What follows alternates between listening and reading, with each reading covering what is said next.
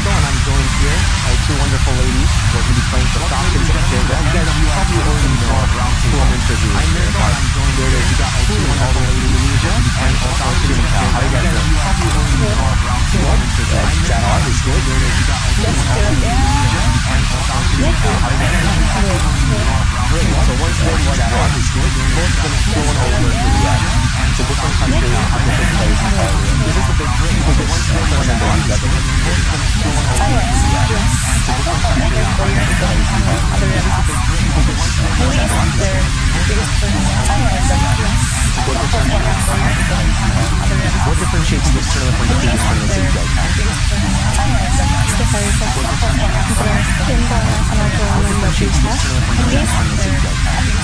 is the prize pool the most important thing? So is the prize pool the most important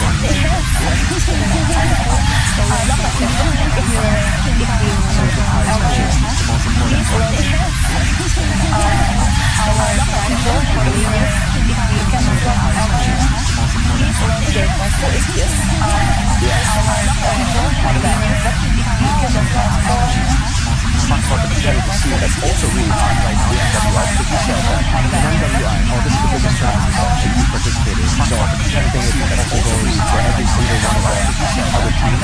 This is the biggest tournament, so they're going to try extra hard. So we think other regions also in under 25 courts to play for their team. This is the biggest tournament, so they're going to based on extra hard. Your knowledge is the best team in MWI. Maybe the top of their team. This is the biggest. You can put yourself based on extra hard. Your knowledge is the best. So you can tell yourself based on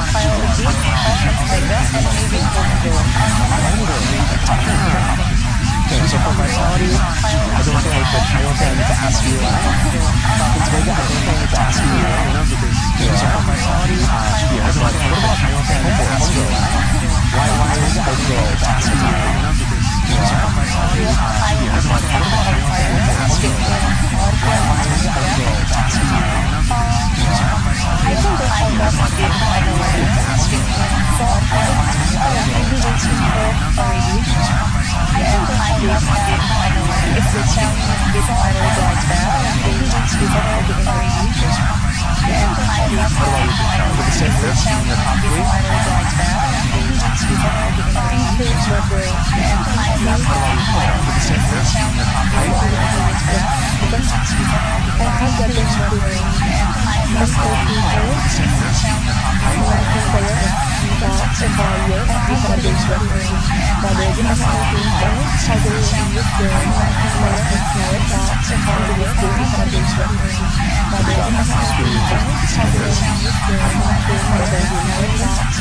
So are they in your top three? Are they like the top horse?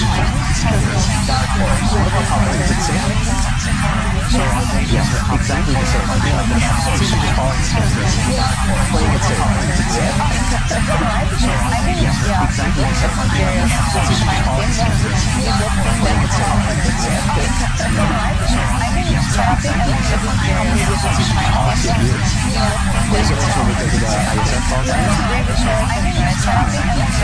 Okay, so now that we're talking about the dark horses and we're talking about ISF that have been able to shock you a lot in international events, so you think it's because of the meta? You think it's because of sports that have been able to shock you a lot in international events? This is improving at a very meta? You think it's because of sports that have been able to shock you a lot in international events? This is improving at a very What about you? Do you think the meta is the same? Because as a goal later, that's a good difference. You're up against a lot more assassins. What about you? Do you think the meta is the same? Because as a goal later, you're up against a lot more assassins.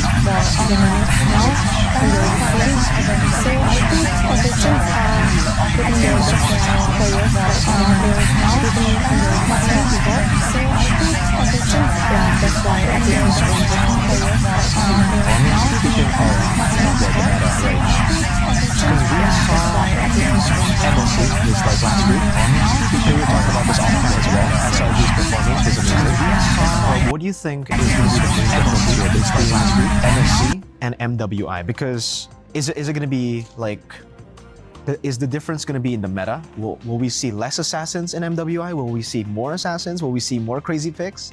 What are you expecting? I think more shocking picks from ladies. Okay. Right? Because we as ladies cannot follow the meta that the boys player did, right? Maybe when the MSC they don't use Zas, we can use Zas here. We can use Chang'e or many more shocking picks. I see. What is the pick that you wanna see, Jin Chao? Maybe in the gold lane, you wanna see like a fighter, an assassin battle in the gold lane? No, maybe mage, I guess, like Zask, Chang'e, or Bane Magic. Lunox. Magic Bane in gold lane? Yes. Ah. Very, very fun. Yeah. Okay, that sounds interesting. Okay. Speaking of interesting, you guys are sisters, right? How does it feel like playing together in a team as sisters? Does it get annoying because you see her every day and then you see her every day during work too? Or is it good because you already have that synergy? To be honest, we argue a lot. Okay. Yeah. But it's fun to have my sister in this team. Personally, I cannot get close to another people. Okay. But I feel like, I still have Jin Chao here, so it's good. Yeah. So it's all okay still.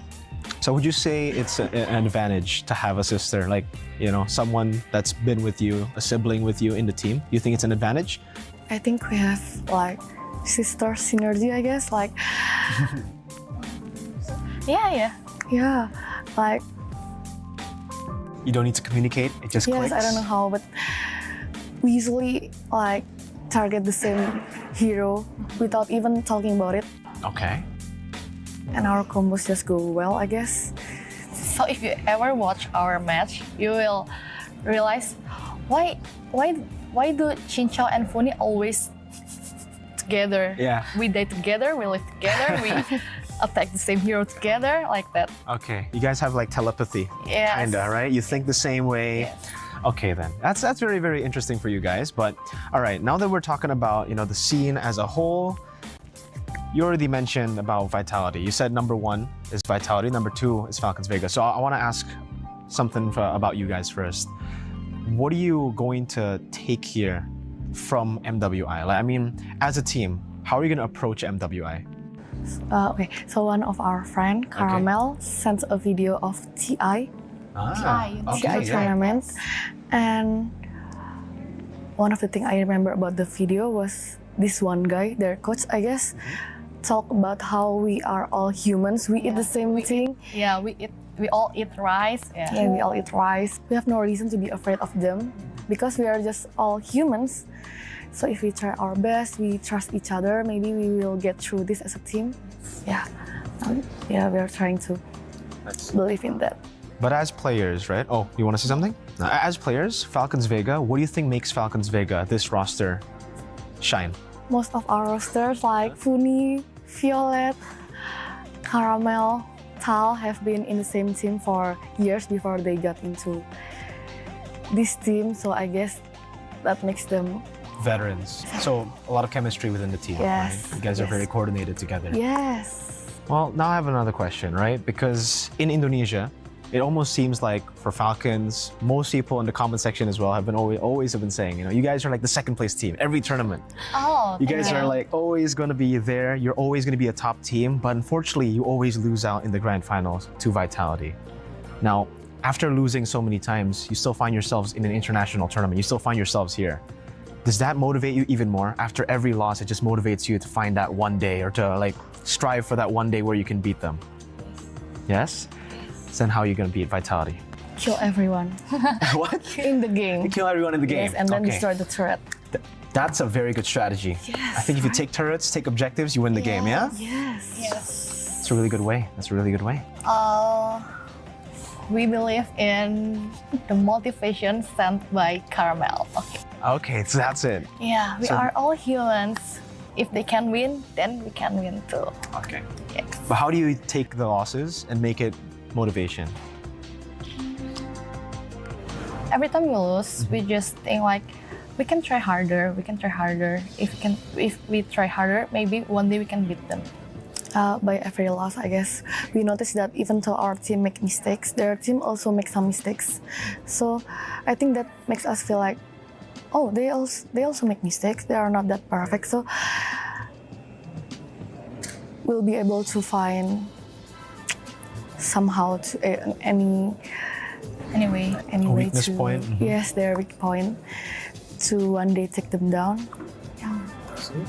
All right, then. Do you guys have any messages to all the fans supporting you that are still supporting you to this day? If you do, just send your message. thank you for always supporting us. Even though we always get the second place, but you guys never get bored of supporting us. Thank you so much. Thank you for everyone who has been supporting us from day one. We are going to face our biggest international tournament yet, and I hope you guys will keep supporting us. So maybe this time we can get number one for real. Amen. You can say it in Indonesian too, to the Indonesian fans if you want.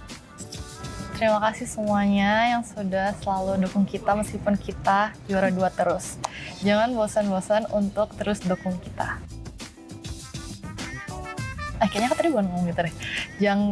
Makasih untuk tidak pernah bosan dukung kita meskipun kita selalu jadi juara 2. Makasih buat semuanya support kita dari awal banget. Dan sekarang kita kan bakal hadapin turnamen internasional kita yang paling gede. Jadi dukung kita supaya mungkin kali ini kita bisa dapetin juara 1. Amen too. Yeah. Thank you so much. Jin Chao. You're rooting for us? Yeah, I'm rooting for you guys. Falcons Vega or Indonesia?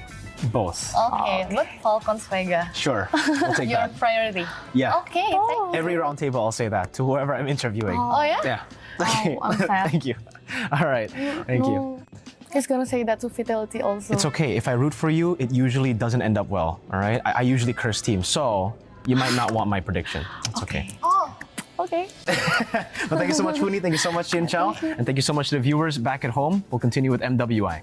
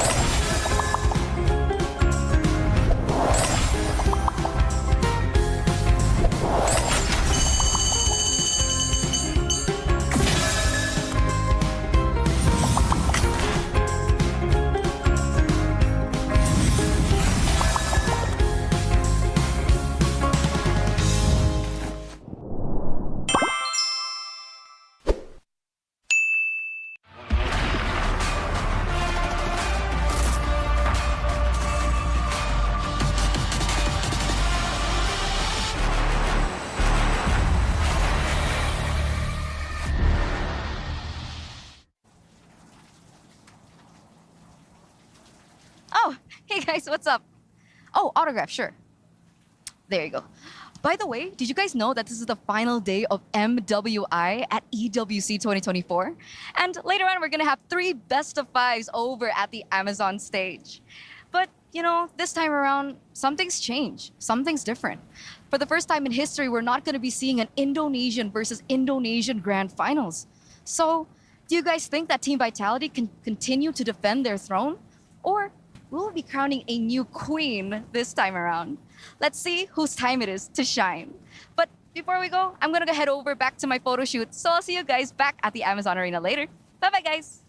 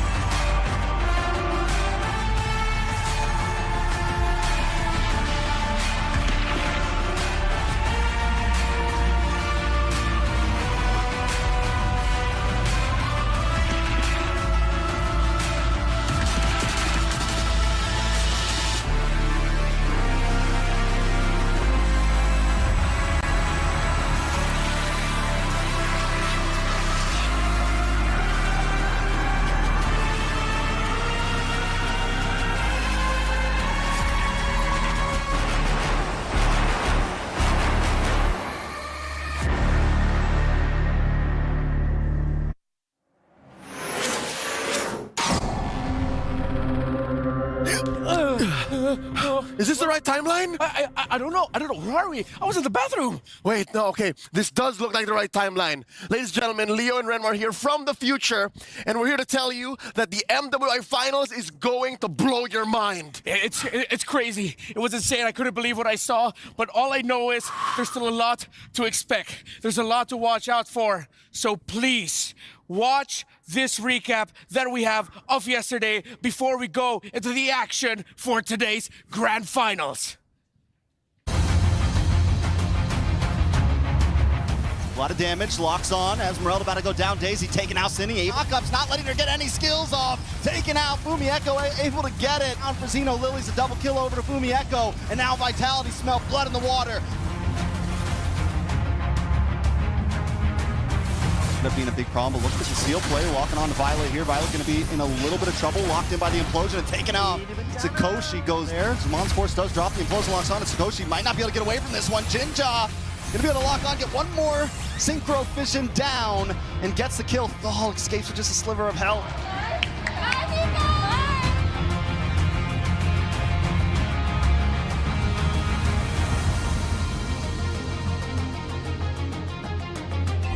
Cloud9 here, they gotta wait, try to keep them at bay. It's Jewel and Ashley for now, but it might be too late here. How can they buy enough time? 2 Baserers taking down Jewel in the midst of it all, trying to tank it up, doesn't have the vengeance. That's Gailey again to knock them up. You can hear the drums once again as VSG secure game 1. There's the jump to the penalty zone, and Quinn going on the backside too, gonna force them back a little bit further, even with the go away. But Quinn will find Keshi. Final slash can be used. Keyboy gonna be next.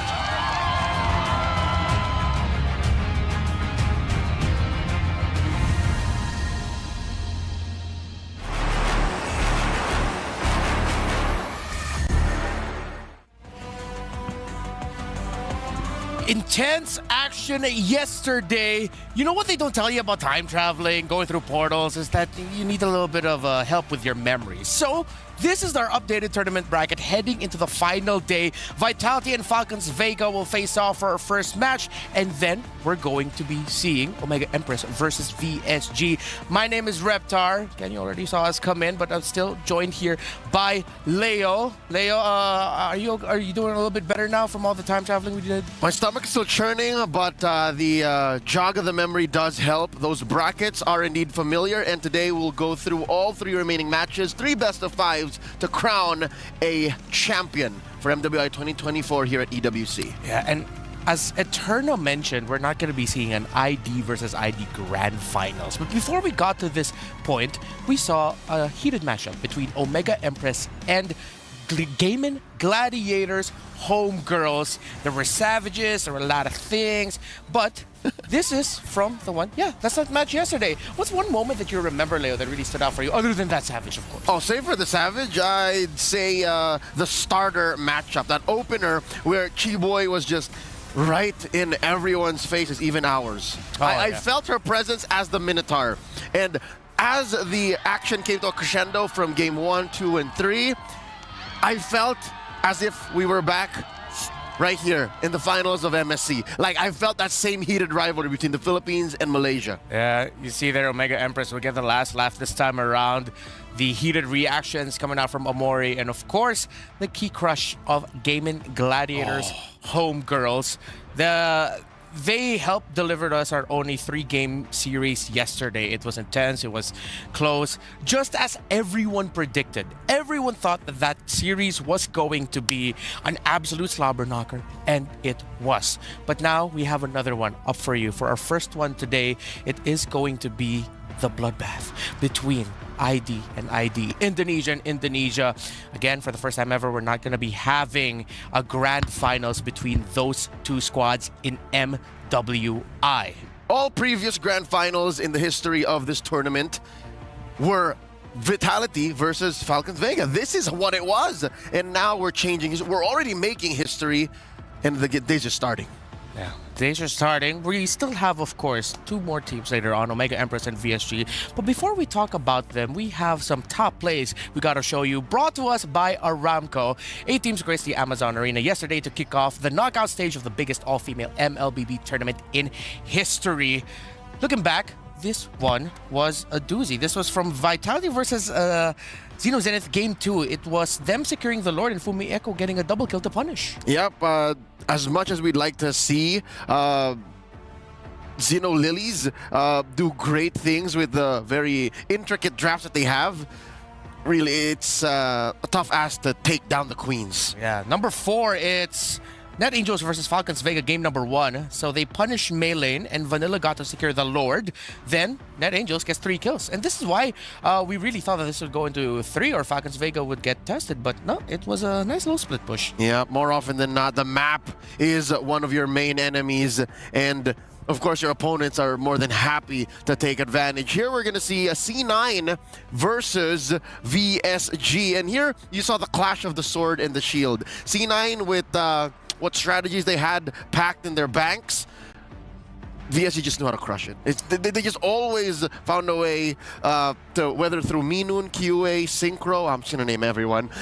They always find a way to just play the aggressive game they want to. Oh yeah, I think that's perfect for VSG. They just find a way. Now for GGHG versus OMGE, the 4-man or 4-woman Minoan Fury by Mirai, leading to a double kill for not Ayanami.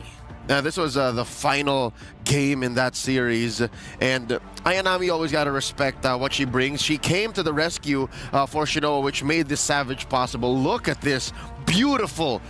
Could have sworn that Shinoa was going to die. I was screaming, but they turned it around, and boy, was it a moment for the history books. I believe the reaction here at the studio for me and Leia was no, yes, no, yes! And then actually we were joined by Jonas from the Arabic broadcast, and his mind blew up alongside us. So that was the actions or top 5 plays from yesterday brought to us by Aramco. But all throughout, we got to see the reactions of the players. This time brought to us by Doritos. And there were a lot of iconic ones, a lot of, if you know, you know, with the words that sometimes they shout out if you're familiar with the language. But I just really love it to see the intensity of the women in game, because you really see how much this means to them. Oh, it's not just the exciting highs nor the crushing lows, even those darting stares, even those just sharp eyes that speak more words than you would ever if you open your mouth. It's like, ooh. It's a death stare. It's like, it's the look. It's, you know. Even body language. You know, how Taro was crushing those warmers. Like, yeah. So some of it didn't even some of them didn't even happen like in game. Sometimes it happened off the game. You see, of course, the emotions coming out there from C9. I actually don't remember seeing that moment like live yesterday. I'm glad that we got to see that clip of, I believe that was Ashley comforting Nicolette. Yep, embracing one of the hardest workers in NA. This is the dream come true, honestly, but to have those dreams crushed right at the cusp of the playoffs. Hey, even trophies, even keys have emotions. Yeah. And even those get crushed. Fortunately, we'll be seeing more of that later today, but that is the nature of the competition. Now, let's talk about what to expect. We already talked a lot about the first matchup of the day, Team Vitality and Falcons Vega. We have 3 best-of-5 matches. Our 2 semifinals will be happening today alongside our grand finals. Let's put a little bit more focus now for VSG and OMGE. I'm going into this with the same vibe of Omega Empress versus GGHG. I feel like it's going to be back and forth, back and forth. With the first being brought on by VSG. I'm going to call it now. But first stop talking about first hits. Vitality versus Falcons Vega. Something about this matchup here today makes me feel like even if I've seen it already twice in history in the grand finals, in the past couple of years, I feel like it's going to be different. Something tells me it's going to be different. Starting with the roster. They've been fielding Mei Lane and Funi a little more often than I expected. Yeah. And we're going to be talking about that a little bit more because that has big implications for the gameplay and the potential of what will happen for the matchup. Again, that is our Jalil Motorsport match of the day. Now, the Youth Fair is here with incredible bonuses and exciting events. That's all happening in-game. That's the event with all the really nice paper planes. That Sylvana skin is great. So do you have it grab now? multiple. Yes, I finally got it. Grab multiple permanent skins for free, just like Sylvana's Classroom Charm and its painted skin, Classroom Glam. This happened to me earlier, by the way. You can't get the painted skin until you get the skin first. That's so right. Make sure you got that settled out. So more exciting events will be revealed. So watch out. It is a busy time in the MLBB in-game client, especially with all the events happening and the events about to happen. There's a lot more awesome skins coming our way, if I'm not mistaken. Something I'm always looking forward to is a brand new Starlight. So that is coming just about 72 hours from now. It's about to end, the Starlight? It's a monthly thing. Oh, right. Wait. Oh, yeah, I just realized. Because, hey, we've been busy. Yeah. So hop onto the client and go ahead and do that. I'm excited for this first matchup of the day. I want to share a little anecdote with you, and maybe you can add a little bit more to it. Falcons Vega, I got to interact with them a little bit more. They're excited. They're looking forward to meeting up against Team Vitality, but it's the air of, what is it, potential acceptance of their potential fate is not so good. They've faced them so many times and have come short so many times in the past against Team Vitality. On the contrary, I headed out to the venue, bumped into Chincha, and she was relatively lighter on her feet. She was very brisk, and I didn't feel much weight. If I'm not mistaken, I did bump into Fumi Echo often as well. Yeah. And if anything, I feel like it's Vitality who's a little bit more, I don't know, zoned in. For Falcons Vegas, just, all right, we're here, let's go. Well, let's know more That's about the vibe. how these two teams might be feeling and how they might be vibing heading into this matchup. Let's watch this.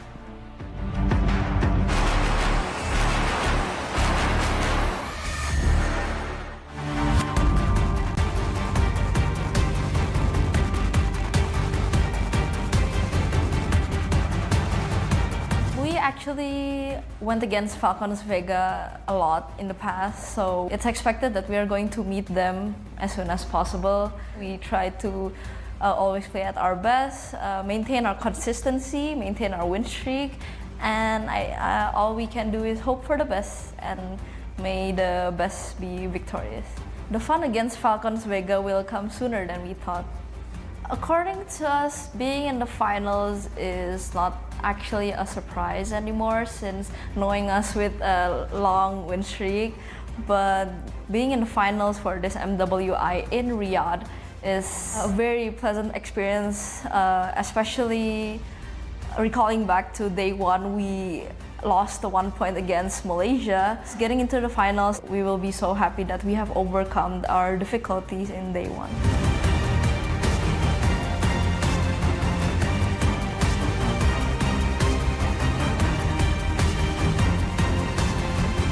I feel maybe like really sad because I think that we will against Fidelity in finals, but I think it's okay. We're gonna do our best. We won against Team Fidelity. We really think that we can win, of course, to be a champion. To be against Fidelity so many times, and then we never won that. This is the time for the revenge.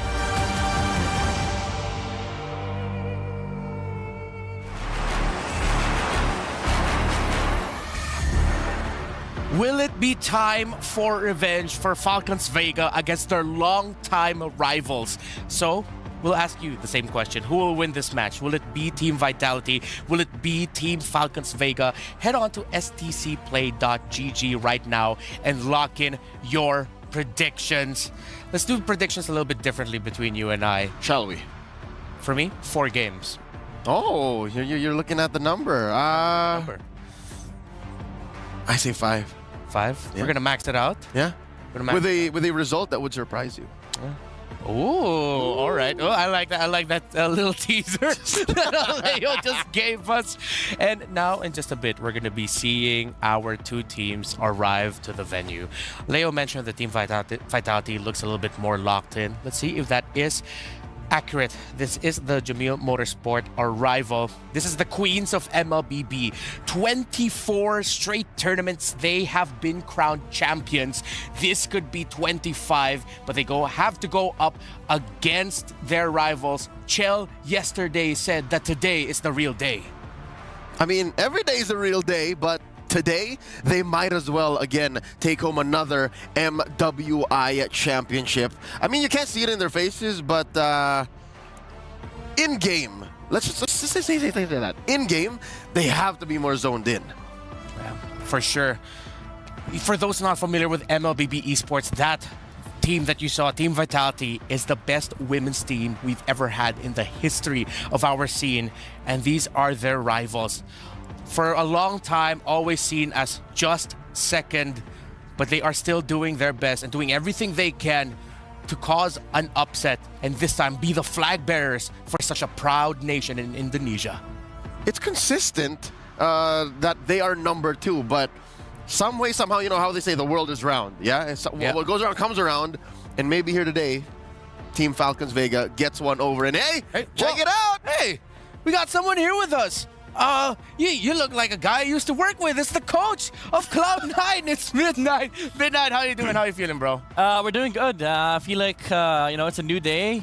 We just came from a loss yesterday, but everything's everything's nice. Hopefully you are holding up. How are the ladies doing?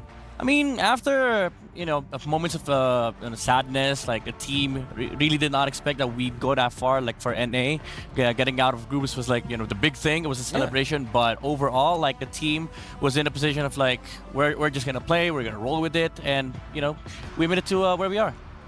Yeah, and I feel like that there's gonna be a lot of eyes on NA moving forward. Like overall, you could say you're definitely proud of the progress that the North American women's team has shown, right? Yeah, I am, because the thing is, like, we had a lot of difficulties heading towards MWI, a lot of problems, like especially even with the training. You know how hard the server of NA is, like no practice at all. But being able to call the team as part of world's number 8, it's pretty good. And may I say, I am proud of you. Thank you, good. Put her there, sir. Yeah, thank you. Thank you, Robert. I'm proud of you, Neil Robert. Flying handshake. Flying handshake. Handshake. Neil Robert Midnight de Guzman is here with us right now. I want to get your input on these two. Let's go ahead and go into the spicy clip. Vitality or Falcons Vega, and why? Quick one.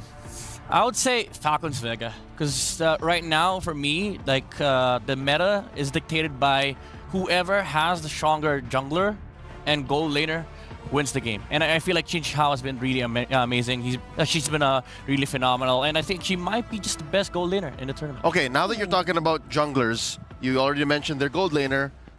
Are you a Caramel or a Mei lane kind of guy? I would say depends on what the flavor is really required that day. All right, we'll expound a little bit more on that later on. But in 6, counting it in 5, it begins. The rivalry of Indonesia. Let's go to the stage.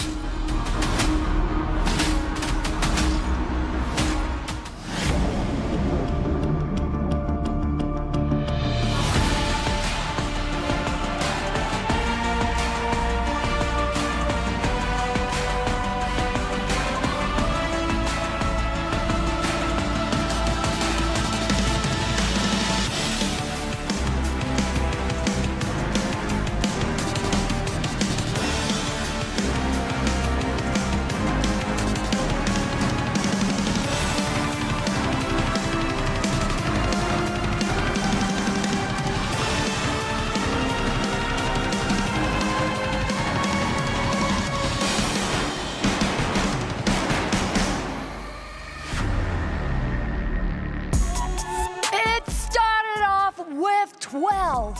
And now we are down to our 4 top of the world's best all-female MLBB players as we approach the 4th and final day of MWI 2024 here at the Esports World Cup, baby. It's the ultimate showdown taking place right here. وأعزائي المشاهدين والحضور هنا معنا بكأس العالم للرياضات الإلكترونية بالمملكة العربية السعودية هنا بالرياض مع MWI 2024.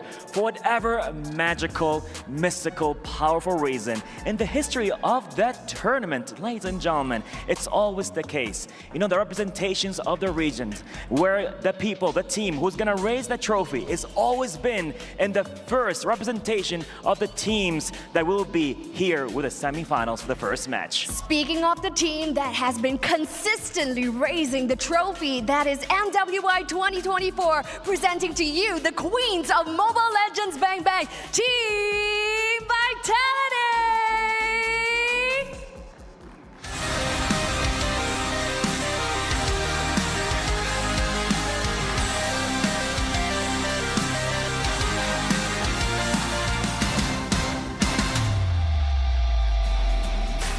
Now, ladies and gentlemen, right here at the Amazon Arena, the ladies who are coming in are the back-to-back champions right here from Mobile Legends Bang Bang. Speaking of which, they will be pulling every single thing in their arsenal to secure their 3rd consecutive title win and 25th straight tournament wins as well. But that could change with their rivals from Indonesia.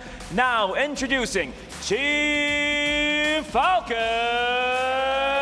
Vega!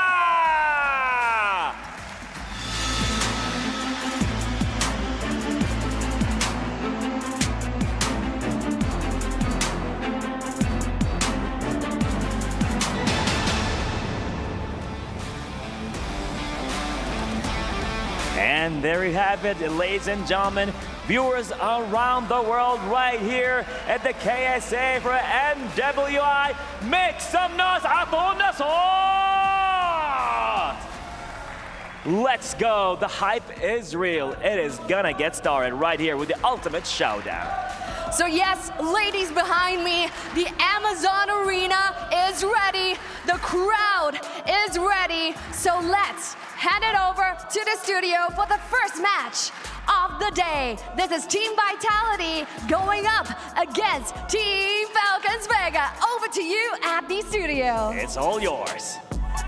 The Amazon Arena thunders with the sound of Let's Go Falcons. And Falcons Vega has said that the cheers of the crowd gives them so much motivation, and they will need all of that as they go up against the longtime queens of MLBB female scene.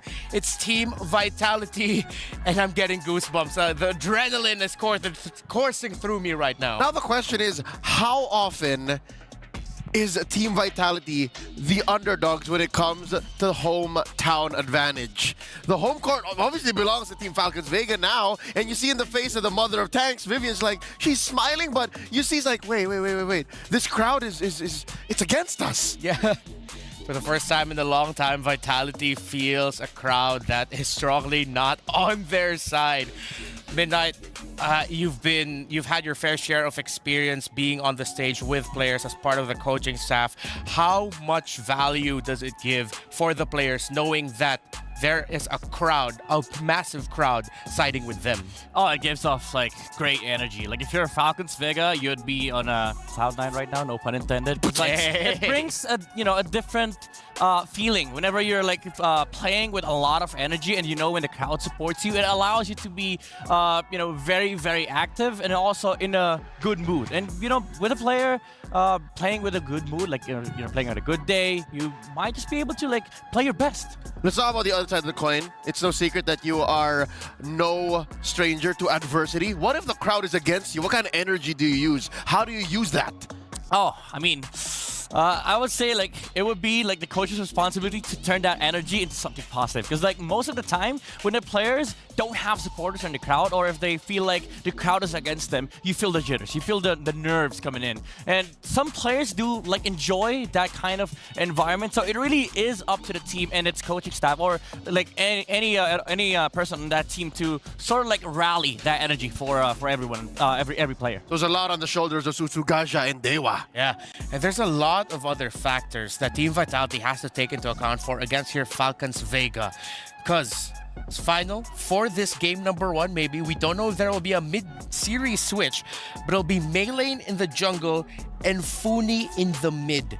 For the longest time, Team Vitality is used to going up against Caramel and Agatha. That's right. So, Leo, this is the point that you wanted to raise up and talk a little bit more later on. What effect do you think this has against Team Vitality? Oh, I think it's the shake-up that really will change things. Again, we're expecting surprises, and they should come in the form of, again, initially, a lineup switch. It's no secret that in the past 6 to 9 months, maybe they are used to fighting against Agatha and Caramel, but now it's Melee. Hey, Midnight! Melee.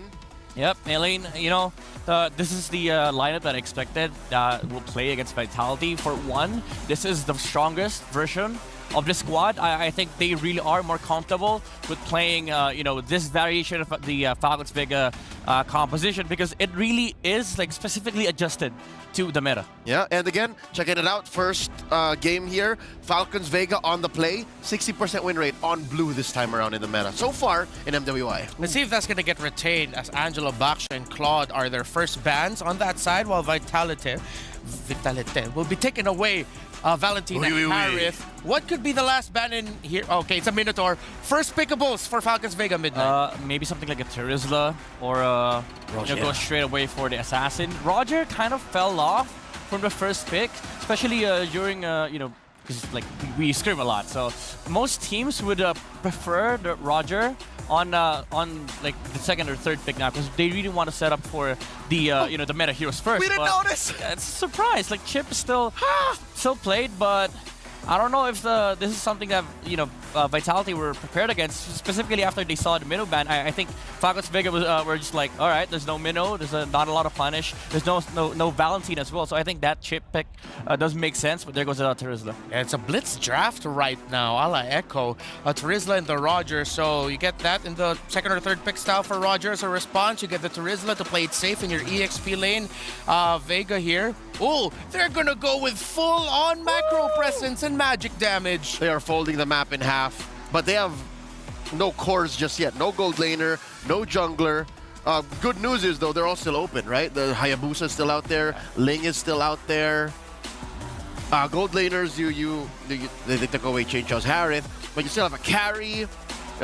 You still have Moskov. Nathan slowly rising up again. Rising up. Back on the street.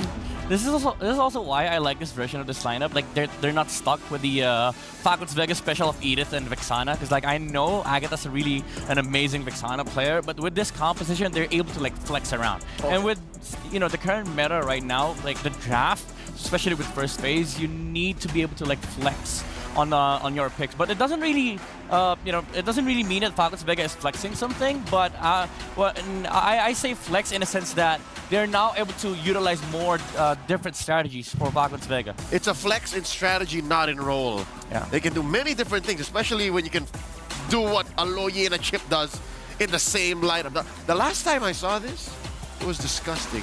Was it not that game in the regular season in MPL Philippines Season 13? Yeah, it was Echo then.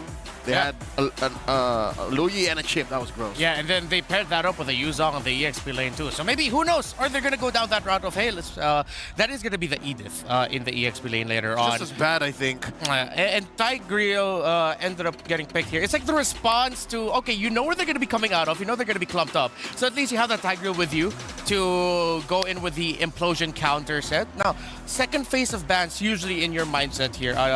What are you looking more for of? Taking away the power picks or taking away the comfort picks? I would say looking into like the lineup of Vitality, Falcons Vega should be worried about like counter sets, specifically the Faramis that could come out from the Mage. But also like if you want to target the you know, the comfort picks, now that the jungler is still yet to be picked up for Vitality. I think you really need to like look in or have an insight as to what they might play in the jungle role. Now that Hayabusa and Ling is out, Mages should be next, I think. Yeah. There's still a few stragglers like the Nolan. Yeah. Still out there. Yeah, they need that -1 burst. Maybe something like a Navaria ban too from Falcons Vega. Yeah, I do think that Vival will be playing the Roger. I think that's a clear go. Yeah, and I agree with the Navaria ban here to take it out. Ooh, okay, so yeah, they take away the... Wait, why? They take away the X-Board. X-Board jungle, I think? Ah, for the X-Board jungle?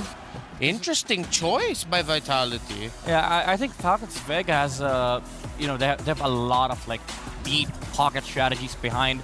You know, especially this lineup, they have a lot of, again, as I've mentioned earlier, they have a lot of different heroes on their pocket, and I feel like they're just making sure that this Trizla and this Tigreal would have a very good game. Jushin's still open.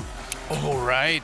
She hasn't shown up yet, so will it be a Jushin? Will it be a Novaria for Vitality? Both of them, I feel like, can fit in really well. I could imagine it would not be fun getting tossed back by a Jushin than getting knocked back by a Trizla. But the first 3 from Falcons Vega don't really inspire much for the Jushin. Like, it's tough.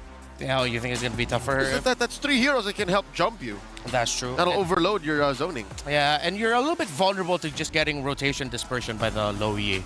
What are you thinking right now? Still thinking about a Faramis or Navaria. He flexes Roger up until the last pick. Oh! Never mind. How you feel? He decided to go for damage instead. Well, thing about Kag is that she's nice in a way that you cannot set as Chip and Edith. But there is like overwhelming amounts of damage from the side of Falcons Vega. I'm not really like, you know, with the Kag pick 100%, but you know, it could work. The Kag is the straightest line from A to B. Like if you have a good setup and you have cleanup like Roger, just put it out there, you know? Yeah. They don't need to be clumped up like a Faramis, and there's no slow roll with the Novaria, although you do get a lot of vision. I think the Kag is like a sweet spot. Okay, so Falcons Vega last pick. They need their gold laner. They need lockdown. Do they need shred? Will a carry be good? Yeah, carry's gonna be good against Roger and Trizla. Even though, like, you would have preferred either Roger or Harith or Xin Xiao. That's her best. But they go for the Ixia. Huh, wow. Against Trizla Tig? Yeah. Not so sure if there's enough of a front line and a clean set for that Ixia to work here. Yeah. I'm skittish. It might be difficult for the Ixia to find the right position here. Let's see. And it's the carry that actually goes to Vitality. Real quick, Leo, what do you like about the draft of Falcons Vega? Falcons Vega, they can fold the map in half. That's one thing. They own the macro. Okay, they own the macro. What about you, Midnight? What do you like about Vitality's draft? There's a good chance that they snowball out of the Mardis and Chip combo, but if not, then the Domo Marksman might just be able to make it work for Vitality. The conditions have been set, and this is how we go. Falcons Vega will want to play the map. Vitality would like to play the fight. A storied rivalry. Will it be V for victory or victory for Vega? Let's go to our casters. Thank you so much, Renmar.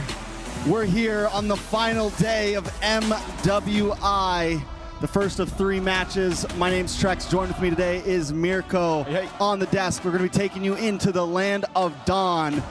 Now, I couldn't have said it better myself. Vitality versus Team Falcons Vega. This is the grudge match of MWI right here. This is the grudge match of the decade between women's teams.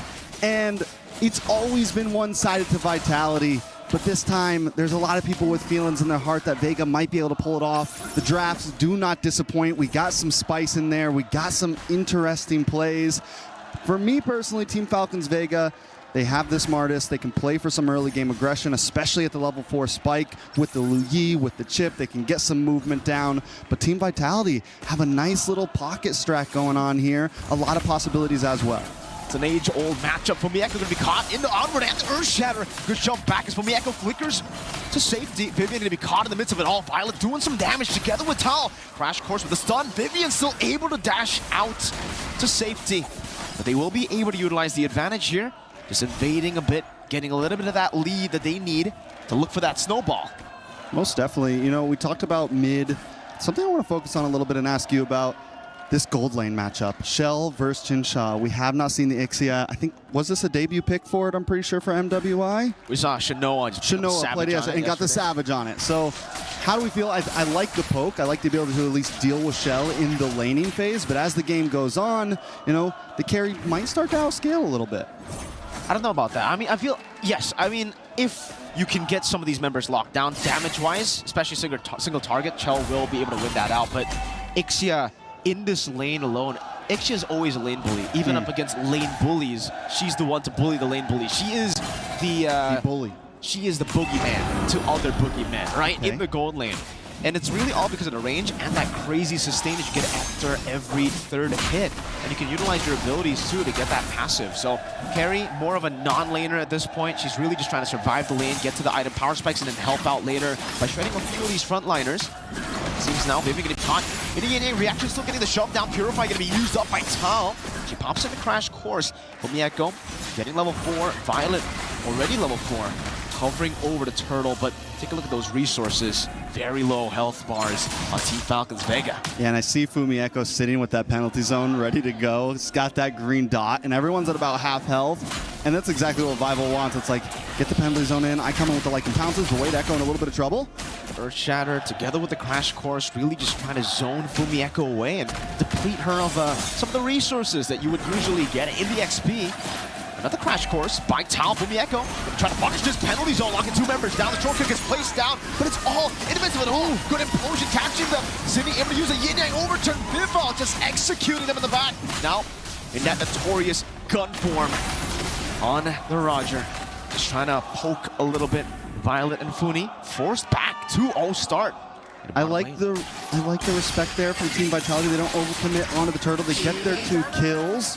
But they also know that Funi's still a threat. One big duality proc and things could look dangerous. Team Falcons Vega approached that fight right. I think the goal is to keep Fumieko away because, as I said, a bad penalty zone could be game-changing. Look at the fans for Team Falcons Vega out there. They seem to always show up for the Falcons. Doesn't matter what game you're playing, doesn't matter what you're doing, they show up for the org. And right now, they got some support in the building. Shout out to, what do we call them, the Falcons? The Falcons in the building. The nest? The nest. Welcome to the nest, baby. Welcome to the bird's nest, the Falcons nest. Good trades going on now. Team Vitality utilizing pressure that they've already built up. Prio Melee taking 2 shots of the turret in the bottom side of the map. And it seems they won't be able to get anything off of that. Vitality pick up all of the advantages around the map. I'm wondering if they should have maybe gone for the gold plating there. They decide to back off, though, get back, play the whole map. Turtle's going to be up in about 96 seconds, so just taking a look at the items real quick. Like I said, I really want to focus on gold lanes here. I think it's going to be huge for both of these teams. 2.7, 3K, nothing major, both taking a similar route. We lock in the Corrosion Scythe. Down in the mid side, Zinni up against Funi as well. Nothing too major, nothing too different about these builds at all. Roger holding, though, about a 500 gold lead over Maylane right now, and Maylane needs to find a point where she's going to start scaling. Windtalker just gets locked in, so we're going to start seeing a little bit of a pickup of pace from Vival here. I love the build coming in from Vival here on the Roger. Different than usual, right? Yeah. No, not War Axe. A lot of time when we see the jungle, we see the War Axe first. This time they go for the Windtalker. Exactly. Usually War Axe, Sky Piercer, those are the 2 items you want to go for, but at this point she's just playing for the mobility. She knows that Team Falcons Vega have a lot of lockdown, and the mobility will definitely help her getting out of these crazy situations. Shell pops into ultimate. Maylane gets zoned away just because of that, dashing forward. Talking to be caught in the yin-yang overturn, forced to use the Purify. And just like that, again, Vitality are reacting to the moves of Falcons Vega, but they're winning out in these maneuvers around the map. Yeah, they continue. It seems like Team Falcons Vega, after taking that those 2 deaths earlier, they know the gold leads a little out of hands. They don't want to really have a big fight right now, especially with Vivian holding the front side. You have someone that can really kind of change the course of a battle instantly, and they don't really have some. Yes, they have the Crash Course. Whoa. That isn't going to be game-changing, but hold up on top. Fumieko still just gets away. Oh, and Fumieko wants to fight, goes in against 3 members. Gets caught in the Earth Shadow and the onward here. There's a lot of damage coming down, penalty zone. Fumieko against the world. One more swing, Zinni comes in with the yin-yang overturn. And it is going to be a win for Team Vitality. Not only do they get a win up top, they get a turret down below. How does that happen? How does that happen? In the words of Chell, they're just better. They're just better right now. It's game 1 in Team Vitality. showing dominance, 4-1, 2.5K gold lead. I mean, Team Falcons Vega tried to make the play. They're the one who initiated that, man. They wanted to fight. They brought out the gloves first. They called out Fumieko on her own turf and fall short for it. They lose, what, 3 there? 2 there? Yeah, they lose technically 2. 3 with a turret, right? 2 members and a turret. At this point, they need everything. Turret counts as a hero. Absolutely. And they only get Terizla, and that's a trade that Vitality are definitely very, very happy about. And this is why we were having conversations behind the scenes, while the analysts were doing their thing about this matchup. And this is an age-old matchup. One that only, in 32 meetings, Falcons Vega have only been able to win once. Fumieko able to clear out the way. Chinchao not going to go for the turret just yet. Fumi finally decimated in the bottom lane by the Martis. But Chinchao's the one who picks up the kill. And finally, they get something on the board. But it's also something traded back. Yeah, now as the gold starts to grow in change, Vival goes for the Sea Halberd first. A very different build. And I think this could be due to how ahead they are. I don't need the War Axe. I don't need sustainability because I ain't going to die.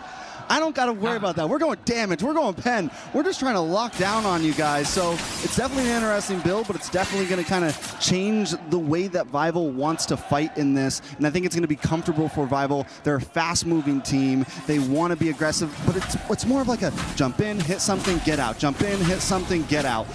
And they're making it work very well. Team Falcons Vega, when I was looking at the items, another thing to point out is Shell is starting to escape as well with that gold lead. Chinchao falling behind a bit. It's so different to see. I mean, isn't it weird to see such a dominant force in the gold lane throughout MWI? Chinchao finally losing out in lane, and it's on a lane bully too. Chao's just been able to outsmart her.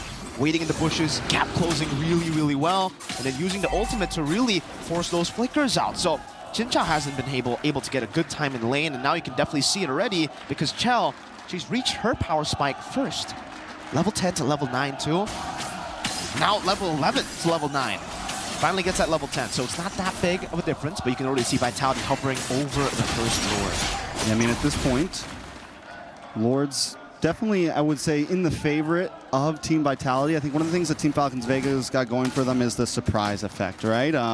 They have the chip. They have Funi on this Lu Yi. Had a bit of a mind blank there. So they have that possibility, but it's like, do they really want to take that now? It's a 4K gold lead, and they don't have a big... I think if they had something like the Riz, something that could really catch them off guard, Violet can lock some people down, but as long as Team Vitality stays split up, it's just one member, and you're an easy target for Cine if you mess that up. You're an easy target for Shell if you mess that up. So I like the way that Falcons Vega is approaching this. They're going for some bot lane pressure. Even if they lose this Lord, they want to get something on the map out of it. So they're able to take this tower down on the top, the tier 2, down on the bottom lane, tier 2, which is going to be huge. Team Vitality now having to send someone over. So I think this could really be the correct approach for this Lord. If Team Vitality doesn't want to rush it, then Team Falcons Vega is going to play the map game. This is something, a development that we've seen from Falcons Vega. Crash course over to Fumieko, but it's just a Terizla. I don't think they want to go for the all-in there. Vivian, though, already with the conceal, saw that melee and used the Mortal Coil, trying to go for it, but will not be able to. Back again, Falcons Vega, they have shown throughout MWI again that they've kind of fixed their mistakes. In the past, they were very, very vulnerable to late game decision making, to the discipline as well. They fall flat usually there, where they make up for it with insane early game. But in MWI, they've actually been able to adjust a lot of times. I think it was yesterday that they went for the split push instead of going for all team fights, and they ultimately were able to win the game with Chinchao split pushing into mid lane with a Harith. Now, I think we've seen a lot of variety from Team Falcons. Not as much as... So Team Vitality showed a lot of variety in terms of hero pool. Team Falcons has showed a lot of variety in terms of playstyle. We've seen them be aggressive in early game. We've also seen them get pushed to late games and still be able to pull through. So we know that Team Falcons Vega have that will to win in them, even when they're pushed against the wall. Down in the items, though, looks like we're going to be going into a Holy Crystal next right after the Lightning Trench, just straight to it. And this is what happens when you have that lead, right? You build aggressively, man. And we finally get the War Axe in for Vival as well, which again, we've seen it before, and we have to go defensively already for Chinchao, huh? Already got to pick up Wind of Nature, which I don't think is horrible, but it's definitely going to slow down damage, right? Heavily. Vivian already moving forward. Chincha flickered out. So preemptive flicker just by seeing Vivian. That's how scary He's nervous. Vivian is. You can see definitely, yeah, nervousness there. She already has a Wind of Nature, and now she doesn't have the flicker. So one defensive tool left. That's the Wind of Nature. She's still going to be very, very immobile in these skirmishes. No Mathilda to help her as well. And because she has shown herself in the bottom lane, Vitality want to just go for it. Vival's 3 levels ahead of Maylane. I don't even think they can go for this. Fumieko doing a good job there at zoning them away. Violet going to be able to use the conceal.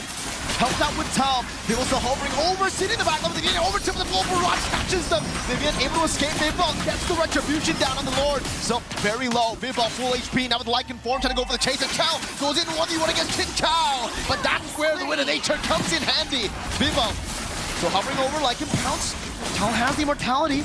Seems people want to steal this as well. But there you go. She steals it. She gets the Lord. It's still a win. Yeah, I will say this. I think either way, the big chance that Lord's going over to Vitality. The fact that they could get the kill on the Shell, the fact that they could get the kill on the Cine is decent for the price of Violet. They're going to lose something here. But it might have been better. I think it's better than just giving up Lord. Wait, Jinja taking off on the map. Now it's a loss. Now it's Crash Course. Straight into the Earth Shatter onward combo. Vival just poking them down. No one's really hitting Vival. She's doing a whole lot of damage. Lord gonna be dealt with. But while they're all busy, up top, look at Fumieko with a Warhammer down below, just striking the turrets. Taking it down, Vival gets caught in the vacuum, as Wolf would put it, but will not be threatened. Yinang overturned.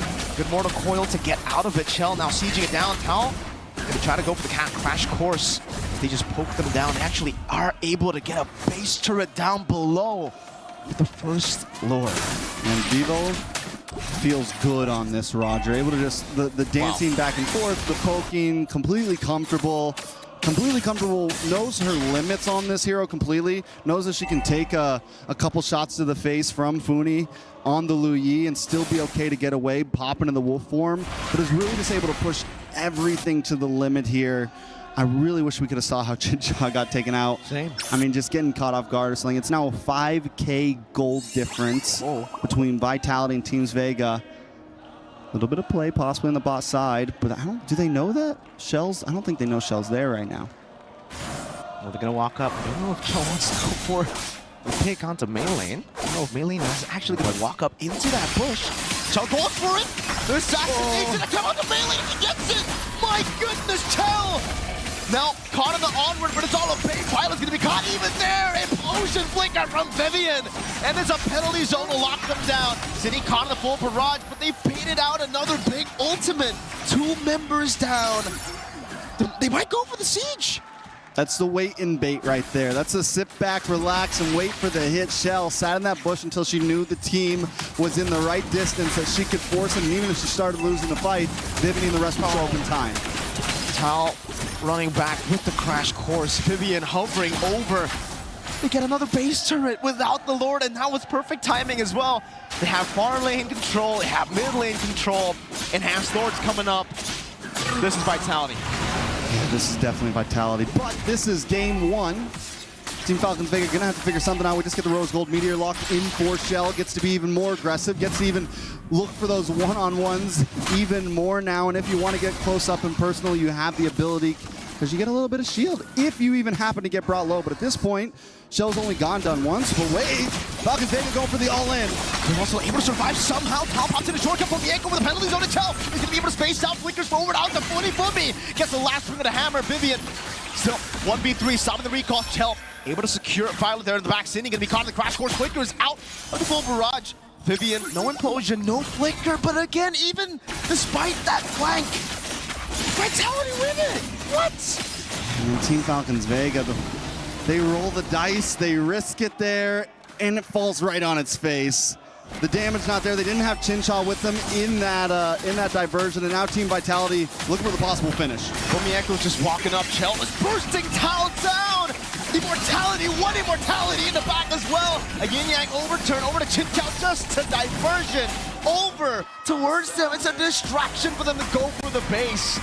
It's not just a distraction, that was destruction. Team Vitality showing why they are the best.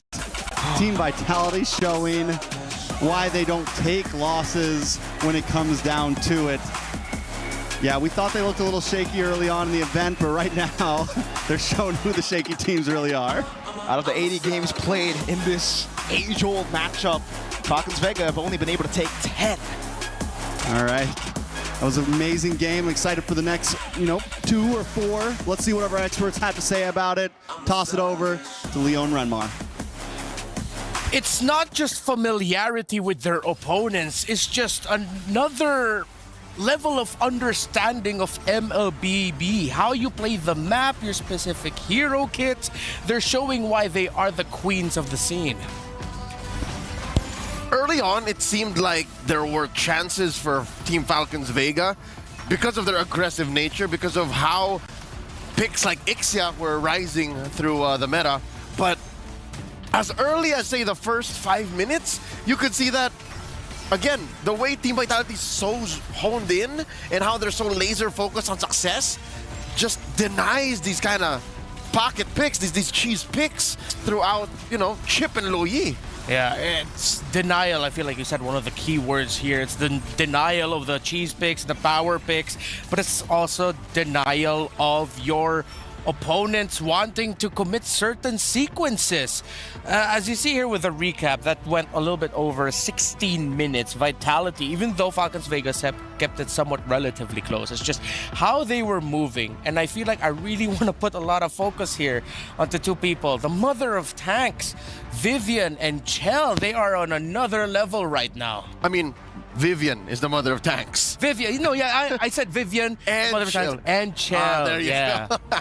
But yes, the space that Vivian was buying for not just Shell but the rest of her team allowed for Shell to really just take in the gold lane experience. I think that's what she walked away with because we did talk about it off camera and during the match alongside her special guest here, C9's very own Coach Midnight, that in the lane, the carry should be struggling against the Ixia, right? Because the Ixia has a kit that can both sustain herself and CC the carry, which the carry just couldn't deal with early on.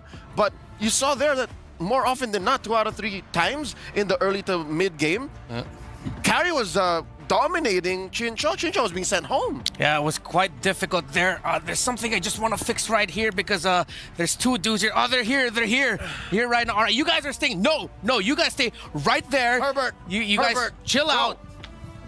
Get us out, man. Do your job. Just cast. You cast, and then we'll talk. Yeah. And then we want to know also, now tell us what you think. Let's start with you, Mirko. Maybe I'll think about letting you out if you tell me what you thought about game number 1. Okay, I'll be honest with you, man. We've had this conversation as well behind... Oh, we're back. We're back. Okay, but yeah, me and Trex, we had this conversation. He was telling me about, Falcons Vega being really, really good, and I agree. In this tournament, Falcons Vega, I would say, have been more, flashy, have been more impressive. But Vitality, they've been winning with non-meta picks. This time around, they went with meta picks. See what happens. That's Vitality. I know. Every time I see this team look, kind of vulnerable, they show up the next day. It's just Vitality. Mirko's crushing my dreams over here, We were talking before the game. I said, I got a feeling Vega might be able to pull this off. I was just like, no. He said no. I said no. I don't really have much. I ain't got much else to say about that. Not even a shred of hope. Not even a I really hope so. I mean, personally, I'm rooting for Falcons Vega to make it more exciting, but the reality, the grim reality of Vitality sometimes just hits you hard. The grim reality of Vitality. That is harsh. I like how that sounds, though. So we'll get back to y'all later on. Thank you, Mirko and Trex. The grim reality of Vitality is that, the more you watch them, the more you see why they've been the queens of the scene for such a very long time. So let's see who is the PlayStation MVP for that game number 1. Who stood out? It's Chell. It's the carry. We talked about Vivian, the mother of tanks, setting things up for Shell. There was one play that she did in the bottom lane where it was just her alone in that shrub for quite some time before the members of Vitality decided, hey, finally, let's pull the trigger on this play. But also multiple times, even in mid. It's very odd that you see a carry dominate and push back multiple members of the opposing team. This is that one. Yeah, you're talking about it. Yep. Pow! And then in comes the cavalry, in comes the backup, and yeah, they were never the same. Look at that. Vivian not only helps set up, but even helps finish the job. And this bush right here, that's Shell's favorite. The river bush up north and down south. She would stand there and push back 3 or 4 members of Falcons Vega single-handedly just because they're afraid of the burst. Yep, just her alone. So it looks like the Falcons Vega, I like their approach to the draft. How they're playing the game can be just tweaked a little bit. But the more I think about, Carrie almost got me. Girl, please be careful next time entering. You almost kicked me in the face. You're lucky a light wheel didn't hit your face. Yeah, but it's all good. It's all good. I just hope Falcons Vega just make some little readjustments with their commitments where they decide to go, reading the situation a little bit better, because Vitality, they are on point right now. Not to say the Falcons Vega are sloppy, it's more of just Vitality just playing better as of this moment, as of game number 1. And in the moment, we're talking about specifics, right? Like in that river bush and in that bottom lane bush, you know Shell is there, so you know she owns that part of the map. But even when you know that these specific parts of the map are under Vitality's control, the whole map belongs to them. I have a very specific play that I hope we have time to break down, because this was masterful. It happened in the early game, towards the transition into the mid, just leaving the laning phase. And when I saw that play, I was all like, yeah, no, Vitality knows how to control the map even without actually winning team fights. Hopefully we do get a moment to break that play down. But before that, let's go on over to Eterna, who got a few words in with Shell. Hey everyone, it's me, Eterna, alongside with Shell from Team Vitality. So we're now in the semifinals, but this time around, for the grand finals, we're not going to be seeing an Indo versus Indo grand finals for the first time in history in the MLBB women's competitive scene. Yeah. How do you feel about that, Shell? I mean, we hope for all Indo finals, but what can we do? So maybe we just gonna play our best here in the knockouts, and then hopefully we're gonna reach the grand final. Is there a bit of sadness going in without Falcons? Yeah, but if you win. I was assuming they were winning. Oops.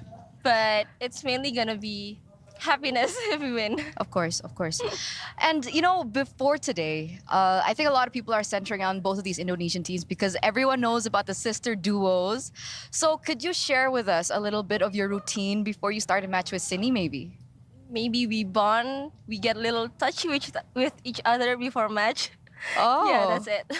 Do you like play other things, or do you watch movies maybe before you started today? No. We just stand next to each other all the time. Oh, that's cute. I'd love to have my sister here as well.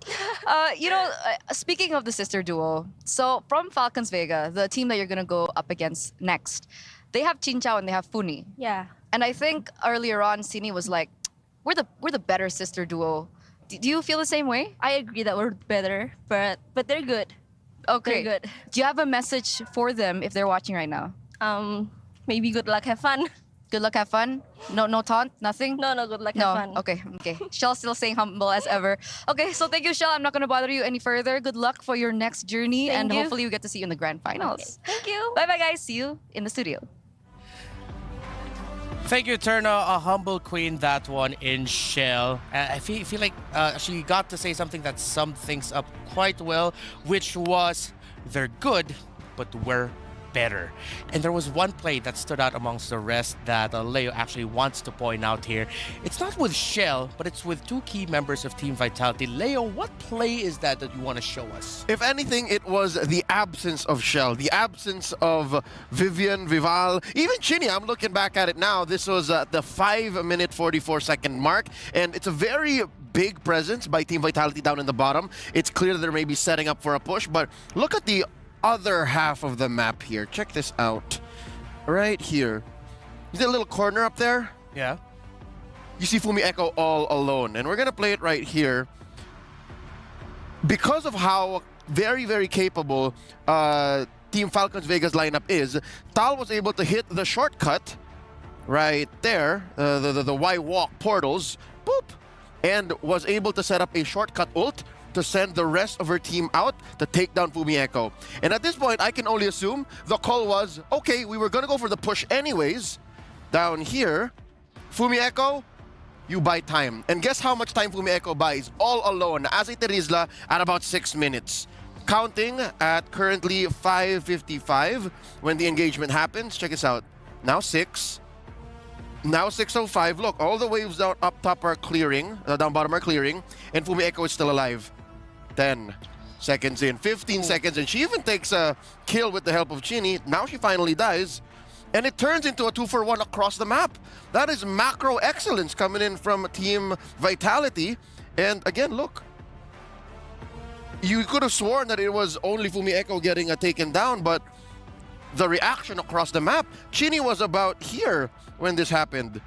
When it started, Chini was right there in this part of the map right here. Right there.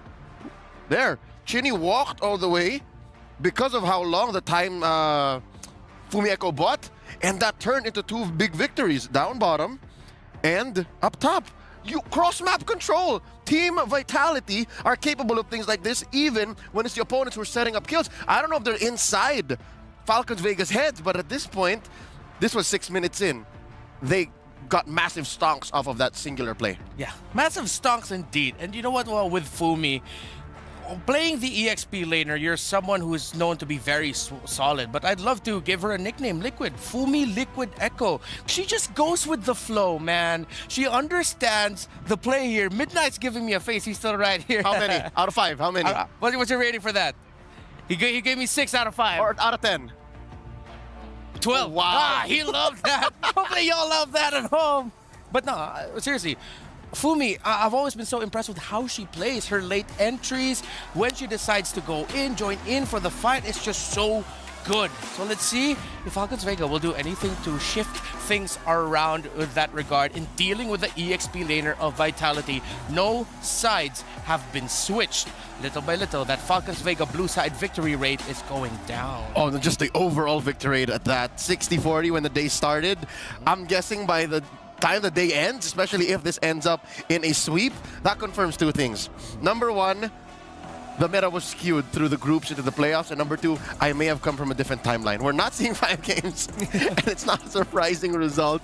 There's the Baksha, Falcons Vega. They did this in the first game too. What are they blocking out of Vitality? Why is that such a specific ban? I do remember 1 or 2 key Baksha games, if I'm not mistaken, from Vival, but at the same time, I feel like it's also just them respecting a really good hero that can front, that can give vision, and that can disrupt what Falcons Vega wants to do. And they still go for the chip. I was gonna say, was this the Riz or was this the Edith first? But no, it's the chip. All right, that might be the play here for Falcons Vega. I'm afraid that this is turning into insanity, man. You're doing the same thing over and over again, expecting something new, and insanity it is. There's Triz Roger. Yeah. Same, but different, but still same. Falcons Vega with 2 more picks here. I wonder if they're going to shift things up and then maybe decide to pick the carry a little bit earlier. I think the carry would be good. Because again, the carry does well against the Tirisla. You just pick up a Purify, you know, you're fine. Especially if you... Wait, was Valentina banned down? Yes, it was banned out. She better be. Okay, I'm just saying. Whoa! They go for the Jask. I know it's Jask, but I like calling him Jask. All right, Jushin. I don't like that Jushin wasn't picked up, all right? Maybe Jushin comes through for Vitality here. Yeah, these teams have a little bit of a Jushin allergy. So it's a slight adjustment. Now it's Edith and Zask. Yeah, maybe the Loyi was an overload. Yeah. I mean, we did talk about it before with like Loyi and Chip. It's one part of it is it's a disgusting combo. The other part is it's a little bit overkill. You don't need that much map presence, and honestly, it's fine. Yeah, the Jask here allows for them to buy a little more time. I think that's what they were lacking in the first draft. Yeah. They were very macro-centric, very like in your face, but what if it doesn't pan out? They had no way out. With a Zask, though, they can, buy time. They can, plant themselves in a certain box. Because again, it was yesterday we mentioned Zask is a hero that plants multiple boxes. You're able to engage on maybe 2 different fronts, 1.5 if you're not positioning yourself very well. And you can go from there. Now, during the second phase of banning, Falcons Vega are choking down on mid lane choices. After this Loyi, what else might they want to take out? I haven't seen any Vexana in a while. Yeah. Jushin? You want to take out Jushin? I'll lean more towards the Vex. But then we do see... Don't people usually pick up the Zask into the Jushin? So if it's or not the Jushin into the Zask. We've seen it either way. We've seen it both ways. Yeah. Sometimes as a Jushin, you don't care. Oh yeah, that's... You can choke slam on a Nightmare spawn. Even the big one. That's fair. Do you really want to bring that closer to you? But you can bring it away from you. Far away, diagonally, you know, in between, whatever. Directions, yeah.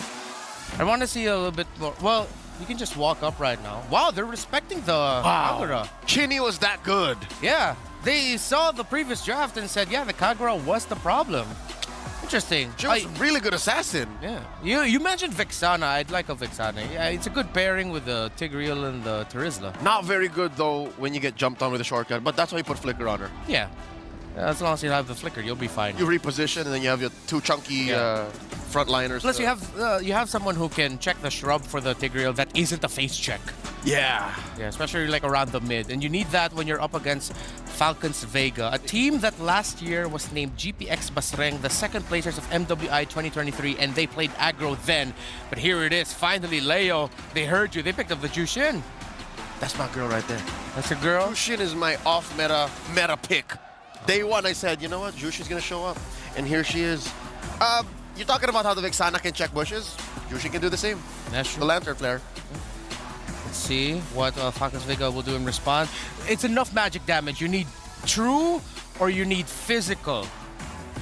The difficult thing is if you go for something like an Alpha the jungle, that's going to struggle. The Ling is still open, but is there enough spot here for you to actually Ling jungle?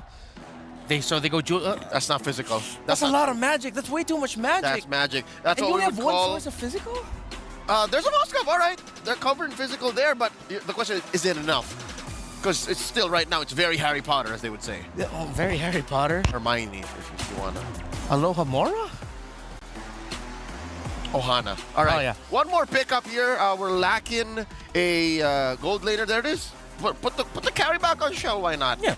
Again, that's a condition. If you only have one source of magic damage, you pair it up with true or just a lot of really strong physical damage. This is literally the same hero. You just change the Japanese Shrine Maiden with a Chinese Immortal Wish granting entity. Yeah, so it's just this within the same realm of possibilities. Lantern, umbrella, whatever. Yeah, lore-wise, it's the same object. But Falcons Vega, leaning a little bit more towards magic damage, a bunch of Radiant Armors might turn that around, while Team Vitality, again, it's a reiteration of their Game 1 draft. Let's see if this will fare better for Vega.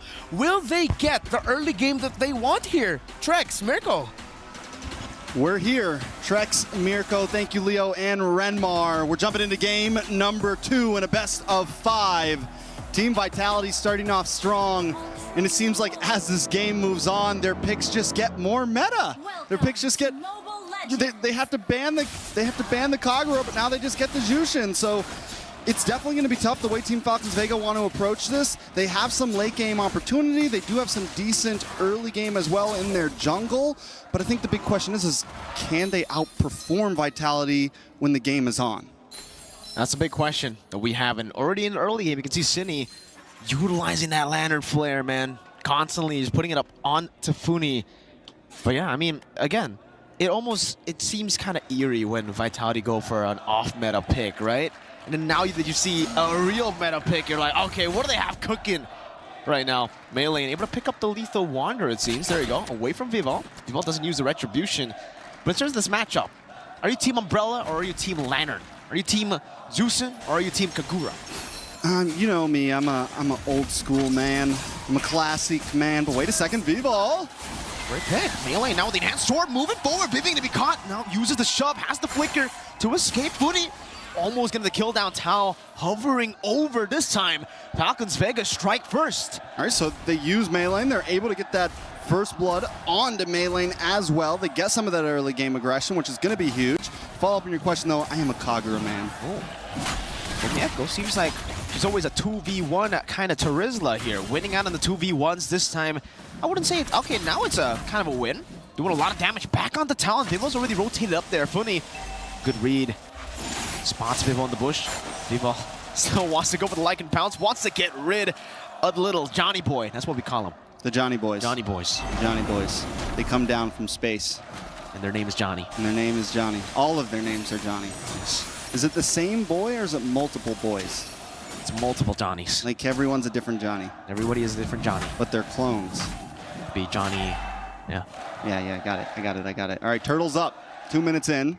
Team Falcons Vega with a small lead. We're actually about 1,000 lead already, 2.5 minutes in. And with that kill, that first blood they got beaten on Vival, it's definitely, I feel like, going to give Melee some priority when it comes to these neutral objectives. The way the Team Vitality is looking, they might not even want to fully try to push this. Violet going to be zoning Vival away. City walks up, Melee picks up the turtle. That's 1-0, 1,000 gold lead still. As well as, you can see for Team Vitality, it seems like this game they're taking a bit more of a slower approach, wanting to just farm it out. So, I want to take a look at the emblems here. It doesn't seem like there's anything too crazy in the matchup though, by the way. Moskov versus the carry.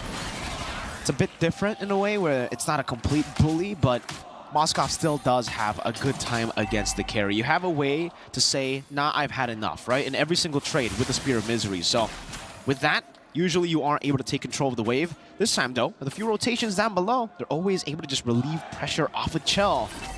Now even a few hits onto the turret shield. Chell walks up, gets a bit of damage there. Not a lot, just a bit. Team Vitality looks for that gold lane, that same push. I've seen it after first turtle, after second turtle sometimes, but they always come down looking for Chincha. They know how important Shell comes when it comes to their big mid-game spike. Ooh, there's that just rush in. Dominator's Ascent used up as well. Tal, and he picked up good Spear of Vengeance all the way to the back. Pops in the beacon. Cindy's still able to survive as she uses the regen too. Up top, Fumi Echo in a 1v1. Violet popping in Primal Wrap. Fumi Echo with the penalty zone. Now a few last hits, but Fumi Echo is still able to survive under the turret. Okay, so Team Falcon Vegas seems to have brushed off some of the rust here, gotten off some of the dust. Ooh. They're definitely a bit more in their zone. Even Chincha coming in to help out Thal there and actually push Team Vitality back. Team Falcons Vega making some of these plays finally work. Game one, they were looking for the plays, but it seems like they always fell a bit short. This time, they're pulling through. Definitely. Now it's almost a 2,000 gold lead for Team Falcons Vega, and the next neutral objective is going to spawn. Falcons Vega, this is their power spike. With the Sauce, with the Edith, the Julian, and even the Chip, they're going to have so many ways to enter and approach this fight. All right, so with second turtle being down, Team Vitality, Vivol up against Melee, a level difference right now. Vivol might be able to catch up at some point. Corrosion Scythe does get locked in for Shell, and with this turtle being down at the gold line. Ooh, Cine already taken out. 40 Dominators to set, absolutely deleting Cine off the map. There's a shortcut placed down. Chinchao will take it. Seems like it's going to be a 2v1 situation up top right there. That's going to be a good Spear of Misery to pin Chell down, forcing her to flicker. Spear of Vengeance into the back. Chell going to be slain under the turret. Mainlane picks up a turtle down below. Team Falcons Vega fighting their jam. Picks up a turtle, picks up the pace, and now Vivian as well. Penalty zone, instant purify from Funi, gets out, Vivo on the chase. Not able to really go all in. Great disengage from Falcons Vega, and great objective take up top. That's Chinchao on the board. You know, I was telling Nicer the other day that maybe the answer to the Jushin is just, you know, getting up close and personal with it, dashing in. And right now, Thal is the perfect answer to that, right? You have that crash course, you have that ability to get right in there and then bring all your teammates right around her. We saw Cine get taken out earlier. Taking a look at some of these items now, Funi has locked in the glowing wand. We're starting to see the damage come a bit more than from her. Genius wand as well, locked in for Melee. Going to the next item. I mean, everyone on the side of Team Falcons Vega is holding the lead, and for the first time we see nobody on team, because sometimes even when Team Vitality falls behind, Shell still has a gold lead on the other gold laner. One of the members is at least keeping up.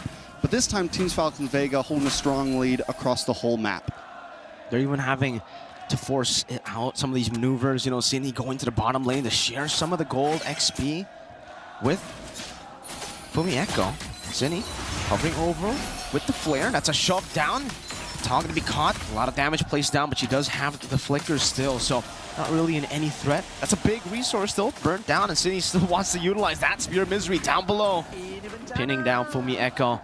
And does seem like for Falcons Vega as well, they're playing it chill. They don't really need to rush anything. They are the ones in the lead. It's kind of Vitality that are placed in a position where they need to look for a game-changing play. You know, we've been waiting to see the Moskov really pop off in MWI.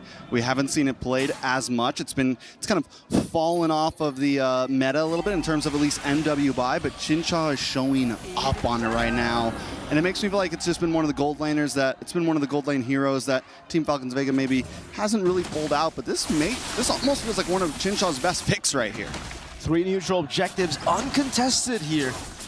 Team Falcons Vega with another big objective take. Just waiting on the turtle, waiting on the Lord at this point. For Vitality, it's still, for them, all about waiting for their power spike. So I'm guessing right now it's all about waiting for Chell, Cine, and Vival, all 3 to get their item power spikes. I think Vival's already gone there, but Cine and Chell definitely a bit behind in that department. They get spotted out. I think Funi saw the concealed team there, so they are able to just hold out. They know Team Vitality are in the bottom lane. They'll push up top. Yeah, and I mean, with that long lane up top right now, or the lane up top getting pushed in a bit, they have to send someone up here. Taking a look at the items. Shell still a little bit behind, still getting into the second item right now, to whereas Chincha, Golden Staff, I mean, on the way to DHS at this point, on the way to that third item around 9-minute timing, and that's what we've been seeing from the when you know the gold lane is really ahead right now in MWI, and Chincha's been on both sides of the map non-stop, been able to use the Spear of Destruction to catch members on the opposite side of the map. Taking a look at the stage right now, Falcons, they feel the nest is feeling good right now, to say the least. Absolutely phenomenal support here from the fans in the building. Shoutouts to the Team Falcons Vegas fans here, even bringing in their banners. Really, really cool stuff, especially after that Game 1 loss. They're still here supporting, and they need it for Falcons Vega. Chinchao taking a shortcut. Funi as well. Taking these shortcuts, but unfortunately they're really unable to lock Vivian down there. They do burn a big resource, which is the Flicker. Without the Flicker, Tigreal loses a whole lot of that engaging power that he usually has. Even the pickup power, technically, in these skirmishes. Chell in the bottom lane. Oh, taking and eating up the enhanced scythe. Almost getting picked off. I don't know if Chinchao actually threw the Spear of Vengeance earlier. Tal gonna be picked up, thrown back again. Vival this time, despite being behind, decides to go for the Sky Piercer. Hey man, to get what you can, I think like you said earlier, waiting for that power spike, and Vival might feel like it's coming soon. Team Vitality might feel like it's coming soon, might be the opportunity, and there goes an implosion. Onto Violet. Now good penalty zone as the Spear of Vengeance comes down. Violet with Primal Rat utilizing it. Now it's going to be a good Spear of Misery to pin Vival down. Now initial damage Shell going to be demolished there by Chinchao. And even on the back, the piercing shots took down Cine. Chinchao and Falcons Vega wipe out Vitality 5-1. In a matter of seconds, Team Vitality completely taken off the map, all for the price of Melee, and in my eyes, that is a very good deal. And with the pressure they have on the map, they're going to get a lot out of this, man. They got a bottom lane already coming towards a tier 2. The rest of the team able to take this tier 2 in the mid as well. Chincha immediately going to move up. Let's take a look at the replay real quick. Vivian thinks she's getting the win out of this. Gets the implosion off. But Spear Destruction comes up. And once we see Chincha get involved, we get the pin onto Vival, take out both damage dealers in a matter of seconds. Echoes all that's left. But Funi Echo can't fight against that speed right there. Chincha, look at the reaction from Melee as well. Violet, they're feeling good. Game 1 was just the starting grounds. Absolutely, it was just a warm-up to them, it seems here. Game number 2, getting the better read, still getting the chip, and utilizing it way better this time around. That front to back, Vitality wants to play with. Yeah, it doesn't work against the Moskov. Now with the piercing damage, constantly hitting the backline too. And that's why the Sky Piercer here for Vival, especially considering she was the one that, you know, was taken down first. It's an interesting build to go for. You're still very confident that they can get a few more of these kills. But now with the Big Lord marching down, I guess we'll see. Yeah, I feel like War Axe would have maybe been a bit more helpful here, but now Lord's going to be walking in, no crash. Fully defense. Popped it already. Oh, that was one shot too! Tal gets brought back, but over 2 basic attacks from the Moskov. Did you see that? Just piercing through Vival and Vivian, chunked, forced to recall the way Chinchao gets a win of nature. So now it's up to Jinny and technically Chell with the true damage, the sisters, to deal with her again. The piercing shots are just doing so much damage. They've cracked open some of those holy defenses of the base turrets, mid lane and top lane. I believe even in the bottom lane they did. So yeah, no more holy defense available. Oh, bottom lane still intact there. 1 left in the far lane. This is not the composition that you want to let be 7,000 gold ahead of you at 11 minutes, right? We're already seeing the Zas just really power through the damage coming in. This is a hero normally that has decent poke, but not as much impact in early game, and it's found this mid-game spike. It's almost found its late-game spike at only 10 minutes. And then we got Chincha as well, another normally late-game hero that normally you pick if you really want to hunker down and wait for that moment to shine. But Chincha's been able to get the farm on Thal, going to be able to walk away from this conceal play. Team Vitality at this point kind of searching in their grouping up. They know all they have is their inhibitors left. The damage dealt from Zask right now, 37,000, leading the charge, even above Chincha right now. And that's one of the things about the Zask. You don't really see it exactly when it's happening in the big team fight, but Zask right now is the one who's really shredding everyone down. The PBs on top of the damage dealt. The little Johnnies. The purple boys. The big Johnny, actually. The big You got Big Johnny, Daddy Johnny, Little Johnnies. Little Johnnies. The big Johnny is the Dominator's Descent, ladies and gentlemen. That's what we call him here as well. That one right there that just got picked up by Vivel. That's Little Johnny. Oh, Thal thrown away. Good shot. Oh, the chain CC. The timing's perfect to get the shortcut down, but I don't think they want to kick this. City able to get out. Dominator's Descent already placed down. A lot of damage placed out on the Vivian with the Spear of Mystery as well, but Chincha has got to respect the penalty zone. Connection on the back line. Vivel chasing down Chincha. No! All the leads that they have built to the 13th minute of the game. 2 members down and the Lord has just spawned in. And Melee looked like Melee. I think the idea was keep them at bay. We're going to get the Lord. Completely backfires. Thal gets caught off. I think at that point, Chincha shouldn't have invested. No Dominator's Descent as well. From Echo still going to be melted down. Violent popping the Primal Wrap. Enhanced Sword. Vivian's able to flicker out of it with the Conceal. Bringing Chell back to safety. Now it's a 4v4. Seems Funi also has the Dominator's Descent, and Falcons Vega, despite that little mishap, they're still able to recover. Cini in the bush. Vival hovering over. Cini walking up now. Vival looking for a Violet, doing a good job in zoning. Dominator's Descent all the way to the back. Cini again with a flicker forward, finding Melee with a peek in there with the Spear of Vengeance. Connects as well. Chinchao able to participate. Cini all alone in the back. Forced to run to the wrong side of the map, and it should just be a free kill over. Little Johnny's just there lasering her down, and that is Team Falcons Vega who recover and get the value trade. We've been talking about Chincha this whole game, but Melee just showed up. That small mechanic movement, hitting the winner crown, and having, I mean, just a split second of being able to get the retribution on before you go down was just legendary right there. Dominator's Descent. The glowing wand takes her down to the back. Fumi Echo gonna be next to the chopping block. Violet finding the onward. Oh, good Spear of Misery to cancel the implosion. Fumi Echo with the penalty zone, getting the immortality of Violet right there as Vivo goes in for the Lycan Pounce. Chinchao staying focused on the base. And ladies and gentlemen, we got a series on our hands. 1-1. Team Vitality taken down this time. Falcons Vega, the nest is loud right now. A strong victory to even the playing field. Showing up and even bringing back in that chip. And Thal just played it so much better that time. Chincha, I mean, they all played so much better this time. Definitely now we're in for a series. Let's see what our analysts have to say about it. How's it going over there, Redmar Leo? The Nest thunders with Let's Go Falcons.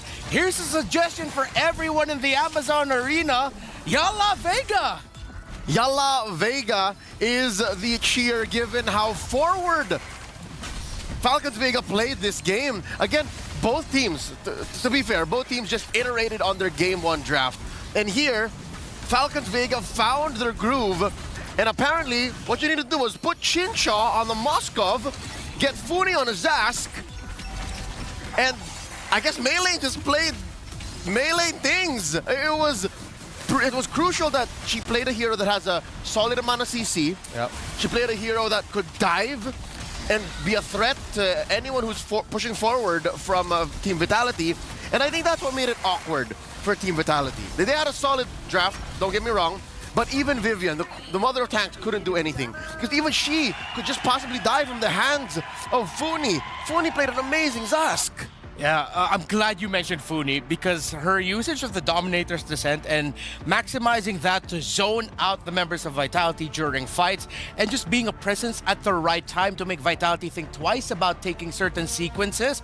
It's really one of the key factors as to why Falcons Vega won so many fights during that game number 2. Might I even present that she is a possible candidate for PlayStation MVP? Ooh, quite It's that good. She played the Zask that well that the aforementioned miniature Johnnies were enough of a threat. She got like 1 or 2 kills free, literally just by standing there, dropping a minuscule Johnny, and then just, all right, up to you. I guess maybe you can chalk it up to the economic advantage. Clearly, she was 1,000 or 2 above Chinny, but you know, more than just the range factor, the firepower that she was letting through for free. Mind you, for free was really a game changer. Yeah, speaking of the firepower, I think one of the strengths we saw here for Falcons Vega during the game was that, yes, as expected in MLBB, you shine together as a team. But when you have 2-3 members who can make plays on their own, then it's like one for all for one, or all for one for all. I'm gonna work on that analogy a little bit. That's a quirk. But here's something for you. PlayStation MVP, who will it be? Jincha, Funi. There's a lot of names you can throw up in the air, and it is Funi. It is the Zask. Yeah. Look at that, 79%. What? I'm pretty sure it could have been more. What? It could have been more, but because of the chip, right? There were calls where, okay, Funi, we need you here. Funi, we don't. And it's that out of this world tempo on the alien hero that is Zask that allows for team vitality to say, maybe it's not that bad. Maybe we can pick a fight. And even if you have such a strong meta hero, such as the this is a really good fight right here. This is the free hits Moskov moment that just wiped out team vitality. Sometimes you could think, hey, maybe not all of them are gonna go through the shortcut. Hey, maybe she'll just drop a microscopic Johnny and then get out. No, sometimes she just leans hard into it. And even a full combo of Vivian, Shell, Fumi, or Vival, Shell, Fumi, couldn't stop what Falcons Vega were putting down. She is our MVP for game number 2. Someone that we didn't expect, actually, heading into MWI to get a lot of playing time, because she's sort of careful with that staff, man. Almost poked my eye out. Someone who in tournaments leading up to MWI 2024 didn't see a lot of playing time, but here she is coming back with a vengeance, seeking revenge against their long-term rivals, their long-time rivals. I guess a change that was inevitable. Again, the meta is changing. Yeah. The winds are changing. This is a tournament of a scale that we've never seen. Hey, Chell, what? Whoa! That's full-on heel Chell. That's heel movements by Vitality. I like it. But yeah, no, again, things change. Yeah. Again, Team Vitality, not the hometown heroes. It's Falcons Vega now, screaming Yalla Vega. Yeah. Right? So I guess it came time that Funi stepped up. Yeah, for sure. And for Team Vitality, of course, they're up against a hostile crowd. It's clearly Falcons Vega sided. As the best MLBB women's team in the world, you're going to need to do everything that you can for yourself to make sure you get an edge against your opponent. But Falcons Vega now, it seems like we're seeing it. Fired up with the crowd, being supported by the crowd here at the Amazon Arena is just helping them greatly. A team that loves the early game, that loves the snowball, finally finding their element in that game number 2 to tie up the series 1-1. Eterna got a few words in with the MVP of game number 2, Funi. Let's hear what they have to say.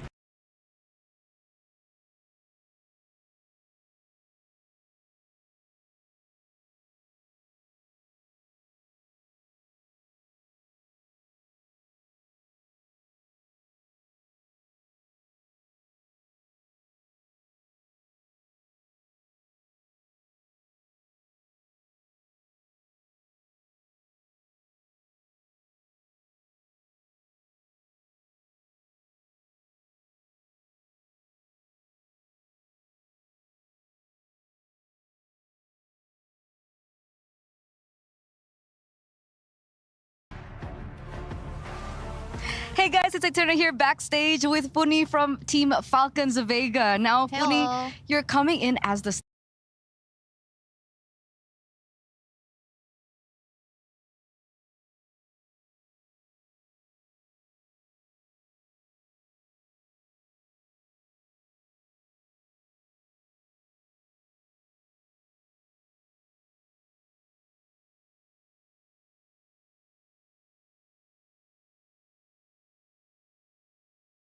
starting lineup? Don't lie to me. I You don't are. know. You might be. Okay. I might be, So but I if don't you know. are, you Mhm. are going to be paired in with Jin Chao, Yeah. right? So how is that? How is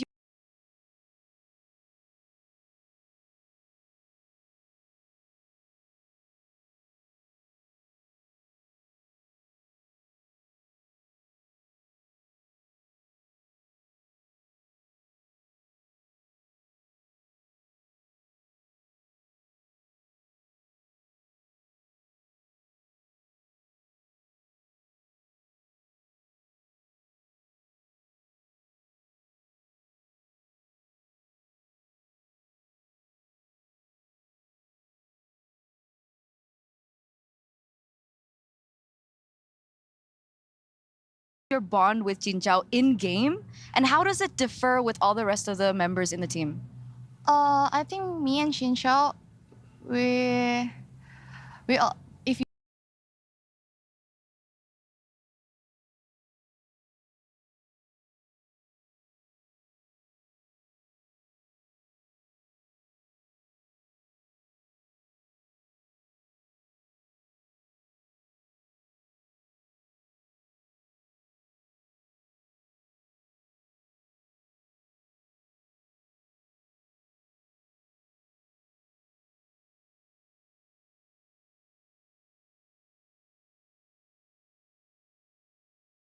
see our matches before, we always have the same mindset. Like we always work together, stick together, and we die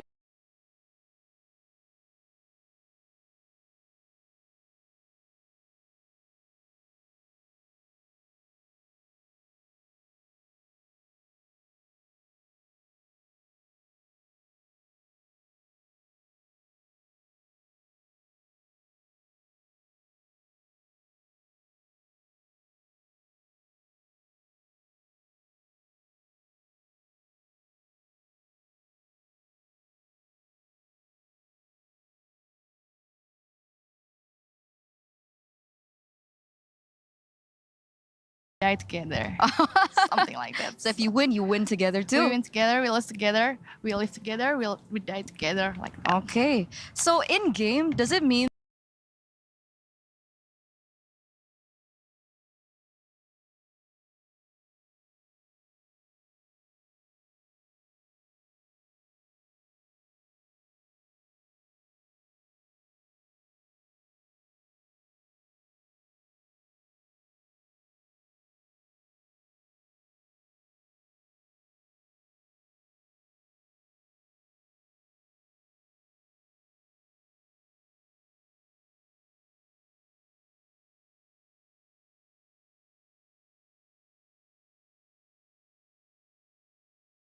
that there are sometimes that you don't even have to communicate what you're going to do? She just knows what you're going to do and vice versa? Yeah.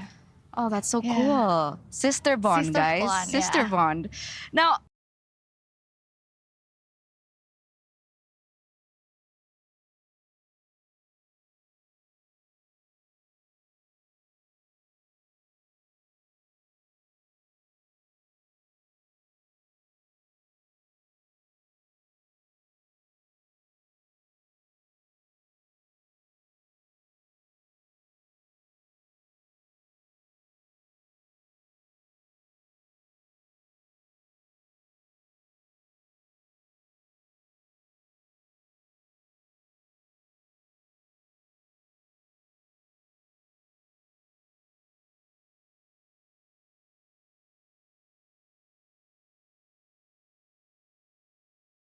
on the other side, against your opponents today, Team Vitality, they also have a sister bond going on. Do you think that this sister bond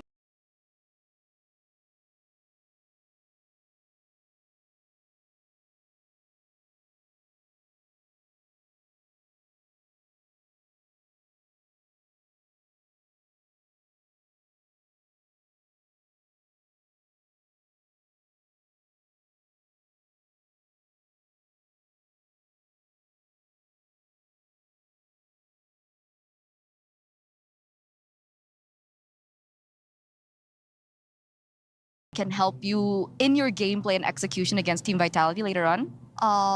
We play as a team of 5, not a team of 2. So, yeah.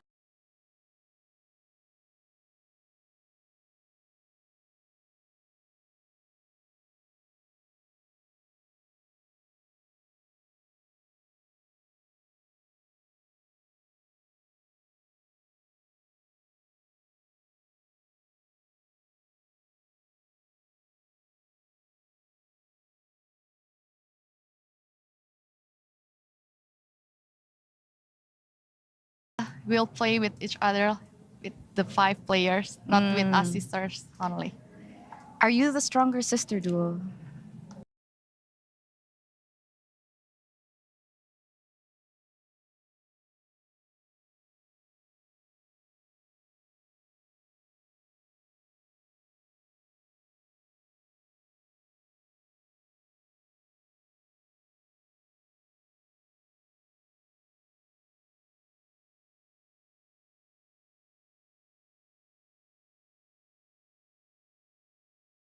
No. Statistically, it's them. Who knows, it's your time to shine this time around. Amen. Well, Funi, I asked Shell.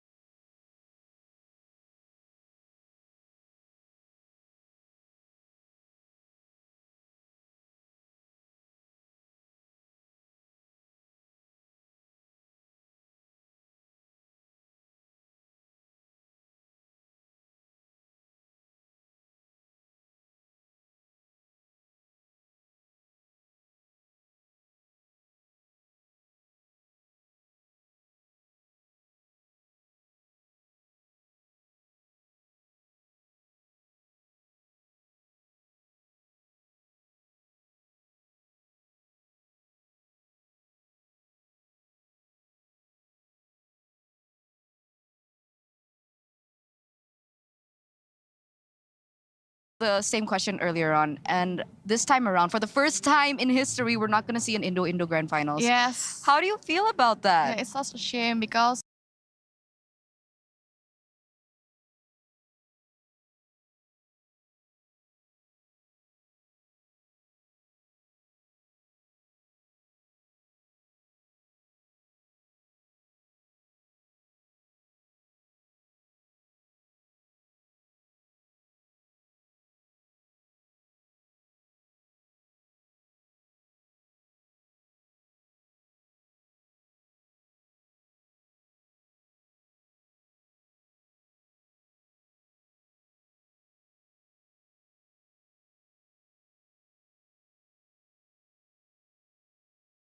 if we look at the season 1 and season 2, it's all Indo versus Indo Grand Final. Yeah. But it's okay. It's the okay. drawing sucks. The drawing sucks. Yeah. Who drew? He doesn't.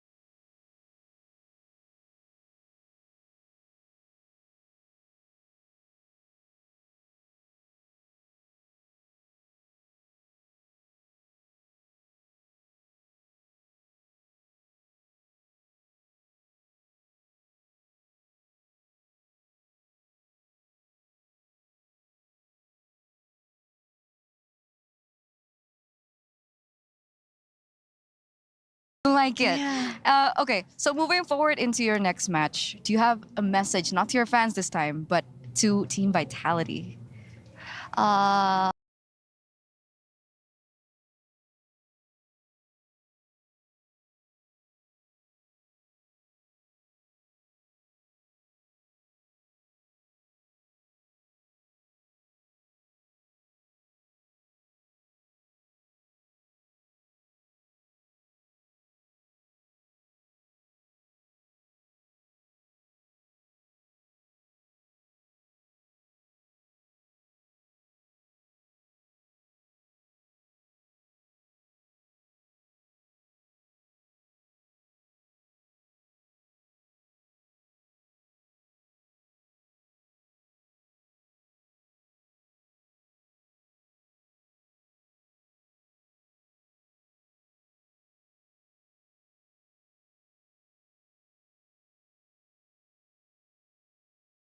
Let's have a nice game. Good luck, guys. Have fun. Yeah. Wow, you guys are so nice. Shell.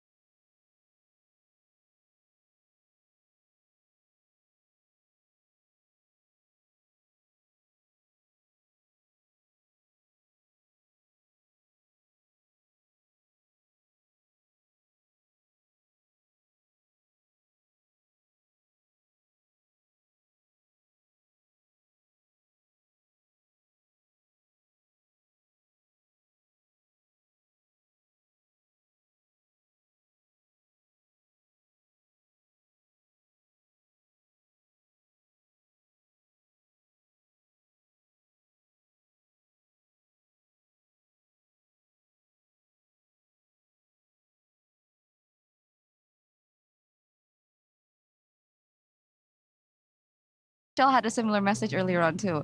Well, these girls are amazing. These girls are nice, but good luck. I'm not going to keep you any further.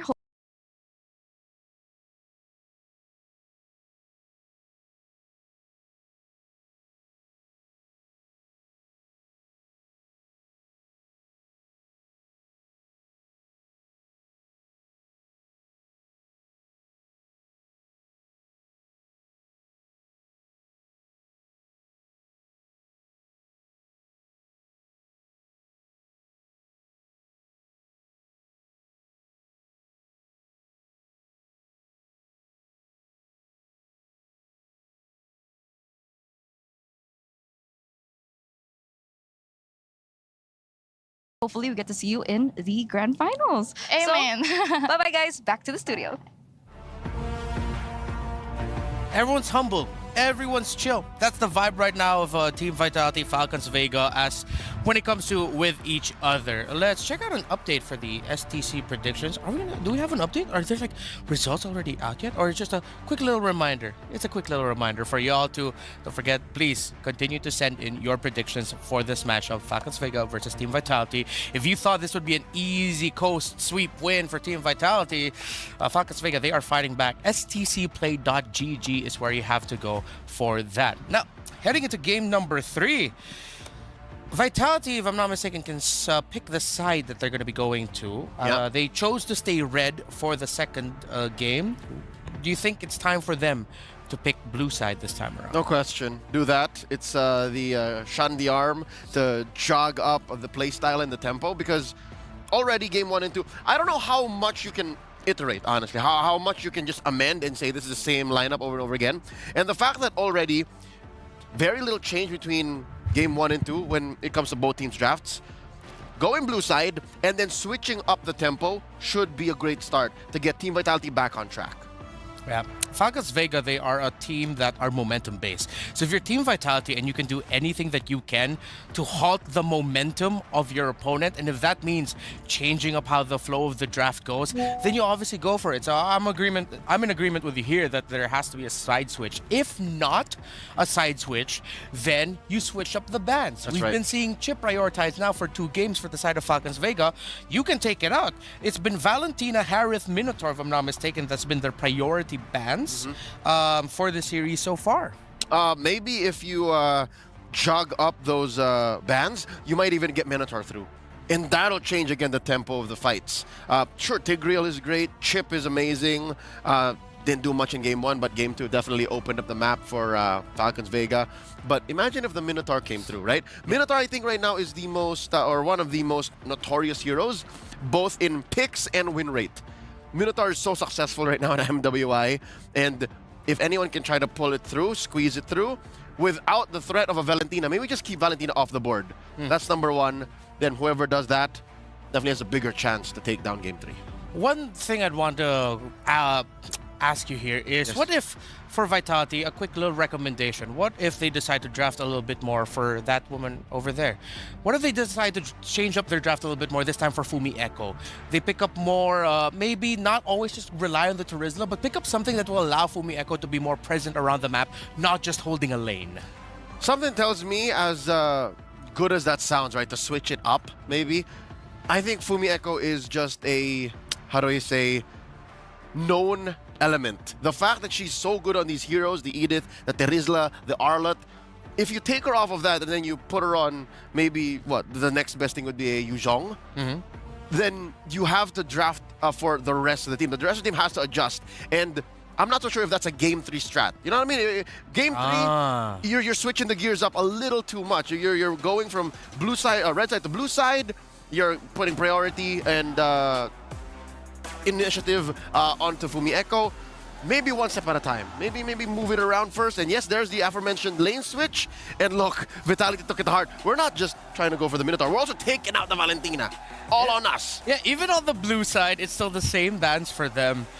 That was 2 of the 3 bans. Let's see if the Harith will be open for Vitality. And it's Falcons Vega. It seems like that's the trend. This entire series, we probably won't see Angela Baksha. But in a bit of a surprise move, Vitality takes away the chip. I thought that they might even float the idea of keeping it open for themselves. So now are they saying Falcons Vega pick the Loyi? Ooh. Make our day. Make our day. Let's see if that'll happen. It seems like Falcons Vega now are going to be playing into a field where the Rogers, the Lynx, the Hayabusas of the world will be open unless they take one of those out. But no, it's the Claude. So it's a free board of assassins opened up for both teams. Yep, Hayabusa, not exactly first pick material. There's so many other heroes that you might want to go for. And yeah, I think Terizla is a solid first. But no, what? They steal it. It's that high of a priority. Yeah, you know what? A good friend of ours, Ray Ash, belated happy birthday, by the way, foresaw that the Zask and the Jushin are some of the biggest heroes right now in the metagame. The ZZ. Yeah, we are in this era of Zask is first pickable in the metagame. Against Vega, how are they going to respond to that? You can go ahead and steal away the strong assassins right now, but now you can tell that they're thinking about, okay, we're used to playing with this. How do we now draft around it? They pick up a Harith to dash around within the area of the Dominator's Descent and Nightmaric spawn of the Zask. If a Zask is picked up this early, you kind of want to see what kind of assassin you want to get away with. Because picking the Hayabusa this early, bad idea. Picking up the Ling this early, bad idea. And all the more now that there's so much CC on the ground for Team Vitality.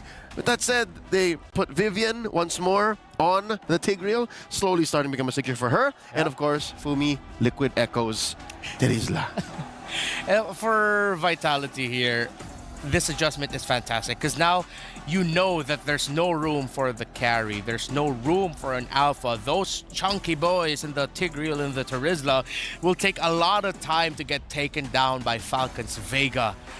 So now they're going to have to show up some picks here that can maybe poke them out just a little bit, and there you go. But that's 3 sources of magic damage. They're going to go for the full damage. They're leaning into that idea as a team that loves the early to mid-game power spike. Yep, you talked about poking them a little bit. How about a lot of it? Yeah. Just over and over again. You could time out even the ult on the Zask, and then just keep going. There's very little that can really stop Funi here.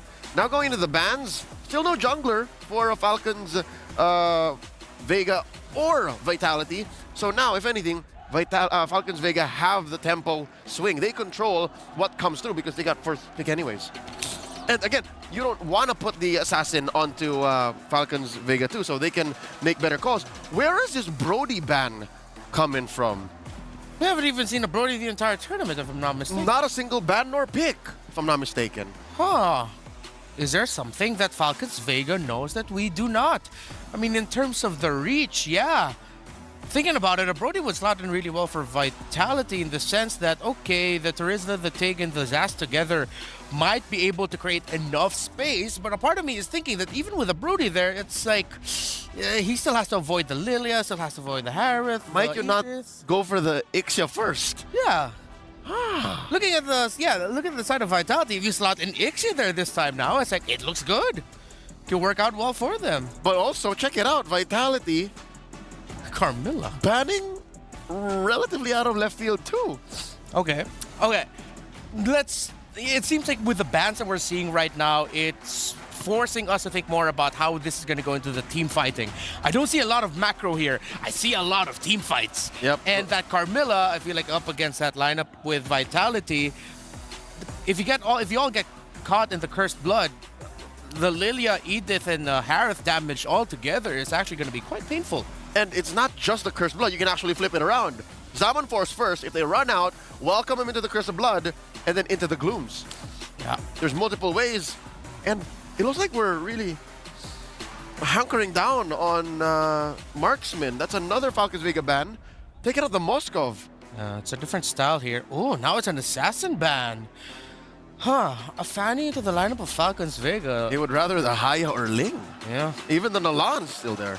With so many tanky presences on the side of Vitality, actually, just thinking about an Assassin pickup here, yeah, it'll have to be something that opens up the map. But I'm thinking if this is already an Edith roam or if it will be swung into the EXP. I think there's a lot more EXP out there left. So this might be a roam. Okay. I agree with you. That's what I'm feeling. I see that. Oh, and also I realize, like, the Edith will happily take a few of the hits from the Nightmaric spawn because it allows her to build a Primal Wrath. Yep, and then she'll, there's the Arlo. Doesn't say much still. Yeah. You can swing it both ways. Vitality, though, forced to finish up their lineup here, the final phase for them, and still no jungler. Oh, we're still waiting. In my opinion, I think they can afford a jungler. That's an assassin. Yeah. Between these two right now, it's them. More for Vitality, yeah? Yeah. I Even see if it that. sucks to run in against an Arlo and Edith, but, you know. The Julian is still going to be open, but is this a Lunox mid or I think it's a Lunox? It could be Lunox Gold.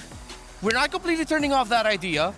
Shell, what do you think? What if also Lunox jungle? Shell, whoa. Last time we saw that, it was from Kodak in Malaysia. That's the jungle right there. That's the Bane. Oh no, that's but it could be gold. It could be gold though. Even that is a switcheroo, but in this case, I would rather the Lunox Gold Bane jungle.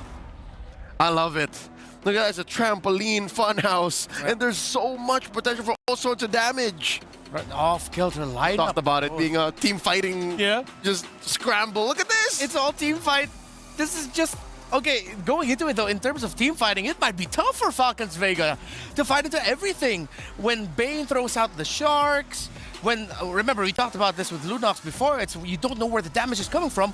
Double that with the Zask, Falcons Vega are going to need to rush Radiant Armors here. And here's another. Is that Hanzo? That is Hanzo! Let's go. All right, well, Vitality needs a lot of farm. That's one thing. They need to put a good amount of money on Zask, on Lunox, and on Bane. What a better way than to deny all that with a Hanzo. Two of the best women's teams in the world, showcasing the creativity and the uniqueness of the meta of our scene.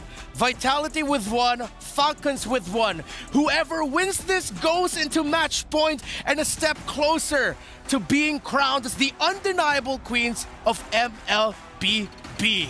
Let's go into the game. Casters, guys, are you hyped up about this?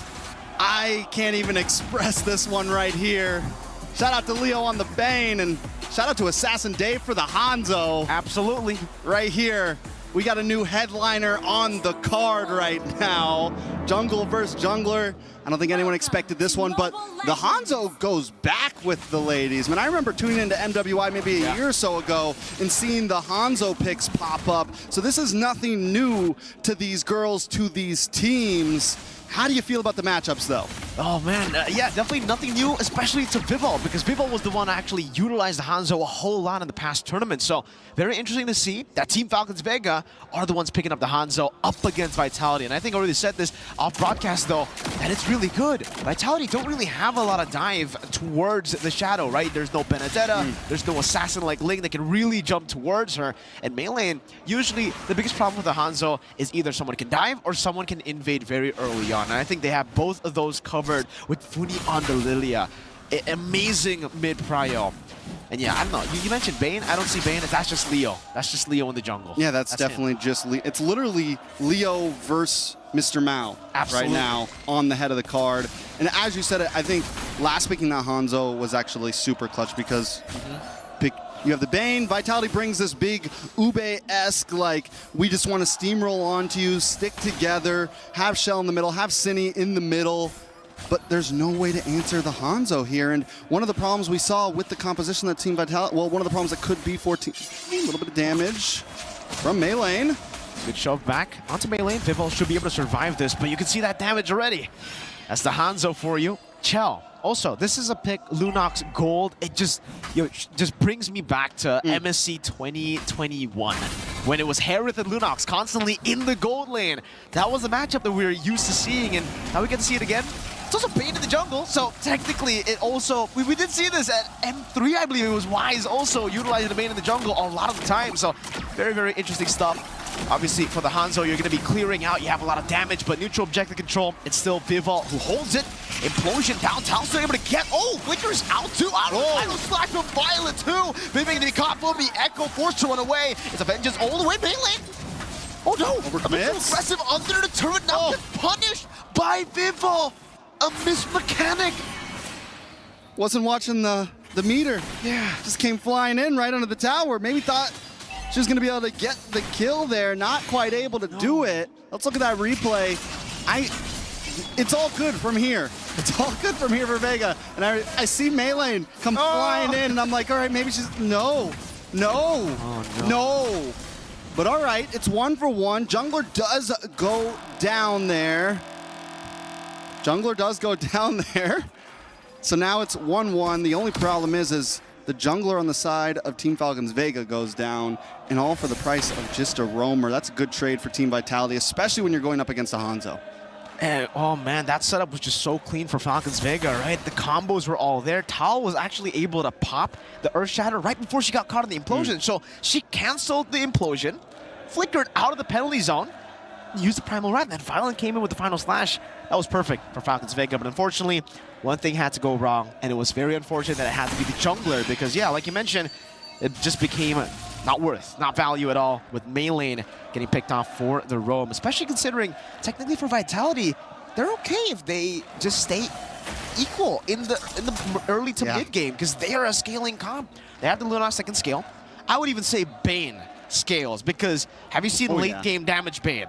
Late game Bane in general. Yeah, Crab Claw Cannon hurts half your HP. Depends on what build you go for, obviously. But I think she's going to go for like the half hybrid build, which is the build that can, get half of your HP with one Crab Claw Cannon. And he even gets a little bit of sustainability. He can hang out. He can take a couple shots to the face, get the passive off. I mean, it's definitely going to be a problem when we creep into the late game. I think Team Falcons Vega can't take that small mess up to heart. They still need to push the aggression. Joe already using the Chaos though now. Good Tony from Chinny. Yeah, but use Dominus Ascent, stunning Violet, Retribution battles, gonna be Vivo wins it, deadly catch onto the back, knocking them up as well. Dominus is still there. Now the final slash used up, but Funi is low. Funi, doesn't get the final shot. Chin Chao still in the bottom lane, just looking for a trade, and she is able to get all of that turret shield down below. Team Vitality traded with a turtle and a kill. Vivian timed the push so perfectly. The moment Meilane came out of skill and was actually able to be hit, Vivian was just waiting for it, and times it perfectly, pushes Meilane to where you see no retribution, you see no ability to take this, secures Viable. Not only that, but it's able to get enough damage to kill the Shadow, and that's that. Deadly catch. Vivol gonna be taken down. Good assassination from Meilane. The big strength of the Hanzo in the jungle. When you dive in and no one's there to help you, say goodbye, even if you are Bane. Oh, she's going damage. Hunter Strike.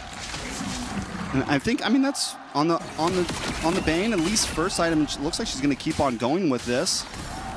Next item, maybe, what do you just go like Malefic Roar next, or do you go Endless Battle? Where do you go next on the Bane, really? I don't know, me personally, especially after seeing MP the King and MSC, I like to go War Axe Thunderbelt, that kind of build. It's kind of cringe, that build, but it works. You get a little bit of sustainability, especially since you're up close, and especially up against something that's going to give you so much damage as Melee in the early game, and we're already seeing the Melee doesn't want to stop, even taking a death. And that's the good thing about the Hanzos. Even after taking death, you still aren't in too much risk when you keep using the Pinnacle Ninja, and you can just go out there, cause some damage, slow them down a little bit. Even if you don't get the kill, you slow them down a little bit. So just a lot of possibilities and variety with Team Falcon Vega draft. Down to the gold lane though. Shell up against Chinsha, level 8 versus level 8, nothing too major. The trades are coming a bit even, but when we look at the towers, Team Falcons Vega is winning out a little bit. That's what I was talking about, by the way. Half a health bar almost. The Crab Claw Cannon. What? It put Funny down to a quarter of her HP. That's just one item. That's just one item. We're talking about scaling. Yeah, no need for that. Now Mei Lane trying to go for the steal, doesn't get it. Vival still so consistent on that retribution. 3 turtles to Team Vitality. Well, I think the good thing about the Vayne too is you get a bigger burst combination of damage with the Retribution. Compared to Melee, it's more of a shred damage there for a second and timing the Retri, so it's not as clean. I think Vivo will continue to have the advantage when it comes into terms of, whoa, big Final Slash. Good Final Slash canceled out. Mattel still getting demolished by the Dominator's Descent. Violet Vengeance in the Dominator's Descent still there, chunking their HP bars. Whoa, Cindy goes to the back, that's Funny as well. Able to pop into Black Shoes now in 1v1 against Cindy, puts in the Johnny Boys down as they've been in the bottom lane. Does seem like they were able to get rid of Violet. Now it's just a win for Team Vitality. Chinsha was able to get a turret up top. That was the only trade that they got. Okay.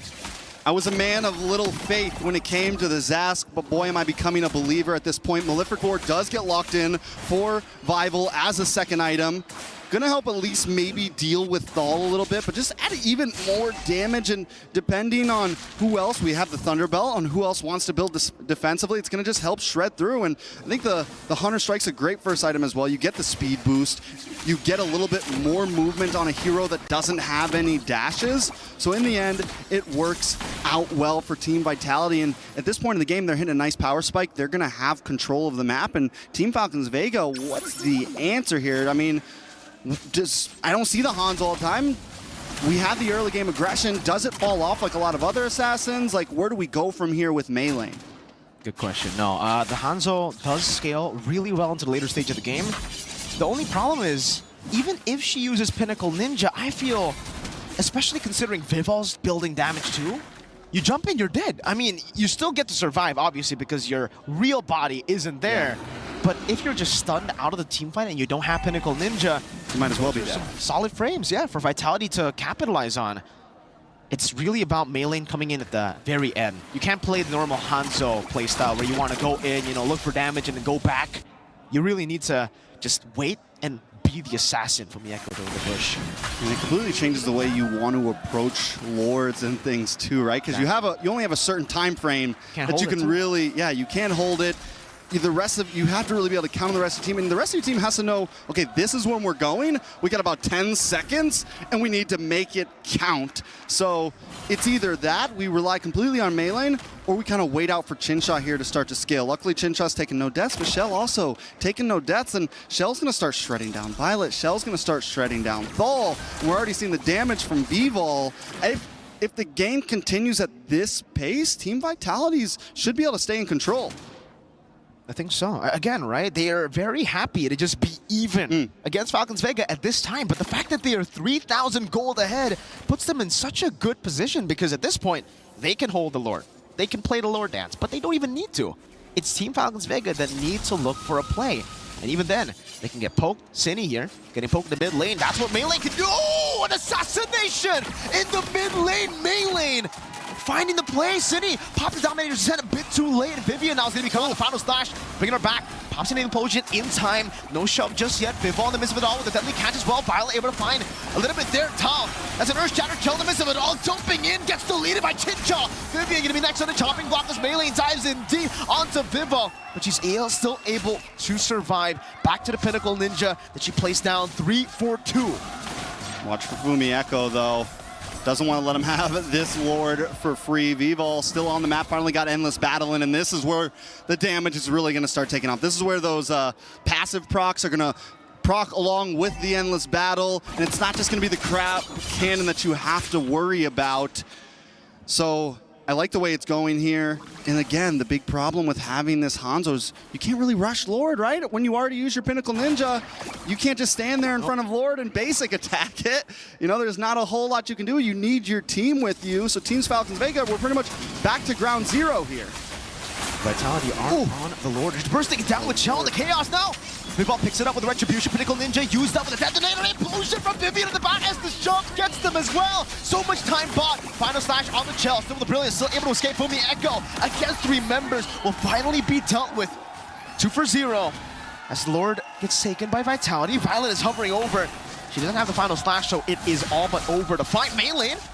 Doesn't want it to be over. Jumps in again. Shell able to dash away from the Synchro Vision. Vivian gonna be choked down, but she is able to get the shove, forcing Main Lane to jump back to the Pinnacle Ninja. Okay, so Team Falcons Vega, they get the 2 kills. They try to push into onto the mid tower, but again, you have Vivol, you have Vivian. Vivol alone gonna have some good wave clear. At this point though, Team Falcons Vega are finally gonna at least get something out of that win. As long as they can shred down this Lord, it's definitely a win for them in that last Lord pit. Taking a look at the items, Vivol, looking like we're going straight to BOD, straight to BOD. So Hunter Strike, Malefic Roar, Endless Battle, BOD, we're talking straight damage. As Nicey would say, big damn. Now, on the side of Team Falcons Vega, I want to take a look at Chincha. We got that Magic Crystal in. We got the Feather of Heaven, Starlight Scythe. We're starting to see Chincha really start to output a bit. Definitely ahead of Shell right now. Tower does not drop, so Team Falcons Vega lose essentially nothing out of that Lord. Yeah. This is why, by the way, for Team Vitality, this is a very risky composition to play because technically, yeah, you do have control over the neutral objectives, but in terms of structures, it's going to be really hard to start sieging down without a marksman. Damage dealt, though. Again, team fighting-wise, they're good. They're really good. Look at that Bane. Yeah, but Hanzo's sitting right behind, just waiting, you know? And as you said, Hanzo's just continuing to scale, and Hanzo, there's no answer to Hanzo. No. Zero answer to Hanzo. The only answer is kill everybody and then get to Hanzo. Or Fumi Echo needs to kind of sit a little bit farther away from these fights, find angles, and maybe get to the back line with a big penalty zone. You know, but one of them needs to be the so who do you send for the Hunter? Do you send somebody for the Hunter? Do you know? There's got to be some way to play around this. They need to find some answer because I don't know if just meeting them head on is the correct way to approach it. Yeah. I'm trying to think of ways, now that you're mentioning it, right? At this point, how do you get to the Hanzo? Especially considering, look at how far Main Lane is from the team. She's just in the base, constantly using the Pinnacle Ninja, jumping back to the normal body. Foamy Echo, penalty zone, implosion. Oh, she missed it! Violet able to flicker out of it. Shell with the Brilliance now on the tower, still has a Primal Wrath, decides to pop it in. The Dominator's descent was baited out too. These are some big resources. Wow, Violet! Big resources 15 seconds before the Lord comes in. Maylane's already got Pinnacle Ninja ready to go. Chincha still has Amon's Force. Funi and Thal are the only ones that use their ultimates, and that's not a big loss. And Funi's already got Black Shoes back. At this point, Team Falcons Vega could go for the Lord Rush here, but Team Vitality never seemed to feel shaken even after those mess-ups. They're still hanging out down here. They're still like, nah, we'll fight for this. We'll push this. Is it the right play, though? Final slash on the Foamy Echo, still able to survive right now. Jumps in with the penalty zone right now. Vivian goes in. Vivol is able to delete Chin Chow. Sun back into the normal body now. No Pinnacle Ninja for a bit. But she finds it back again. She can go for it. Cine is waiting in the bush right now. Pops into the Dominator's descent once again. And it's into the implosion, into the shove, and the chaos too. They find it this time. And Vivol is on a killing spree. BDB. Big Damage Bane. BDB. BDB. And we just saw Chincha lose about 90% of a health bar with about one shot and then finished off with the final one. Completely destroyed. Chincha now is going to have to second think about how she jumps into these fights. And now we're starting to see some of the downfalls of Maylane, right? If Maylane can't be there, if Thal goes down and Thal gets shredded, then there's nothing to protect Chincha, right? There's nothing to protect Fumi at this point. So Team Falcons Vega also have to think about how they want to approach these fights because now the damage scales are starting to heavily favor into Team Vitality. It's going to be very scary as we enter the base here. For Falcons Vega, they can still go for the defense, obviously. Oh, that damage on the Vivol. Whoa, might be able to find it. Deadly Catch to engage. But that's a lot of HP burnt out of Vivol as they still have a Lord to play with. Falcons Vega, good clear. They have a Lilia. They have a Harith. Violet try to go for the final slash, unable to get it. A big resource spent. Lord up top, enhanced, charging down. Tal. That's good damage. Descent zoned him away from the turret as the Lord just chunks through the turret there. Melee again onto Vivo, but he buys Immortality just in time. Lord on the base. Able to split Falcons Vega. Final slash again, connecting down to two members. Fumi echoes in the midst of it all with Vivian there. Good shove. And the penalty zone locks them down to the back with, again, the Dominators. The set just doing so much damage. Vivian loses the Immortality. Melee looking for the damage down again. Sky Piercer taking Immortality. Vivo pops into Deadly Catch. Now Cine gonna be chased down. Melee very low. Still going for the chase. Still has the Pinnacle Ninja, but has to decide to play it slow. They've lost 2 base turrets. Okay, so they're able to defend a bit there. For a second, it looked very dangerous. Let's take a look at the replay. This is where we see that the Pinnacle Ninja is just unable to do anything. A beautiful descent, even early on, to get the first tower, and then back again to get the second. Watch Chinsha here. Drops his Mon's Force, but is instantly just taken out. Meilane saves the day here, finding Shell, finding some of the damage. Chinsha, no, I mean, the damage is just too much. Harith cannot hang out. And I don't think she can risk, like, building defensively at all, right? Finally gets the winner crown, but when it happens that fast, you don't even got time to click the button. You know, you have to preemptively click it because you never know when the crab cannon's going to ricochet and hit you. So it's still just troublesome for Chinsha right now. It really is. It's a big problem. And I think at this point, it's not just a problem for Chinsha. It's really a problem for even the frontliners because the Endless Battle and the Malefic Roar and the Hunter Strike. There's a lot of, there's true damage in the Endless Battle. There's a lot of penetration in the Malefic Roar and the Hunter Strike. And the fact now that if you dive on towards them, they have a Winter Crown too. Yeah. They can pop in Deadly Catch and then freeze. Winter Crown, fool. Winter Crown, fool.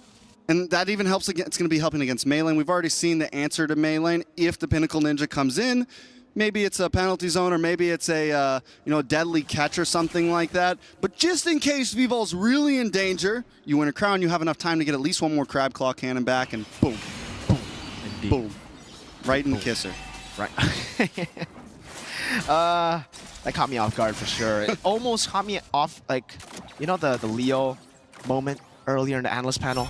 I wonder what sounds Bane makes, Maybe we'll throw it over to Leo to do that. We've heard Caw before.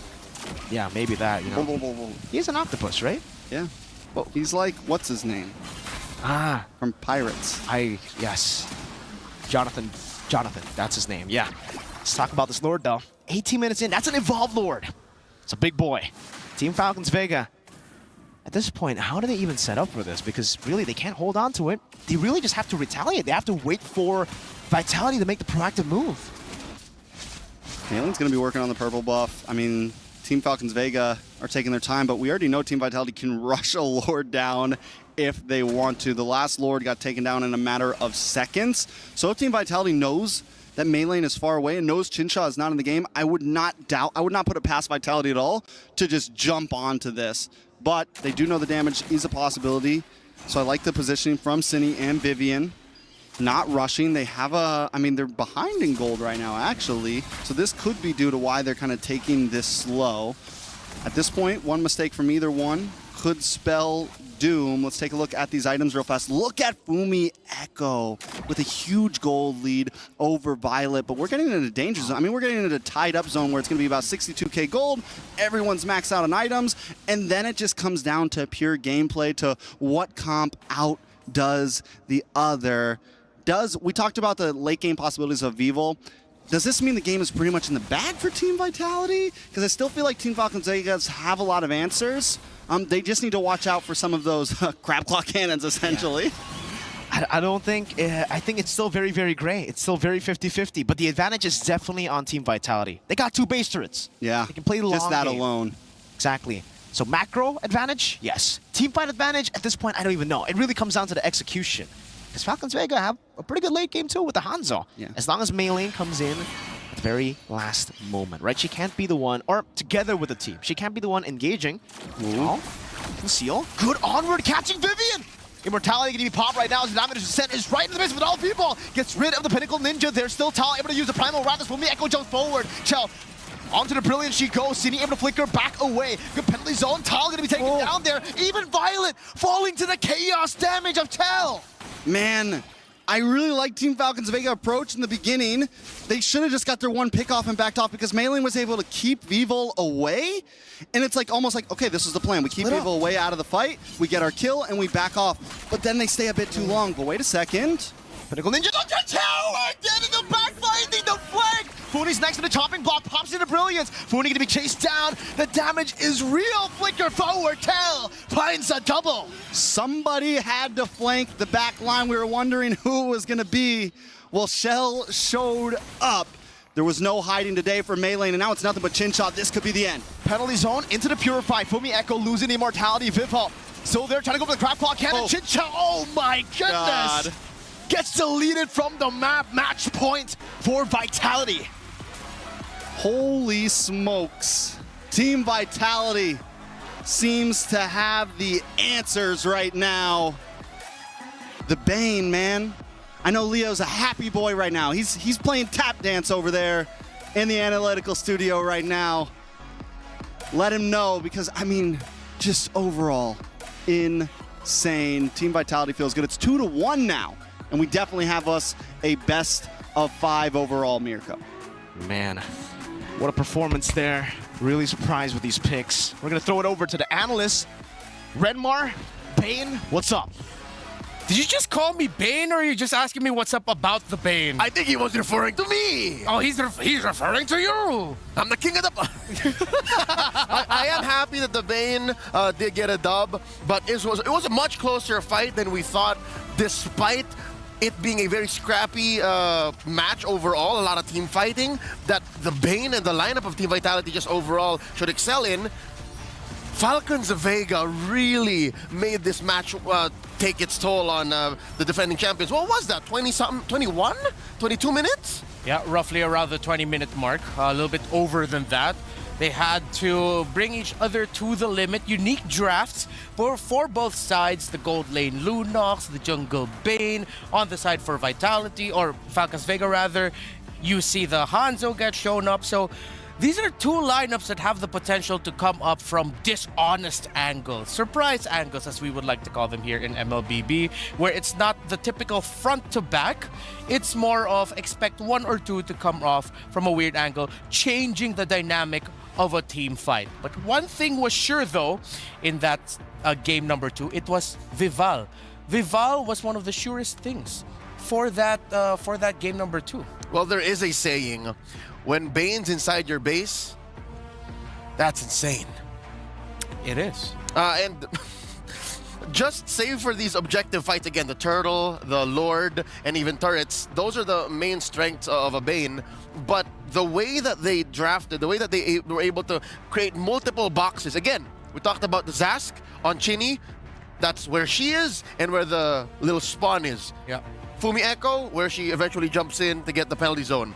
Vivian, of course, anywhere she has an implosion. Those are already 3 activatable zones that the Bane can call its base and then shoot a deadly catch from that angle. I wish there was more that I could break down and show you guys visually, but there is a play later on that I will break down that just shows how it's less about Team Vitality's creativity or Team Vitality's angles, but more of their pick-offs. Weirdly enough, in a team fighting comp, what their major wins are not wherein they wipe out, but wherein they pick off 1 or 2 and then just deny anything close to a comeback from Falcons Vega. Let's see who the MVP of that game number 3 is. We're heading into match point, and the crucial player there was Vival, as we mentioned. Shiver me timbers! The Bane. Would you like to expound? I know you're so happy that Bane is shining. Yeah, all right. I can talk about anything from the items to the emblems, the way she rotated, and her weaknesses. Again, this is not a perfect game by any means, right? She died a couple of times. Oh, for sure. Juggled around the winner crown, juggled around the immortality, but the way she built it, using the Warcry specifically, she went for the Hunter Strike first, which is a very low-to-the-ground way of building the Bane. She went Hunter Strike, Malefic Roar, Endless Battle, and then straight up greeted out with a Blade of Despair into that utility item aforementioned. This is that play right here that made a lot of what followed for Team Vitality possible.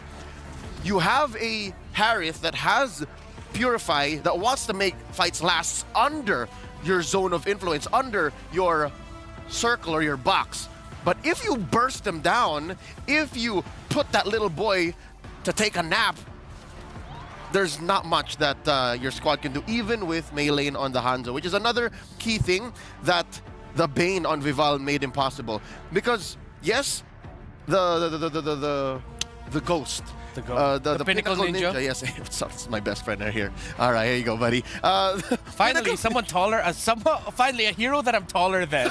He's stout, though. He's stout. He's stout. The Pinnacle Ninja, yes, when it comes through, it's chunkier than the Hanzo, believe it or not. It's chunkier than the Hanzo, but given the Warcry onto Vival's Bane, she's able to just chunk away, even through basic attacks. She doesn't need to wait for the Ale nor the Crab Claw Cannon to take down the Ghost. I think that was one of the key things that made her die just once, maybe. Remember those moments wherein the Ghost and everyone was chasing Vival? Yeah. The fact that she could basic attack that Ghost and stay like a tenth of her health, but not die. She didn't die. Made the difference. Because of the presence of Bane's ability kit, with the ability that we call the Crab Claw Cannon, that when you toss the cannon onto someone and there's an opponent behind your initial target, it will bounce back. The ricochet causes a lot of damage. When you toss out what's called the deadly catch, those sharks causes a lot of damage and it zones out. As to why you can actually, if your Team Vitality just brute force team fights up against Vega, throw everything you have, and eventually that Pinnacle Ninja is going to go down and it's going to be difficult for Falcons Vega. Vega needed to take like 1 or 2 steps, while Team Vitality just threw away the stairs and just went ahead with it. Let's go ahead now with the play that Leo wants to break down here. What you got for me, man? Okay, so this is a fight wherein, in all honesty, the brutal truth is Falcons Vega actually set up very well. You'll see here that they have control of the River Bush. The River Bush is a massive objective when it comes to not just Lord takes or team fights, but just in general. If you're able to control that part of the map right here, see that Violet's right there? She can set up an amazing final slash, which she did, and it led to a retreat by Fumi Echo, compromising her penalty zone. But then again, check this out. She comes back, and it forces out. It happens so fast, ladies and gentlemen. Let me roll it back. Okay, don't blink. Look at Chincha. She still has her Purify. Right there. She's airborne. Rather, right there. And she is airborne, yes, but she's gonna keep going. Check this out. Whoop. Bang. See, my finger can't even click fast enough, and this was before Vival bought the Blade of Despair. So you can purify, but when the answer is all in damage, it's over. And what does this lead to? Single. Again, a lot of the wins from Vitality were not all in wipes. Pickoffs after pickoffs. And eventually, look, there wasn't enough damage for them. And look, they're gonna still try to re-engage because again, you still have a solid damage source in Mei Lane here. And even Funi taking control of that River Bush. Again, they're holding it. And the answer, once again, they were still holding on to Vivian's implosion. And Shell even had the shift. Shell can even go Chaos Order, Chaos Order. Yeah. And Vival is just clearly relying on her basics because again, this is a War Cry Bane. And it not only converted into a pickoff on Chincha, it also converted into a kill on Violet and Tal, and of course, a Lord take. Clean and brutal. Very scalpel accurate, but just the same. It's like a katana. I like the sound effect that you did right there. Thanks. Accurate. I've been working on that. How long? 2 minutes. Great. Shock and awe, I feel like, is what's filled with the lineup of Team Vitality in that game number 3. Aye. Whereas the lineup of Falcons Vega felt more disaster response. And we saw that. And the times where they would try to shock and awe, again, that's where we saw they have to layer a few things before you get the full effect. Which luckily they have a lot of tools to do. Again, the final slash from Violet. Yeah. You have the panic button of the Primal Wrath.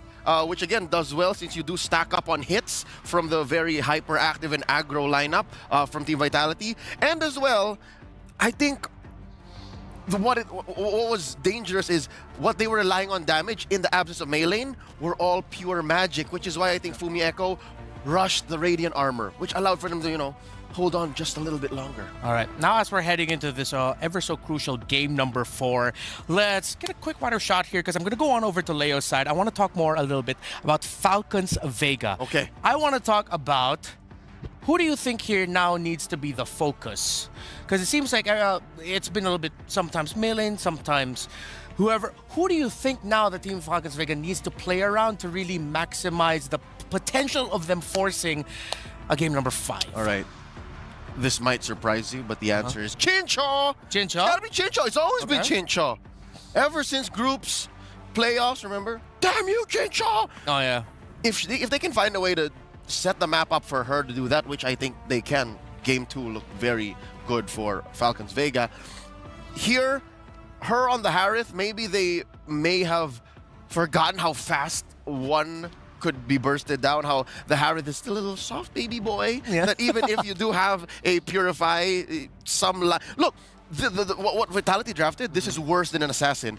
Harith can deal with an Assassin, could not deal with Zask, Bane, and Lunok. So if they can do that, like protect Chincha starting from the draft, then we're cooking. Yeah, and it adds to the point that Chincha seems to be that type of player that even though this draft, it does not go well for her pick, she was able to get a good enough stat line on that Harith. So now I agree with you. Team Falcons Vega will have to reconsider their drafting priorities here and think about picking up something or drafting a lineup that will allow Chincha to just free hit from the backline or maybe get that late entry that she is so good at. So, for Team Falcons Vega, Moskov. Yeah, I like that you immediately said Moskov. But it also goes to building your row, mid, and jungle really well so that Chincha, if ever the team fight goes in, she doesn't go into the fray right away. Either she'll go into the fray as a cleanup, like a Roger type of jungler, gold laner. That's right. Or just a gold laner that won't even see any boxes of their opponents because you're in a safe distance. Yeah, but that's the Moskov, right? You are far away, maybe working on a turret elsewhere or hiding in a bush somewhere, throwing out the SOD, and then you essentially just bypass the box, bypass the zone, and draw straight lines towards A to B, taking down your opponents. That is the prize that they're fighting for. Glory, the trophy, MWI 2024. This is still only the semifinals. But if Vitality wins this now, we're going to see the Queens of MLBB able to defend their title. But Falcons Vega still has a chance to force game number 5. Vitality goes back onto the red side as Falcons Vega decides to go blue. Vitality takes away the Zask, respecting Funi in the mid. Zask is, I'd hate to say it, an easier hero to make a living nightmare than Jushin. I think they now share a fair amount of wins, given their sample size. But when you think about Zask, he's annoying as is. Jushin, when she's annoying, partly that's because there's really not much you can do. The extremes are just higher for Jushin. I totally get you. It's like if Jushin gets picked up because it was picked and built to be annoying, while the Zask, no matter who you pair it up with, is just straight up annoying. So, Falcons Vega, let's see what they'll take out of the red side. Will they consider the Valentina ban, stuff like that?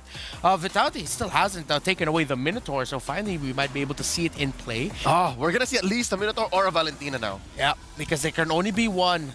Valentina gets taken out. This looks like a very obvious Minotaur first pick, but Roger is still available. Minotaur. Are we gonna get it? Because if not, what else? What could be more important than a Minotaur? Because again, Minotaur, a great hero for responding against or blocking out the potential heroes that have a lot of dashes, a la Roger. So now, if the Minotaur gets picked up here by Falcons Vega, Vitality... Oh, no. Not that one bounce house. Okay. There's a pick that Coach Midnight of Cloud9 mentioned earlier, very first pickable. They pick up Terizla. And now they're respecting Fumi Echo. We're finally going to see Fumi of Vitality in a different hero in the XP lane. Again, that's the known element. If Fumi Echo is going to do anything, it's turn fights around. And how do you do that? You do it with a hero like Terizla. You do it with a hero like Edith. You do it with a hero like Arlott. And because of that, I don't think Vitality's going to budge. I think the fact that the Minotaur and the Tigreal are still open might not... Oh, never mind. If it's open, it's open. There you go, Mino. So, the mother tanks gets the... Oh, look at that! Edith. If I'm not mistaken... Front line. That's a front line. Yeah, that's a front line right there. If I'm not mistaken, the highest win rate right now. Oh, not exactly. It's Minotaur. It's Minotaur with 70% in MWI. With a ridiculous sample size too. Yeah, so it's two of the highest win rate heroes right now. Power picks for Vitality. But now we're going to be seeing Jushin on the side of Falcons Vega. So far, the first two picks for Team Vitality are good Jushin picks. Like, she will throw away the onward combo. She will, you know, disincentivize a jump from a Minotaur forcing out a flicker. Yep. So this is good. Oh, Carmilla and banned Jushin earlier. together. Yeah, this was banned out by Vitality. Interesting combination. So, Vitality would go for the... I wouldn't say it's the obvious response, but it makes a lot of sense. It's a response. Yeah, so members of Falcons Vega would like to fight around a small certain area. Low Yi would be great in terms of the magic. So their magic damage is covered already for Vitality. They'll either need stronger sources of physical or maybe one source of true damage. Yep. Something that is good for longer sustained team fights, because longer sustained team fights is what Falcons Vegas, Carmilla, and Jushin are great at. So yeah, you don't want the Harith here. Moskov? Do you still want the Moskov? You're thinking you ban the Moskov? Because I think Vitality would be okay with a carry. Yeah. And they don't have to steal. They don't have to ban the carry because their first pick on the swing back. Yeah. Let's see if there will be any changes in priorities for the gold lane. Here's a quick little fun fact for everyone tuning in right now. Vitality and Falcons Vega, their entire history, they've played 83 games against each other. Over the past 3 years. Over the past 3 years, maybe even a little bit longer. Vitality, well, before that, Falcons Vega has won 11 of those 83. Vitality has won 72.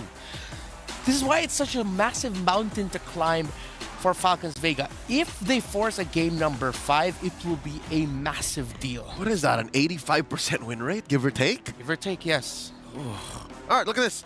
Team Vitality had it with Maylane's Hanzo. Get out of here. If they're drafting Hanzo, I'm leaning more towards the idea that Vitality might actually be picking up a carry. Exactly. That's what they're setting up. They're taking care of all of the Shinobi. Yeah. Oh, yeah, they've taken away the two... the two of the 3 ninjas. Hanabi is one of the ninjas. Correct. Is Kagura considered a ninja? No, she's a shrine maiden. Ah, I see. Interesting lore, by the way, between Hayabusa and Kagura. Good story. The X-Borg, Falcons Vega. So we're going to be seeing maybe both sides having gold laners that aren't the most mobile or will need a bit of time to get mobility. So I'm thinking the heroes that you mentioned earlier, Carry, Moscow, but no. They're going to go for... It's a last-minute flex. You don't know. Yeah, we don't know. That could go jungle. That doesn't necessarily have to be the gold laner here. Now Falcons, they have to pick up their gold laner and their jungler. I wonder if Vitality has it in them. Do they have a history of playing double fighters? Double fighter side lanes. Ooh. Set up for what do you think? like hyper carry jungle. Rubes. Yeah, I'm thinking maybe a Ruby in the gold. Do they want the Harith? Oh, they can pick up the Harith. I like the Harith here. I don't like it against. You're just gonna struggle in the early against the Roger, but we don't even know where the Roger's going. I think that's what Falcons Vega here is thinking about. Okay, Nolan from A lane. I'd rather Moscow for carry. There it is. Okay. It's the Moscow for them. This is what we talked about earlier. Put it on Chinsha. Have her draw that straight line. Now, the veil comes off. What does Vitality put in the gold lane? Is it this Roger or is it something else? And then you give Vival the Roger, call it a day. Well, thinking about it, in lane, Roger, see, it's Shell's pick that they're trying to go for. So I think they're trying to decide, really, is this Roger going to stay in the gold lane as we're thinking, or will he get flexed into the jungle? Vival already has her hero, and we're just waiting for Chell's matchup. Is it the priority, lane matchup, or overall rounding up of the composition? I still have a Harith open. It's Harith or carry. Or neither. Here comes the Brody. Prior banned. It was banned out earlier. And Vitality will go for the fast end. With Brody in the field, there's a chance this may end at around 15 minutes and quicker. Falcons Vega, what's their condition? Falcons Vega needs to get past that. They need to get enough farm on Chincha and maybe win from mid. I think that's one of the few ways they can do that, actually. Win from mid with Funi on the Jushin. Match point for the Queens of MLBB. They win this and they will be able to defend their crown. But Falcons Vega have a lineup that maybe, if they buy enough time or find the right time, can force a game number 5. Mirko, Trex, how y'all feeling about the draft for this game number 4? We're feeling great about it. I mean, both teams continue to push the boundaries of ML here. I think we had some good trades along the whole draft, Mirko. Vitality comes out on top in possibly the gold lane there. But Falcons Vega secure pretty solid mid. They get the juice in, they get this Noland. We saw how well Chincha did do on the Moskov, so I think as long as Chincha can deal with this Brody, can deal with Shell, there's a lot of possibilities. Yeah, I agree. I think for Team Falcons Vega, they really have to put some resources into the gold lane. Maybe not just some. They need to put a lot of resources into the gold lane. Because if they are both left alone, or especially if Team Vitality play around that strong side, that strong matchup in the Brody Moskov, and if Chell takes the lane slow, they might be able to shut Chinchao down in lane before all these fights start. Even the first turtle, they can do it, especially with the Loyi, that maneuverability. Luckily for them, they got Funi on the juice in, so you can see that happen a lot. You know, Fumieko just getting ragdolled back and forth by the Lantern Flare. Yeah, it's definitely going to slow Team Vitality down, I think, a little bit in terms of rotation. Fumieko, who's someone who likes to really rotate to mid here and there, may have to stop here and there. Maybe not be able to get as involved early on, but here comes some of that pressure into the gold lane already. Vivian, though, getting the brunt of it. He picked up, thrown back to the team. Into the passive there from Mei lane, unable to get it as Vivian is forced to flicker out, but still, massive resource going to slow down that level 4 power spike of Team Vitality as they control the mid lane, even zoning Cine away. You can see that, Lantern Flare, but you got to be careful. That's a lot of damage returned towards Funi. Yeah, Lu Yi, you get those combos off, and the early game damage is actually insane. You forget sometimes how hard that Lu Yi hits just at level 3. Uh-oh, Vivo, though, looking for a possible play here. Goes in with Lycan Pounce, and Funi isn't really able to get the stacks on to pick her up, but still, a lot of damage placed down, even despite that level 4 delay that Falcons Vega did. Violet now got that level 4. It's still Vivo on the turtle, mainly on a Tal now walking up, gonna go for the stun as well. Vivo, whoa! With a great steal, dodging away from the stun too with the Lycan Pounce now gonna be picked up, thrown back, is able to go to the human form now as Fumieko jumps into the back line with the onward. That's a Minus Fury caught in. Vivo still getting a bit of sustain, but Violet will be able to pick up the first blood. Fumieko with a 2v1 again with the Primal Wrap, but the Spear of Vengeance connects, and Chincha will be able to participate all the way from the gold lane to the bottom side. And so Chincha continues to make plays across the map. Last time I saw her on this Moskov, I felt like it was a good hero for her. Even with the bad matchup, she can find ways to be important in this game. Team Vitality splits them up so well here. They do lose Vivol there, and it ends up not exactly working out in their favor, but you're already seeing some of the possibilities from their composition. They get the turtle in that, so at least they don't completely lose out. Looking at the gold, Team Falcons Vega, it's only about 500 right now. You can see the reactions as well earlier from the coach and analyst there. You want to know a fun fact? The coach's name, Susu Gaja, that means elephant milk, if you translate it to English. Have you ever had elephant's milk? No. It's not bad. Maybe he's had. Maybe that'll be a good question to ask him, you know? In an interview later on. Susu Gaja. Susu Gaga. No. Yeah. Suchu? Susu? Susu? Gaja. Susu Gaja. There you go. It's a good name. It's a good name. Uh-oh. Fumi. Very interesting. Gets the Mei lane. Almost getting the fracture down. That was close. I like the ideas. Team Falcons Vegas always seems to come with a plan looking for these little pickoffs. If they can get it to pull off, it's definitely going to give them a nice early game lead. Still only holding about 500 gold. Taking a look at some of these emblems, Mei lane is going to be able to get this lethal ignition, get a little burn to maybe secure some of these early game kills if things don't go, if she's not able to completely burst them down. On the side of Team Vitality, Cine as well, lethal ignition, Shell. Gonna have a little bit more speed.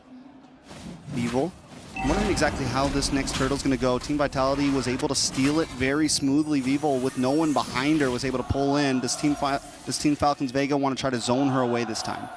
We'll see. It seems for Vivian this time around. Oh, they'll all actually make it. With diversion, Cine gets spotted in, so Funi probably knows something is up, and yeah. Good read there by Funi. Seeing Cine, knowing other members are there. Seems like for Vitality, they're still going for the contest. Earth Shadow Flicker combo into the Minus Fury. Mainly still able to dodge away from it. But Vivol gets a lot of space. Penalty zone, not connecting on anyone right now. So Miyako pops in Primal Wrath. That's a double vacuum into Vivol, trying to run them down, but it's unable to do so. Chell with a good stun now. Torn apart memory, ready for the Purify. Gets the stacks out of there. Only getting Violet in the skirmish. Well played to both teams, but it's a win for Vitality. Yeah, huge win for Vitality. I was thinking Team Falcons Vega might try to do the zoning, but in the end, Team Vitality pushes back Maylane. Look at the replay real quick. Maylane's already been pushed back. They did a great job on it. Chincha tries to come in. Boom. Not really able to do too much, but then the torn apart memories help seal the deal there. Shell still picks up the kill, even though not getting it with the ultimate, not getting it with the torn apart memories, but still gets a kill into the pocket, and that's going to put Shell in a great trajectory for the rest of this game. That upside though. Ooh, Shell? There's going to be a diversion from Vitality. Chell has enough HP to survive. And again, Vitality turning around. Whoa. Pure Vengeance. You do it. Onto the back. It's a very risky move. If you do it, you're going to have to trade Chell for yourself. And Chinchao says, yeah, nah, I'm not going to take that. That's just a bit of poke. Just a little bit of poke. So now both gold laners sitting with a kill in the pocket. Team Falcons Vega, man. Last time it was the EXP lane in the top side, and they try to make a big gank, and it backfires on them. This time, once again, they go for that topside gank, but they just can't pull through. Team Vitality always there to help out the teammate. It almost seems like, Vitality in their name, it grants them additional HP, just like the emblem. Because they are able to survive a lot of these ganks that shouldn't really be survivable. That's a roadie, no Purify, easy CC. It's a name buff. It's a name buff. Name buff, org buff, whatever you want to call it. Team Vitality sticking through now. Shell went for Sky Piercer, went for Blade of Hepatis, already has both, already got a little stack there. We haven't really gotten to see too many item builds coming from a Brody with all the new items because we haven't seen Brody that often, so I'm excited to see how Shell continues with this build. Slowly but surely, Vitality just controlling the map with the Lo Yi. And this is the reason, by the way, we were talking about the Lo Yi pick, why Falcons Vega are always kind of forced to ban or pick it up themselves. It's because this is Cindy's comfort, man. The fact that now she has it in her hands, she can make so many creative plays happen. And it's not a juicing. You can't, pick people up, but you can teleport people. So that's, I don't know. You pick. Is it better to pick people up or to teleport people? Teleport people. In my personal opinion, I'm a big fan of the Lo Yi, but Funi, I think, don't get me wrong, the Jushin's great, but she's having a little trouble with all these bulky boys in the way. Good retribution again from Vivol. Minus Fury into the knockup. Now Violet all alone. Spear of Vengeance not connecting just barely. Miyako still surviving. Flickers out to safety. Team Vitality with a Vitality buff. They just can't seem to die. And yesterday I was saying to Team Vitality, min-max queens, man. They always get the most out of the situation, and letting their health bars get so low, they're so good at disengaging. Here comes another diversion play, looking for the mid lane. Oh, the stack's on. Good Purify out. Vivol with a chase down like and pounce. One more pick up the stun. Following her, but she's just too quick. I thought she was going to go for it, man. Wait a second, Mei lane? Wow. All that damage. Still, they're unable to get Cine. Good motivation roar. Chinchao gets a turret down below. At least for Falcons Vega, they're still able to find some of these trades on the other side of the map. So 2.7k gold lead over to Team Vitality. Chinchao trying to pick up some pieces, which I think is important. And we see Teams Falcons Vega do this when they start to fall out during the mid game. They'll go for the off lanes. They'll play the map a little bit, which does kind of help staunch the bleeding, right? It puts the tourniquet on the arm, helps them not from completely bleeding out here. But Team Vitality doesn't want to let up.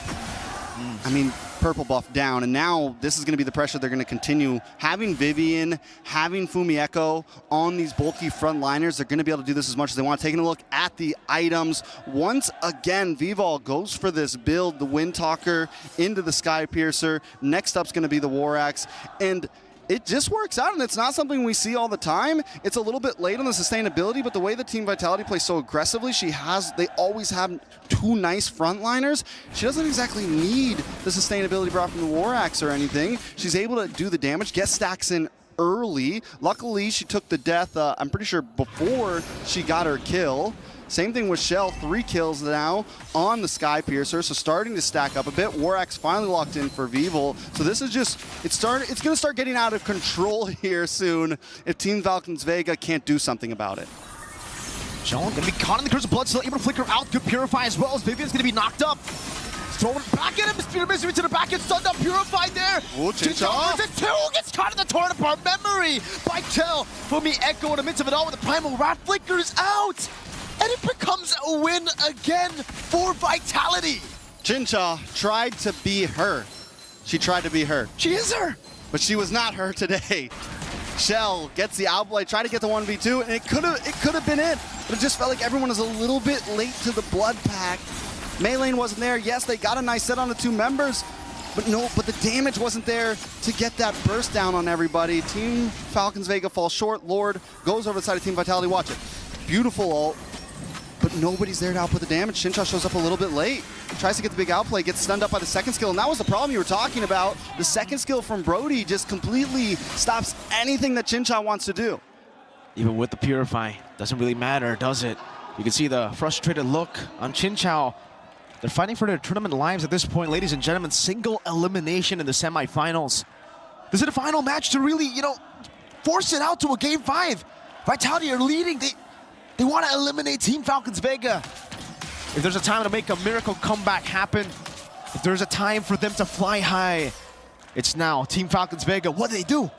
I don't know. I mean, the problem is, too, is Shell's just really hitting stride, right? You're 4-0 on a Brody. Brody's not like the best. I mean, a decent early game, but mid-game's really when Brody starts to shine, especially when you're 4-0 with a Sky Piercer.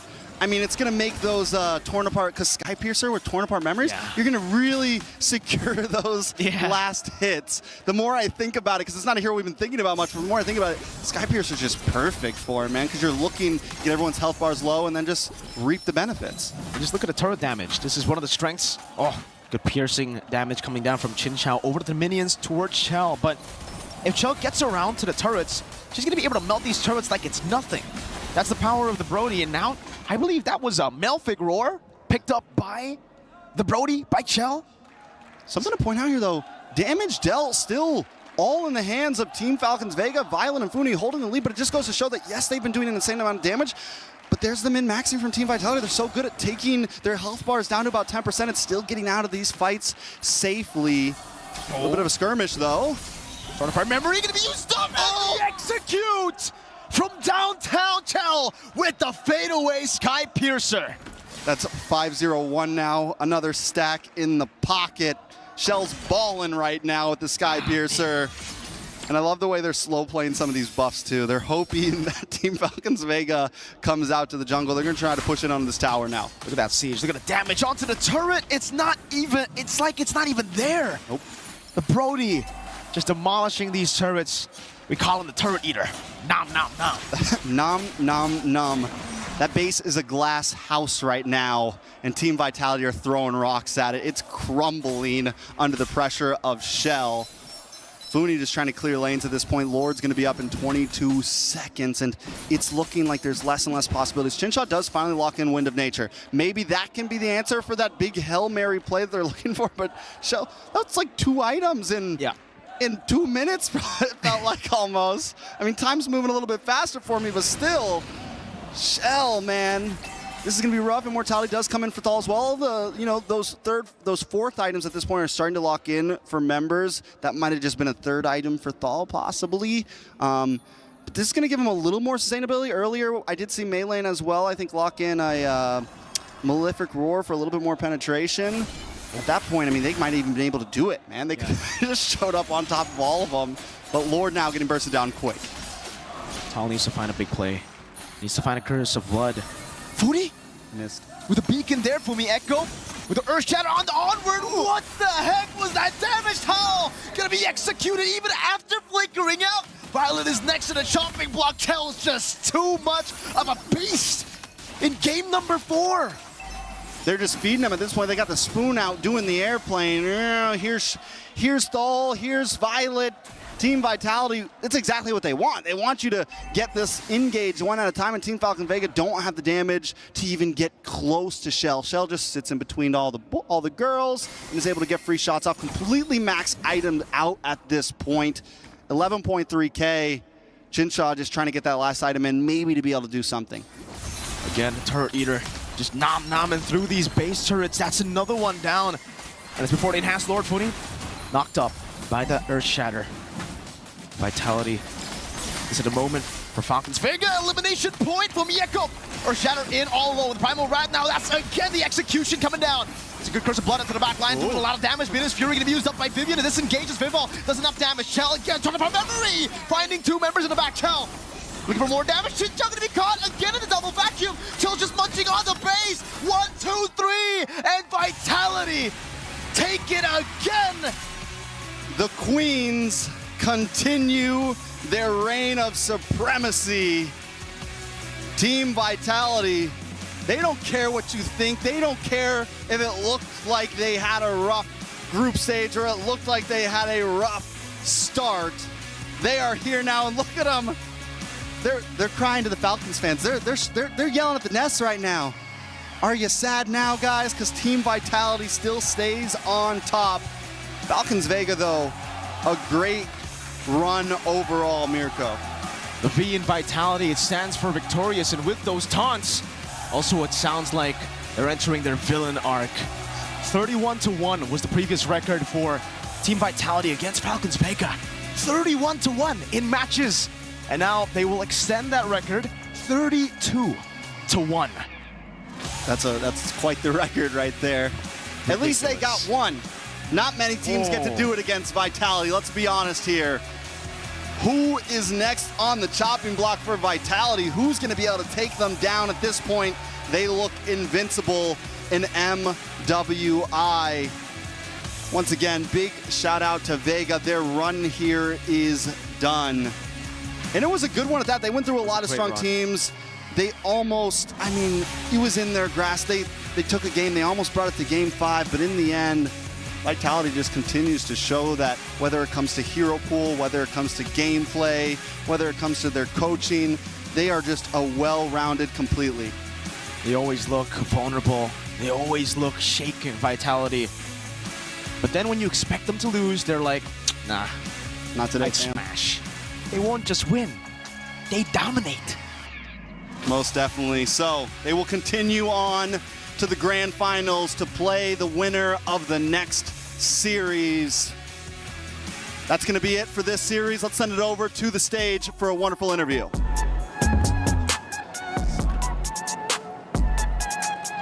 And we are live again, ladies and gentlemen. What a match that was. Congratulations for another win. And now the question would be, how confident are you, even though for that grand finals? How confident? Yeah.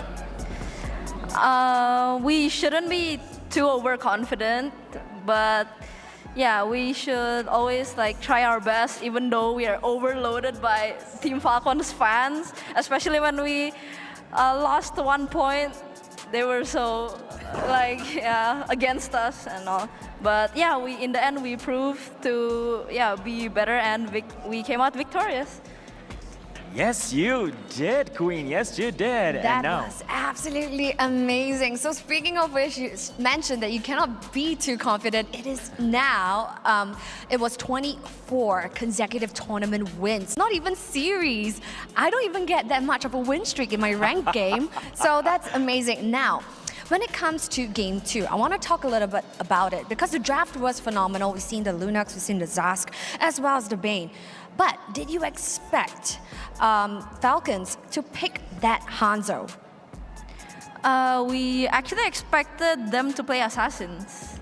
But we expected them to use Fanny, so we banned. But the main thing is they will pick Assassins. We expected it actually, but with Hanzo, then it will be easier for us to get the turtle if they pick Hanzo. So Fanny is much more a problem. So yeah, we got the turtle and all. got the turtle. I see. So, of course, that was still a wonderful play right here from Vitality. Now, with that being said, it is the moment for Falcons, Jin Chao, to please pass on over your tournament life. And that is the key right here to Vival. It was a game well played. You know, we could do a friendly handshake or a fist bump. Beautiful stuff Oh, happening fish bump. here. Yes, amazing. Thank you so much, Chin Chao. Thank you. Amazing performance. Amazing games, well played. Yes, thank you. So yes, now you have the key of Team Falcons, the rivals of the longest time. Its key is now in your hand. How do you feel, Vival? We actually, everyone actually waited for us to go against Falcons in the finals. Yeah. But the moments where we fought each other came very, very soon, and it's very exciting. And we still, can't be overconfident. We still play at our best. It was a very fun and tight match just now, and in the end, we did it. You did it indeed. Now, let me ask you a question if you don't mind, right? Second match coming place right now. You got VSG going against the Smart Omega Empresses. So, what are your predictions? Who do you think is going to make it? From our, we watched them both play, and they both are good. And actually, it's okay for us to battle against anyone. We wanted to go against anyone. But I think it's much more interesting for us to go against VSG since we have gone against Smart Omega before. Okay. And I think it will be much more interesting if our opponent is a much more newer one. Yeah. A new narrative, a new story taking place here from the land of Dawn with the Queens. Right. So they want something like a wild card. They want to face off the underdogs. So yes, VSG is the team that our defending queens, Team Vitality, is looking forward to face. So with that being said, once again, huge congratulations to our queens who continue to defend their throne. Now, next match coming up would be VSG going up against Smart Omega Empress. Stick around and we'll hand our time back to the studio. Yalla. Vival wants a new story, but it is a tale as old as time. Liberté, Égalité, Vitalité will be defending their crown in the grand finals of MWI 2024. Leo, break it down.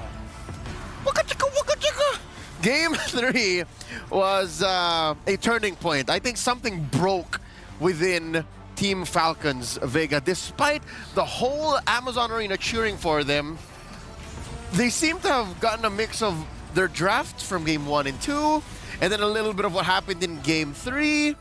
And I don't know, something about this game right here, especially since the Brody came through. In this moment, I hope I get a chance to break this down a little later. Something about that Brody changed the way Team Falcons Vega played. It's like it was such a bane of their existence that, I don't know, there's no hero in MLBB right now out of the gold lane that plays like Brody. So there's a reason why he's coming back. Yeah, and looking at the lineup of Team Vitality, it was a perfect final pick, if I'm not mistaken. It was the switch up, whether it would be the Roger goal or anything else. And they set up Shell for success.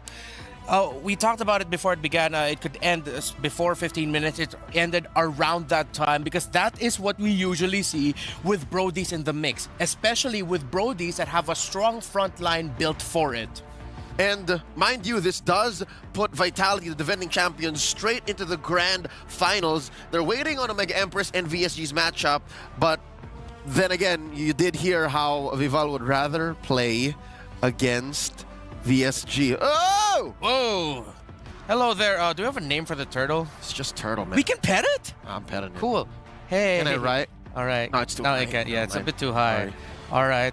So we're here right now just petting the turtle.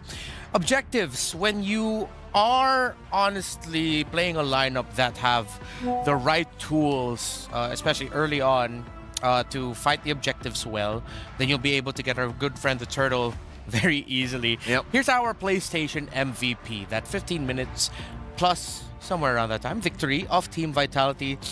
None other than Shell. It had to be her. She was her in this game number 4. And her was not around for the first turtle. She didn't have to. She was too busy taking all up the farm, and oh, she's immortalized in gold now.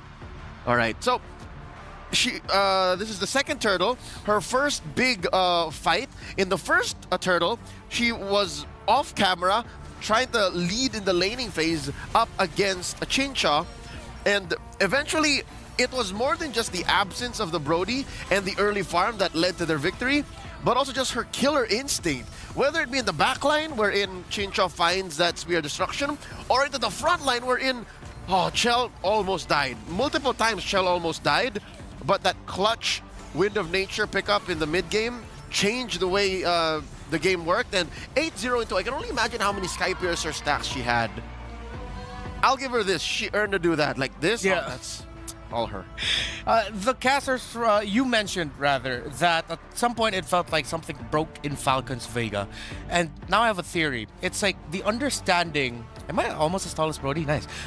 It's the understanding that, well, kills are racking up on this Brody. We need to shut down those Sky Piercer stacks as soon as we can. Yeah. That's when we started seeing the desperate maneuvers, especially that one play. Jin Chao decided to commit, teleporting with her ultimate just to try and take that Brody down. That didn't work out for them. Yeah, it was a play that really could have led to the comeback, and it was set up so well. When we do break it down, I will show you exactly what the map looks like and how Chell just got out of... Chell got out of there, Vivian set up the front line, and then Fumi Echo came in. I think this is one of the keys as to why they're still number 1, why they are currently the unbowed, unbeaten queens of MLBB, is because not only are they good in their macro, in their micro, in their comms, but also even when they're just on the map, they know what their job is. If anything, it's not just a job, not just a duty, it's their calling. What they do on the Land of Dawn. Now, with this pickup of the Brody and how Team Vitality played it, it might actually have a little adjustment on the meta now. So late into MWI, those lineups that revolve around the gold laners still have a spot in this current meta that was so focused on the junglers for quite some time. Leo, what play do you have for us here that you want to break down to really add more to the story of this game number 4? All right, let me break it down for y'all. You've been breaking it down in so many ways, man. I gotta catch up. We're gonna put it up on the screen because that is going to matter. Check it out. First up, let me set up what the mini map looks like for y'all. Okay. Here in this bush right here, mainly, Falcons Vega have control, right? Falcons Vega have control of this. There are 3 members there. And then off camera, you also have Mei Lane there and Chincha down there. This is a play you were talking about. Eventually, she is going to throw a Spear of Destruction right around Ye, like this direction. Again, she's so good at the skill shot, I drew 3 lines. She needed to draw 1. We're gonna play it.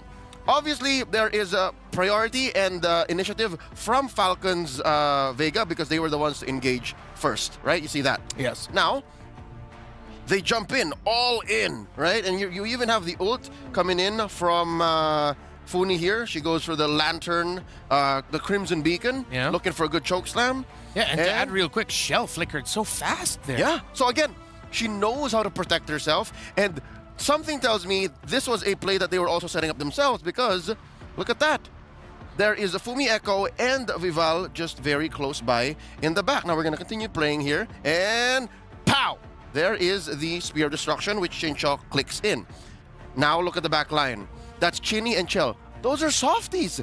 That is a Louis and a Brody. As a Brody that is, a Moskov that is currently level 11 with a Purify, you would like to pick the fight. You don't mind. But I see what you're trying to click, Reptar. Look at this. That is a 3v1. That should be a fight that Vivian loses. But also, check this out. Vivian still has her flicker. So she is going to be able to flicker away. Watch this. And she flicker ways back. There you go. See, she jumped. She got choke slammed back. Yeah. Interesting. I did not notice that. She gets choke slammed back. Yeah. Yeah, and then she flickers away. And all that while, the fight was happening, and it happened again. Yeah. Chincha got bursted down because of the damage from Lo Yi and the Wind of Nature proc from Chell. And to pull the curtains back just a little bit behind the scenes, we can reel it back a little bit. Leo, if you can, please. There you go. I remember telling you behind the scenes, I said it felt like a miscommunication. Chincha and Falcons Vega, are we going to commit the play? But now that I got to see it again, Around here. it actually was a well-timed Minoan Fury by Vivian that meant Falcons Vega could not go forward and help Chincha because they were zoned out by the Minoan Fury, which at that moment, I think that's why I didn't think about it, because I didn't realize she hasn't used it yet. In any given scenario, if it was anyone else, that already would have been popped. The audience predictions lean toward Falcons Vega, 67% to 33% over Team Vitality. The Falcons flight will end now. But Team Vitality, they will continue their climb. The Hive still has their crown in their hands. Now they will await.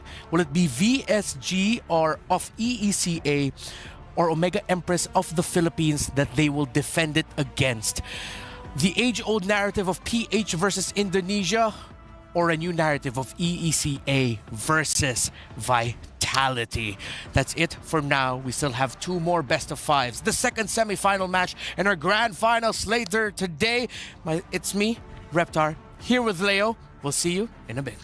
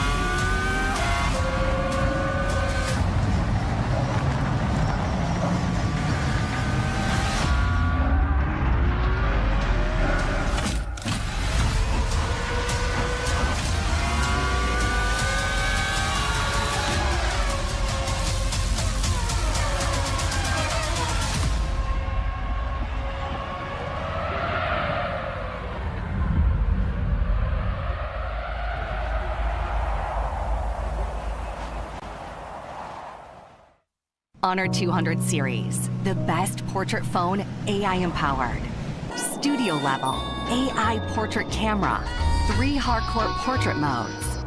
Color, vibrant and classic to capture portraits that truly stand out. AI empowered magic portal. Snapdragon 8S Gen 3 AI chipset. 5,200 milliampere per hours silicon carbon battery, 100 watt, Honor Supercharge. This is Honor 200 series.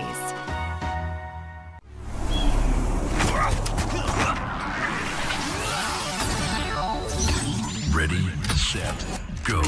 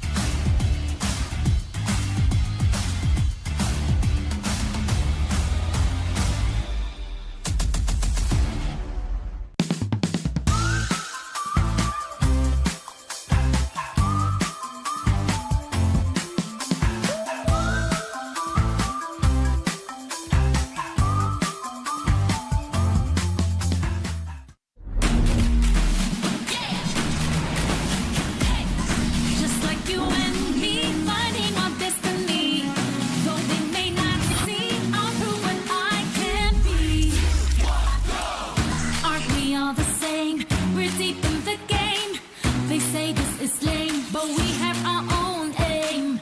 No fear, prove it. Rise up and don't quit. Chasing the same dream, we all are on the same team. Let's go. It's our time to shine. It comes far behind. It's our time to show how far we can go.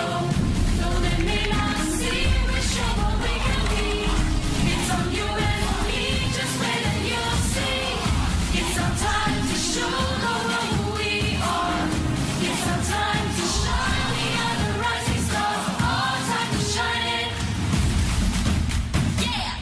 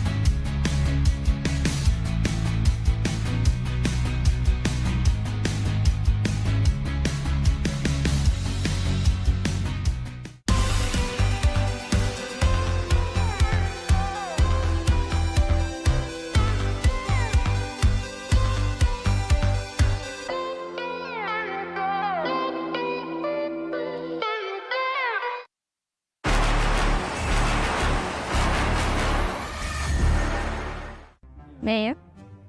I'm the first player. Mia. Mia. That's Xavier's ulti. No, that's Mia. Mia's Oh, Mia. skill. Second skill. It's an item. The blood wings. Blood wings. Это крылья королевы. Blood wings. Крылья королевы. Крылья королевы. Blood wings.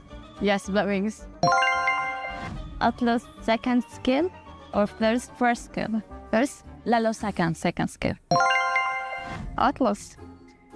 It's второй скилл Атласа. Второй скилл Атласа, да. What is this? Atlas ultimate.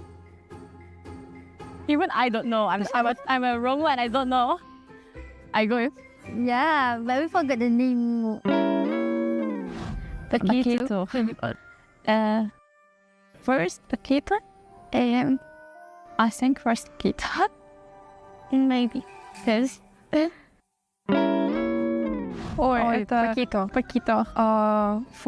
Второй скилл усиленный. Pakito. Pakito test spoon. And the item that gives HB, I don't remember its name, but it's however mortality. Ой, это пояс, да. Защитный пояс. Защитный пояс. Arizbell. Oh. It's the new emblem. But I can't remember his name. Temporal region. Yeah. Это перк какой-то. Какой-то перк. Кубик. Quantum charge. No. This is the new talent. But I don't know what's the name of it. Florian. What about Florian Bessep? Yeah, это Флорин? Пассивка Флорин. Yes. Пассивка Флорин. Oh my goodness. Florin is... Burst is Fury. Brisker Fury? Yeah, Brisker. Крит Берсерк. Я Берсерка. Berserker Fury.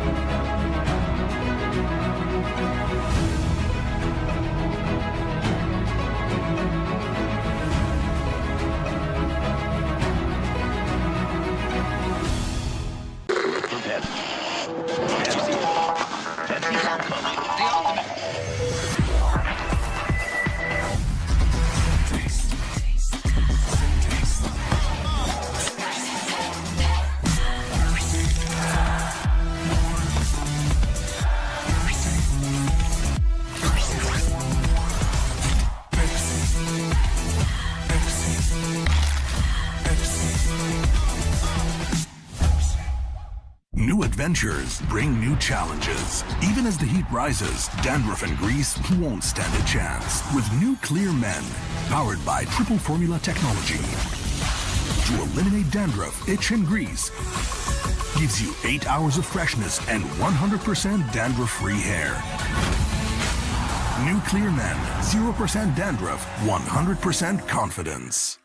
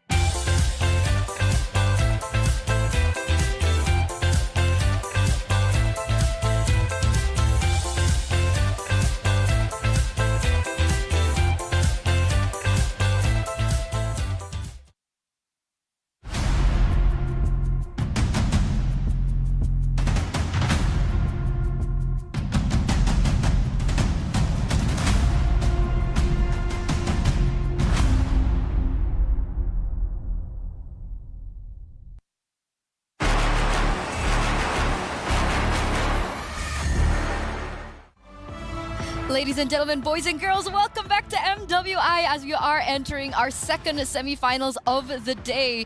And this is one of the most highlighted matches of the day. You know, despite going over the ID thing, which is something that we're very accustomed to in the grand finals, but now we're going to see two emerging regions, two regions that have not made it to the grand finals ever in MWI history, finally battling it out against one another. But today, I am not alone. I am here on the desk with... Did you forget my name? No, I it's want you to LaFell! introduce yourself. There you go. What's up, guys? Hey, and honestly, it's nice being back here along with favorite host, Eternal. Love working with you. I would like to apologize before anything happens, but you know, for you guys at home, it's gonna be fun.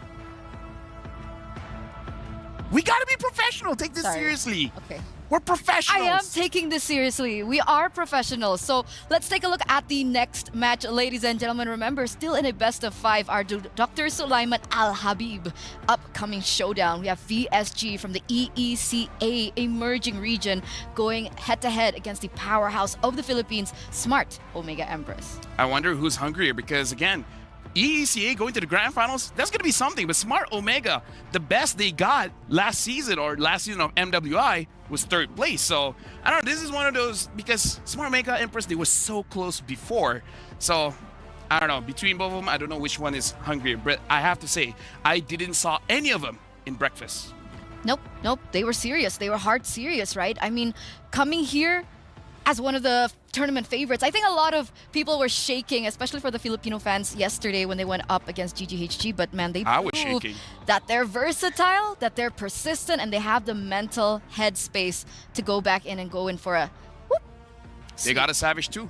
They got a Savage. Don't forget about it. Shinoa is performing incredibly well. It's going to be very difficult for VSG to actually draft against her because she's got a lot of heroes in her pockets. Yeah, what does she have so far, right? Shinoa, Harith, Carrie, Changa, Roger Moskov, Natan, Melissa, and Ixia. Not all of them have been played in this tournament per se, especially I just mentioned the Changa, but that is still something that we can consider because earlier on we saw Lunox in the gold lane. So who's know what will show up in that gold lane?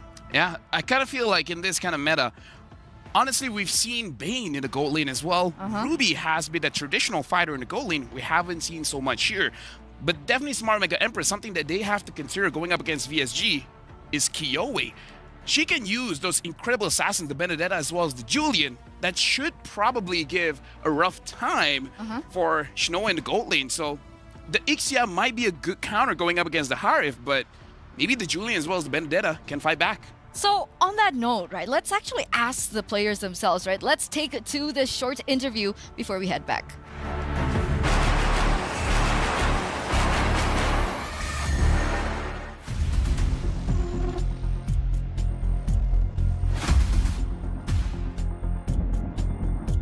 Two Basterers taking down Jewel in the midst of it all, trying to tank it up, doesn't have the vengeance. That's Gailey again to knock them up. You can hear the drums once again as VSG secure game 1. I think my team feels so excited to be on the semifinals. Actually, semifinals not important for us. Grand final is our goal.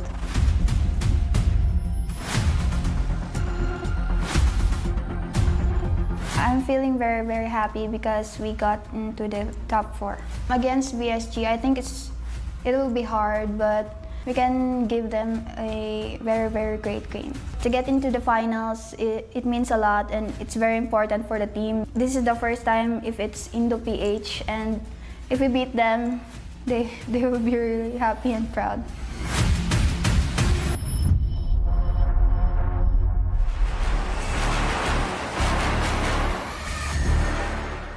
And there it is, ladies and gentlemen, boys and girls, the excitement coming in from both of these teams coming into the semifinals. They are one step away from going into the grand finals, representing their region for the very first time. And then it's just another step to win it all. Let me just say, let me prep you guys up because this series is going to be a little bit longer. Because Smart Mega Empress, they have the tendency to lose game number 1. And then game number 2 and 3, they're going to look, amazing. So there's not going to be a sweep here. If there's going to be a sweep, I would be, hold on, let me think of a smart word, flabbergasted. I like that. That was very smart. Smart Omega King here. I like it. Yeah, thank you very much. You have anything to add on to the conversation? I think I'm just gonna swap topic. Sure, you know what? All right. You can do that. Okay, so in a moment we are going to take a look at both of these teams arriving into the venue here at Amazon Arena. And earlier on, we saw a big crowd just corralling in for Falcons. Unfortunately, they will not be able to move forward. And I think we should be getting that Key Crush segment very soon. But as you can see here, the Jamil Motorsport here sponsoring that walk-in from VSG. Man, Emerging Region from EECA. And a lot of people are saying that Kiowe is one of their key players. I mean, Kiowe, again, has been absolutely amazing the entire tournament. But if we're going to talk about story here, Eternal, right? For VSG, they have 2 Filipino imports. They were a part of Onyx Zol. And the thing is, Smart Mega Empress, for them to qualify here for MWI, they defeated Onyx Zol. So for VSG, at least for 2 members, they have a very different reason for winning this one. Prize pool is amazing. Going to the grand finals is awesome, but they want revenge. And there was also something that I will mention. I think earlier on I had an interview with one of the players from Smart Omega Empress, and she mentioned that she is coming in with the mindset that they earlier on had to go ahead and defeat Taro. Yeah. And so this is kind of their way of, you know, Taro, I know that you couldn't make it all the way, but we're still going to try and represent you as like being Filipinos as well, and we're still going to try our best to make it into the grand finals for all those Filipino imports out there that didn't make it, because Tara was a part of Xenolilies that were unfortunately sent home yesterday. But it looks like we have a Key Crush segment coming soon. Oh, are we? Uh-huh. Do you think I can crush it without the hydraulic press? Yeah. Yeah? Yeah. I'm strong, so maybe. Oh, man. All right, so this is the Key Crush that was done earlier on when Falcons Vega were eliminated by their sister team from Indonesia by Team Vitality. How do you feel about this, Lafel? Can I just say Fumieko is a little bit too happy about the Key Crushing? He's like, yeah, do it. Like, look at her, like the entire team. I mean, it's like, yeah, you're happy going to the grand finals, but they're like a little bit too happy crushing this key. Maybe it's going to be part of their totem. I mean, they mentioned, right? They mentioned that it was like a bittersweet kind of feeling. It looked just sweet. Okay. It looked honey sweet. So politically, they were sad about it? Exactly. Politically sad, but it's kind of like, oh no, you guys are knocked out. What will ever we do? Oh no. Anyways, yeah, that's the kind of attitude I'm getting here. Yeah. Not gonna lie, I would do the same thing.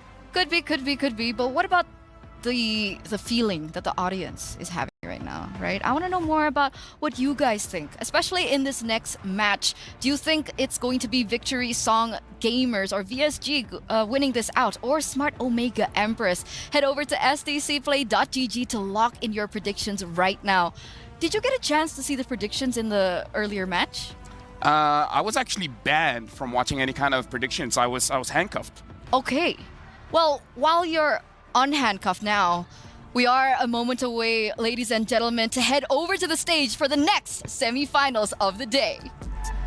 The team that will have the opportunity to challenge the defending queens, Team Vitality's throne, will be unveiled right here at the end of this series. Oh yes indeed. أعزائنا المشاهدين والحضور، وصلنا معاكم الآن للمباراة الثانية بالنصف النهائي. Which team is gonna make it? Which region is gonna emerge? Is it the EECA or the Philippines? So speaking of emerging regions, presenting to you the representatives of EECA. Let's give it up for the Victory Song Gamers!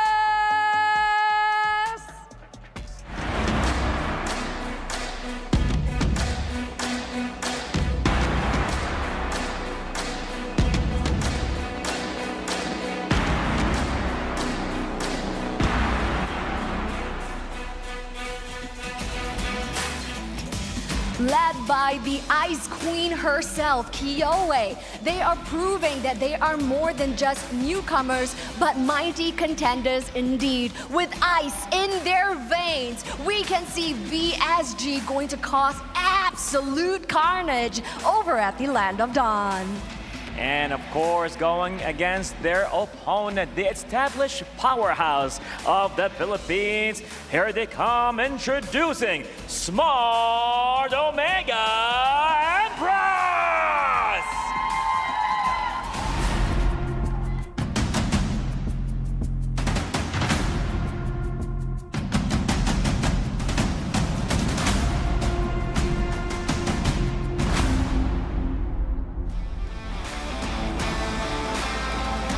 They are here, the Queens, establishing their ground, making it all the way to the second match here at the semifinals. And you can hear the crowd right now. Make some noise, everybody!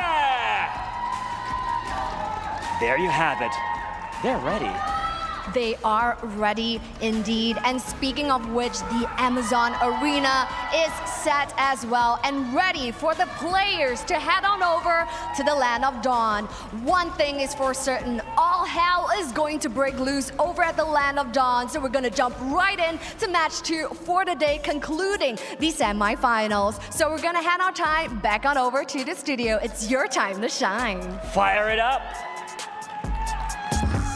And fire it up they shall, ladies and gentlemen, as both of these teams are getting ready to enter their battle stations for that final ticket to the grand finals. Oh, this is going to be intense because, again, I feel like at least 4 games will be played here. And it's really about the coaches as well, how they learn, how they adapt against each other. Because, again, we've seen a lot coming in from VSG, but more importantly for Smart Omega Empress, I kind of feel like they still have much more hidden. So, honestly, for VSG, this is the furthest we've ever seen coming in from the female team of EECA. So I hope they're prepared to go up against Smart Omega Empress. Because, I agree with that sentiment. In PH, they've been dominating. Exactly, right? The #1 team from the Philippines. But technically, VSG have been dominating in their own region, in their own right as well.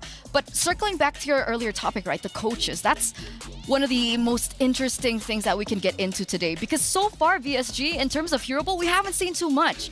And it scares me and it's unsettling if they haven't really shown all their cards just yet. Because it was very similar to Omega Empress, right? Finally, we saw the Ixia coming through. We saw the Melissa coming through. These are heroes that aren't necessarily meta. And we can see here Mr. Fredrin as well just now. Mr. Fredrin. Mr. Fredrin. Why? He's the real life Fredrin. I mean, Is his name actually Fredrin? It's not. Look at him. It's Dixon. Does he not look like Fredrin? Coach Dixon. His middle name is Fredrin, okay? Fredrin has dark hair. Dark, smart, live. Potato, potato, tomato, tomato. Who really, Yeah. Who really cares, You're right? referring to his general vibe. Yeah. Now, here's the thing. During the semifinals as well as the grand finals is where we see a lot of draft traps, right? Where an amazing hero is opened up as a first pick. So you'll be like, oh, it's a good opportunity to pick this up.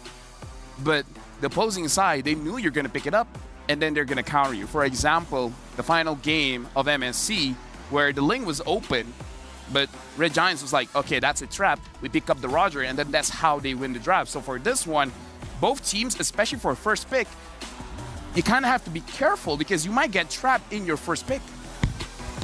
All right, so this is where the mind games really begin as we enter the drafting phase of game #1. So what do you think can be utilized as a trap here? Do you think Roger is a trap now? I don't see today anyway, right? Roger being as high priority as it usually is. Usually we've seen Zask being prioritized, we've seen Terizla being prioritized, but so far first pick Roger is very rare. Yeah, it's a little bit rarer now just because people want that mid priority, and perhaps a lot of the teams are still undecided which lane they really want to put Roger. Do they really want it in the jungle or the goal lane? I kind of feel like that's where the hesitation is coming from. However, since the Jushin has been banned out, you don't really have to first pick the Zas. Honestly, one of the better first pick right now, the Ling is open, but the other one is honestly the Valentina, especially when the second pick usually likes picking up that Minotaur. Minotaur is the pick, and the way you want to fight that is the Valentina. We have to see if VSG wants to go for that. So we're expecting either a Minotaur or a Valentina pick, but Terizla. Again, right, Terizla still one of the top priorities in that EXP Ling Valen? lane. We've seen it being countered a couple times, though. Do you think that's still something that they can go for in the first phase? I think, again, they just want to avoid the trap. They want to make sure that they don't put themselves in a very bad situation. But I kind of feel like, yeah, Valentina as well as Ling here, or... oh, wait, the chip is open. Do they want to pick up the Valentina chip? We'll see. For Falcons Vega, it was a big priority. Personally, for me, I would still pick up the Ling because Ling with Terizla is very difficult to deal with because there's a lot of crowd control as well as a lot of damage. They're going for the Ruby here, probably expecting for VSG to pick up a Harith in this pick. Harith. I would say Julian Harith here. Oh, Julian. Oh, wait, not Harith. Julian Claude. Well, technically Kyoe, right? Yeah. She loves her assassins. She loves her aggressive assassins in the jungle. So that's definitely a priority for VSG here in order for Kyoe to have that same impact. But they're going to leave her hero out for the second phase. Claude and Minotaur has been their choice. Yeah, I was suggesting Julian Claude because the Claude generally does work well against the heroes that so far has been shown by Smart Mega Empress. Now Smart Mega Empress picking up that Moskov. For both teams, they don't have a jungler at this point. So for VSG, something that we do have to remember, usually when it's fourth pick, that's where they pick up the Benedetta. So with the first 3 picks, it kind of shows that that's where Kyoe wants to go. Benedetta and Julian, right? Those are the only 2 options that we've seen her pick up. What happens? Is it worth it to go ban on both heroes right now? I feel like it is if you know that she can't use a Ling or a Hayabusa because you can ban both of those and then pick one assassin for yourself. And if all the assassins are done and dusted, you could pick up something like the Bane or the Alpha because Smart Mega Empress, they have the priority after this, but looks like they're banning out the mid laners, banning out the Vexana, which, I don't know, I kind of feel like Valen has an okay time against the Vexana. So what do you think would be an option for VSG to pick up in that mid lane, right? We've seen a Kagura being picked up. We saw Lilia in this current composition. What do you think their idea is right now? Personally, I love going up against Valen with the Farsa, but it's kind of a user thing. Looking at the lineup here, Farsa would be okay going up against the Moskov as well. You can gank the Moskov early game at level 3 when the Moskov is level 3 and then get priority there, giving a lot of space for the Claude, but again, it's about the user. If Synchro is comfortable with the Farsa, that's my personal recommendation. What's her hero so far? Lunox? Oh yeah, Vexana, Valen, and Zushin. I guess the Lunox would be okay here. The Hayabusa ban looks like for VSG, they're trying to force out a Ling pick here or a Julian pick. What about Nolan? Is Nolan still a priority pick? Nolan. I think Nolan is fine here. I feel like Nolan is fine. Especially because they already used it against Gaming Gladiators Homegirls and defeated them quite swiftly with the Nolan. So yeah, good shout out on the Nolan.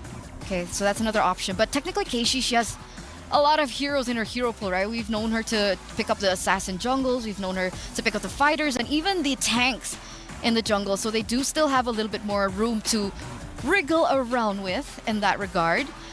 But next pick is coming up quite slow. Predictions for the next pick. I feel like the Nolan, they're picking up the Julian, making sure that Kyoe doesn't get the Julian herself. Are they forcing a Benedetta here? Looks like that's the option. Ling is open, but again, we haven't seen it. So yeah, Benedetta does get picked up. Mid lane, again, I kind of would prefer Farsa. If you want to go for a Kagura, I guess it's kind of okay. Especially going up against the Julian, making it so that you have a way to escape.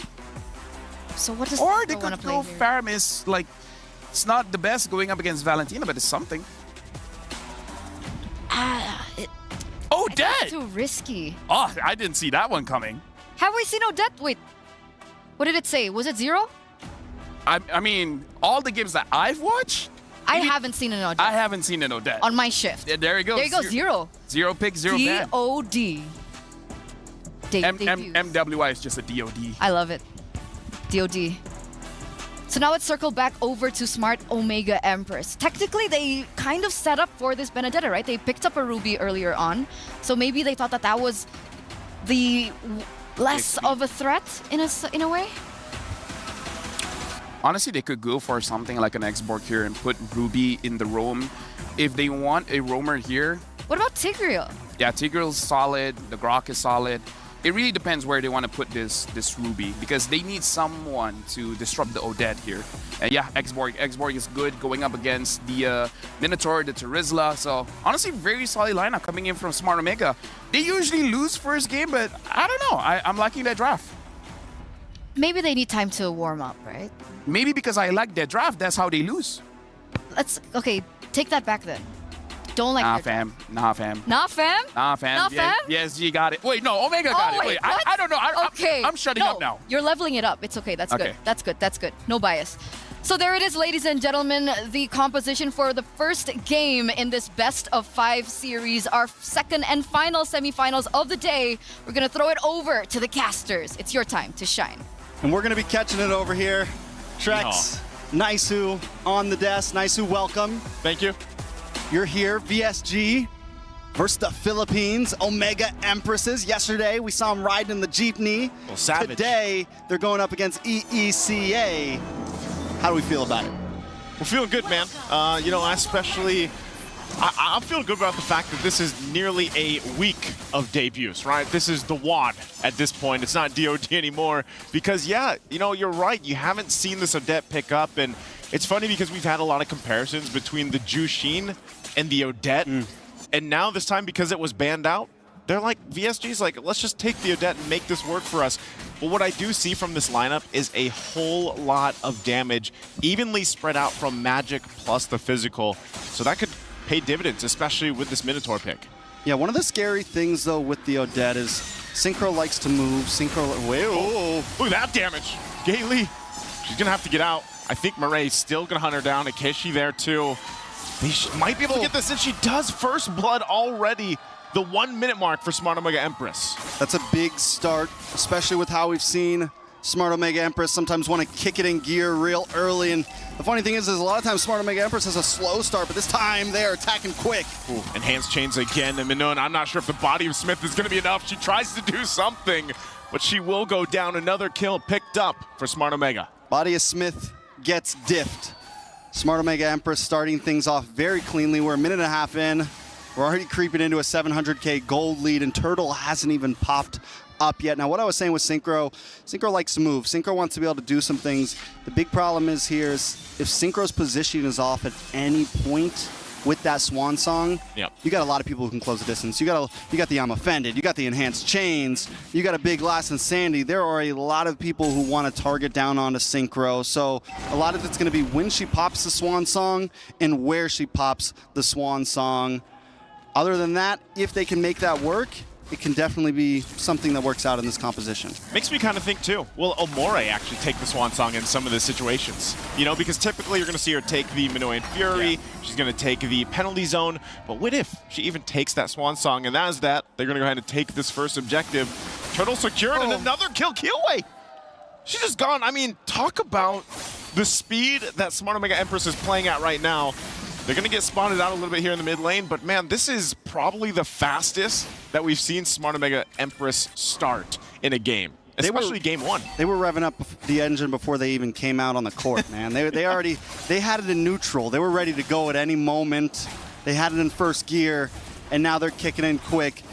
They're averaging at more than a kill a minute at this point. If they can get another one, they're really keeping it secured. VSG, they got to find a way to slow them down. Taking a look at some of these items right now. I want to focus on the junglers because Keelway is falling behind right now. Yeah. She's got a... Oh, look at the damage once again. Gailey will be able to get away, but burns the flicker. And I think that's a good point, Trex, is the gaps here in terms of gold are already starting to build up. You can see Keshi built up the Genius Wand. Now their eyes set elsewhere. Yeah, I mean, at this, Keelway had the first item of a breastplate. Yeah. The first item of a boot, and a mallet. Not much. Keshi just got the Genius Wand in. If that can just say anything, but down on the top side, Rihanna's just trying to defend at this point. Just wants to clear ways, but gold plating going over to Shanoa here. We saw Shanoa play amazingly yesterday. That Ixia. That Ixia. Insanity. So now at this point, Victory Song Gamers, the song's not sounding too happy right now. Again, we can't part of it too, I know this is quite a lead that Smart Omega Empress has got themselves at this point, nearly 3,000 up ahead already. And, you know, to build up at that point for VSG, they've done it before, they've come back, they've held things together. I'm just not sure if they've dealt with this kind of pressure this early on, because typically, especially with the Benedetta pick, you see them being able to start the momentum in their favor. Now they're going to go ahead and try to contest this turtle, but just look how fast the turtle is even taken out. Minun, though, going to take the last Insanity. Right there she goes and flickers out. Kiwei is now part of the fight, but will she be able to pick up the kill on Ayanami? But Keshi is there to help her out, so no one goes down in the exchange. You know, one of the small downfalls of the Benedetta in the jungle is you don't get that Petrify, right? Yeah. If she could have made that engage there with the Petrify, she probably could have picked up the kill. But you just got, your mechanics need to be that much more on point. You cannot waste a single skill when you're running in the jungle like this, let alone with her falling behind a bit. VSG kind of forced into, I mean, I feel like already we're only 5 minutes in, but they're kind of already forced into a late game scenario at this point if they want to keep this up. Nadayami does get the Brute Force breastplate in. Looks like going to go into War Axe next, most likely. Going to probably wait for Immortality third, maybe even fourth item, just because they already have such a strong lead. Who needs Immortality when you don't even need to worry about them doing damage right now? Synchro finally gets the Genius one, and Kaylee walks into it again. Kaylee again. I don't think she's going to... Oh, she flickers out. Oh, can't get away. Shinoa right on point with the Spear of Destruction. She's had enough of Gailey escaping it. And there you go. So they pick up another kill. Amore holds on to her own Minoyan's Fury. And man, this has to be frustrating for Gailey. Yeah. I mean, Shinoa said, not today. Not today. Not today, Gailey. You got it a few times before, but this time we're taking out Nadayami, though. Yeah, another last Insanity going to be burned, but I think that's just going to back off from that point. But it's getting, yeah, like you said, at this point, you know, you're talking about quite a big gold gap already. It's ballooned to 5,000. You know, at the 6-minute mark, this is not where you want to be with this kind of lineup as well for VSG. You did mention the Genius Wand was just picked up by Synchro, so now it's kind of like eyes are on Synchro. Can she actually find that initiation? Can she actually find the follow-up? Hopefully if Gailey can't, but Minun, where are the tanks when they're getting deleted like this? There is Minun. There's none.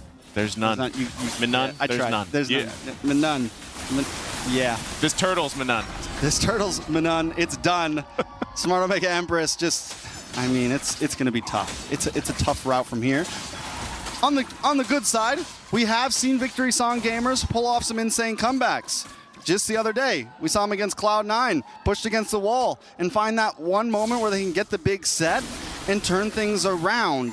Can they do it here? They do have some setup potential with Gailey, but Gailey at this point needs to step back. They need to let Smart Omega have some of these towers. They cannot take another death. If this gold lead, it's already at, what, 6,000? Yeah. If it gets any farther, we're now creeping to 7. If it gets up to the 8 or 9, I mean, it's just GG's, I think, at that point. I mean, you see how confident Smart Omega Empress is being, too. Murray just using the I'm Offended into any of these bushes, seeing if she actually gets anything, because they know at this point, even the front liners are not going to be able to withstand it. Listen, Insanity going to be used there to push them off the first turret. There's a penalty zone. This might be their chance, but Gailey's going to be the one to fall again.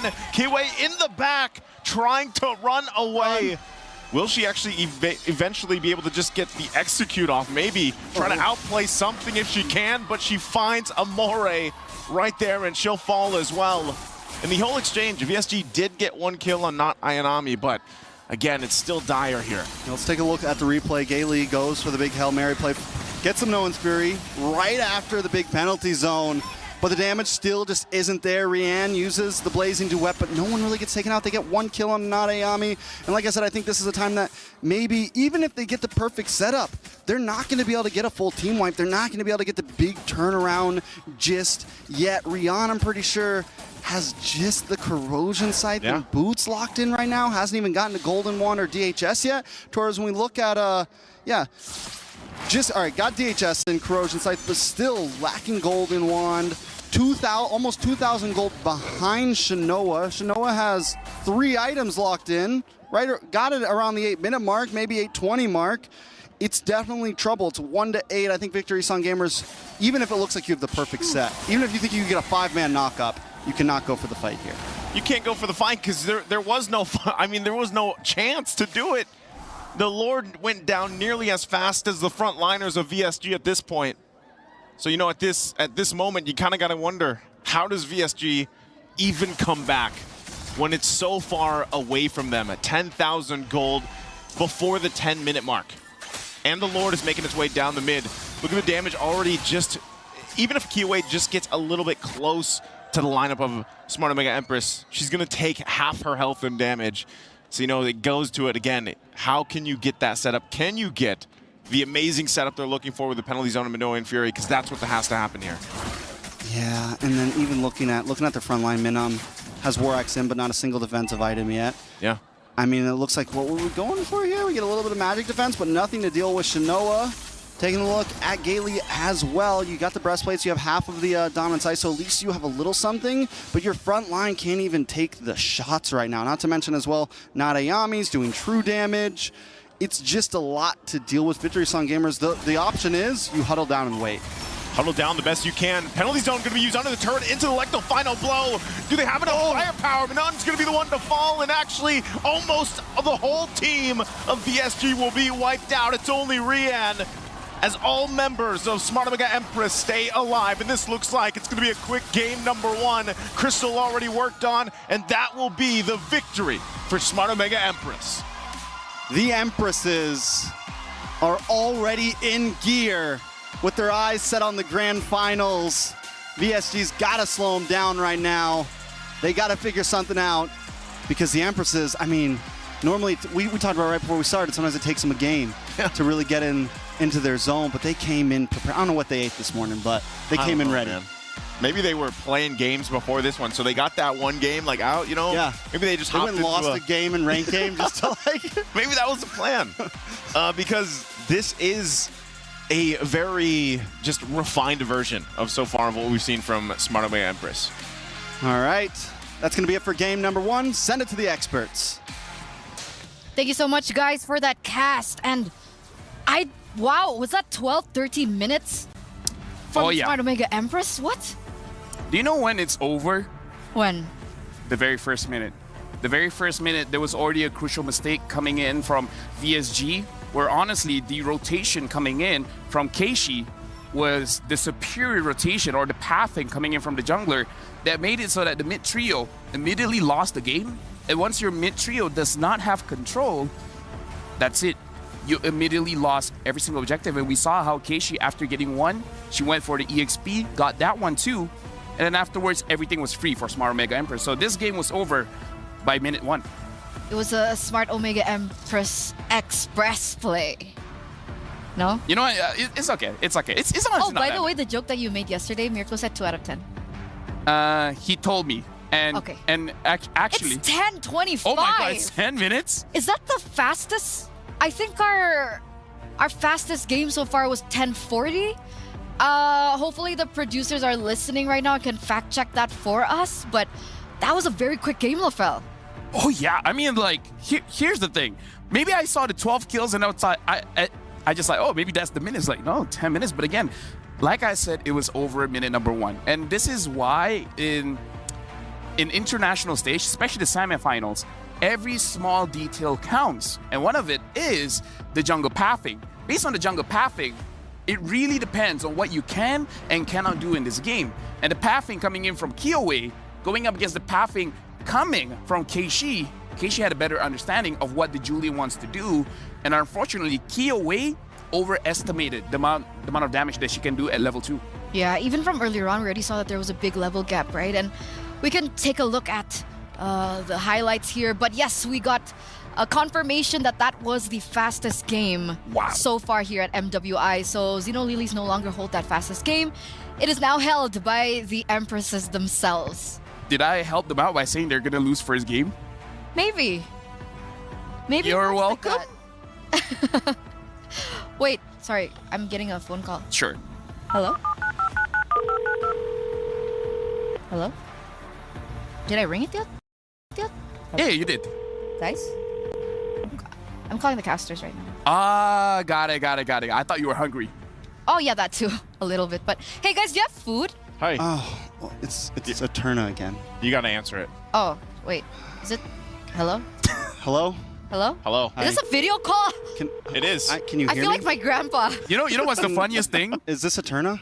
I don't have a phone. I Is can't talk Lafell to there? them. Oh, you want to talk? I'd rather Yeah, talk come to here, come here, Lafell. come here. Give it, I'd rather give it. talk to Lafell. I'm just gonna. Konnichiwa. Why does Hello. nobody want to Hello. talk to me? Hola. Konnichiwa. Yes, Hello, yes, Bang. yes, yes, yes. Hola, hola, mi amigo. Yes.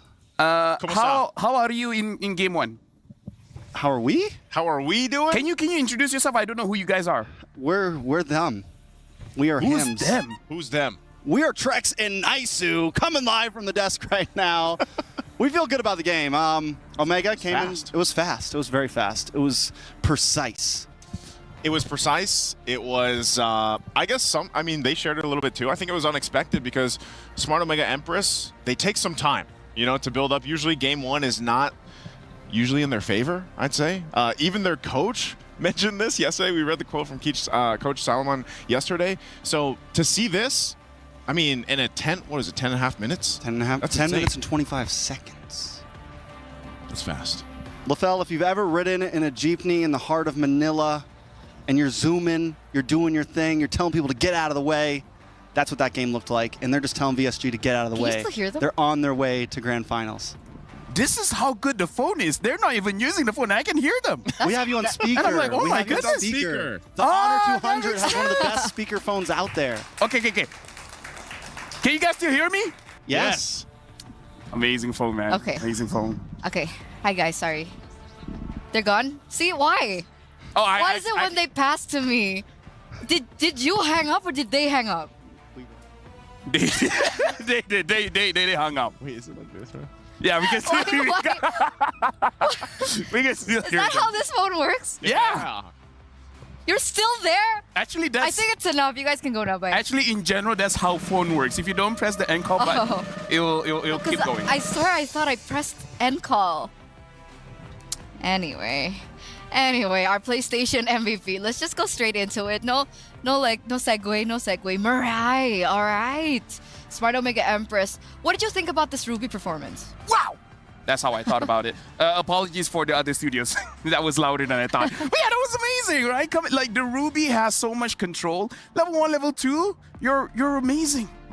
She's amazing. Look at her. I don't know what color this is, but it looks good. It's gold. It's gold? Yeah. Ah, I see. Again, looking at the plays here, after that play, honestly, it's GG because it's so important for the 2-3 people in mid to survive. So level 1, when you're already down, it's just a big snowball effect. Like, maybe they're used to the snow, but doesn't look like it here. But do you think that was a factor in as to the pick with Odette, right? That was the first time we've ever seen Odette. Funnily enough, and it looked like that the Odette didn't really have a great time. She was clearing a lot slower. Funnily enough, no. Honestly, it was the Benedetta. Funnily enough. But not the hero. It's just the decision. Ruby here as well. Again, one of the most versatile heroes. Honestly, she reminds me of something like a Cho, where it doesn't matter how you adjust her, she will always be usable, either in damage or utility. Yeah, we saw that really coming through. We're also gonna take a look at the players earlier on, and there was just so much celebration, right? Because technically we are one game away of coming to match point. Sorry, what? I was talking to myself. I was about to ask. I was like, who are you talking to? Dude, listen, man. I feel like the phone is so okay? good, it could be there, and I can still have a conversation with my mom. Hi, Mom. Hi, Hola. Tante. Tante's like, hi, Aunt. Hi, Tante. No, I was just talking to my mom, honestly, because I'm excited. It's the first time I'm gonna use this. I have no idea how to use it. The reason I'm holding it like this is because Leo did it, so I was like... It looks cool, right? You look cool. Thank you. So, you want to get us started? No. Or you're still... Oh, you really don't know how to use it. Not yet. Oh, okay. Okay. So, guys, how are you doing? You got it? I have no idea how to use this. I have a few videos that I feel like I shouldn't play. Yeah, because if you look at this one, it's the previous game, which is insane. Oh, so it's Here's the okay. thing. It's okay. You know, maybe it was so quick that even the camera couldn't have time to catch it. Should have asked So- Leo how to use this, man. It was- Leo, Wolf, sorry guys, but new guy on the block here. It's fine. It's fine. It's fine. So coming into game number 2, what do you think that VSG need to repair? drafting execution? I mean, you talked about QA earlier on, but was there any other glaring things that you really spotted out from that game? No, honestly, just don't die early, because I asked a few of my friends and they said dying is pretty bad. It's not a good experience to have. So maybe in the early game, especially, like, I'm gonna make it educational for you guys. Know your strength. If the early game is not your strength, don't fight in the early game. If the mid game is your strength, fight mid game. Why do you want to go for unnecessary fights when you're eventually going to lose? It's like eating a Kit Kat, but instead of breaking it, you're just eating it from the front. Doesn't make sense. So you look like a psychopath, and that could hurt your relationship with your friends. So basically, I'm LaFell's official translator now, by the way. So what LaFell is basically trying to say is VSG need to go back to their fundamentals, correct? How did you know? Great. Yeah. Yeah. Eat Kit Kat the proper way, guys. I mean, I don't know how to stress this. Like, I see a few people doing it, and it's driving me crazy. It's driving me cuckoo. Okay, I'll remember to eat Kit Kat properly for LaFell. Shoutouts to Mirko. Eat the Kit Kat properly. But so you know who I was talking about? Yes. Okay, good, yes, good, yes. good, I got the message. I'm your translator, remember? Thank you very much. You're doing a good job. Thank you. I'm trying. But ladies and gentlemen, we are standing by for draft number 2, for game number 2 in this best of 5. And look at the trophy. Do you think they're gonna go for a swapsies? Red side, blue side? I'm colorblind, so I have no idea what you're talking about. You're making this very hard for me. Hey, you're the host. You're supposed to make it easier for me. Guys, back me up here. Guys, help me, please. But yeah. Roster swap? No, first pick, second pick. Yeah, there you go. Yeah, first pick, second pick. Yeah, exactly. There you go. Like, change that, and then you're good. Because remember when I talked about the trap? They were trapped. I said that the Valentina is going to be a prio first pick, and it looks like Synchro got a message. Amori got a message. Amori picked it up, and that Valentina was impactful in the game. One of the reasons why they won the early game. The poking was so strong. We don't see it, but just imagine the bush. You have 2 bushes here, right? And then the Odette actually went between both rocks here, going in the middle, and the Valentina was just staying in the bush, and she just attacked for free, making her half HP before the fight for the Little Wanderer started. And honestly, that's a big difference maker. Okay. So change, maybe? No more Odette? Because technically, Odette is great when there's proper setup, right? And pick mid early. When you have a player like Synchro that knows what she's doing in the early game, give her a hero that is pretty strong in the early game. Don't cap her, you know? So far she's used the Zusin, Valen, Vexana, Lunox, and now the Odette. What would you recommend her this time around, since the Zusin has been banned out? As we enter, ladies and gentlemen, the drafting phase for game numero 2. Ah, yes, dos is the second one. But yeah, honestly, looking at the draft here, VSG is going to be first pick. I feel like first picking is fine. It's just that the order. Again, like the Terizla is very strong, but there are ways to go up against the Terizla. Valentina is pretty prio. I feel like when you have a mid laner like Amor as well as Synchro. Yeah. So with that being said, the Angela gets banned out as well, ladies and gentlemen, in this first phase. So it's exactly the same bans that we saw from game number 1. And for the side of Smart Omega Empress, we also see the same bans coming through. The Yuzong, the Jusin. Last time around, they picked up the Roger, and it did go into their favor. They might try and replicate this. It's crazy as well, seeing that both teams, even though the Ling is up, neither of them really want the Ling. So maybe that's something that shouldn't be prioritized. And again, the Hayabusa as well, it was banned out for sure, but no one is really in a rush to pick it up. The Minotaur is going to be very crucial for any team here. Minotaur is honestly the reason why you win and lose most of the team fights. Now the Valentina has been banned. Smart Mega Empress, this is why I say the Valentina is prio, because the matchup coming in from both teams work well with the Valentina. But that gives over a big hero for QOA to pick up. They can definitely pick up a Roger here. I feel like if they pick up the Roger, then you can fight back with a Minotaur as well as a Julian. That is... There's a lot of ways to fight against the Roger, and it's mostly about having a very good chase or just a very good pickoff comp. Now, they're going to pick up the Terizla again, coming in from VSG. Something that they do have to remember is that she didn't have a good time going up against the Eggsborg.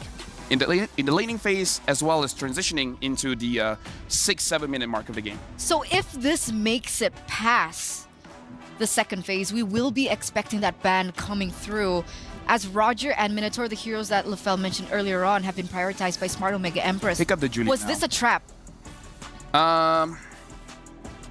It's honestly a trap that can be set by VSG, because even I knew the Minotaur is going to get picked up, right? So pick up something that can pick off the Minotaur, something like Ruby and Edith, and then a Julian. Then you have a lot of damage coming into the early game so that you can properly punish this Minotaur. If they have no pick off at all, this Minotaur is going to be a big problem for them, because the way you deal with the Minotaur is pull him away from his team and then kill him before he has his second or third item, because usually you want to go for that Flask of the Oasis, or you want to build up small items just to have additional stats. And if VSG want to play aggressive, that should help aid them in that regard. Exactly. Yeah, so honestly, Julian and then Ruby, or... Oh, but they're going for Julian Faramis. Interesting. Looks like they are prepping that they're not going to win so much in the early game, so they're prepping for the Lord fights. So they're going for team fights instead. Yeah. Right? They saw the opportunity that the Valentina was banned by Smart Omega Empress, and they pick up that Faramis just to even out that playing field. But before it even goes to that second phase, they straight up pick up that X-board. Like I said, you got to remember, you pick up the Trizla, you got to expect the X-board coming. And honestly, again, it's not a... The Trizla is 50-50 in lane. It's honestly not punished so much by the X-Borg. In fact, most of the time, the Trizla can win because you have a lot of damage, so you can break that Firaga armor pretty fast. It's just doing the turtle as well as the Lord. So this is more on Smart Omega, seeing that Faramis, understand they want a longer team fight. And if you want a longer team fight, we can have a longer team fight. We have the healing coming in from the Minotaur, and we have sustained damage coming in from the X-Borg. And when the X-Borg has War Axe, yeah, their HP bars are gonna go down. So do you think that maybe for VSG, they don't need to go for a setup hero? Or they should still go double down with that? They should. They need... What about Edith? Do you like Edith? Edith, yeah. Edith or Ruby. They still need either of those two. They need something to stop that Minotaur. Okay. So coming into the second phase, ladies and gentlemen, the Lilia has been banned out by VSG. Trying to take control of that mid lane, perhaps? Yeah. This has to be Faramis in the mid lane, right? Not Faramis Rome. Yeah, this is Faramis mid lane for sure. They're banning out the Lilia as well as the Martis because you don't want to give priority over to Smart Omega Empress, because we saw what Smart Omega Empress can do with priority, especially in the mid lane. Because the way that they snowball the game is that once they get a Little Wanderer, they get an advantage around mid, they're going to transfer the advantage somewhere else along the map. So stop that from happening. Make it a 0-0 game up until the 4th minute of the game, and it's going to look much better for VSG. Yeah, that Echo Express now for Omega Express, right? That early game snowball, that's what they're trying to deny here. Claude, though, picked up for that gold lane. I mean, technically, Harith has been left untouched. And Brody. Is that too much magic damage, though? Oh, what? Brody. Brody? Honestly, Brody is... DOD? I mean, we saw Brody just now, right? Shell is using it, but yeah, the Brody is a very good pickup here. DOD. Going up against the lineup coming in from Smart Omega, is just that the X-Borg, like, if the Brody skips the Sky Piercer and just go for straight damage, going for a Heptasis as well as a Malefic Roar, you should be okay to deal with the X-Borg. But if by the 5th minute of the game, you have like 2 kills, you can go for the Sky Piercer. You can dish out amazing damage against everyone coming in from Smart Omega. But it's all about the timing. what about the laning phase with the Claude? Very good. I mean, it's not very good. After It's level okay. 4? Huh? Against the Claude, it's still good? Honestly, Brody against the Claude, it's kind of like uninteractive. The Claude just wants to clear minion and then just go somewhere else. Like, probably going mid gold, is the Brody the one that wants to deal a lot of damage to the Claude. But because they have the chip, maybe the laning phase, no one really cares. You just want to get that gank at level at minute 3 and then just try to get a big advantage. This time they have a lot of damage in the early game. So it's not just Smart Omega Empress that has the pocket picks down, but it looks like VSG, they're pulling in out all their cards. So to answer our question earlier on, right, about VSG holding the cards, here it is. Chip finally in for VSG. We haven't seen them pick this hero quite up just yet. And now we are entering the second game. Can VSG equal this out 1-1, or will this be another victory for the Empresses? Casters, take it away. Thank you so much, Eterna and LaFell. Nice tracks back on the desk for game number 2 in the semifinals. It's a best of 5 between VSG and Smart Omega Empresses. Now, we saw last game Smart Omega kicked it off quick. They did not let their foot off the gas, Naisu, at all. From mid to bottom to top, they were everywhere, doing everything all at once. VSG, what's the answer? They do bring a bit more of an aggressive comp, sustainable as well. They have some macro potential here. Is this going to be the answer? I think it could be, especially the fact that, you know, earlier, even with a signature pick for Kyoei, that Benedetta, she wasn't able to utilize it the way that they wanted it to because of just how much momentum was built up early on from Smart Omega Empress. The Julian has been performing wonders for any teams that do draft the hero, even back when we saw it in MSC quite a bit. And I think that gives you enough early damage potential to possibly get the ball rolling, right? And that's something you want to be able to do. My biggest question is this Chip pick, who has kind of fallen off, you know, since we got to see him and the Lui Yi pick so much just in MSC. And then now I feel like teams are still kind of struggling on making the Chip work the way they want it to. Shortcut's still an amazing, you know, ultimate that you can bring the team in. But against this lineup that Smart Omega Empress has, you have to be super careful on the timing of the shortcut, because if you come in and then you get set up with a Minoan Fury or into the Last Insanity, or heck, the Eternal Guard. An Eternal Guard. Like, that is not going to be good for the lineup that is VSG here. Yeah, we've seen some of these heroes be the answers to the picks like the Lui Yis, to the picks like the Chips, because everyone pops up in one spot, and boom, you just knock them up, you know? And that's the answer sometimes. So VSG definitely has to be careful about their timing. It might even be best to try to bait out a Minoan's Fury, then drop the shortcut. Things like that. Luckily, they do have this Nether Realm as well as, you know, a caution measure. So instead of maybe using it aggressively or anything like that, you wait for the Minoan's Fury, or when you see the Minoan's Fury coming, that's when you pop it. It pretty much gives you that extra life to continue the fight and null out the big knockup. So as we move on, Turtle is up. VSG going to be holding a small position. To get the control they're looking for. Murray's level 4, though. They're going to go in with the Eternal Guard already. There's the Nether Realm. That's what they were waiting for. Shortcut going to be dropped down, too, but it's Manana that goes down first, the first blood. And they're all sent into the air as Kyoei goes down as well and finds the shot on Gay Lee. So she's out of the picture, and now Keshi chasing down for another kill, looking for the momentum that they had last game.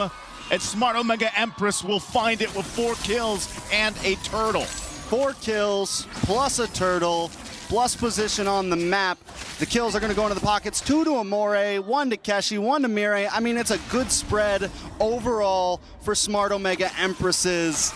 And it's already starting to look like a replay. Rian now taking a little bit of damage. Oh, Shinoa, she's going to go back with the BMI. But yeah, that's good that Rian stayed alive there in that exchange. But I mean, look what that last minute got Smart Omega Empress. 2,000 gold lead already. This is very similar to what we saw in the previous game, Trex.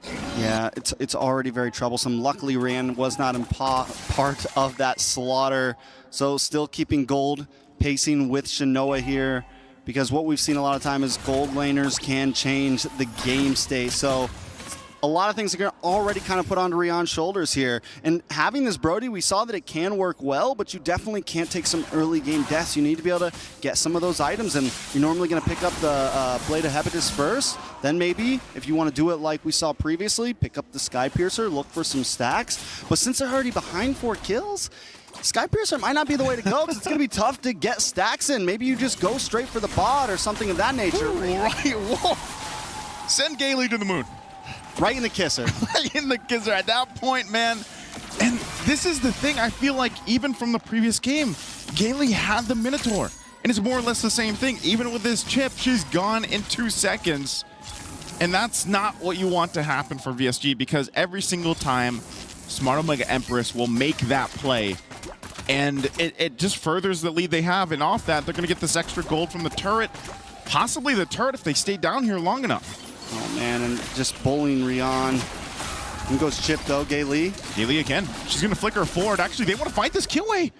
Goes in 2, but they can't find anything. There's the knockup, though, but no Fury is going to be used for Murray. She stays alive. She jumps back in. Blazing Duet into the penalty zone. They might be able to pick up a kill here, but the Nether Realm also keeping VSG alive. No one goes down in the exchange, and after all those ultimates were expended, Turtle's now up. And after all those things were expended as well, they're losing a tower up in the top side. Nadayami should be able to take this out. A couple more hits. I mean, even if she doesn't take it out now, it's going down quickly soon. Back of the turtle, though. Crash course into Murray. Murray's going to get dragged a little bit by the Stampede, but still Eternal Guard going to be dropped down. She hops over the wall. Murray will be able to survive. Keshi just walks in, takes the turtle with the retribution. What is happening here? Everything is falling into place for Smart Omega Empress. That was a hold my beer moment right there. That was hold this phone, hold my phone moment. Walk in, click the retry, walk back to the jungle, do my thing. I mean, very clean by Keshi. And we've been seeing this, and one of the things about Kyoe is Kyoe normally does a great job in these neutral objectives. Does a great job in like, you know, even by herself is able to come in and get these big steals.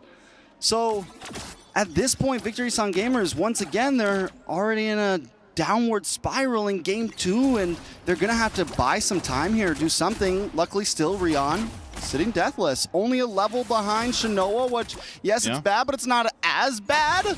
You know, we're doing what we can here for VSG, but let's take a look at some of these items. Kyoe did just get Genius Wand in, which is huge, but looking at her counterpart, Keshi right now, we've got Windtalker going into Endless Battle next. Yeah, going into Endless Battle next instead like of yeah. Hold on. Here on the bottom side, Murray. She's quite tanky, but will she be able to survive this? The shortcut comes in too. There's the penalty zone, gonna find Shinoa. She has to flick her out. So a kill on the board now for VSG. Good decisive decision there to pick something up. And they could slowly start to put the pressure here, trying to get this tier 1 turn in the bot lane. Shinoa tries to clear it with that Blazing Duet. They'll clear the minions out, so they hold on to the turret, but they lose the one in the mid. Yeah, man, and this is one of the things that Smart Omega Empresses does so great. They start these fights in the off lanes, or they start these fights by the turtle. Well, 2 or 1 member huddle into the next spot, and when VSG is down like this, they're really expending all of their utilities just for that fight, and it turns into a 5v4 or 5v3, and that's exactly what Smart Omega Empress wants. So Victory Song Gamers either have to make this choice where they're going to spread out a bit more and cover the map, or they actually need to get the kills in these fights when it's 5v3, you know, when it's 5v4. Last turtle of the game up right now. Do they even really try to contest this? They're at a big deficit. It could be risky. I think if they're going to have to pull this off again, it might just be up to a steal, possibly, because they're going to keep Rian there. She's been farmed up, like you mentioned, pretty well. That's probably a saving grace later on if they can make that work. She's going to make her way up now. They might want to join this because it is a Lord take. Ooh. And for Smart Omega Empress, they just waited for this to happen, and now they're going to go ahead and start it up, looking for their own setup. Rian's still not a part of this. She's just going to grab the buff, grab that orange buff. So right now, it's just kind of a standoff here. Yeah, honestly, it might be the best play just to have Rion take orange buff. It might have even been a decent play to have Rion just play long lane, maybe get a tower of this, because, as I said, this is a risky Lord to try to contest. Smart Omega Empress just really hitting their mid-game power spike. Keshi's going to be doing a lot. Amore's already doing a lot. Nadayame's going to be super hard to kill. And right now, Victory Song Gamers, because they're behind, they have to play tight for this Netherrealm, and that's exactly what Mirai wants on this Minotaur. Try to get that big Minoan's Fury. So Victory Song Gamers, I think it's in their best interest to just play this slow. Don't force anything. It's in their best interest to just get your minion waves, get a little bit more gold. Smart Omega Empress, on the other hand, I think it's in their interest to maybe rush this Lord. You don't want this game to go on too long. Yeah, I think they got enough information, and that's why you see them starting it up. Gailey's still here, so she's going to go ahead and give this information to the team, but look at Rion. She's still down there. They can come in any time with the shortcut, though, and that's what they're going to play around. I wish that Rian actually was able to push that turret a little bit earlier on, but that's just going to be a Lord freely in the hands of Smart Omega Empress. All right. VSG does get 1 tower out of that push, but now they're going to be on the defensive mode. My guess is they lose at least 2 tier 2s, possibly all 3. Luckily, with that bottom lane push, it might help stall this a little bit. But knowing Smart Omega Empress, they're going to freeze up these lanes and get a nice solid all the way around push. And the way they've been approaching the map in general, being kind of split up, running in 2s and 3s, they're going to get as much as they can. Back at the purple buff, though. Nadayame's frag armor does get procced. Smart Omega on the attack. Waiting for that Lord. It's going to go find that tier 2. now on the top side, but it's up to VSG. You know, do they have enough? It was still the Holy Crystal being worked on too by Killway. And, you know, so far it's like even this, now that the Flask of the Oasis is picked up, a lot of the times just the heal alone from the Motivational Roar is enough to kind of negate the damage that they built up. That's the Holy Crystal now being locked in. So she's at least on point for that, but can they stay in this game even with a lead? The shields are going to pop here in these base turrets.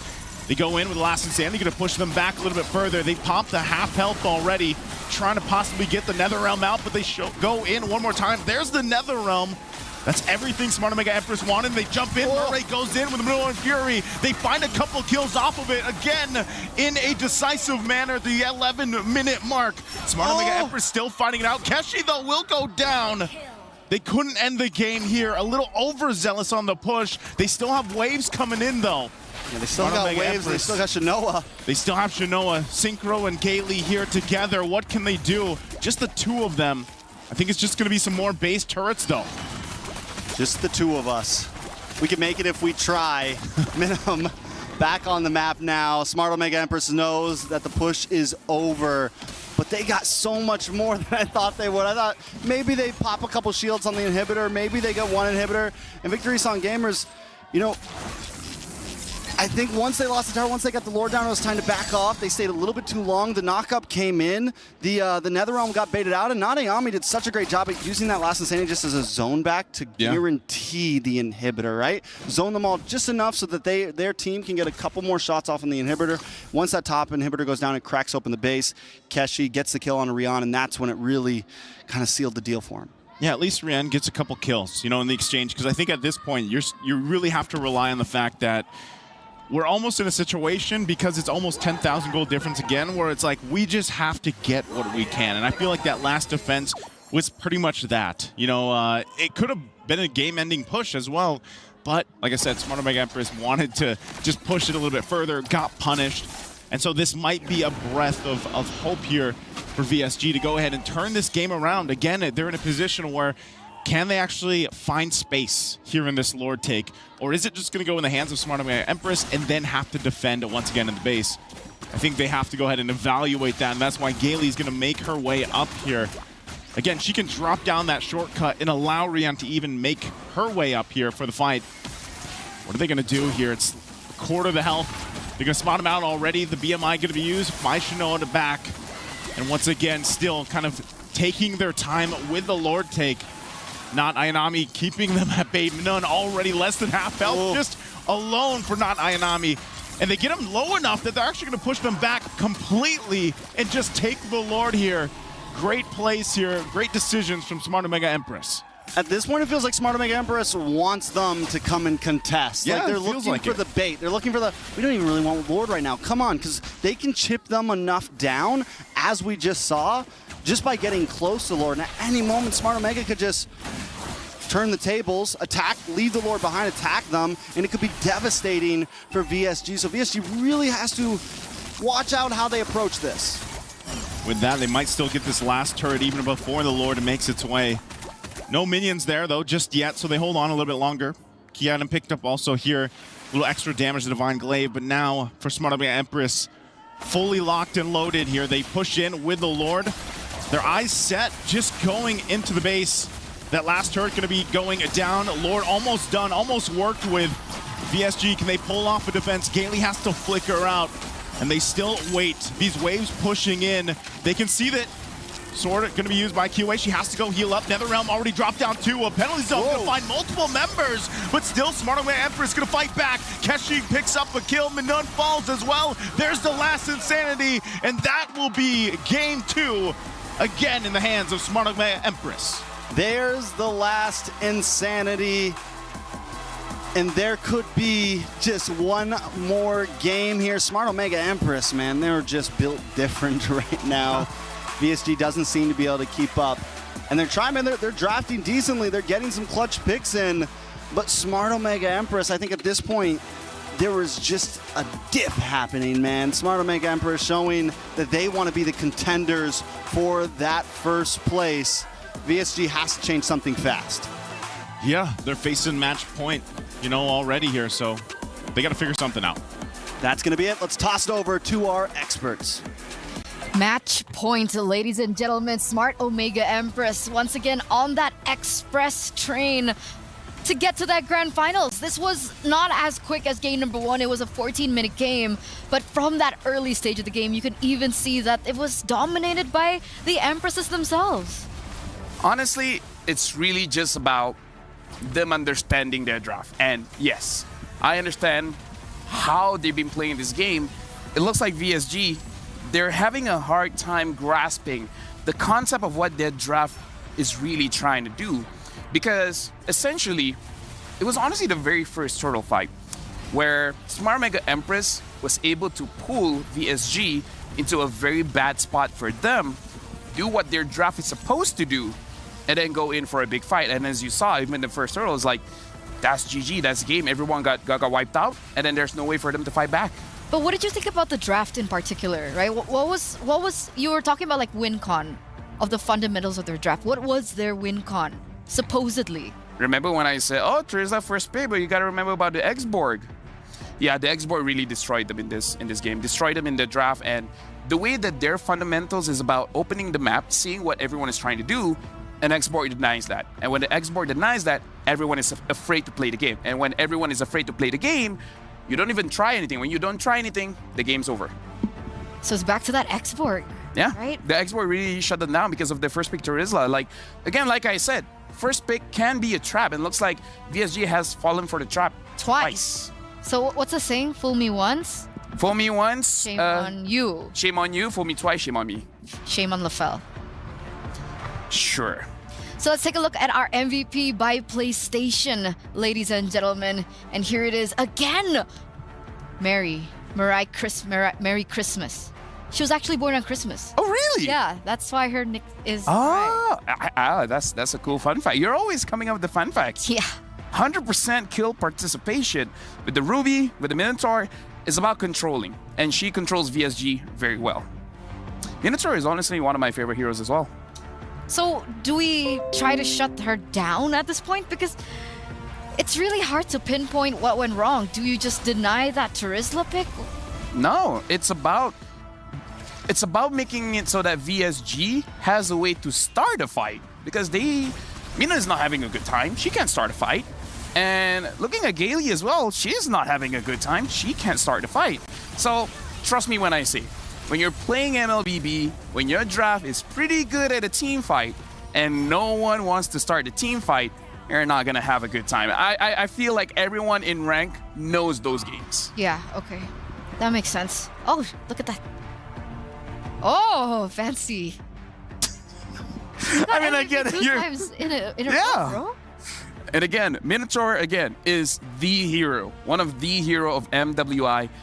Aggressive and as well as defensive. Honestly, able to fight against most of the assassins in the game, as well as set up for a big team fight around neutral objectives, the Turtle as well as the Lord. So, again, the Minotaur is a very strong hero. If you can pick him off in the early game, you're doing good. If you do absolutely nothing to the Minotaur will shine. But the problem now is we're at match point. Yeah. We're at match point. That means we are one game away for VSG to get knocked out. They need to figure a way to come back. What is it? Is it the jitters that's getting to them? I think it's just Smart Omega Empress has a better understanding of the fundamentals of the game, and they're punishing VSG for it. So there's absolutely no way that VSG could come back? I mean, if it's fundamentals. Okay. If we can show the illustrator, I'll show you at what point that you have to understand the fundamentals of the game to make sure you don't do the mistake again. Okay, so let's take a look a little bit more specifically as LaFell will walk you through what went down. Okay, so right now, while we're looking at this, the real person you have to look at is not Ayanami, right? Not Ayanami is going to be the person to make sure that this entire team fight will not go well. Another person that I have to show, remember what I said, the Terizla will not have a good time. Look at the Terizla here. Look at the bar right next to him. That is X-Borg's passive, and when it's at full stacks, it will deal true damage. Now let me play the clip here, and look at Ayanami as well as Minon. Look at Minon taking a whole lot of damage before the fight even starts. If you guys can't see it, Minun is here. She is the engager of the fight. It hasn't even started, and look at that HP bar. It's basically 14, 16%. And this is all because what happened is that looking at the X-Borg, the X-Borg is chunking Minun a lot. I'm showing you this first clip, but it has been happening throughout the entire game on two different people. One is on Minun, the other one is on Gailey. Both of these frontliners are chunked down so low, they can't do anything. Now we're gonna play the full clip here and see what really happens in this game. Once Minun is out of the fight, there's no one really tanky enough to do anything. And look at Ayanami, free hitting on the back, and then everyone got wiped up. Mireille as well was able to knock everyone up to make sure that no one is able to deal damage throughout the team fight. So again, if we're going to move all the way back,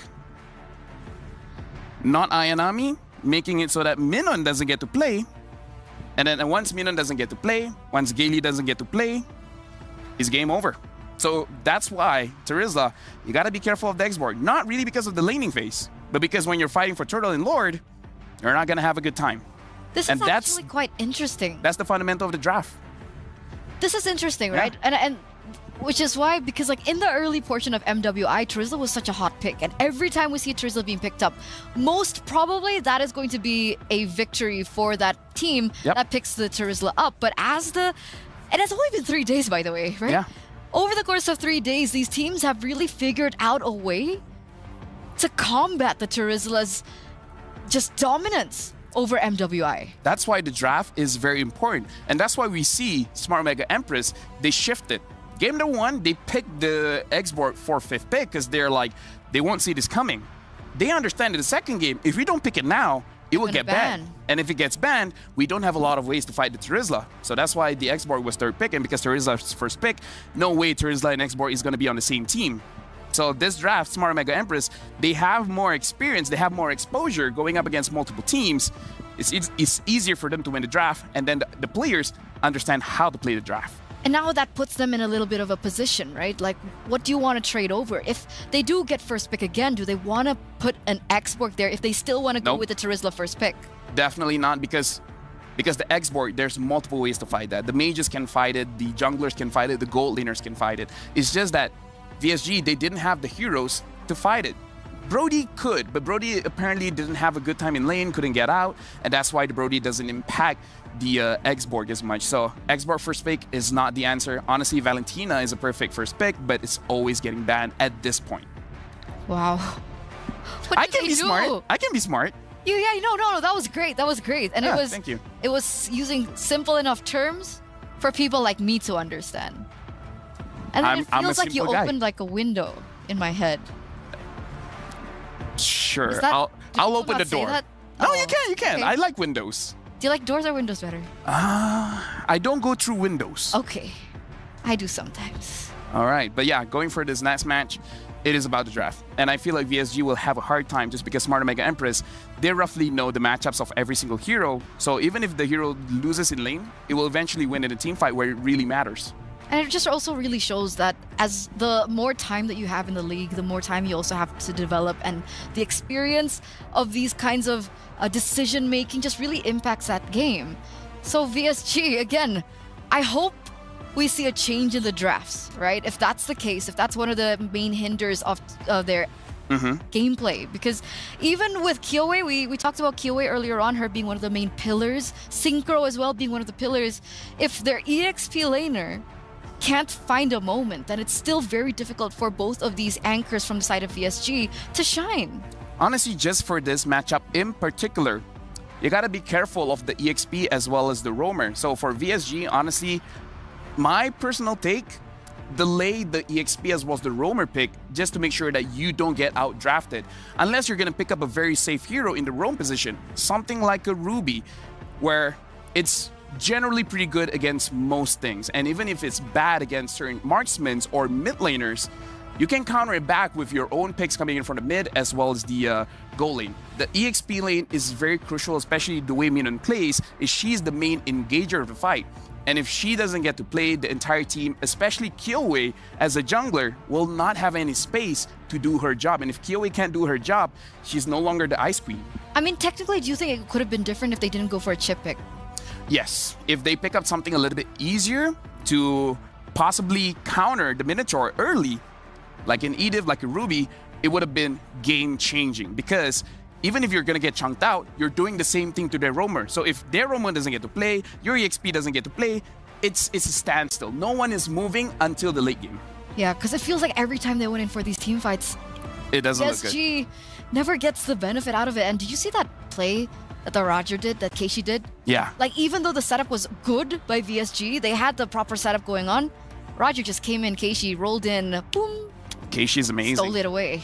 Yeah, that's one of those moments where you're like, ugh. Feels bad. Feels bad. It's like you invested in that for a good, like, 1 minute plus. Oh, yeah. And it gets taken from you. So here it is, ladies and gentlemen. After what LaFell explained earlier on, we are going to see how this drafting phase will pan out for possibly the last time if no changes happen. VSG still on the same side as well as Omega, and the bans are coming through.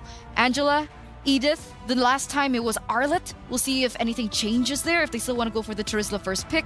But from the side of Omega, also the exact same. I feel like if Omega, they ban out, oh, now they banned the Terizla. They're like, yeah, we don't want to use it, but we don't want you guys to use it. The Valentina is open. Minotaur get banned. Again, I saw Synchro play on the Valentina, even though the Minotaur has been banned, so you don't have that big of a priority on the Valentina. It's still an okay pick. If you don't want to pick that up, pick up the Roger. The Roger is so flexible, jungle, goat lane. No matter what, you will have priority. So I feel like Roger first pick should be good here. Okay, let's see if that comes through. But finally, we do see a change, right, from VSG. And there it is, the Roger. That's why you're an analyst. Honestly, I've been playing the Fool for so long. People get easily impressed nowadays. But from Omega, there you go. The Valentina comes through. And what was your other prediction? Honestly, now that the Valentina has, like, the Julian is still up if you want to take it away from Kiyoe. If you don't want it, then you can pick up the Hayabusa. Probably third pick. At this point, you can pick up a Ruby because it's still open. And they ban out the Minotaur, so I don't know. The Ruby seems like a good pick here if you don't want to go for a Julian. Yeah, it should help them as well, right? If they want to look for control, something that VSG really severely lacked in that previous game. So Ruby is an option. I'm seeing Harith still completely untouched, by the way, for the past 3 games. Honestly, because Roger does very well against the Harith. What makes Harith strong is the shield. But the Roger demolishes the shield quite fast. And here comes the chip. Looks like they want to show how to use this chip. Tutor chip. Tutor chip, de. Yeah. Yeah, it's like, let's show you the chip tutorial, essentially. VSG right now, the mid lane is going to be very important because if you pick up, honestly, this is one of those games where the Zas might be okay. Like, the Zas still open. If Synchro has practice on the Zas, you can pick it up. If not, you need something much more aggressive. They pick up a Grok, which is very aggressive in the early game, especially if the Roger is going to the jungle. Now they just need a strong mid laner here. That's really good wave clear already as well, right? So going for the carry. Immediately showing this Roger is going to the jungle. So no flex potential whatsoever from the Roger, but even with the Grok pickup already, right? That's already good setup. What I felt was kind of lacking from VSG was mid control, right? If they want to stop Omega from their early rotations, the way that they're so quick to roam around the map and find opportunities around the map, it's mid control. And with the Grok pickup, it does help them in that direction. But of course, that mid laner presence is still going to be important. If they put something in like a Vexana, that would hurt the Valentina in those rotations. No, I do agree. I definitely do agree, especially when the chip, you have to assume the chip is going to go after your jungler, right? So they're betting out the Zas. Like I said, the Zas is pretty good going up to the lineup that Omega has at this point. And honestly, you called it right. The Vexana should be a consideration as well for Smart Omega to ban out. Now that they have the Harith, it's probably because they see what the lineup is for VSG. They're not too worried about the Ruby. The Harith is going to have an okay time going up against the carry. Carry once has 4 items, can fight against the Harith, but if the Harith gets the Holy Crystal first, then the carry will have a bad time. So it's really about rushing those items for both gold laners here. So whoever gets most gold, essentially. If Harith gets Holy Crystal first, Harith wins. If the carry snowballs out of control, gets 4 items first, then the carry wins. Okay. So again, that mid trio is so important. Just that much more important to help out that gold lane, right? And the Vexana does get banned out here. But remember, if they still want to gain control of the mid lane, they still have Lilia. right? Yeah. Lilia has really good wave clear. Granted, against a Grok, though, will be difficult. But if VSG pick up the Lilia, now that's a mid trio that Omega need to respect. Yeah, Omega can show their jungler here if they want to be safe. They can show their EXP because honestly, looking at how the matchup has been going, now Ayanami should feel very confident going up against Minan because Minan at this point, not a lot of good EXP laners are still up here. Ruby is pretty good. We've seen people picking up the Lapu Lapu, not exactly amazing in the patch right now, but definitely usable. They're gonna show up with the Ling. So now it's going to be much harder for the carry to actually farm up because the Ling is able to put pressure, and it makes it so that the Harif is not super rush building the items. The Harif can join the team fight, second turtle and above, and then the Ling can just farm up as fast as he wants. And it looks like VSG now are reverting back to their comfort, right? They pick up the Lunox here. It should be in that mid lane, plus that Ruby. So that Ruby does come out, assuming that it's going into the EXP lane. Yeah, again, the Ruby is very good going up against, honestly, the Ling as well as the Harif, so there is a good chance there. The only thing is you're going to give your I'm Offended to the Valentina, so they can pick off as well. We really, for the composition here coming in from Smart Omega Empress, we really got to look at the chip. How fast does the chip work at giving the ganks over? That can really impact the game because we saw all it needs is one strong team fight in the early game, and VSG can't fight back. So they need proper setup now from that EXP lane. Yeah. Who would that be? Lapu? Honestly, you could even go crazy damage by picking out something like a Paquito if you're feeling like it. Because once the chip opens the portal, you just go in and you just rush into damage. Is Paquito okay against the Ruby in lane? It's a skill match. Oh, the Barats. Not gonna lie. For sustain, for a frontliner. Not gonna lie, forgot that hero existed. Me too. It's been a while, but welcome back, buddy. Welcome back into the land of dawn. But there it is. Any final thoughts you want to say before we head over to the casters? The draft here is pretty skibbity. Pretty skibbity. And it's pretty skibbity that we are at match point, ladies and gentlemen. If Smart Omega can pick up this next game, they will be moving forward to meet Vitality in the grand finals. And with that, we're throwing it over to our casters. Take it away. I couldn't have said it better myself, Eterna. If Omega Empress win this one right here, they will move forward into the grand finals, but VSG never goes down easy.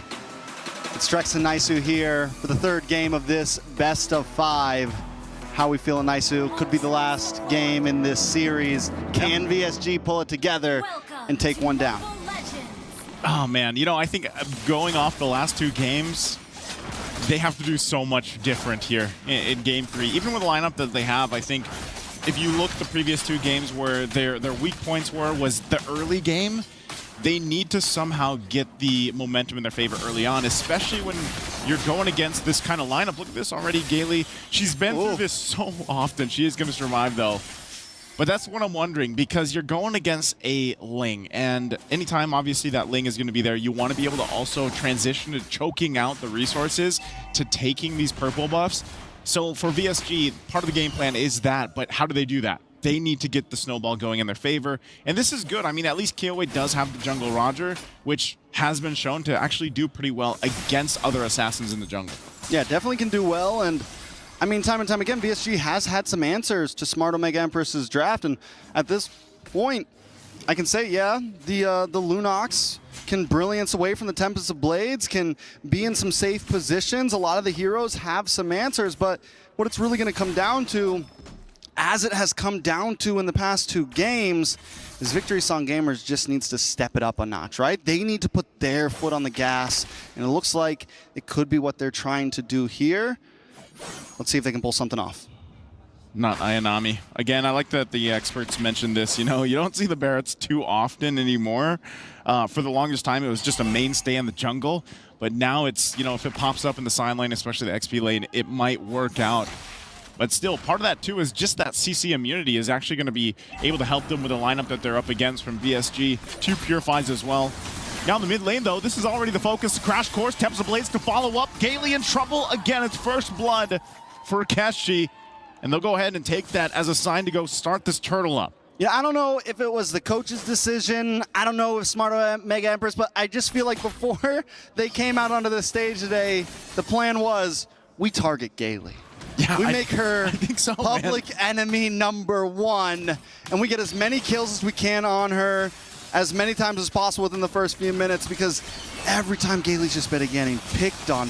Murray, though. Murray's going to be picked on this time as QA picks up the kill. And so the good answer, good response here. Is it enough to start? Also, Shinoa could be in trouble. The flicker forward from Rhea. And one hit won't be enough. Able to get away with her life there, Shinoa, with that little bit of shield also. She popped the Purified. Neither team able to get the turtle in all this chaos. All right, we're 3 minutes in. Turtle hasn't been taken yet. It's a rare sight right now. Both gold laners forced to go back.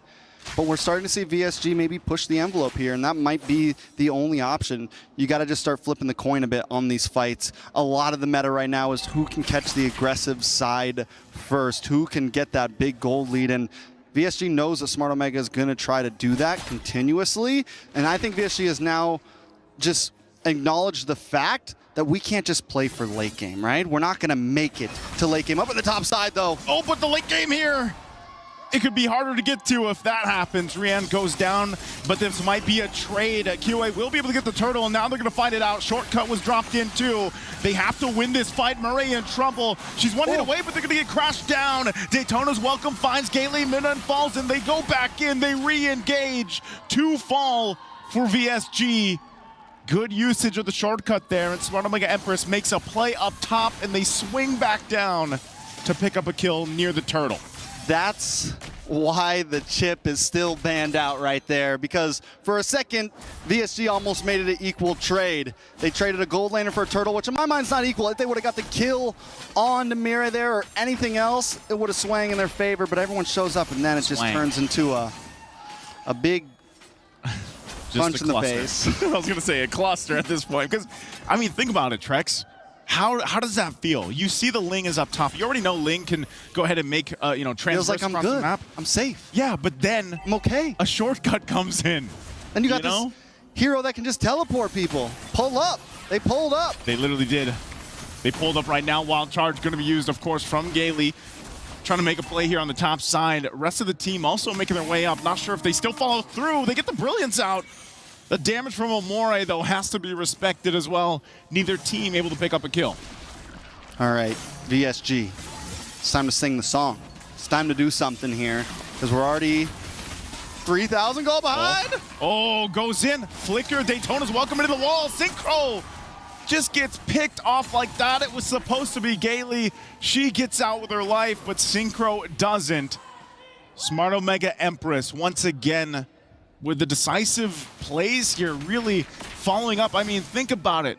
Not Ayanami rotated all the way up there to the mid lane. She's already got the Thunderbelt. Already got the Thunderbelt. Going to start getting some stacks in, but wait a second. A little bit of engage on to Not Ayami. Wild Charge going to be used. They have the damage available. Keshi there on the backside. Jumps in. Minun has to get back to the turret. Tempest Blade's going to be used as well. They fight under the turret. Keshi will go down as Rian picks up the kill. In return, they're looking for more. Murray could be in trouble. Guardian's Bear going to be used. There's the Brilliance, but they couldn't pick up Murray just yet. They'll be happy with the 1 kill for now. Shinoa waits in the bush on this Harith. Pops the Zaman Force, bobs and weaves with the Synchro Vision. Keeps him off the turtle here. They can't take it on just yet. The rest of Smart Omega Empress will join up.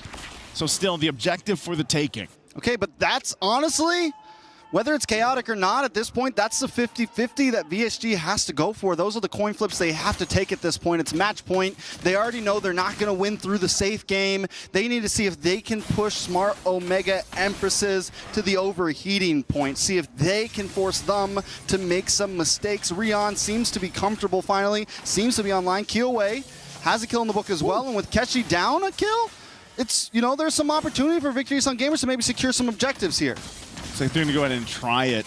Purple buff still being worked on, so they just give a huge go on this, and Killway will be able to get it. And now they're going to join the fight. Amore holding on to the Wild Charge. Shortcut already dropped under the Zaman Force again. Tempest Blade's going to be used as well. She tries to get away, but Gailey going to be one to fall. And in the exchange, only 1 down. Minun, though, going to be possibly the next target. Here comes Keshi. Here comes the squad.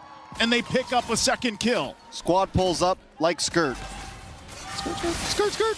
That's 2 turtles. I mean, Victory Song gamers are staying in this a little bit, right? You get the 2 turtles. Imagine if they didn't get those 2 turtles. This 3K gold lead would be 4, maybe even 5. Yeah, actually, it would be really escaping from them. So Victory Song gamers are finding something in the chaos. I think this is a little better than previous games, but it's still, it could get bad fast. If any of these 1 or 2 man wipes turn into a 4 or 5 man, it could just be a wrap.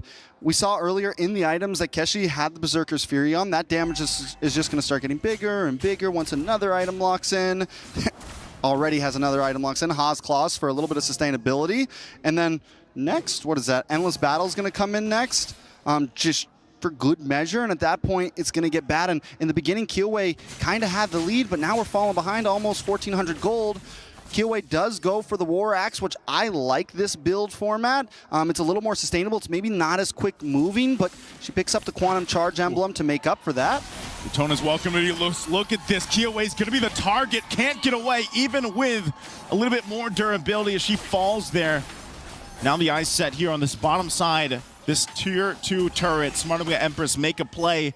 And you know, we sleep on the Barrett's pick right now in the current meta, but it's still good. Now on the top side, Murray gonna jump in with the crash course. Wild Charge is there, but here's Keshi plus the whole team. They find a kill on Rian, and then Gailey's gonna be next. Keshi tries to jump in it. She will pick up the kill and clean things up.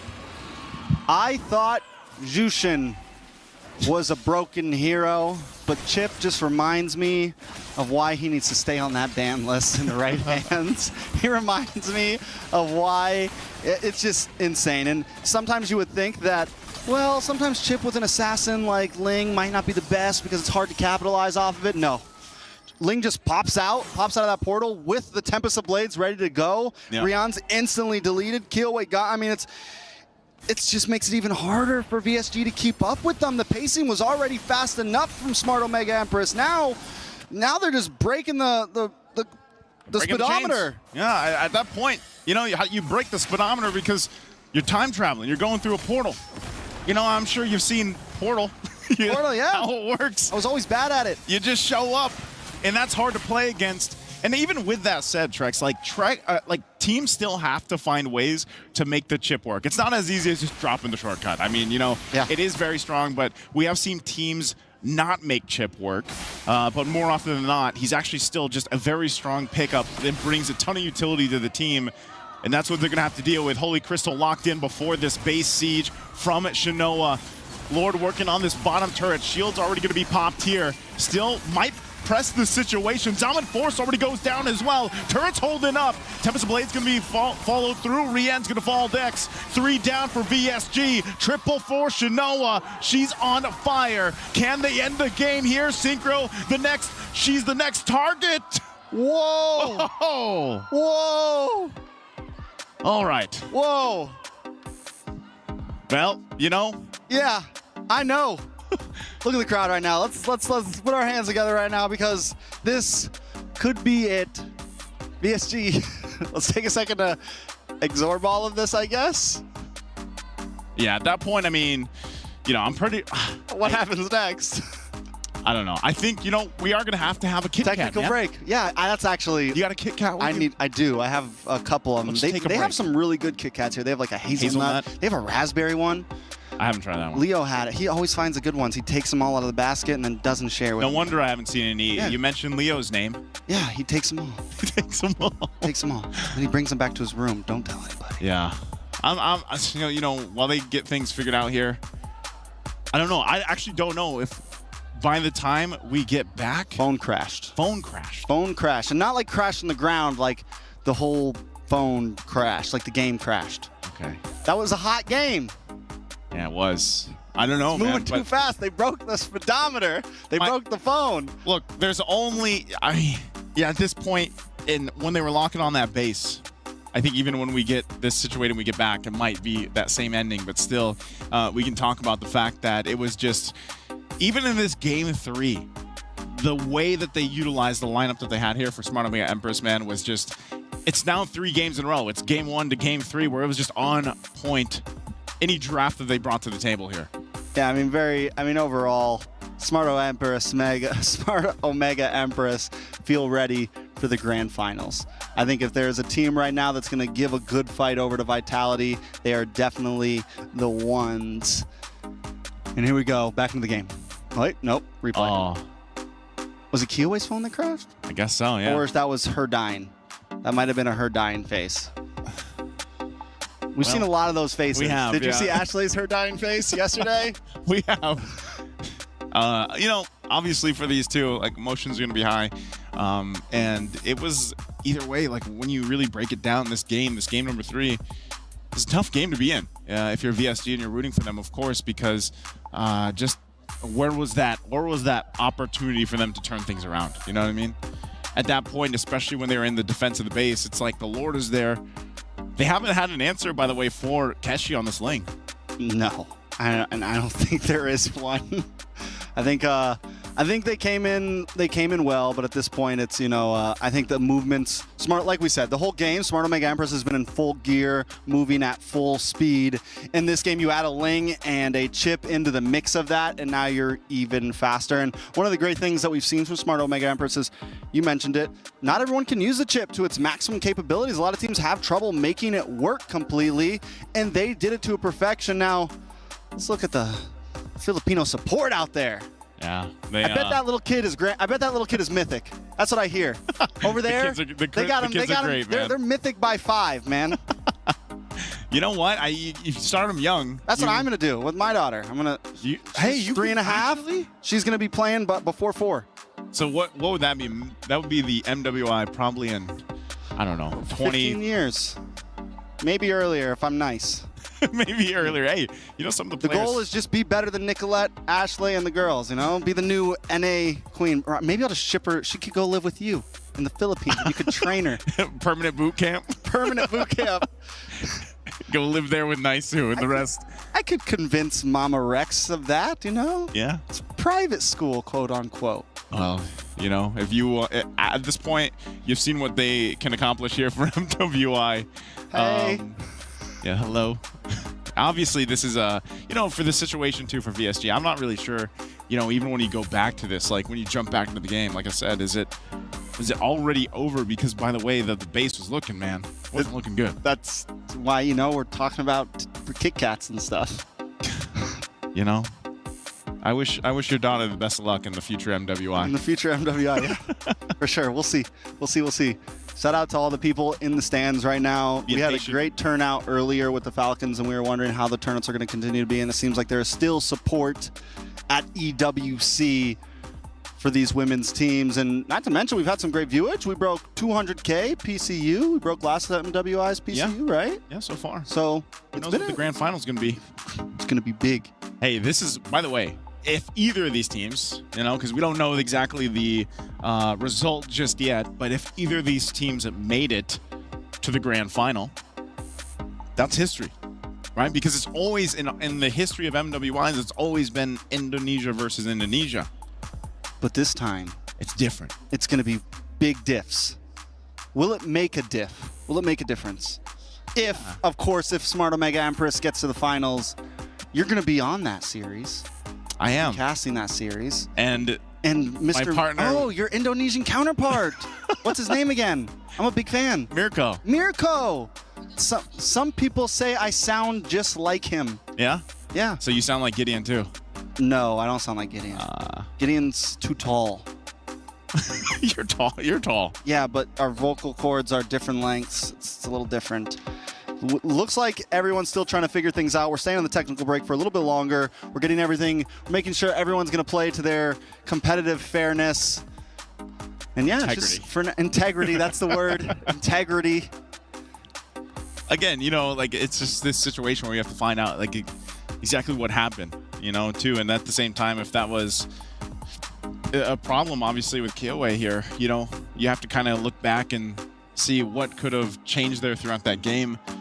Overall, though, I'm still going to say, you know, it's looking really good for Smart Omega Empress. Even the way that they've played throughout the series, it seems like that whole curse of the first game has been broken, and they've managed to get themselves up to this point where they're just playing at the top of the game. And I think if it is them that's going forward here, they're in a great position to contest the team that has the streak Team Vitality The since Queens. 2021, man. The undeniable Queens. And I think since Smart Omega Empress is a team that just revs up more and gets faster and faster, it could actually maybe work in their favor to be doing these back-to-back series, right? It could work in their favor to be running these 3 games, be catching the momentum, and then jump right into this next one. Because sometimes that can work against the team, right? You get a little tired, but I feel like a team like Smart Omega Empress, they're going to be in full gear. All right, guys, we're going to be figuring everything out. Make this technical break just a little bit longer, and we will see you guys soon. We're going to toss to a break, so go grab yourself a Kit Kat, climb, break, dominate. See you soon.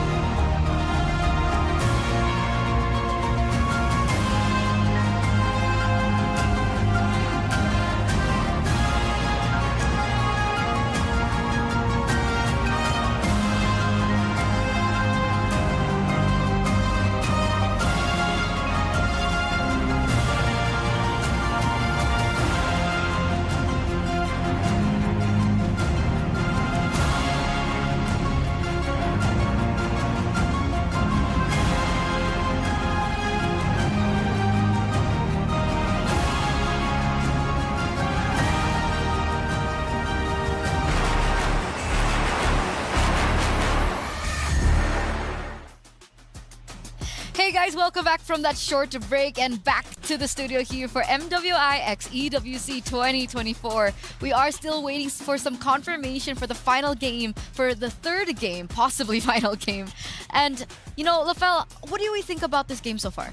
Honestly, I kind of feel like when we're coming back, we're just gonna see the ending because it's only the Lunox versus everyone from Smart Mega Empress. So I don't know how that is really gonna work out for VSG. We're gonna look at some highlights here, and looking at how the entire game has been going, it's really all about pickoffs coming in from Smart Mega Empress, where honestly I will show a little bit later when the casters were talking about how looks like their game plan is shutting down Gaily. And honestly, I'm gonna show that a little bit later. But yeah, this is the game plan coming in from Smart Mega Empress that I feel like Team Vitality should be looking out for. Can I comment on that real quick, though? Sure, go ahead. So I had a chance to interview Gail earlier on, right? And then she mentioned that this was kind of a revenge match for her. Yeah. Because previously she was in Onyx Zoal, and it was Smart Omega Empress that knocked her out at MWI last year. So maybe that touch into revenge for Omega Empress is like, okay, you want revenge? Okay, we'll take you up before you even get it. Yeah, because let me just say, they know where she is, no matter what time it is in the game. and that's the reason why they can pick her off, because there's a new meta rotation, right? A new way to play the macro game. So Smart Mega Empress, they call it audible. They're like, okay, let's switch it up. We know where she's gonna be at the 2 minute of the game. So instead of going for the meta play, we go for her. Again, I'm gonna show a little bit later, but essentially is you always have options in the game. You wanna do the new best thing or go back to what worked previous patches before that could potentially counter what people are doing today. And that's what Smart Mega Empress did. It's like, you know what? It happened before, so let's just do it today. I have a question, though. Are you hearing something? I think you need meds for that. No, I feel like I'm hearing some. Oh, there's. Oh. Whoa, we're in the floor. Yeah, you guys are on the floor. I was hearing scratching. There it is. I hope I'm not being disrespectful by stepping on you. No, you can step on Trex all you want. Okay, LaFell, anytime. That's I turn a step on my. Hey, that's a bit much. Wait, where are you, LaFell? There. Look, I'm being nice. I'm not. No, stop moving your head. Stop. I'll move to you. Okay, there you go. See? This is how cooperation works. How do you guys feel about the game? Do you guys feel like it's over? I feel like it's over. Yeah. I mean, at that point, man, you guys saw it. Like you said, it was only Lunox pretty much left to defend. And I don't know, like, even if you had let's say we jump back in and they were all there, we're talking about a huge gap power-wise in favor of Smart Mega Empress. Wait, where'd they go? Hey, man, where'd you guys go? Where did you guys go? What? Send it Oh, back. there you are. We got monitors. Look at it. They weren't on the floor, so I was wondering where they were. Turns out they transferred. Oh, now they're gone again. I'm so sad all the time. But it looks like that game is going to be starting now, so we're going to throw it back to our casters. The game is ending. There we go. Smart Mega Empress does it. They definitely do. Today, the plug was pulled on the Song of Victory. And you know what they're saying? What are they saying? You know what Empress is saying? What are they saying? Piñas, lang, malacas. Sorry, you threw me off with the lang. Yes. You say it. Pinas lang malacas. Pinas lang malacas. There it is. Again, you know, history has been made because we're not going to have an ID versus ID, Indonesia versus Indonesia Grand Finals, Trex, and that's, you know, it took us a little longer to get the ending of that game, but hey, we saw it in the writing. 3-0, very dominant sweep for them. This also was a 10.5-minute game. So game 1, same time, 10.5 minutes. Game 3 was 10.5 minutes. Took them a little bit longer. In game 2, the game plan was there, man. That's like a 30-minute best of 5. Wow. Put it into perspective for you real quick. Yeah. The Jeepney's in full gear right now. Dude, that's not just a regular Jeepney anymore. That's an upgraded e-Jeepney. Definitely upgraded. That's the Tesla model right there. All right, guys. It was a pleasure. That's going to be it for me on the desk. Next, Naisu and Mirko will be joining you. They're going to have a great interview down on the stage. Big shout out to Smart Omega Empress moving on to the grand finals. VSG with a beautiful run. I don't think a lot of people expected them to get this far. They put up a great fight, but today their song is sung. We'll see them next time. And let's throw it back down to the desk because they got a great interview coming up for us.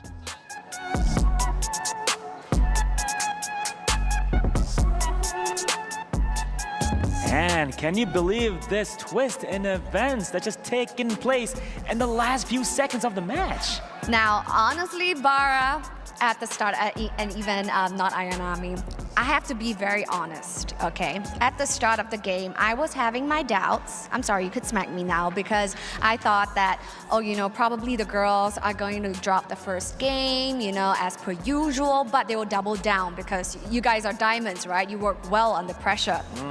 But this time, I don't know what happened.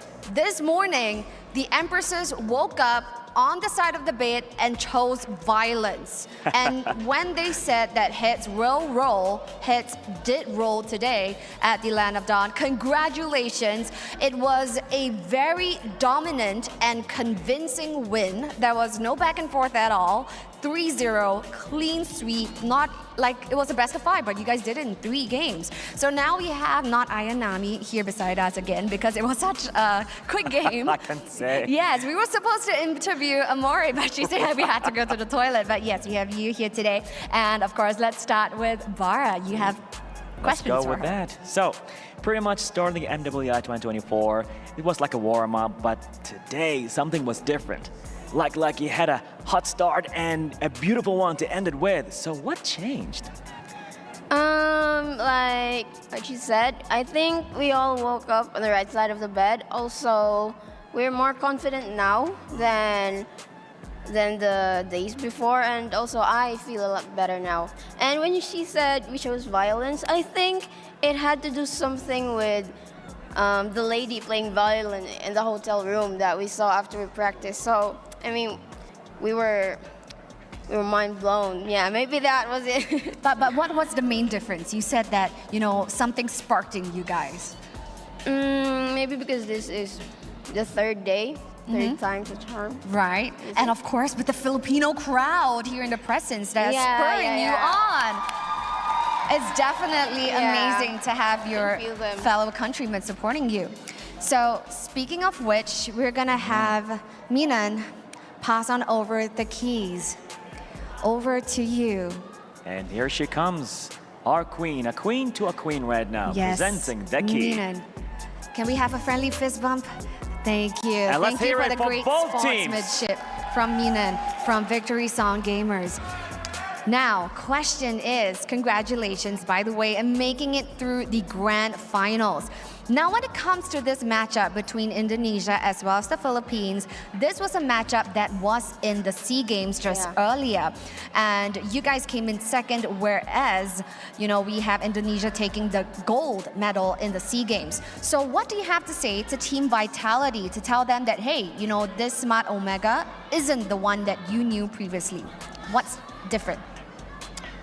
We're more prepared this time, and we're probably more in shape also this time. I mean, we're mentally more prepared and physically more prepared, well rested, I mean. And we will do a lot better than we did last time. So, good luck to the both of us. Fantastic.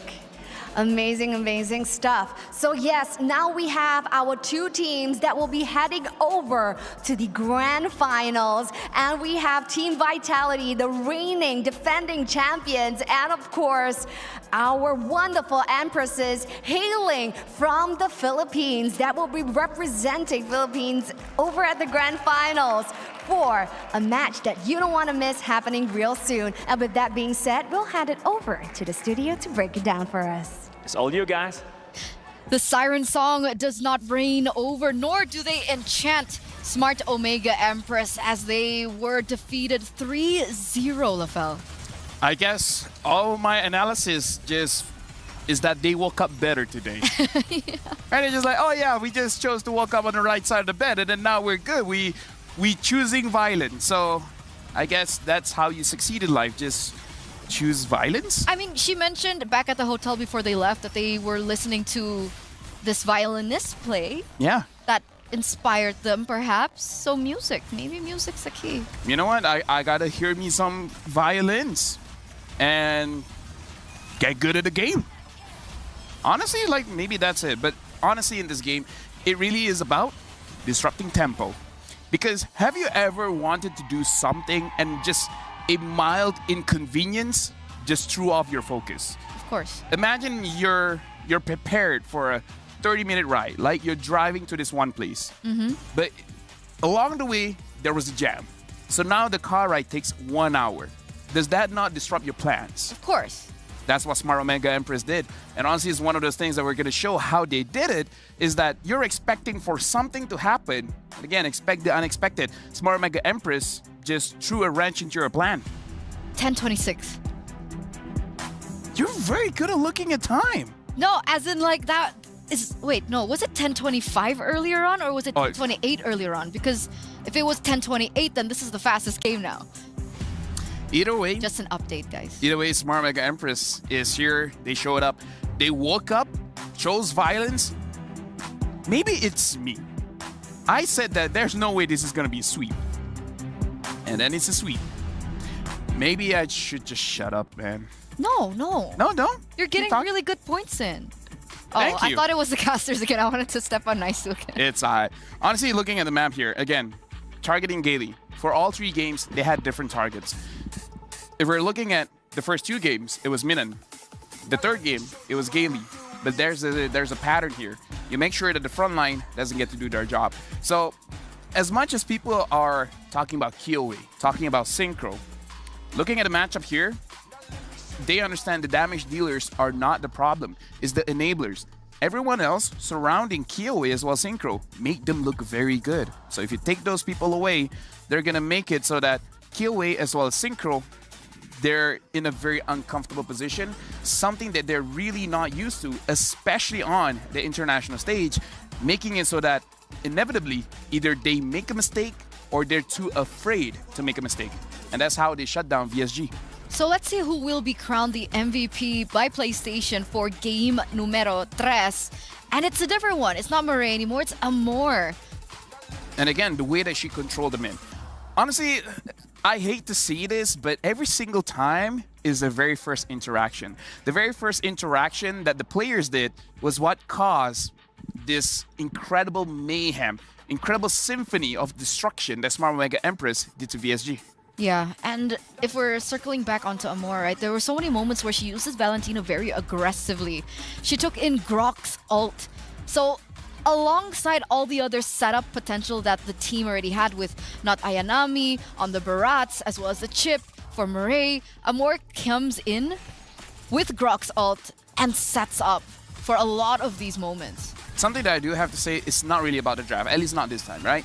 This time it is about the macro, and it's really just about Smart Mega Empress understanding where they are, and our MVP, Amori, making sure that she deals the damage, she deals the crowd control, and maybe she's the one that made the decision that ultimately won them the game in the very first interaction.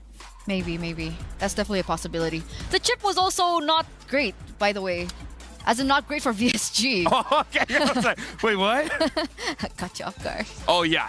And again, we got our S tier hero here. Valentina, honestly, is one of those heroes that if you want to be a professional player, you got to master her. And it's crazy, right? Because the Valentina has been in the meta for so long. And she's staying here. And she's been nerfed a few times as well. Oh, yeah. But she's still here. Luckily, we don't see Fredrin a lot anymore. Because I was getting really tired of seeing Fredrin. So, don't say that. No, I will say that. I mean, is it because he's going home? Back.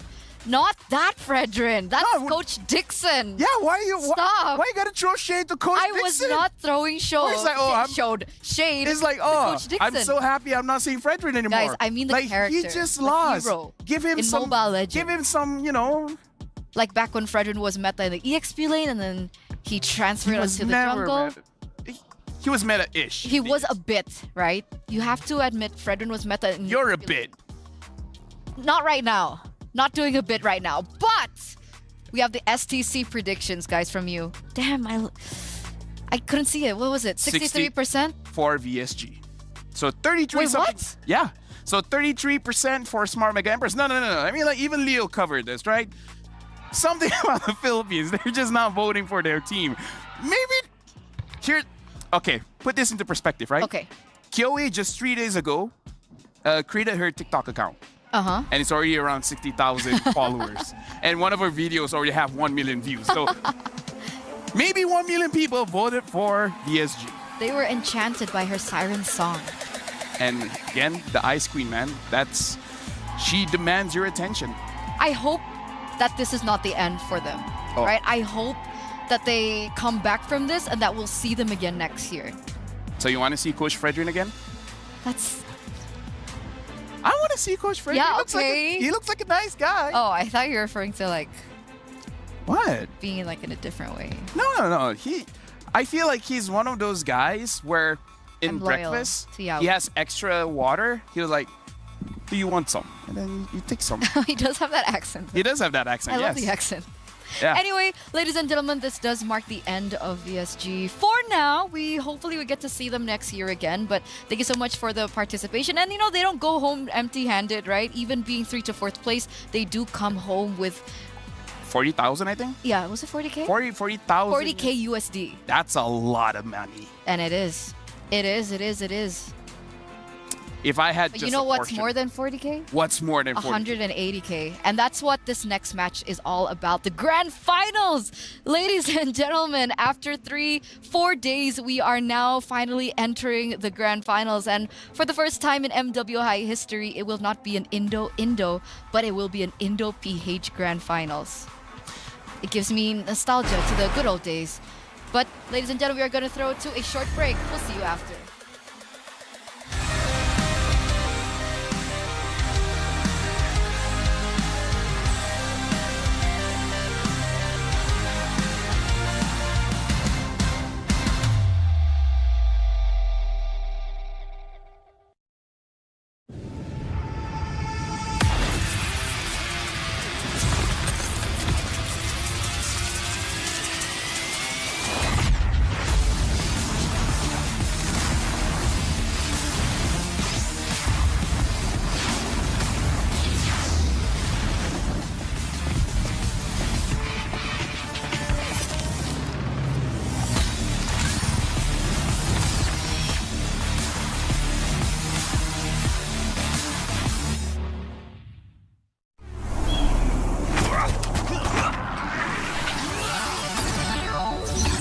Ready, set, go.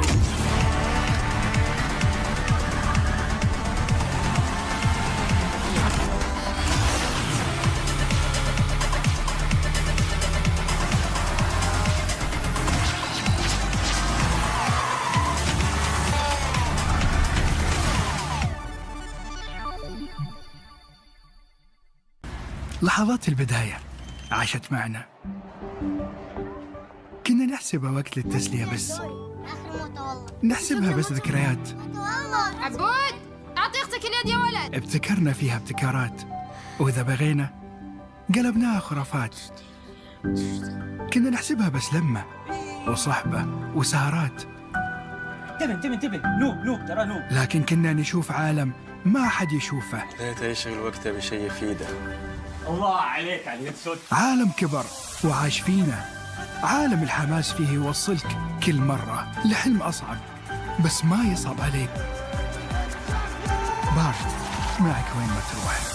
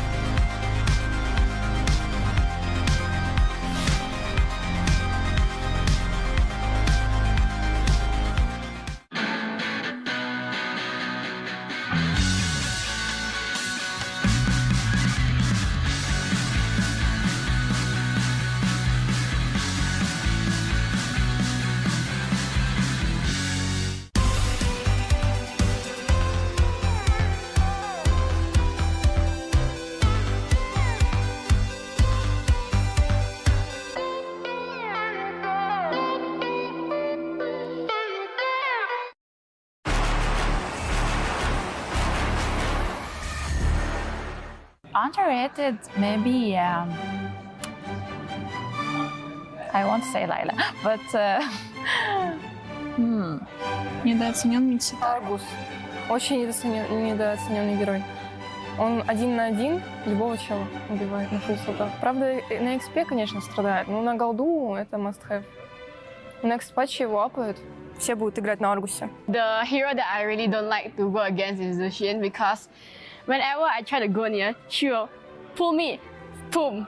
Boom. Because the hero can, the first skill, the second skill, is it? The second skill can lift up and then pull me to another side.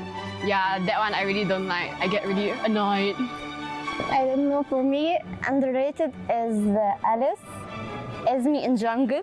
I love Esme in jungle very much. And Vendetta, of course. Yeah, Vendetta. Very underrated. Because it's my main hero and I don't see a lot of people play with it. So, don't like that. I think the underrated heroes is Zaz. Because he's good. Yes. Because in Malaysia, we really use it. But when I came here and then I tried to play rank and then people all ban Zaz. Yeah, ban Zaz. They ban her. Yeah, but in Malaysia, we don't ban any Zaz. Но Дариус считается самый сильный лайнер за счет того, что он берет соло первый фул и погнал. Вторым скиллом шотает любого персонажа. Ну, типа, это можно задолжить, если быть умным. I think the hero that they're gonna pick the most is Ling. Because right now he's in the meta and he's a really OP hero that he can rotate through the map really fast. Yeah. I think the most hero that people will pick is Terizla. Because he is too overpowered in right now, meta. Yeah, probably they ban or pick the heroes. I like K1, but yeah, you know his hair damage now, it's not that good. So I can't play her now.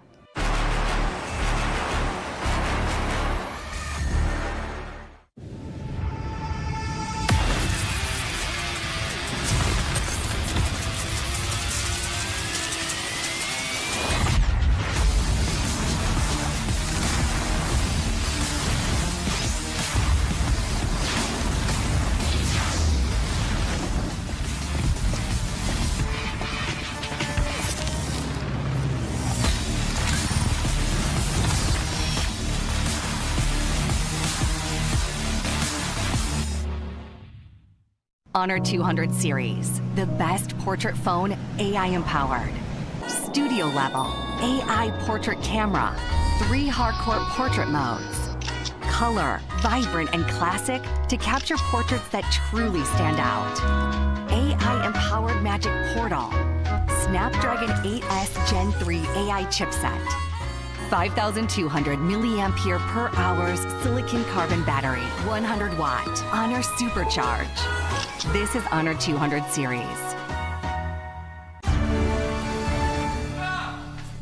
You ever wondered how a Hollywood movie is shot? On a Sony. You review it on a Sony. And how do you make that sound epic? You record it on a Sony. Lunch break on a Sony. So why wouldn't you watch it on a Bravia by Sony? Have you got what it takes to get to the top? It doesn't matter how high you climb.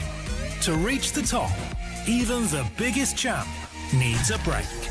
So you can recharge, dive back in, and dominate.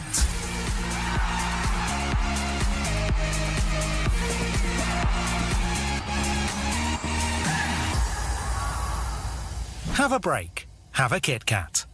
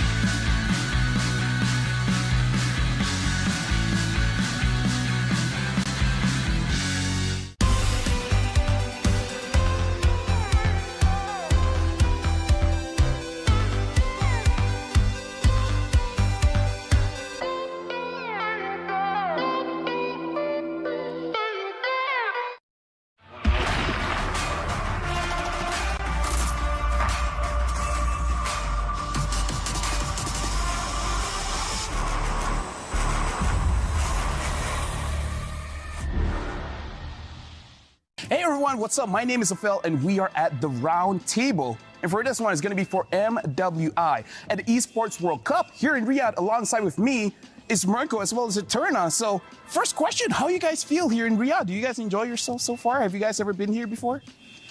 No, this is actually my first time. We were here last. You know, why yeah. can't you just go along with the jokes? Sure. You know, yeah, first like, time. It's the first time ever. Haven't It's seen you guys amazing. in like forever, by the way. Yeah. Oh yeah, dude, like we're moving on, right? So MWI, like seriously, how do you guys feel that MWI is in the world stage now? I think it's great. I think I mean, you know, the guys have been getting so much attention, especially with the crazy prize pool. It's only fair that MWI gets its fair share of like the prize pool increase of the world's attention as well. I think it's amazing.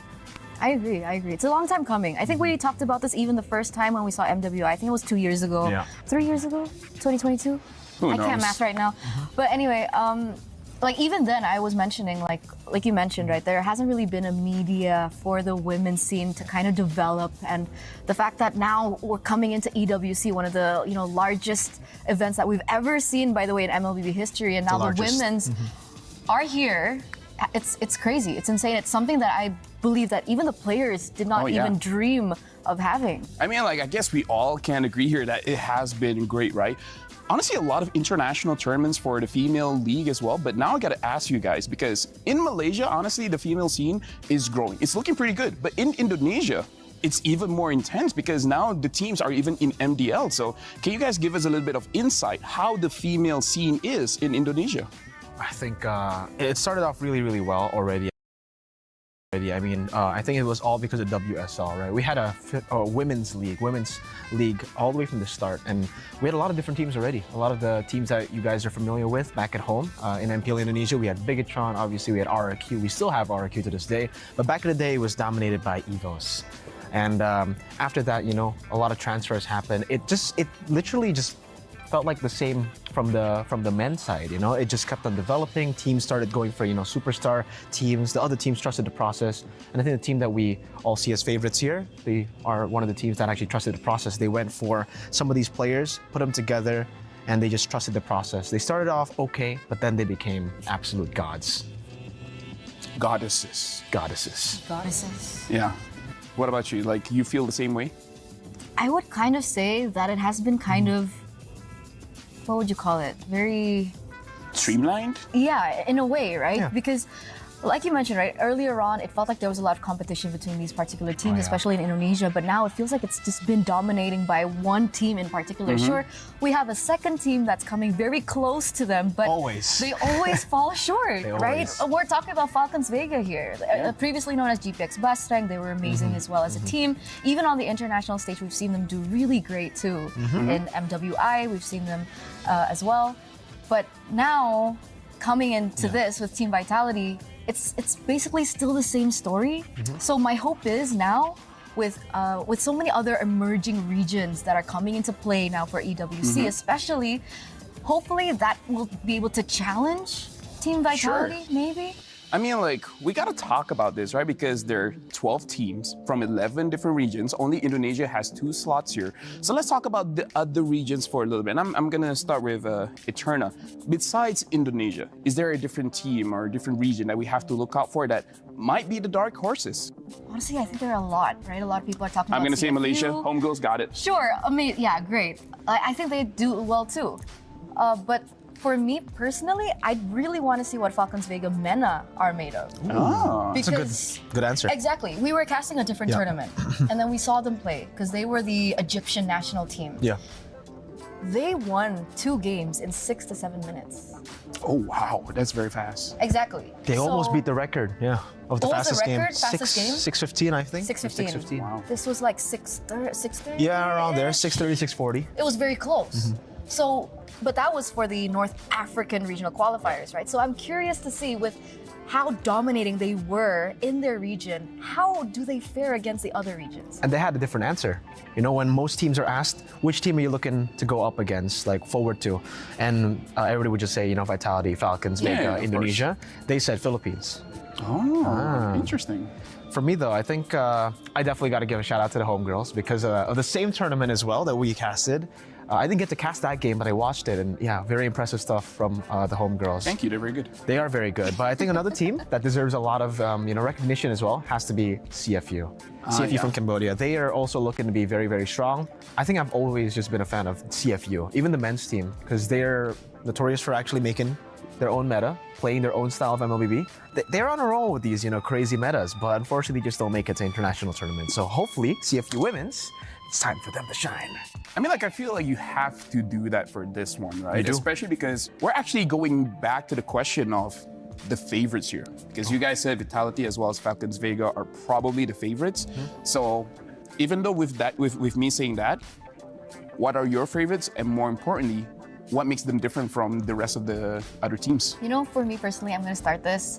It's not that, it's more of the story that I'm very interested in. And do you know which team that is? What? It's Cloud9. Ooh. That's an interesting choice. That's an interesting one. That's who you're rooting for. I kind of am. I don't know if we're allowed to kind of talk about that in detail here. Yeah. I don't think we should. I think we'll let the viewers kind of, figure it out for themselves. But I'm going to put Cloud9 on the table. Ooh. On the round table? Nicolette, on this round table, exactly, with Nicolette in the jungle. And that's all I'm going to say. I've seen that she's good. But again, going up against all these amazing teams, it's going to be an uphill battle. So honestly, a very good shout out. But what about you? Yeah, shout outs to Cloud9. I think the journey will be really cool too. I mean, seeing that some of their players have actually, gone up against played in the men's division as well, or just normally in BTK previously, Apple or Nicolette. So that's also very interesting. But I think for the favorites, I have to say, I've been rooting for this team for the longest time because they were a different org before. Now they're Vitality. I'm a big fan of Vitality too. I mean, come on, bro. Yeah, of course, Vitality's great. Right? But yeah, no, I think Vitality will still probably are the favorites for the most part. Yeah. They've been there for so long. They're on a 26 win streak, even more if you count, national team success. So I don't think the pressure is. How many years has that been then? 1, 2 years? I think it. 1 year? 3 to 4. Oh my goodness! Almost 3 to 4 years where they haven't lost a single tournament and they've still stayed on top. So I think for Vitality for them, they don't really look at pressure. Pressure is not for them. That's great. Pressure's for tires. Okay. And for some cooking styles. Yeah, pressure cooking is a thing. Yeah, it is a thing. Oxtails. Oxtail soup. Anyway, for other teams, I have a different concern, right? Because Falcons Vega Mena example, I keep going back to them because... It's okay. We're not judging. Okay, thanks. This will be their first international tournament that's offline. Yeah. Should be, right? I mean, I think they played for SEA Games, no matter what, this is on a different scale. Exactly. This is a different scale. Exactly. The stage is bigger. There's a lot more people looking at you. Everyone's focused on you. The prize pool. There's just so many things that have been magnified. And I think it's a valid question for these emerging teams. Agreed. So the thing is, Vitality, 3-4 years undefeated. Yeah. We saw that Fnatic Onyx, they lost, boohoo, sad, whatever, Will the same thing happen to Vitality? Again, they might say pressure smasher, but maybe it could pressure smasher? It's like potato. Okay. Pressure smasher, it's whatever. Yeah, I mean, the thing is, I would say the same thing if they're on a normal win streak. If they're like, oh yeah, we haven't been beaten this year. No. We haven't been beaten the last 2 years. I mean, how does that affect you if you've been undefeated for such a long time that you don't know how it feels to lose? Exactly. But remember, even you mentioned that in their last tournament, that they nearly lost a few times. See, I think that, this definitely, by the way, winning so much definitely has an impact on you, right? You get overconfident. But the thing is, what makes this Vitality team so special for the longest time, why they've been able to keep themselves on track, is because every time they do get overconfident, they know when to step back, when to be like, all right, you know what? That's a bit too much. This happened in SEA Games, in the grand finals, where they almost lost 2 against Philippines. This happened in the qualifiers, like you said, almost losing against Team Malaysia. So there's a way for them to always just come back, stay composed, and then destroy their opponents. It's just so systematic, you can't really explain it. I don't know how to explain it, but that's Vitality. I mean, like, if you want to, of course, that's the argument, but, you know, anything can happen here at EWC, yeah, of course. man. I think a lot of people were like, no way, Falcons AB Brand will definitely win MSC. But they didn't, you know? So there's definitely a Which chance. team won again? SRG. Congratulations. It's been a long time coming for you. Thank you. I heard they were pretty good at scrims. Oh yeah, they're very good. We may have talked about that a bit much, but you know what? It's okay now. It's okay now. Not everyone wants to talk about it. But speaking of which, it's like, which teams do you guys think is going to be the hungriest for this one? I want to say Smart Omega Empress. #1 in their respective region, obviously, but they always, again, fall short against these Indonesian teams. Yep. I think the last tournament that they entered was SPS Women's League, where they were second place behind, of course, Team Vitality. So I'm pretty sure after so many same scenarios, I mean, you're going against the same team over and over again, by the way, against the same members. And it's also the same lineup from Omega Empress that, you know, the hunger is there, and definitely they'd want to win it this time. Yeah, skip breakfast, lunch, dinner, Everything. just to win. But I think it's a bit different for homegirls. I honestly think, for me, it's homegirls. I think that's the team that's hungriest. Why? Because Malaysia's, come on. Malaysia's pretty hungry, you're not gonna lie. Malaysia's very hungry. The esports ecosystem in Malaysia right now, it's growing. And it's time for these girls, for the homegirls, to show the world that it's not just the men's, but it's also the female division too that has gotten this boost. No, honestly, for me, like as a Malaysian, I kind of feel like if Homegirls wins this one, then it will grow the scene in Malaysia, which I feel like is true for every single team here. Whoever wins, doesn't matter who, the growth is going to be there for their very own region, right? So now you guys have a camera here. You guys can't take it home, but do you guys have anything to say to the camera? We'll start with Eterna. Okay, never mind. We'll start with Mirko. I need time to think. All right, Don't put me on the spot like that. I'm sorry. I don't know, for you guys... and girls. Guys and girls, you know, I when usually... he says guys, he means guys and girls. Just I call you guys, Yeah. kinda, but guys and girls, there you go. Guys are gender neutral. I feel like that's the case. That's true. For you guys back at home watching, the Roundtable and MWI, thank you so much for watching and supporting. You know, again, for the women's scene, it needs a whole lot of support to continue developing, and for all these teams, it means a lot to them, because I think especially now, considering it's getting so much more attention, even if they don't win, some of these regions, the fact that they make it top 3, top 4 without a coach, without an analyst, it will push the region more to like push for these coaches, push for the analysts, push for them to have better facilities as a team, as players, and it'll be great for the scene. That was so endearing. Yeah. Is it my turn? Yeah. I don't really have a message, right? Okay. All I just want to say, just cheers. You can call. I just want to say cheers. Okay. Right? Cheers for finally the female scene in MLBB getting recognition. The recognition that they deserve. Yeah. And of course, the recognition that will pull forward into the future to one day a competitive landscape between both female and male MLBB. Isn't this like an Eterna thing to do? She's like, I don't have a message. And then just goes on for like a few I seconds. just wanted to say cheers. I just wanted to say cheers, but I have more. But speaking of which, thank you guys for watching. You guys have been watching the Roundtable. In terms of messages from me, make sure you guys have a healthy diet, because diet is very important for your life. Sleep is essential. 5 hours I think is fine, but if you can do 8, that's great. Exercise if you feel like it.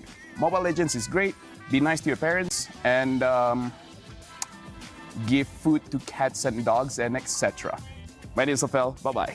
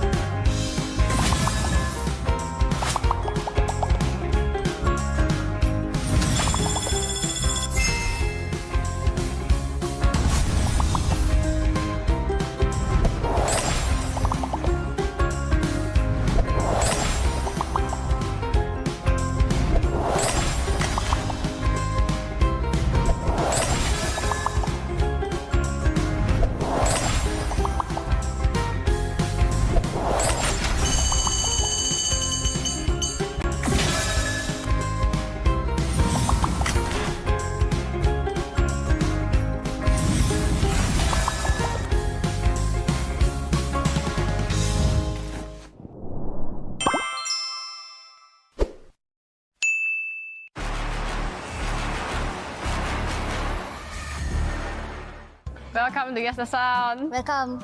Welcome. Her simply means restriction. One sound. Leila. Is it Leila? Joy? I think Joy.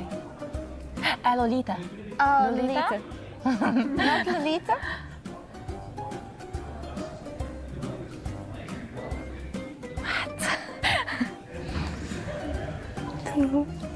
I don't know. Ikaw, Chang-e yata eh. No, it's not Chang. Ikaw, guess ka. Give us a clue. What? I'm Chang-e. I guess it's Chang-e. I don't know what hers. Yeah, it's not Chang. Nana? No, it's not Nana. Oh! Make you know you don't know. Kagura. Long time didn't play with it. Never use Kaguras. Sorry, I'm not Kagura main. Hide my rum. Hide my room? Ralph. Ralph? What is this? The voice don't even sound familiar. Hide my rum. EXP hero Hide my Is rum. it EXP hero? Oh no, we don't know. The sound is not even relative. For sure. Oh, okay. Bane. I don't use Bane, so I don't know. Oh my, I'm bleeding. I thought I know the song, but I forget. I've never heard that voice before. Oh no, I'm bleeding. Cyclops. You got Cyclops. Cyclops. Oh, yeah, Cyclops. Oh, Cyclops! Yeah, That's Cyclops why voice. it's familiar. Yeah, Cyclops. Cyclops sound like that. Dude, wrong item choice. And ini Diggy. Diggy? Harry? Diggy. Diggy.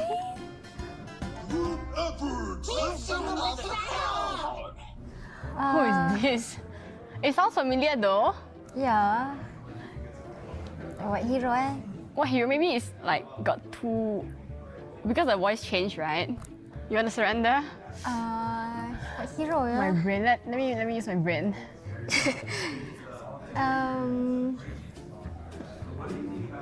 Apa? Joy. No, Joy don't sound like that, right?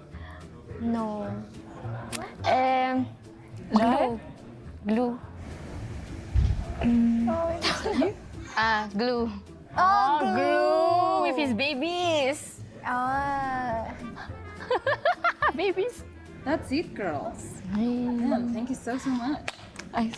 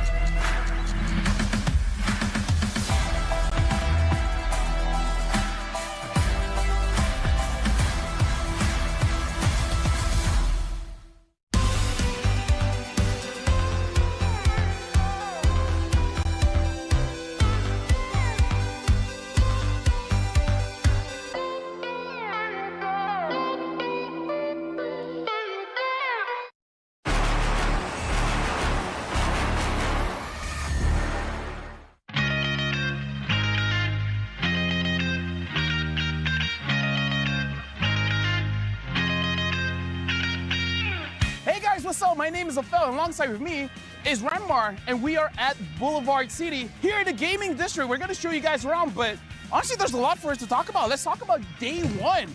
The games have been amazing. Yeah, MWI 2024 has not disappointed so far because we're seeing surprises, but at the same time, we're also still seeing this powerhouses still dominate. Falcons Vega, Team Vitality, they're still going strong.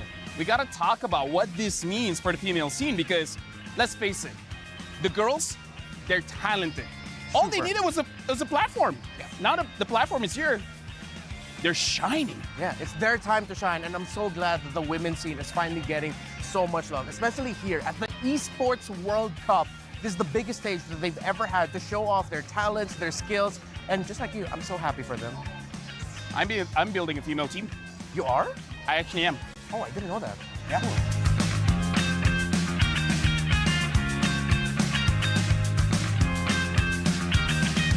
Let me just say, we're probably at the coolest part of the place because this huge LED is just showing up. And now, you know what? Here's the thing. Yeah. This MWI, it means a lot for Malaysia. Oh, yeah, it does. Because, like, here's the thing. The scene in Malaysia, it's growing for the females. Yeah.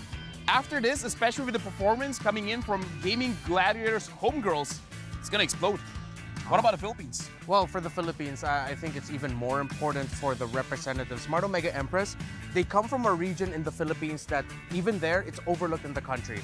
Like, you don't hear a lot of amazing pro players coming from this region because they just don't get the platform. So to have an entire Filipina MLBB team from one area coming to EWC, coming to Riyadh to show off their skills and talents, it means a lot for the country and for the region of Visayas. Yeah, again, I don't know. Personally for me, in Malaysia, there's a lot of female teams. After seeing what's been done here, I'm pretty sure it lights up a fire inside of them that they want to grow. They want to do more. They want to prove to everyone that they can compete. Yeah, it's 100%.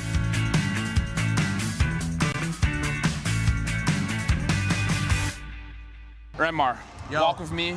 Because let me just say, MWI is going to revolutionize esports. Because we're starting something here. And I feel like everyone should follow suit. Yeah, this is our first Women's World Championship.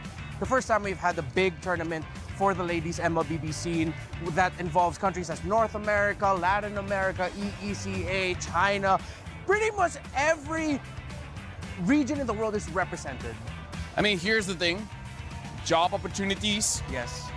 More for the audience. Because I'm pretty sure the audience, they love watching the guys play. But honestly, with the females, they give a lot of surprises. We see a different pocket meta here in the MWI. See the Zas, see the Juicin. Yeah. Like, again, it's expanding to what's already happening here. Speaking of here, you guys can see we're at the Amazon Arena. This is where all of our female professional players are actually playing. Yeah, and I'm looking forward for, well, you and what you will be experiencing watching our ladies showing the world what female MLBB truly is. Here's the thing, the games have been great so far. Yeah. For you guys, I hope you guys are enjoying the games because we're gonna see more of them. And I hope they show up. So let's go to the Amazon Arena.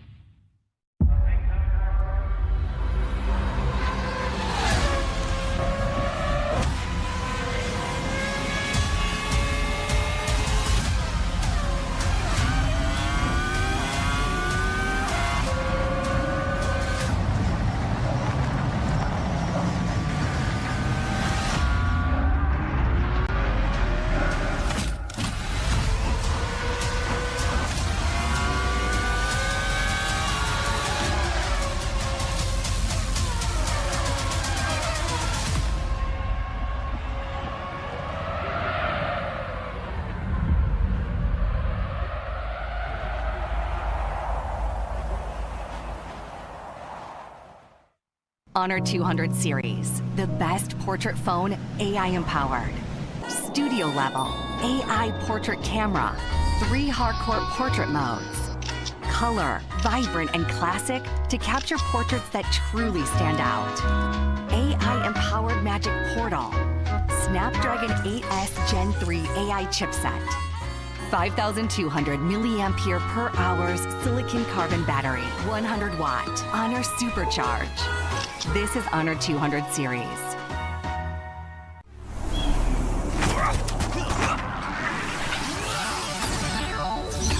Ready, set, go.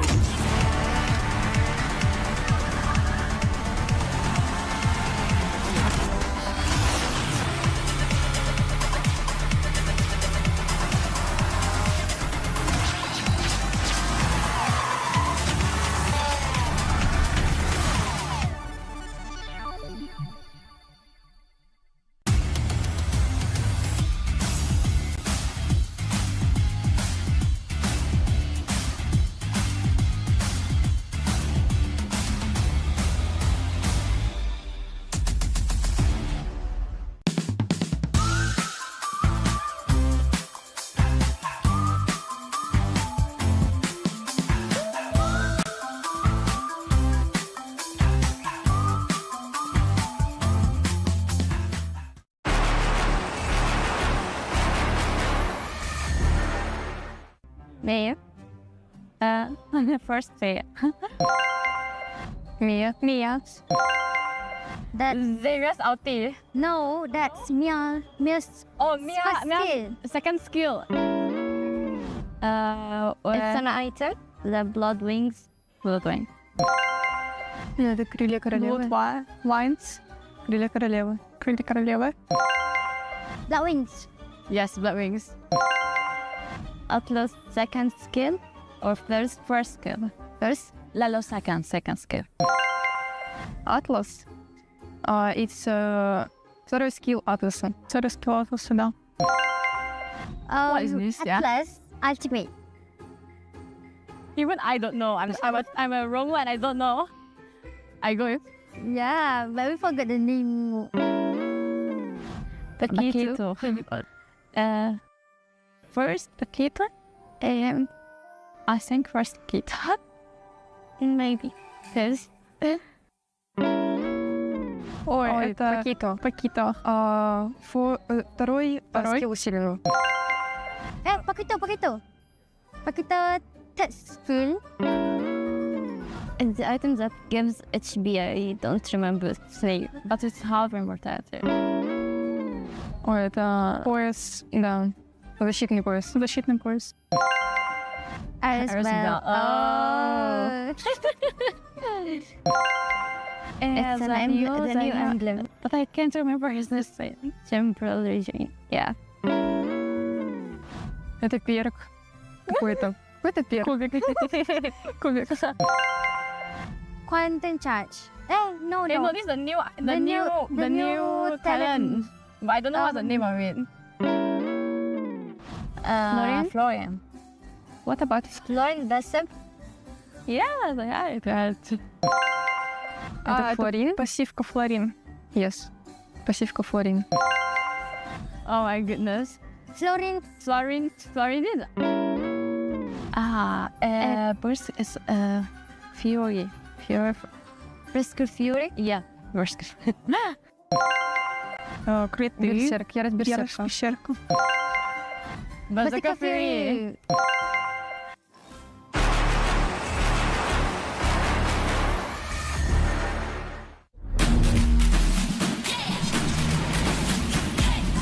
Just like you and me, fighting our destiny. Though they may not see, I'll prove what I can be. Aren't we all the same? We're deep in the game. They say this is lame, but we have our own aim. No fear, prove it.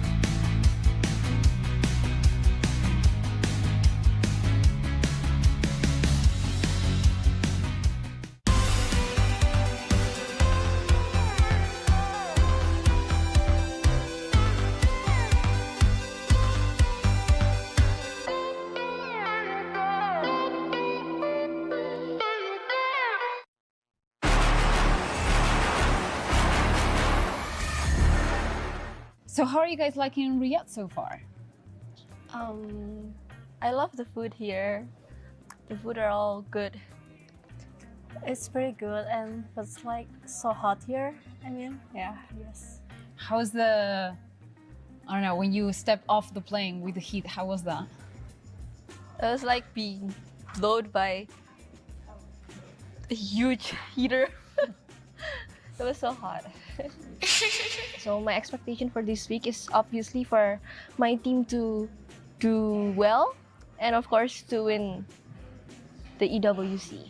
I think of course it's adding more pressure because people, especially from Indonesia, they expect us to win this tournament and take the trophy back home.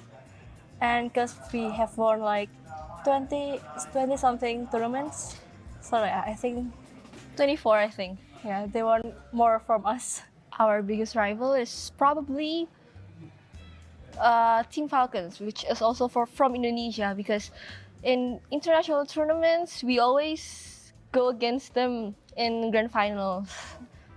So yeah, they're our biggest rivals. You've played against them so many times. So many times. And you won so many times. So many times.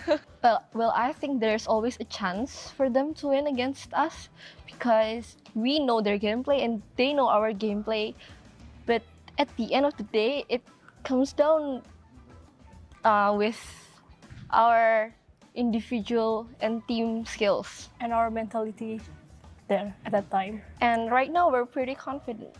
We've been playing together for I think 4 to 5 years. Yeah. In the same team.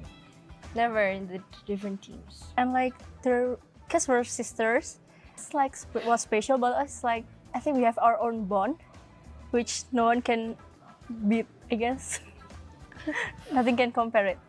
Like a natural chemistry, like we don't need to build it from, like it's not the same as building chemistry with our other teammates. First is our teamwork, what makes us so good.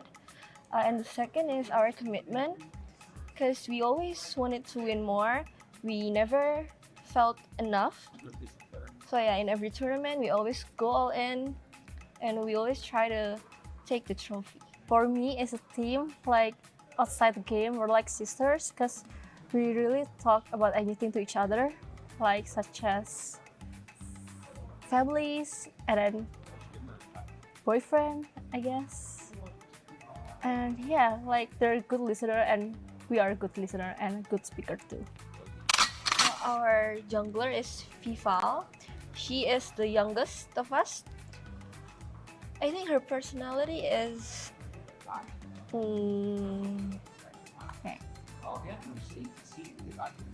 she's somehow like a guy-ish.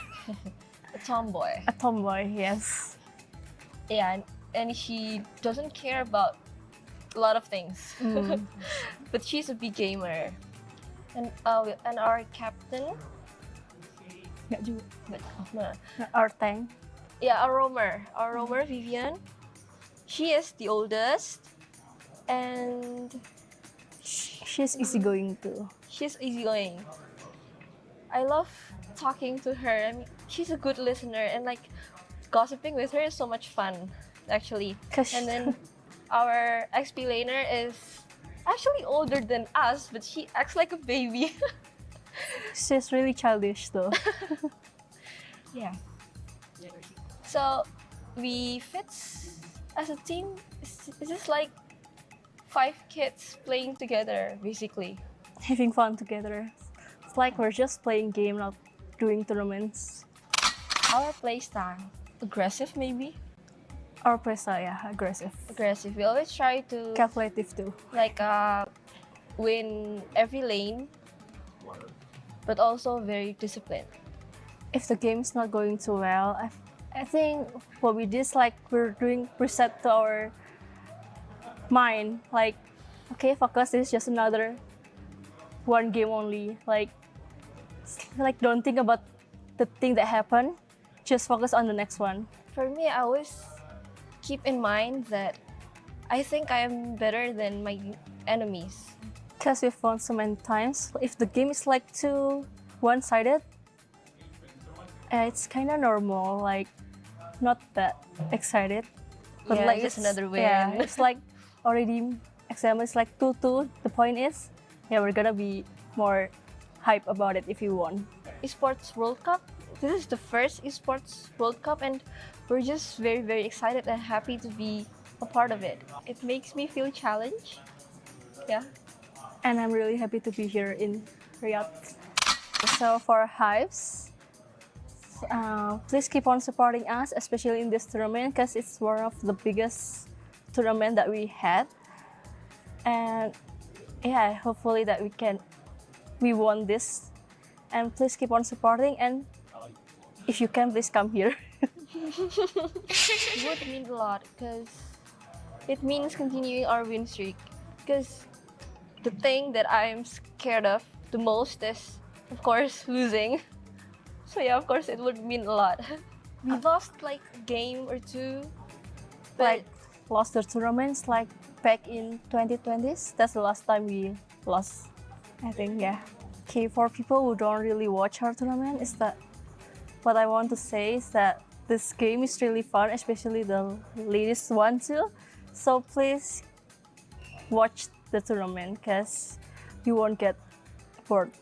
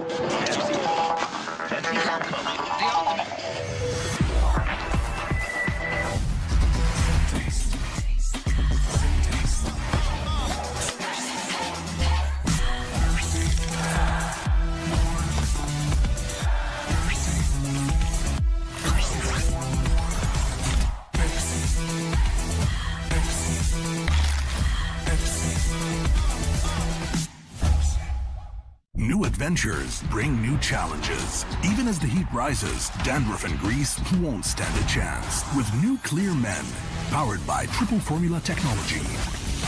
To eliminate dandruff, itch, and grease, gives you 8 hours of freshness and 100% dandruff-free hair. New Clear Men, 0% dandruff, 100% confidence.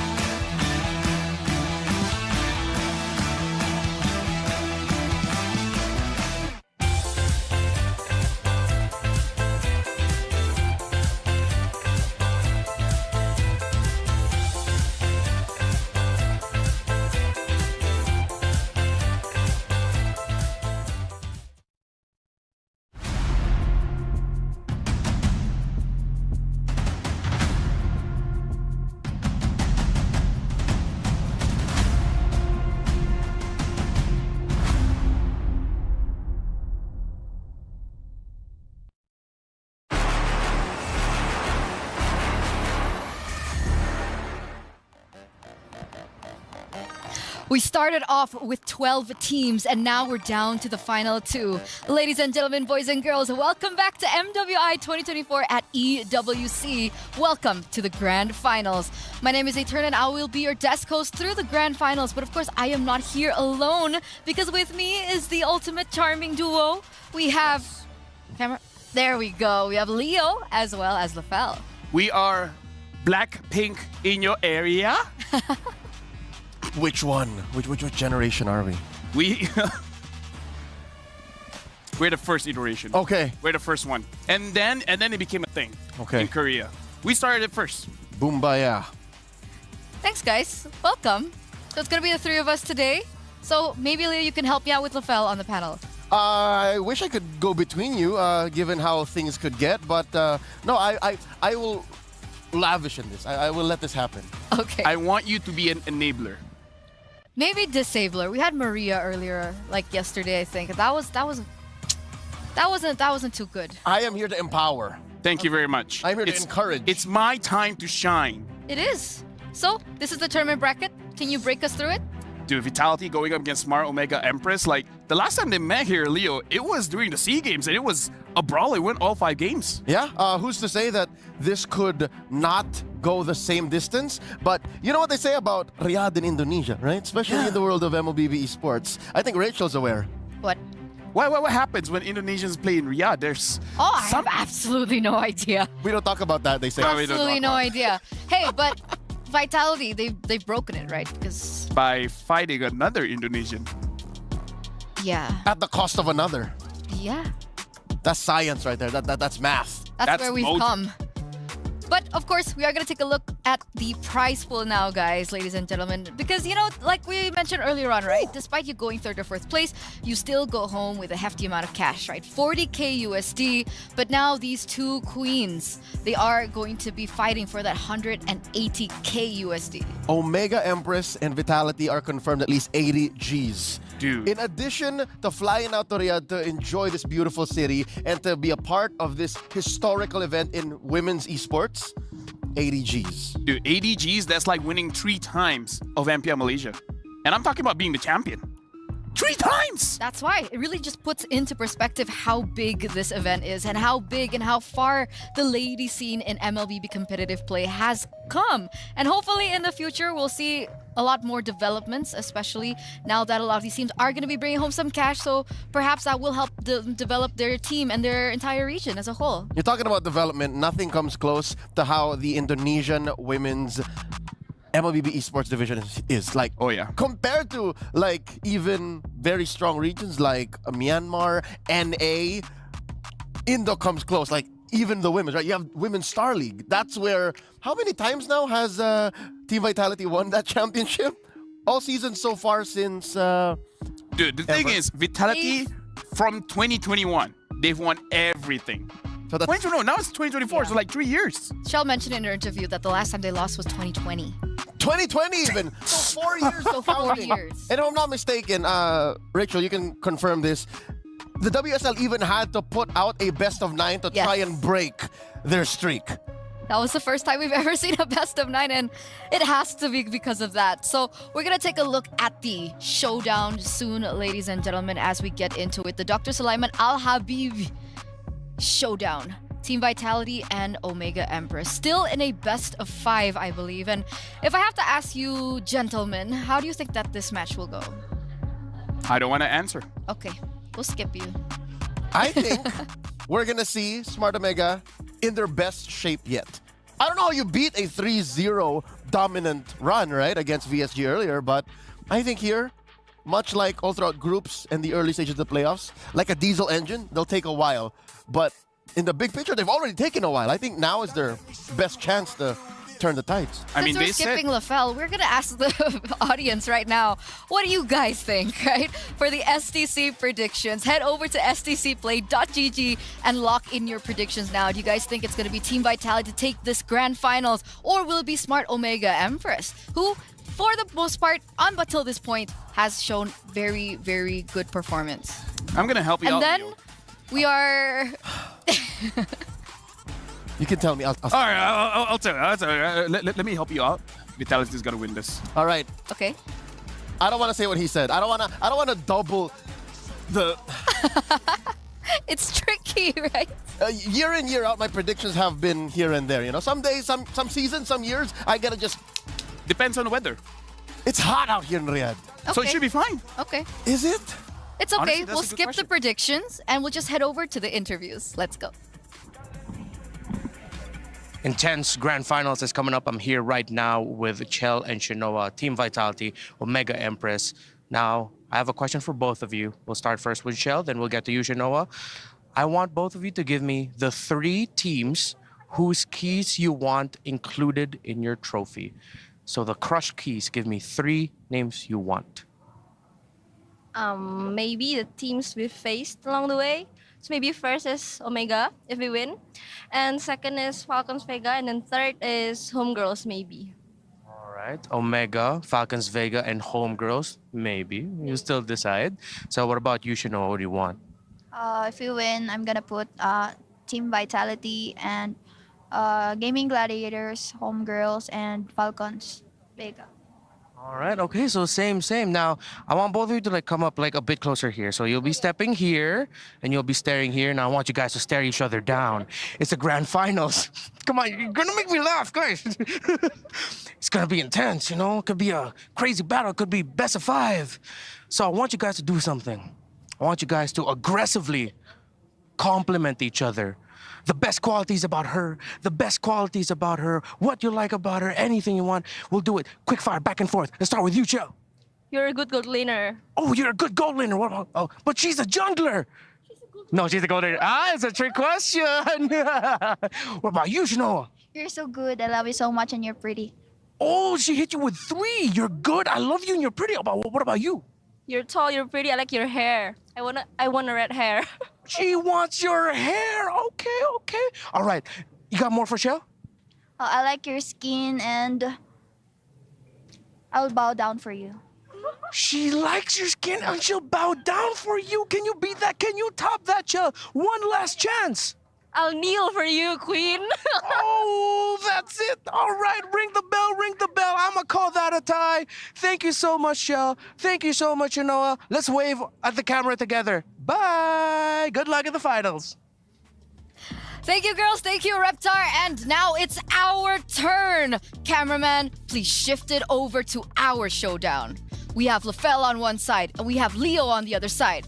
Boys, kill them with kindness. I like your facial hair. You got nice curls. Your tie is much better than my tie. Your country won MSC. You're a very nice person. Great. Ding, ding, ding, ding, ding, ding, ding. Yeah, you won. Okay, I couldn't beat that one. Okay, congratulations, Leo, for winning that. What would you like in return for that victory? I actually was prepared to go longer. I wasn't ready with my acceptance speech. I'll give you nasi lemak. Okay, thank you. Come over to Malaysia. All right, I'll see you at M6. There you go. And now we got to talk about the game because honestly, Redmar has already set it up. This is going to be intense best of 5. Mm-hmm. And what a way to take it through brevity, through comedy, because that's the only way we know how to cope. Definitely. We haven't seen this in quite some time, by the way, as well, right? PH Indo Grand Finals for the MLBB women's scene. Okay. Calm down. All right. Calm down. Okay. Hey, this is as high stakes as it gets. This is where, finally, maybe my country can win. Why am I here? They already won. I don't know either. You know what? We're all here as family. We're the real champions. All right. Let's start talking about this next matchup. Okay, sure. Smart Omega Empress once again and Team Vitality. Last time at SPS when Falcons Vega were able to qualify, they did have a best of 3 meetup and that was a 2-0 for Vitality. But do you think this time something has changed? Let's start with you, LaFell. No. Okay. Leo, help me out here. Yes, something definitely has changed. I think over the past few years, Smart Omega Empress have learned to spread out the work. They've learned to spread out the priorities. And at the start, it was very Amore-centric. And then in about 2022, 2023, it was very Shinoa-centric. And now, it's Keishi's turn to shine. And even not Ayanami, even if it's most likely not Ayanami, it's still not Ayanami. It's funny how the way you said it, I still understood. Right now, we're looking at the recaps here because we're going to look at all the teams And honestly, personally for me, I may have a bias towards roamers, but the thing is, you gotta look out for both roamers here, right? Vivian as well as Mireille, they've been really showing up. In fact, in the previous best of 5 against VSG, Mireille got the MVP twice. Back to back.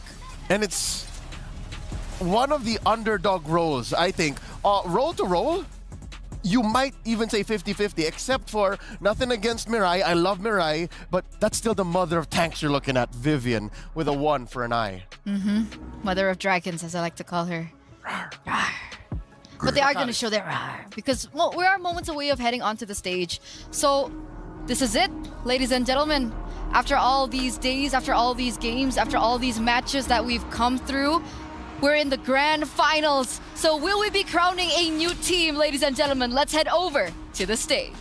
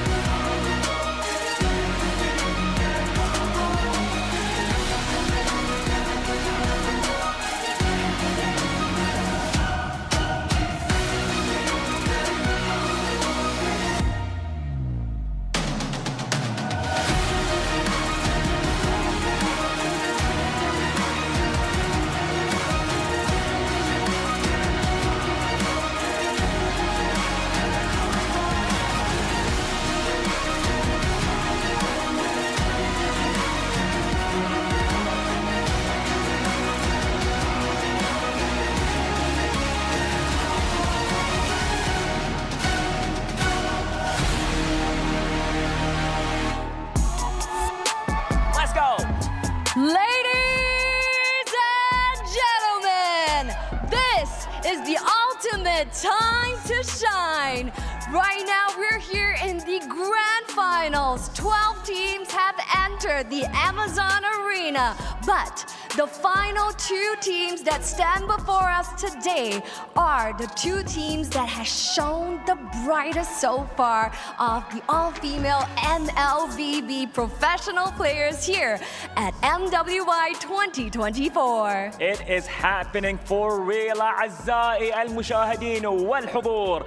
وصلنا معاكم النهائيات هنا مع كأس العالم للرياضات الإلكترونية بالمملكة العربية السعودية الرياض مع موبايل Legends Bang Bang Women's Invitational 2024. Cheryl, well, assalamu alaikum. Salam indeed. Now, it is a running joke. Now, this has been a wonderful celebration thus far, celebrating our women, breaking barriers, changing expectations, redefining esports right here today, and it is just a phenomenal experience. So speaking of which, we are going to present our players for you right now, and this presenting the reigning, defending, back-to-back champions, V40 Vitality!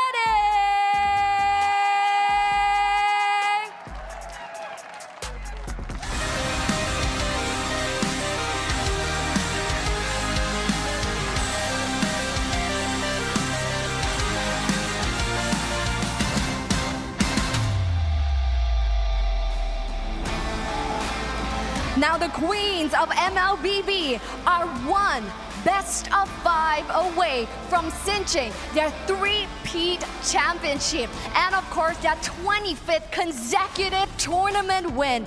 This is your time to defend their throne. Introducing first, the EXP laner. Give it up for Fumi Echo. Playing the jungle, presenting to you Vival. Filling the mid lane, we have Cindy. And the mother of roamers, Vivian. And finally, the ever reliable gold lane, Shell.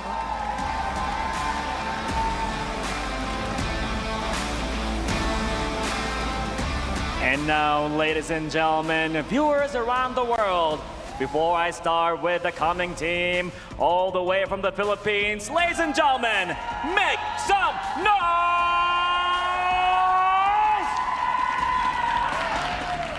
The opponent coming right now, hailing from the lands of the Philippines, taking place right here at the KSA EWC. Let's hear it, ladies and gentlemen, for Team Smart Omega.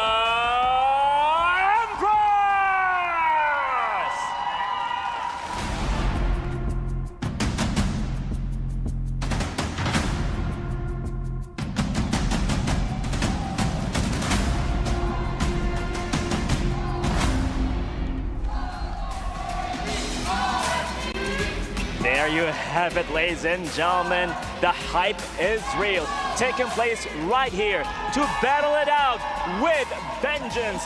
Here to claim the trophy and to take it back home, not only to the Philippines, but to City Cebu. And now, ladies and gentlemen, they are the established team powerhouse all the way from the Philippines. Let's introduce the players, starting with the fearless EXP, not Ayanami!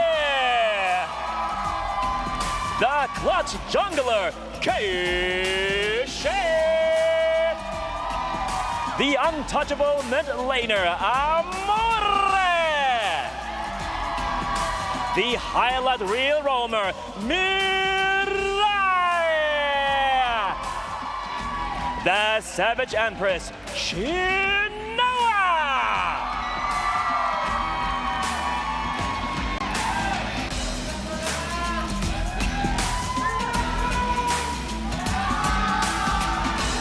Absolutely wicked crowd. Wow. Beautiful, beautiful. Is the Philippines against the amazing team as well with Vitality. Who's gonna make it happen? Now, what will happen right here in this match, we can only find out. Will V stand for victory for Team Vitality, or will the Smart Omega Empresses cause a major upset and take down the Juggernauts? That is MWI 2024. Ladies and gentlemen, for these two teams behind us, it is only one shot, one opportunity to seize everything they have ever wanted. One moment. Would they capture it or just let it slip? Over to you at the studio. Yalla! Thank you so much, Cheryl. Thank you so much, Bara. And I love how you put it. The stakes are ever so high for both of these teams that are fighting for it all. They want that #1 position. They want to be the new queens of the world. And that $1 million question, right? Can Vitality continue to defend and go on the run for that 3-peat victory at MWI? Before we even talk about the game, we gotta talk about the draft. Where personally for me, I feel like for both teams, the third pick is going to be important, especially when we talk about grand finals. What is the first thing we think of? Exactly, moms. We gotta talk about the mother of tanks here, Vivian, going up against Mirai. I feel like for both, what?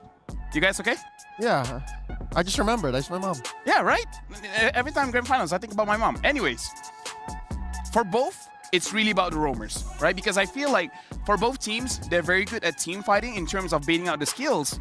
So which roamer has the better setup is gonna win it all. So you're looking at a priority on Minotaur, on Tigreal, and not even priority, honestly. The possible counters like Valentina. Exactly. I expect Valentina to be such a high priority in the draft, whether it be early ban, which is most likely going to happen, or even answers all throughout team fights, because in their last series against VSG, Omega Empress unlocked the X-Borg.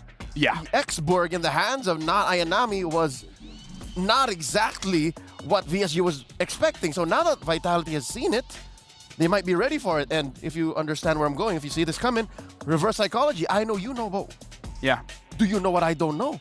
So they might overthink it. They might even waste a ban on the X-Borg. The drafts are going to be traps. We're just got to see who set the better trap, because again, Minotaur picking up early, it can be countered by pick-off heroes like the Edith, like the Tigreal. So that's why I said the third pick is going to be the most important one. The first two picks is just setting up. The third pick is going to be the payoff. So with that being said, would you consider that being on blue side is more valuable now, or do you think it's shifting over to red side this time around? Same Because answer. Ready? We talked about traps. So I'll count. Yes Three. or no? Wait. Okay. So blue. So you say blue or red? Oh, which one has the advantage? Okay, ready? Yeah, which one has the advantage? Count. Okay. 3, 2, 1. Blue. Red. Okay. Let's start with let me that just, elaboration. For me, it's just one thing. There's only one way the blue side has the advantage. Okay. If Valentina is not banned. If Valentina is banned, red side has the advantage. I think it's the latter. I think it doesn't have to be because the Valentina is open or not. Blue still has the say. Blue can bully red side into saying, if you don't ban the Valentina, we're picking it up. Or we can afford to not ban the Valentina at all and even see if you will do it, because we can first pick Terizla, we can first pick Minotaur. Change your mind? Anyone Nope. change their mind? Nope. No? Still sticking? Yeah. And it makes sense, right? Because so far, the scale has tipped kind of in favor of blue side, but today alone, we've seen people and teams find so much more success on red side. And earlier on, you mentioned about the traps, Lafel, right? The traps with the Terizla, the traps with the Ling. So we're going to see if that actually comes to play between both of these teams, because if we're talking about experience and coaching staff, man, both of these teams have excellent minds up in the driver's seat. Let me just say, Leo, it's not because you're here, but I actually feel like Bane is being slept on. I think Bane still have a 100% winner here. I think Bane is just where he needs to be. Bane is the tool that comes in when you're not ready. You see a nail, what do you go for? The hammer, right? No. Yeah. You go for the pair of scissors. That's what Bane is. Like, why? Exactly. You know what? I like the way he thinks. Expect the unexpected. Hashtag. Right? Is this a good game for Bane? No, that's why we're gonna pick it. Bane in the jungle is like Brody in the gold. Dude, I love Bane in the gold. That too, see? I like it gold. He just fits everywhere. Yeah. And again, you could even play mid and then just build magic damage, no? Oh, but yeah, probably for this grand finals, we won't see it. But again, I feel like the reason why I'm saying this, let's rewind. Okay. Smart Mega Empress, VSG. How did they win? Through the mid trio. Very simple. Shut down a tank. Nothing can happen. Smart Mega wins. Rewind again. Vitality going up against Falcons Vega. They won mostly because of the team fights. Very smart drafting, making sure that any kind of attempts of a fight, Vitality always comes up on top. And again, that's why I kind of feel like this mid trio is just a starting piece. They want to get to the between 8 to 50 minutes of the game with a very clear win condition. And I kind of feel like that's why this game is going to be a little bit tricky, because both of these teams, I think, won't fall into the trap. They understand when a trap is being set and they're not going to bite. Best place to find a trap is the XP lane. I think Fumi Echo, we've seen it time and time again through the past week of competition. She likes baiting Vitality's opponents and saying, look at me, look at me, look at me. And then there's 4 others doing something else on the map. But I think Na Ayanami is going to play a role wherein I know what you're doing. I do the same thing for my team. So If that becomes a neutral factor, that becomes null, then Vitality and Omega have to find a new trick. So let's give some light over to the gold laners, right? Because I think this is one of the matchups that a lot of people have actually anticipated. Some people say that Shell is one of the best gold laners currently in the league, but Chinoa is the only one who holds that Savage. What do we think about the gold laners, and how do you think this is going to go? I think both of them are very solid because if we're looking at mistakes, honestly, both these gold laners rarely make a mistake. In Do fact, you see differences in characteristics, maybe? honestly, not so much because both of them have an eye for opportunity. Where we saw Shinoa has the eye for an opportunity to grab the Savage. Shell just ends the game. 2 towers, mid, the second tier, and then the base turrets, and then ending the game. Both of them have a wide POV of how the map is looking like. If anything, I see one difference between Shell and Shinoa. Shell is very independent.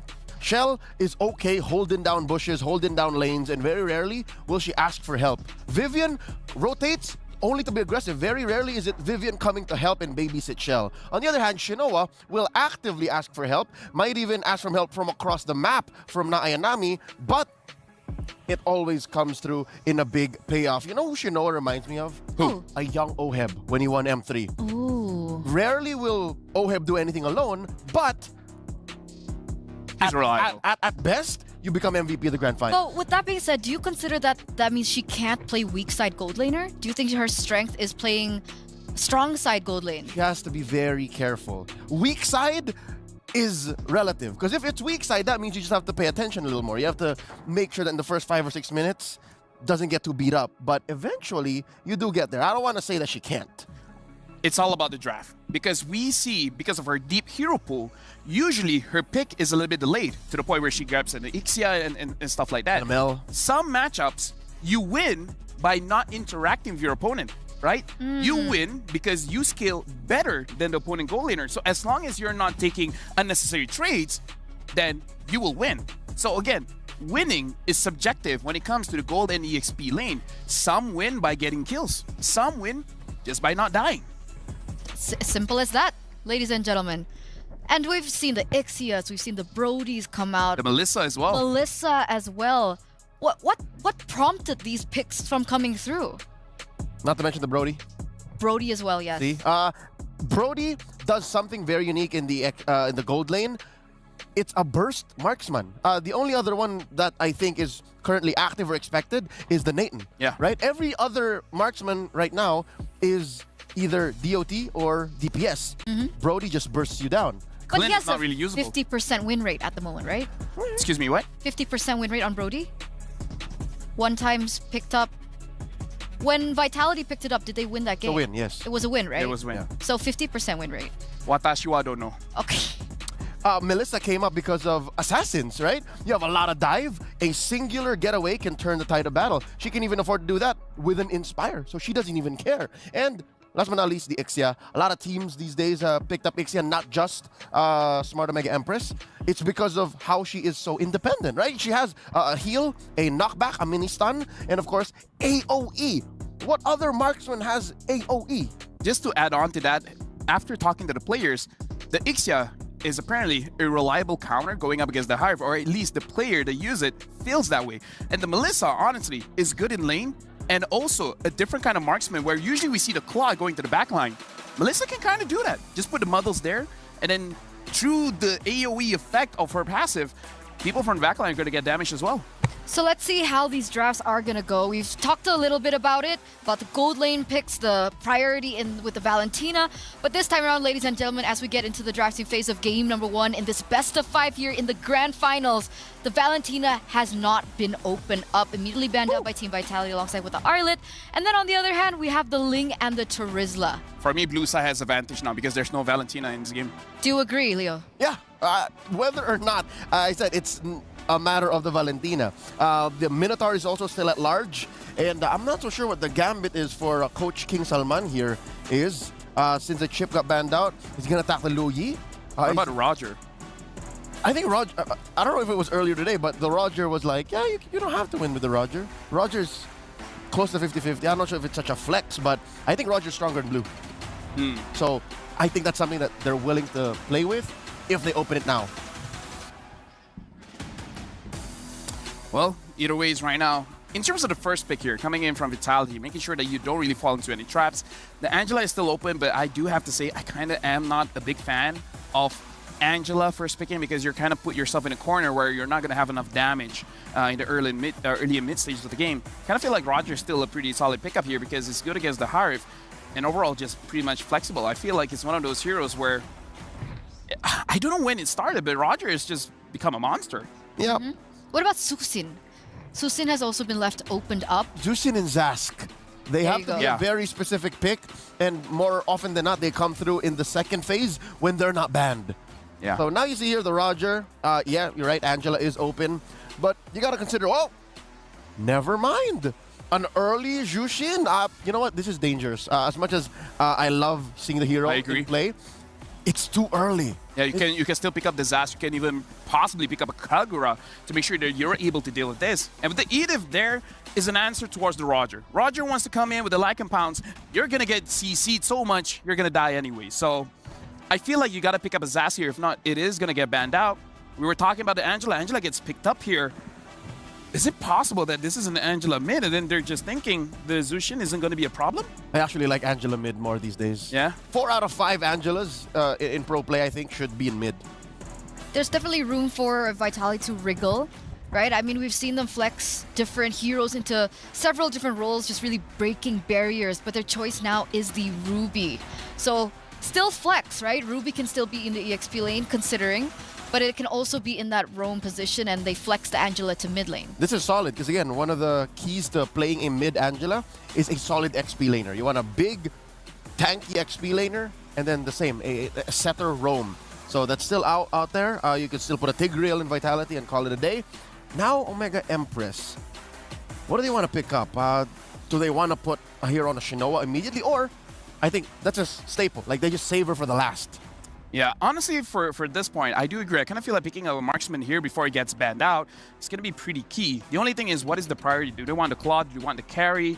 They could wait a little bit later because I feel like in terms of the jungler, I was thinking of the Nolan, but I'm not going to lie, I kind of feel like this Nolan is a little bit early. That's 2 picks already too early. Yeah, considering that you see the Angela, it kind of blocks out the possibility of something like a Hayabusa. Honestly, even going for the fighters can be very risky. So that's why in my head I was thinking of the Nolan, but also I kind of feel like it might be a little bit too early. There is possibility of using something like the Bane inside the jungle. So we're now entering the second phase, and the Tigreal has been opened up. You mentioned that Nolan could be too much of an early pick. There are ways to counter this Nolan. Let's talk about that. One is a Phoveus in mid. That's one funny way to counter. I don't know if that's something that Vitality is willing to go for. I think it's difficult going up against the Zushin. Yeah, no, just don't do that. Yeah. It was one of the answers back then when Nuland first came out, when Roland was a menace. Now it's more of a specific answer. But I think what Omega wants to do is just burst down any possible Angela targets. And here, they ban out the X-Borg, so they understand that maybe this Ruby is indeed going to be a tank. It's going to be the roamer. Maybe they start attacking gold laners now. In theory, I kind of feel like they're going to have a lineup that wants to push forward, and X-Borg is a very good hero to kite away and then make the opponents create a mistake, right? So I kind of feel like the X-Borg is really setting up for this Edith to go to the EXP lane, where they have a different idea that they want to put in the EXP. The Tigreal ban is good. I kind of feel like it's good for both teams. No Tigreal in this matchup. I'm not complaining. What will Vitality utilize, right? What's the plan? Because so far, Vitality's found so much success using this Tigreal for Vivian, right? The mother of tanks. 80% win rate up until this point, but the Yuzong gets taken off the board as well.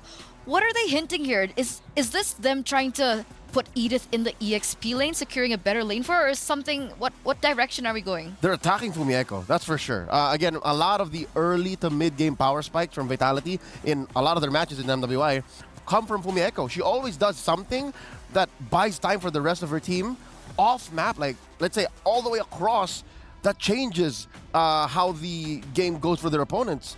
So even if she dies, even if she plays very specifically, like with an Arla, with the Rizla, she's done it multiple times. Look at that, 4 bans for Fumieko alone. I think they're trying to make it awkward for her.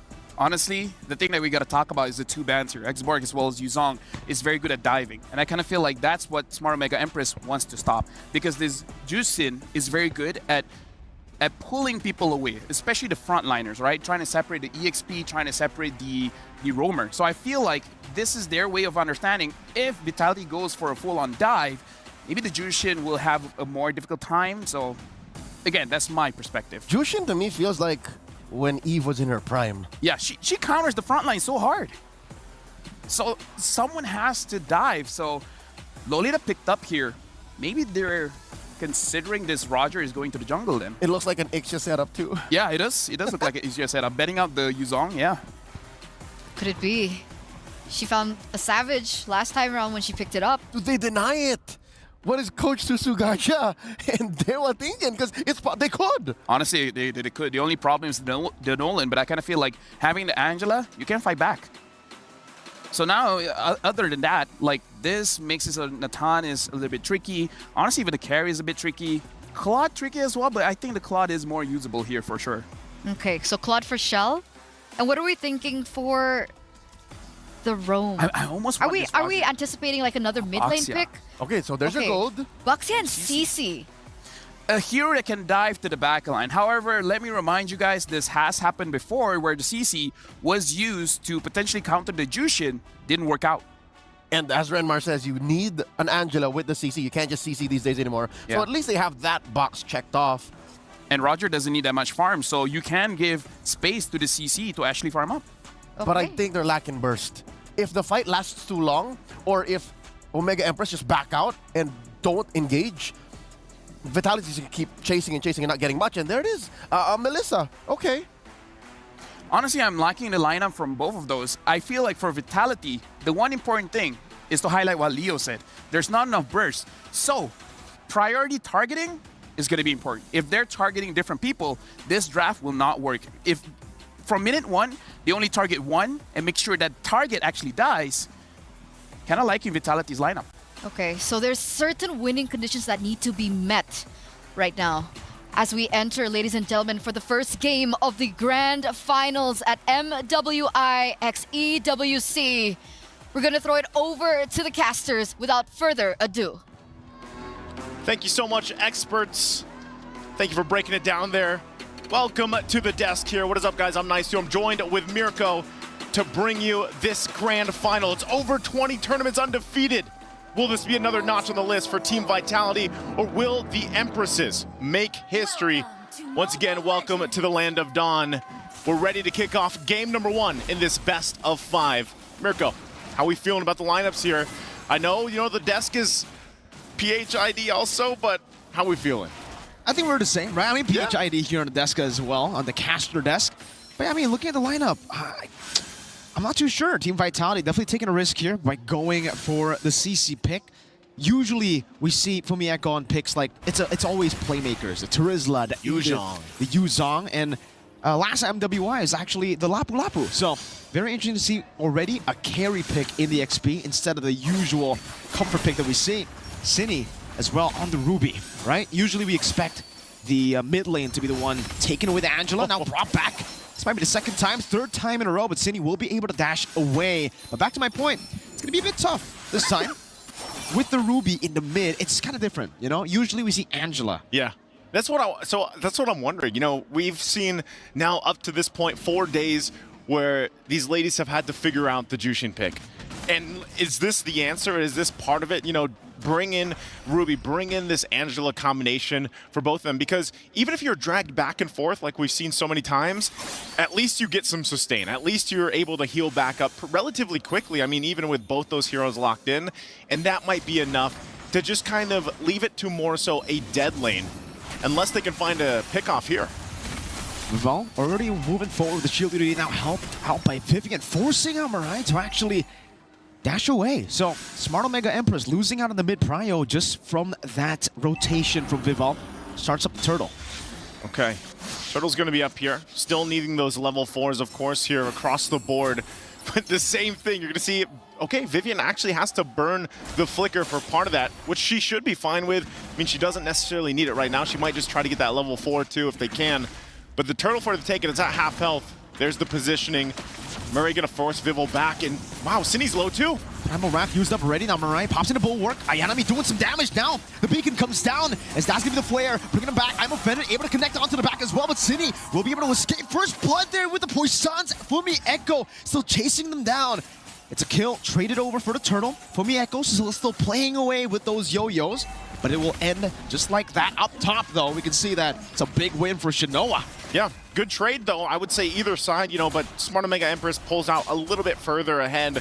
And like you said, a lot of that also, that gold plating there on the top side for Shinoa is secured. But first blood in the hands of Team Vitality. It went to, of course, Vival, which is going to help her rotate a little more confidently on this Baksha pick. That's one of the reasons why you still pick it. I know we're in the assassin meta for the most part, but a pick like Baksha with an Angela is actually quite deadly because you can just appear anywhere around the map very quickly. We're going to take a look at the items here real quick, falling into place. No first items locked in just yet. You got the Molten Essence to help farm a little bit faster because, you know, you got to keep up with a Nolan. So you're going to have to work around that, but also it'll be interesting to see how they play it apart. And dealing, whoa, okay, they're going to use the I'm Offended. I don't think there's any follow-up there. And so with that, again, Team Vitality still kind of just keeping things even, you know, for the most part for Smart Omega Empress. They want to be able to go full force against the next objective here. Still 40 seconds away from it, but let's talk about this matchup up here. The Melissa, man, it hasn't popped up too much. We've seen it a couple times. Is this a good matchup against the Roger up in the gold lane? I mean, to be fair, Melissa really bullies almost everyone. I think the only matchup, hold up, Earthshatter onto two. Fumieko still able to purify out, but the Illuminati Blast catches both of them. Fumieko escapes City. Not fortunate enough to actually get out of there. And yeah, no, Melissa dominates through lane, usually only getting countered by heroes with Blink. So Claude, Moskov could be the case as well, as long as you can get out of the muddles. Are you a Melissa main now? I know for a while you were like 1-1. 1-1 when I first started, and then Melissa ever since that skin, this skin. Okay. For no reason. Ever since that one. Well, with that, Turtles up. They're going to go ahead and start it up. Hard guard going to be used, though. Yeah, onto Fumieko with the curtain calm placed down as well. Now, meanwhile, Viva on the bottom lane just 2v1ing. Fumieko dashing forward, good mobility, City. Flickers forward, gets a donut on Wolf King. Viva on a chase down, but Keishi is just so mobile.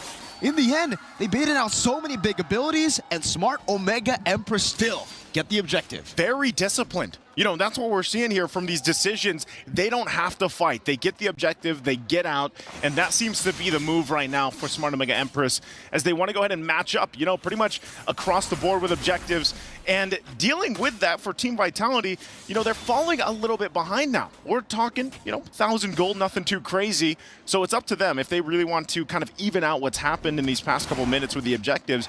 It's to get a pick off and a kill. Now, the one thing that's hard is Edith, man. Edith has been popping up time and time again, and there's a reason for it. She, like, the fact that you can onward Earthshatter or vice versa, and then pop a ton of damage once you pop the ultimate, the Primal Wrath, that's scary, that's tough to deal with. But then you round it up with the fact that you have a Lolita. You know, now we've seen Lolita in the past. Didn't work out too well. Hold on, Fumieko. Okay, she's got hard guard hovering over her too. But again, going back to it, Lolita pairs up really well with this. This could be the move that Team Vitality needs, though. They're just trying. It feels like they're kind of almost in a way like we need to find a kill to even things out. Definitely. It does feel that way, you know, for Team Vitality, especially here. As even in the bottom lane, you can see that Fumieko, even on the CC, is actually having a tough time. Chill moves forward. That's a flare coming down. Chill able to dodge away with the light compounds and then Flicker out as well. Airborne brought back. Blast under the turret. Not too sure if they want to come in onto this. They'll go for the turret instead. Mirai moving forward with the stun. Not enough damage. Shinoa, no mana. Chell brought back again. The healing's still there. Vivian to be caught. Forced to flicker out. Now both flickers, Chell and Vivian, depleted. And with that, this is just going to help build that lead up. Still looking for a play possibly here, but it's not Ayanami, and she's so tanky. She just pops the Primal Wrath. She's going to be fine. And oh, mid lane. Sene able to survive. The knockout brings her back. Keishi doesn't have enough energy to go for it. Meanwhile, bottom lane, what happened? Ayanami, or rather not Ayanami, very specific there, will be able to outplay the 2v1 situation under the turret, getting Vivo. Now Keishi has a lot of space to go for the neutral objective for free. Fumieko cannot contest. That's 3 for 3 now. Turtles, the objectives here for Smart Omega Empress. Talk about a lot of this macro play that they're making. The decisions are on point so far. It looks like the warm-up that they had earlier on, going 3 for 3, is what they did here, of course, for game number 1. This is a struggle that they've had, you know, dealing with the game 1s, but now they seem to be off to a good start. Looking at the items real quick, too. Some of those first items already locked in. Clock of Destiny there for Amore. Hunter's Strike now available to Keshi. She's working on the next, and even the Thunder Belt, and even that little extra boost of damage helps him out. Meanwhile, Shinoa, she has the Corrosive Slice, and she's working on the rest of the items too. So, you know, at this point, Smart Omega Empress is actually at a pretty good power spike for the mid game. This is all preparing for that first Lord coming up here in a little over a minute. So we take a break, and for Team Vitality, man, it's kind of like still in that situation where it's nothing too crazy to work from. They can actually get a couple kills, or maybe even just a kill or two, to get that numbers advantage going into the Lord. And if they get that first Lord, that's where you're going to see the momentum swing. That's the pendulum that we're always talking about. And even though, you know, 3 turtles in the hands of Smart Omega Empress, 1 Lord can actually help kind of negate some of that, depending on how they approach it. But, you know, we're going to have a quick break here, have a Kit Kat while they figure things out. Go ahead. Have a Kit Kat. We'll wait. Let me go grab one. Yeah, Nice is grabbing one right now. And as we see Nisu, as I see Nisu grab one, I want one too, man. I mean, oh, we got the biased reporter as well here. Biased reporter? We got Reptar Redmar. Redmar, what are you doing? I wonder which side he's sitting on, right? I mean, is this... I'm joking. I wonder what side he's in. You know what? Again, I love what he did, by the way. You know, leading into this, the little one-on-one. You want to have a one-on-one with me, man? You want to tell me something nice? You know what? Sure. What do you want to tell me? Just like Shinoa to Chell, you have great skin. But unlike Shinoa to Chell, I don't think I'll bow down, no. Okay. Yeah, I don't want you to bow down either. It's all right, man. You know, and so as we wait for them kind of figure this out, of course, before we jump back into the game, I think that's the main point, is pointing out the fact that, hey, Team Vitality, they've been undefeated like this for a reason. Looks like we are jumping back in. And just as a note, I believe the fact is out of all the MWIs, they've only dropped, I think it is 3 games. That's it. Back in, at least for MWI 2024, they've only dropped 2. Back in 2023, they dropped not a single game, so 0. And 2022, they dropped 1. So a total of 3 games all has Team Vitality lost. And I feel like Smart Omega Empress, they prepared for this. We heard it in the interviews. They wanted to get to this point. Everybody had Team Vitality on their list. Of course, you want to take down the queens of MLBB. And game 1 already off to a good start for Smart Omega Empress. You can see once again as we get ready for this Lord in about 30 seconds, everything's falling into place for them. It's just managing these waves at this point, picking up the last maybe 2 or 3 items that they need, and then approaching it from there. So for Team Vitality, again, I think they just need to go ahead and get space to work with. They don't have any turrets down, you know, so it's at least start there. And I think, honestly, when we're talking about the composition, Smart Omega Empress, they're doing good. Nah, they're doing amazing at this point, right? Keishi's 2 levels ahead of Vival. And on the box here, I think we know. If you don't, you know, if you're not able to build up a snowball in the early game, it's going to be tough. Down below, Primal Wrath already. Good damage. Definitely stings from the Echo Force back instantly. That's a free turret to not Ayanami Mirai. Opening up the mat, Cine, walking forward, challenge, well, Lycan Pounce, stunned up, gonna be caught, forced to flicker out, now blasting the flicker, continuing over, now forcing the hard guard out.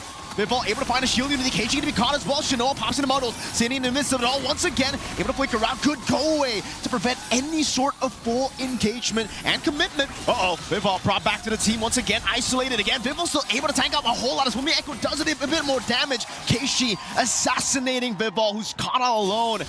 Now it's another win for Smart Omega Empress as they group up in the mid lane, not Ayanami. Walking forward, Fumieko taking a whole lot of damage from Amore just with the Lantern Flare. Cine moving forward, not able to find I'm Offended. Amore just zoning them away. Cine brought back again. Good Earth Shatter, now Blast connecting on both. Now Shinoa walking forward, has the muddles, places it down. Cine can be caught, and again, it's not Ayanami on the Primal Wrath. Still going for it. Shinoa looking for a target to go for the muddles again, but finally Smart Omega Empress say, we've had enough. Talk about an extended team fight into an objective, into a team fight. I mean, wow. Talk about Smart Omega Empress as we look at the STC replay here. This was even after a team fight towards that mid-upper river. And then they hold down this front side. They hold down the mid. Meanwhile, not Ayanami is just firing off here, and they secure the Lord too.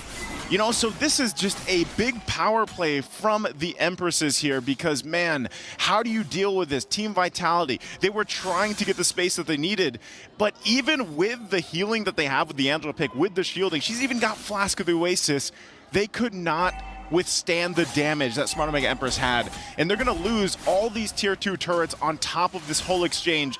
Big item pickups as well. Oracle for Murray, a little more defense there. Endless battle. And now they have to defend the base here. Lord's going to go ahead and work on these shields. Are they going to press the situation a little bit further? Oh, onward coming down. Numenon Blast charged up as well. No flicker to stop City though. Caught in the midst of it all. Again, good peek and Pitfall. Caught, isolated, and taken down. Another bring back as the Purify gets used up. But Fumieko is going to go for another flare. They're able to zone her away. 11 minutes in. Smart Omega Empress will end the game. One of the fastest losses ever that we've seen from Vitality, and it comes through the way of Smart Omega Empress. Add one game to those defeats for the Queens of MLBB. Team of Vitality takes a loss here, a quick one from Smart Omega Empress. Again, talk about how they just came out swinging in this. I don't know if it was the momentum they had from the last series, but they are here to play. They're here to dethrone the Queens possibly. Off to a great start already. Under that 12-minute mark into game 1. Just looking strong in every single lane and role. Of course, you can't count out Team Vitality at all. It is a best of 5. They'll go back, readjust from it, and get things situated. But would love to hear what the experts over on the stand have to say about this. Let's go ahead and throw it over to them. The 4th game loss for the Queens of MLBB, the defending champions in such a dominant fashion. 11 minutes, that was all it took for Smart Omega Empress to bag game number 1 in this best of 5. I feel me and Leo, we completely agree when we come to the conclusion that this game is really about not having enough damage. In fact, throughout the highlights, we can see that, like, this team fight, it went for so long, right? I kind of feel like I could have gone to the toilet, come back, and they're still fighting. That's how long it was, which really shouldn't be that way. And one might think that if a team fight goes long with the kind of chunky and utility-centric lineup that Vitality drafted, they would win. But no, they're going up against one of the best, arguably the best right-clicker or auto-attacker in the game in Melissa. And this is just what? Barely the late game. She had the Trinity, just the Trinity, 0 kills. She wasn't even snowballing out of control. It's just that Vitality didn't have much of a threat to present to Shinoa. Let's talk back about the draft here, because we were talking about how the 3rd pick was going to be crucial. The 3rd pick coming in from Vitality was the Angela. The 3rd pick coming in from Smart Omega Empress was the Nolan, even though we said it was early. But because of that, they had enough damage. And honestly, another thing that we do have to talk about was the ban. Smart Omega Empress, they banned out the X-Borg. With that long of a team fight, imagine if Vitality did have that X-Borg. They could have possibly won. Yep. Fire missiles, last insanity, fire missiles again, get it back, long enough for a cooldown, last insanity. And if you burst it down on X-Borg with Keishi's Nolan, they just walk away, come back, fight again. Looking at the highlights here, it's really just about fighting with no purpose, because there's no way for you to get a kill. And I was talking about how with this kind of lineup, you have to focus on one target, make sure that target dies, and then back away, try to get some kind of macro plate, take some kind of turrets or something. In Team Vitality's defense, I think we did mention that maybe they're very macro-centric. Yeah. They wanted to play the map, henceforth, their lineup was very, all right, chunky, and then we need you, Vivian, right? Come on in, help us out with the Angela, but there was no chance for that. I think Smart Omega Empress just knew that we need to finish it early, we need to finish it now. I mean, even before the game even started, we also mentioned that this was a very risky and it was a big gamble of a composition that eventually didn't really work out for them. And in the bans as well, we also noticed, other than, of course, everything that you guys already mentioned earlier on, is the fact that they really banned out Fumi. Yeah. Do you think that that was an impactful reason as to why they lost in such a dominant fashion? 100%. I would say so, yeah. Yeah, 100%. The fact that whether or not it was a master stroke by King Coach Salman, it just fell into place, is it not? Okay, Angela's open. Okay, they banned the hell out of Fumieko. Okay, maybe we just do CC Angela, but truth be told, TC Angela just takes too much time that a lineup like what Smart Omega or Empress drafted would just take advantage. And again, something that the casters did say, but Mirko mentioned the way that Fumieko wants to play is that she's the playmaker, she's the play setter. Yep. But having someone like the CC, it's really more of a distraction or the one giving the damage. So I kind of feel like they're forced into it. Like, there's a lot more picks, the Benedetta, the Paquito, a lot of damage dealers in the EXP, which she might not be comfortable with. That's the thing, right? Because she needs those playmaking heroes. Arlet. Okay, let's take a look at our heroes right now. We have Arlet, Terizla, Edith, Export, all gone. Yeah. She needed the 3 at least. And then, lo and behold, look at not Ayanami, she got the Edith. So this is literally one explainer out of their element, and then the other just perfectly living in high life. So speaking of that, let's take a look at the PlayStation MVP. Who won that MVP for game number 1? You mentioned it earlier, not Ayanami will bag it again. This time around, 100% KP. Look at that. Diagon, a SEA Games competitor, a national athlete. Even if Shinoa's not doing much in the early... Actually, truth be told, she did a lot. You watched the game. She did a lot, but also she had no kills. Yeah. Right? She was just pushing turrets. And why was that so easy? Why was half of the map so easily free for Shinoa? Because not Ayanami was such a menace. And honestly, not Ayanami was able to get out of lane. That shows that she won the lane going up against Fumieko. And that clip, it didn't show, but it was a 2v1. And then she got a trade first before she died. Talk about having a good game. There's nothing the curtain call could do. If you're just alone, at best you go, you just keep going. It's like, strings, ooh. Yo, oh. And even up until this point, right? Again, the CC coming through. We were talking about damage. Did the CC not get to that power spike yet? Nope. Or what was the problem? CC is almost like a marksman where you kind of need 3 items. You need the War Axe, and then once the maximum stacks are dealt, you can deal more damage. The second item is going to be Brute Force Bear's Plate to make sure you have more movement speed, lower cooldown, so more damage. But yeah, 2 items, it's like you're not tanky enough to deal prolonged damage. CC is just about prolonging the damage. And one might argue you might even need a little bit of help from the Vengeance. Yes, but she the was Vengeance. forced to use the Purify because of how much CC just not Ayanami alone was presenting. Yeah, with the Vengeance, she could deal with the Melissa. So do you have any particular plays that you guys want to show us about game number 1, perhaps, that you guys can break down for us? Yes, we do. This is at about 4.5 minutes, fresh off of a turtle take by Smart Omega Empress. Now, this clip is unique. You want to know why? Why? There's no kills. No one died in this clip, and that's exactly why we want to show it. Because if we're looking at the clip here, you can see an amazing engage coming in from Vitality. They were able to get 2 crucial members, the jungler and the mid laner. You would think, that's a good engage. You have like, what, three people there? At least one would die. Play the clip. The targeting was separated. Some was going for Amor, someone was going for Keishi. And this lineup doesn't have damage in the first place. So if you target at least one of them, say you go for Keishi, you get 1 kill, focus on taking the jungle. You kill Amor, control the mid lane. But because everyone's separated, and then they're like, wait, who are we going for? Who are we going for? Everyone was able to escape.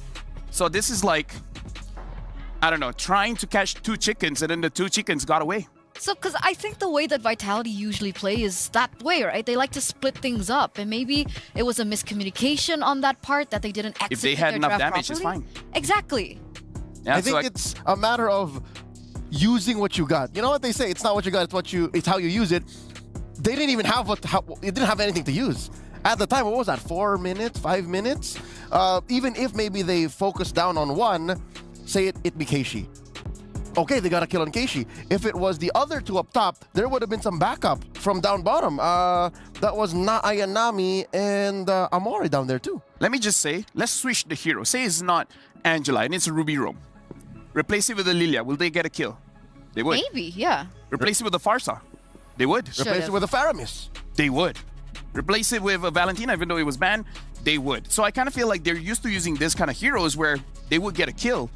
But then you switch it up and it's more utility than damage, then you're playing the way that you usually play, but not the heroes you're usually playing it with.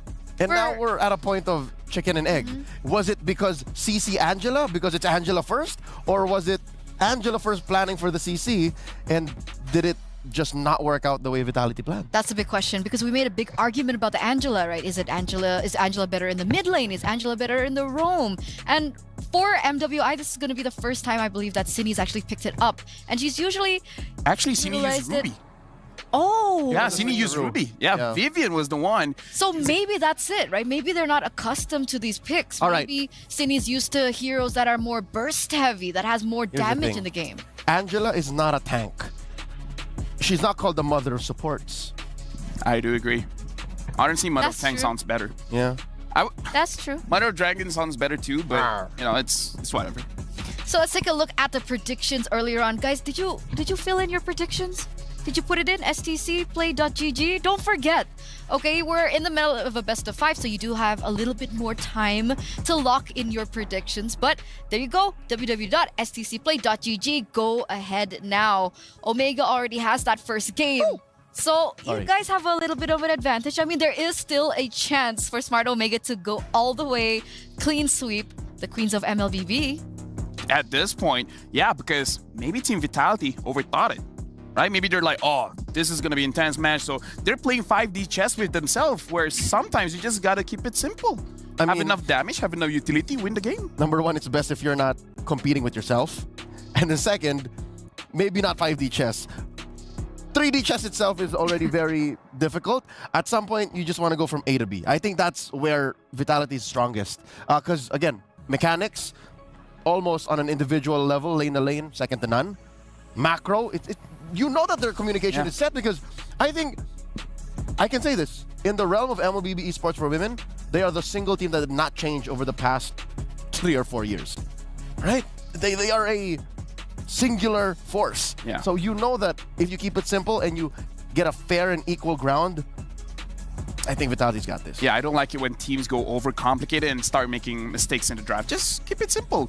We win with Hero A, just pick Hero A. Unless it's banned, then okay, change your strategy. I mean, we've been seeing this sort of same pattern coming from Team Vitality, right? From the group stage all the way into the first day of the knockouts. And now we're here in the semifinals, right? A lot of people have been saying, Grand okay, finals. maybe semifinals before. Okay. But now, yes, grand finals. That Good check. there's a issue, I think. Either they're experimenting or their drafts are just not as on point as usual. So, ladies and gentlemen, as we get into the drafts of the second game, it looks like both teams have opted to stay on the exact same side. And it looks like the same bans are also coming through. With the issues with the drafts of Team Vitality, do you think there should be any changes in the first phase? Number one, get some burst in there. Yeah, agree. Either the jungler or the mid. Even the gold. They can put the Brody there. They can play and draft towards the Brody. Yeah, I don't know. For me personally, I would like Vival on something with a little bit more damage. And the same can be said for Cine. Like, you have the mother of tanks.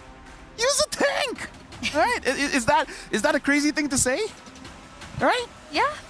It's like, oh, you're so good at using this one here, and it's like, you know what, grand finals, never mind. Let me switch things up. All right, it's fair that Omega Empress banned out the Minotaur here. Yeah. Safe, right? And then maybe Vitality first pick the Edith. I like that. That's solid. That's solid. Do it.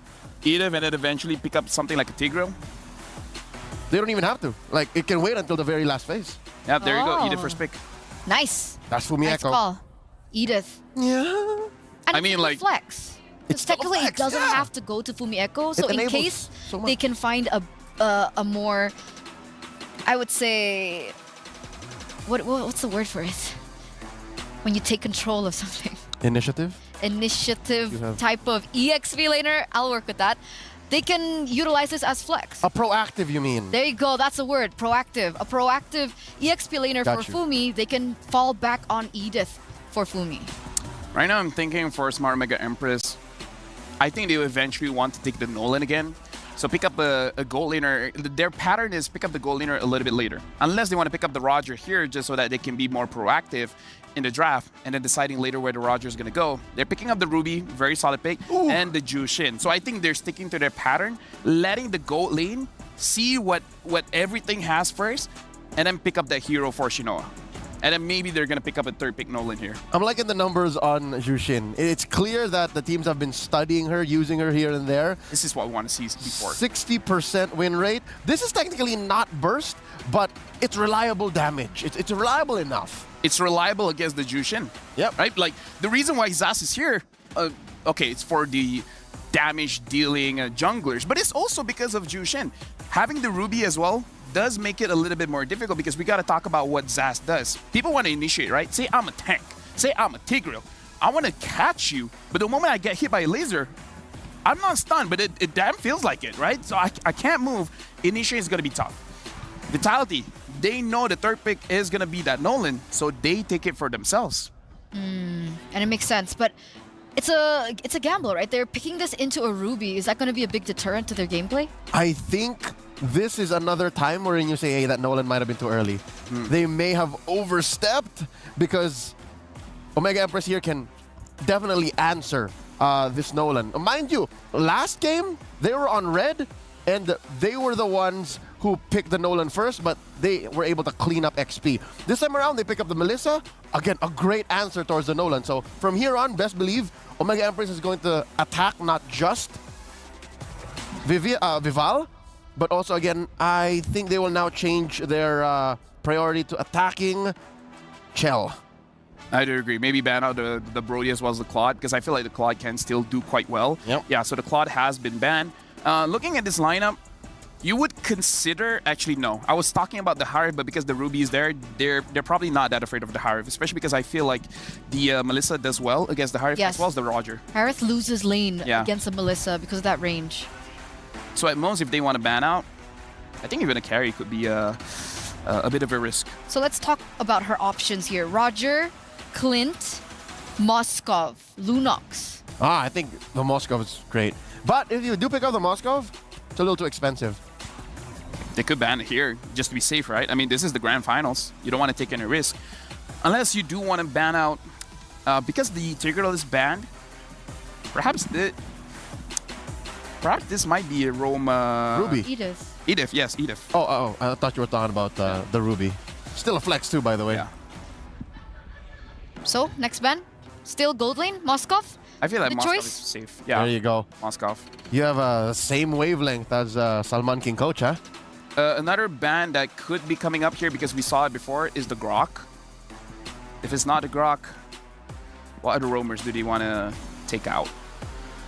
I mean, I don't know. The Ruby is still flex, but if we're going based on history, this might be a Grok ban. So they completely just ignored the Angela up until this point, right? I personally don't like the Angela because most of the compositions is in, not enough damage. Yeah, leave her out of this. Yeah. Oh, that's another choice I was thinking of because even if there are those little caltrops, little droppings from the Zast, I think a majority of what Vitality does would still be hurt by Lolita.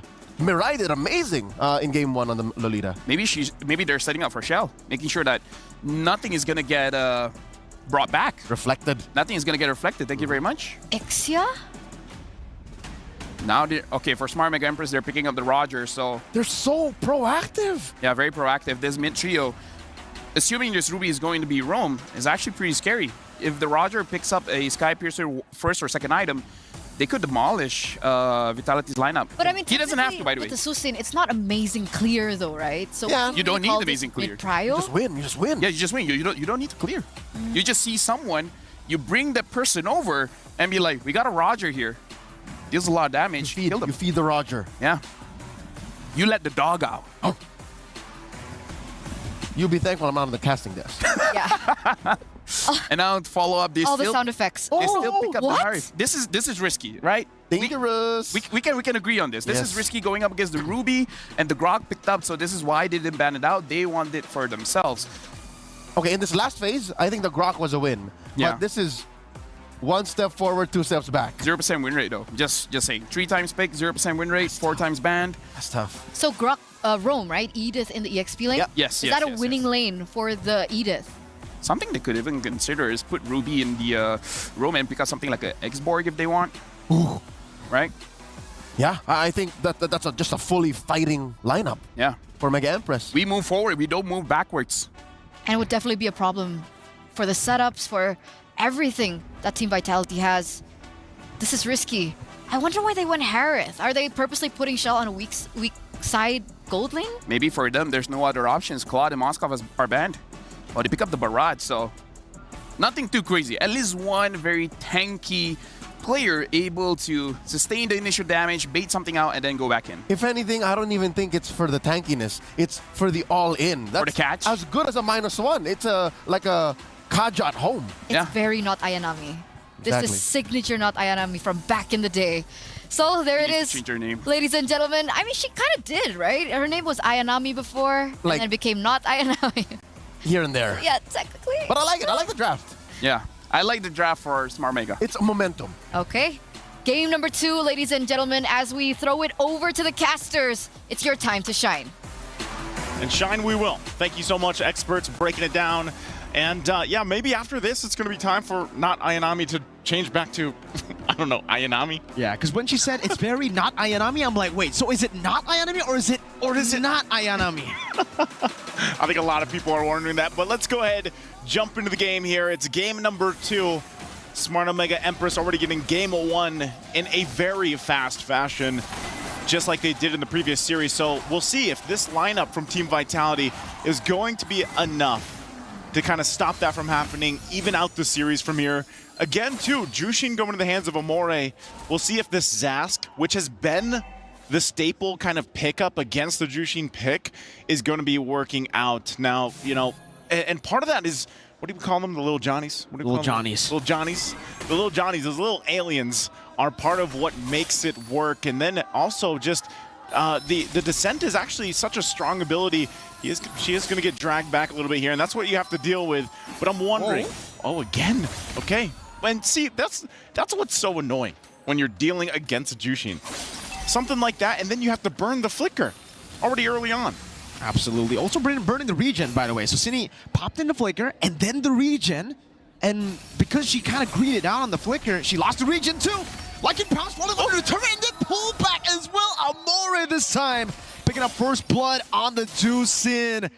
And it seems for Vivo, she can only really just stay in that bush. I don't even think she can go for any assassination attempt to Keishi.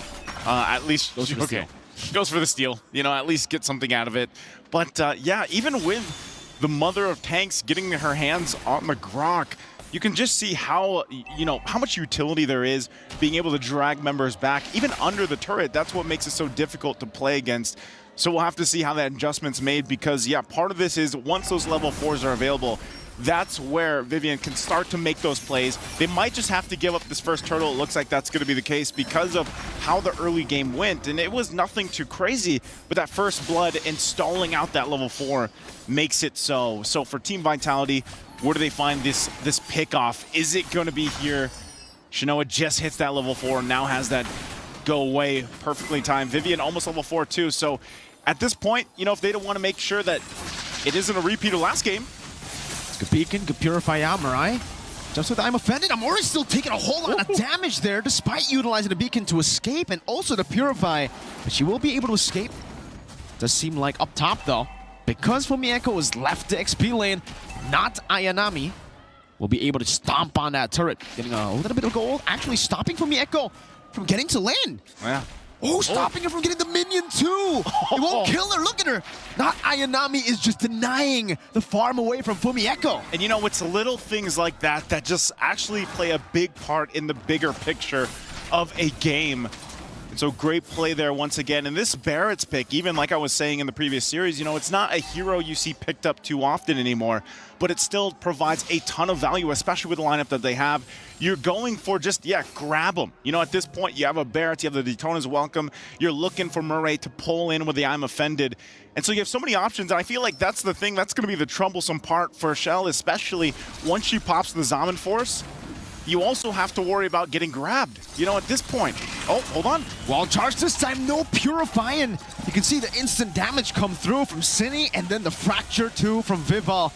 The Dominator's Ascent is doing as much damage as possible towards that turret. Some extra gold to work with, but I guess you got to watch out for that too. You got to watch out for Vivian. There's a pull though. The pull back. Chell jumping forward as well. Vival gonna be caught. Keishi's still able to find that kill now. Chell pops into his Bond Force now in a minute, but all gonna be caught and stunned by the Donor Wolf King. Not able to escape. Keishi gets her down under the turret. Perfect timing for the second turtle to spawn. Smart Omega Empress in full control. Vivian going towards the bottom lane, trying to deny Shinoa from taking the turret gold, but not Ayanami is here, Mirai is here, Amore too. They're just gonna leave Keishi to pick up the turtle without the retribution. Easy peasy. Talk about timing, you know? You get a couple kills, and not to mention it's a double for Keshi, so she already builds up that momentum, builds up that lead, and then she gets the second turtle. And this is what we've seen them do time and time again. They get a couple victories, and then they push the pedal to the metal. That's what they're doing here. That's the wild charge coming down already. Mirai gonna be stunned up. Brings time offended, but it's only the Dominators to set. And Sydney wasn't even in there. But still, Smart Omega Empress, they're still gonna be able to actually utilize this to jump inside into the purple buff, sealing it away. It seems Vival is very proactive already, or very reactive rather, rotating and mirroring that movement. Okay, right now they're gonna go ahead and mirror up here to the top. And really at this point, it's like up to Shell. She's gonna go ahead and get in good position. Conceal gonna be used though. I think they're just gonna force her off the turret. They wanna get the space advantage. I'm not sure if they're gonna be able to get any more unless they force it with an ultimate. They're gonna go ahead and get that turret down. The tier 1 falls. And I think they're happy with that. You know, at this point, Smart Omega Empress making the macro play like we saw them do previously. And so where does Team Vitality do this? How do they stop this from continuing to build up here, Mirko? I mean, it's going to be really tough, considering technically for Smart Omega Empress, they're fine if they actually scale up too, right? The Melissa is going to be an absolute monster in the later stage of the game, and the fact that she is already 1,300 gold ahead shows you exactly why the Harith pick, in my opinion, wasn't really too good. You weren't feeling it. I hate the Harith against the Melissa because I'm a Melissa player, and I know for a fact that I've never lost a single laning phase to a Harith. Even 2v1, it's so hard unless the Harith goes Vengeance. That's for a laning phase only type of deal. And in team fights, obviously the Purify will help you a bit more. But the fact that we saw the Purify and the Harith, I was like, all right, laning phase, Chell's basically not going to be laning. She's just there to soak in gold and wait for a power spike. And maybe that was the plan, you know, maybe the plan was, let's just get to the team fighting portion of the game, you know, mid to late game transition, let Shell get to where she needs. Whoa. Dominators ascend. To a wild charge, but it's only onto the tank right now. They've all got in, and now they're airborne. Brought back Keishi. Right there, Shinoa. Pops in his fire, like can pounce to pick up a double kill. Team Vitality are crumbling under the pressure. Smart Omega Empress. They're thriving now. Viva walking forward, jumps in onto Mirai, able to find the kill with the fracture. Chell. Zaman force in onto not Ayanami. He's forced to flicker out back to the mid lane, but again, they trade these kills. It's only onto the roamer to get a turtle. It's so good every single time. They might trade a death here, but they get something else, and that's a turret too. And again, you have to respect the damage coming out from all the members of Smart Omega Empress. And they continue to put the pressure even on the purple buff here as they go and take it away from Team Vitality. And they're finding themselves in this position where they don't have anything here. They don't have any turrets. They don't have any objectives. How can they even approach the next big objective? They've got a minute and a half to figure it out, to get in a position to actually be able to do that. And you know, this time around, the experts talked about it, man. Give a tank to the mother of tanks and let her be able to initiate. And she's been trying, honestly. The wild charges are there, but unfortunately, the damage just is not there. It's not able, they're not able to follow up against what Smart Omega Empress has with their lineup. And it might just take time. You know, we saw a preview of it with this Nolan pick that could scale up well, like we already talked about with the Harith too. You need time to build up. She only had the Starlium Scythe, I believe. And for Cindy even, you know, you can pump out damage, but look at this. You only have a glowing wand right now in the arcane boots. So a lot of time here. Conceal gonna be used. They're not gonna connect. On that, I'm offended, but they want the turret here. That was great though. The fact that even though it didn't connect, they still baited out the Purify. So Chell kind of panicked in that situation too.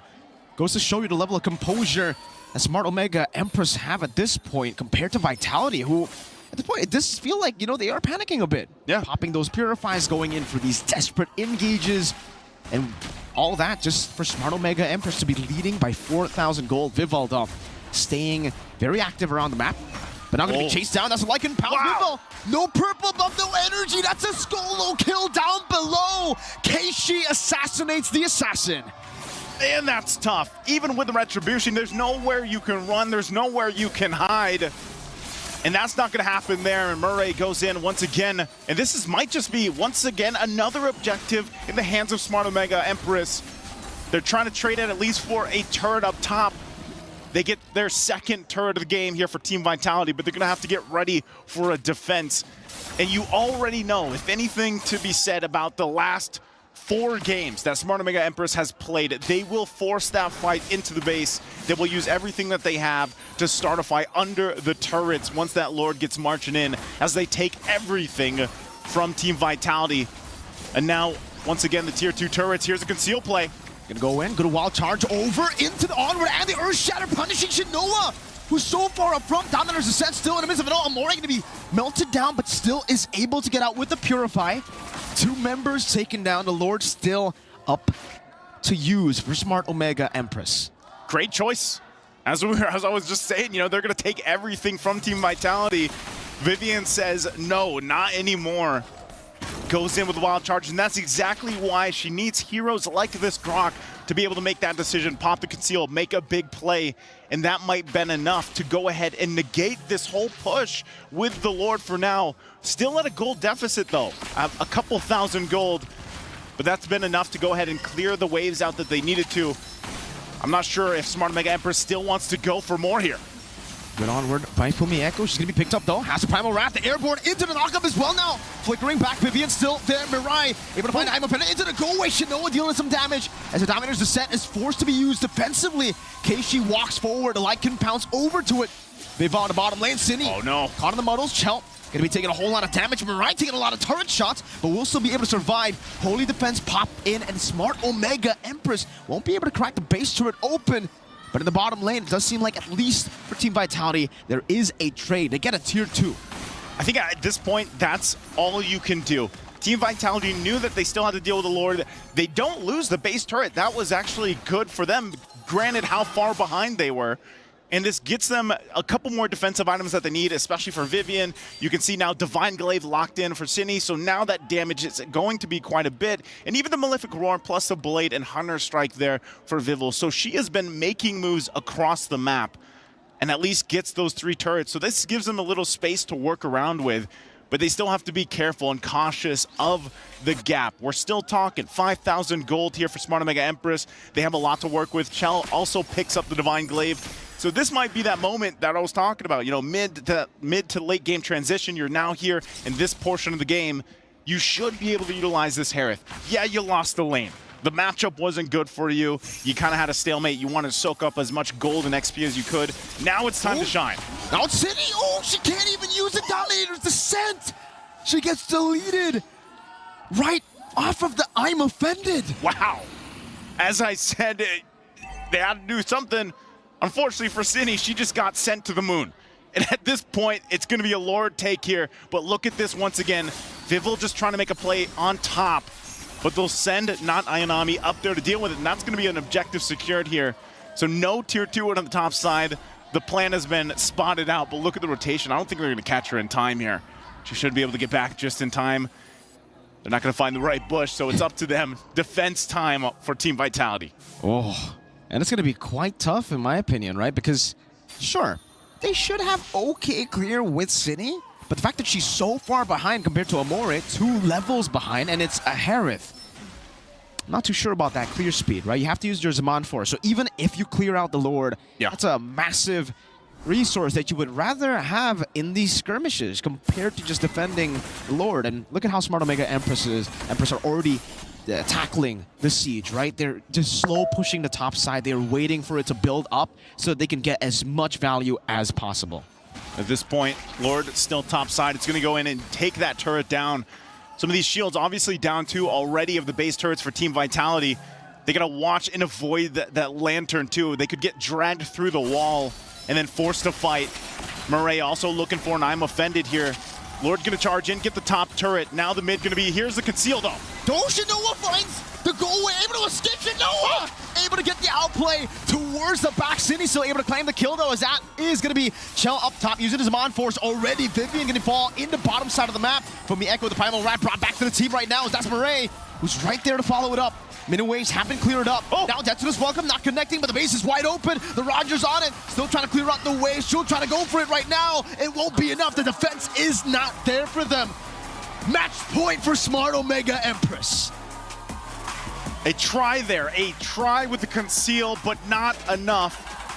try as they might, Team Vitality is going to face match point and their dynasty at risk here. Smart Omega Empress, 14 minutes for this one. Coming out strong once again and really just having a phenomenal draft. Even there at the end there, Shanoa able to just get something before she ends up dying, but still the timing and the placements, the synergy between the Empresses here are just on point time and time again. And even with the Ruby here from Murray, able to find pickoff after pickoff, and even down to just shutting out this Zask. Unfortunately for Sydney, that was a tough game to be against, but still, synergy's there, man, and it's looking like they're rolling with the momentum into the next game. Let's go ahead and throw it over to the studio for the experts to break this one down. It's been 4 years.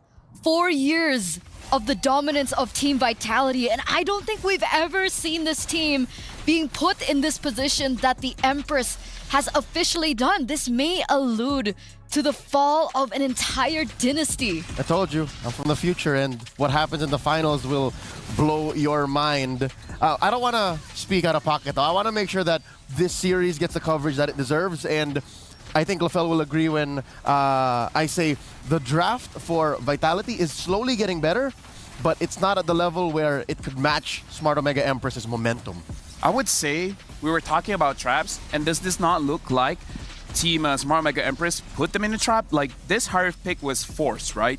Going up against the Melissa, going up against the Ruby is probably something that Shell does not want, but what else are the options here? And again, like I said, the third pick is going to be very important. If you don't pick up a priority hero, you're going to lose. Look at Smart Omega Empress. The third pick was the Melissa. And if I'm not mistaken, the third pick, or at least within the realm of the third pick for Vitality, was the Nolan. Exactly. So they answered it completely. Yeah. Yeah, it was a big issue, and time and time again, I think even the Indo casters actually walked up to us and they're like, what's up with the draft? What's going on with Team Vitality? More than just the Nolan, though, even the Zask felt a little bit like an answer, quote-unquote, to the Jushin, but look at what Amore did. Yeah.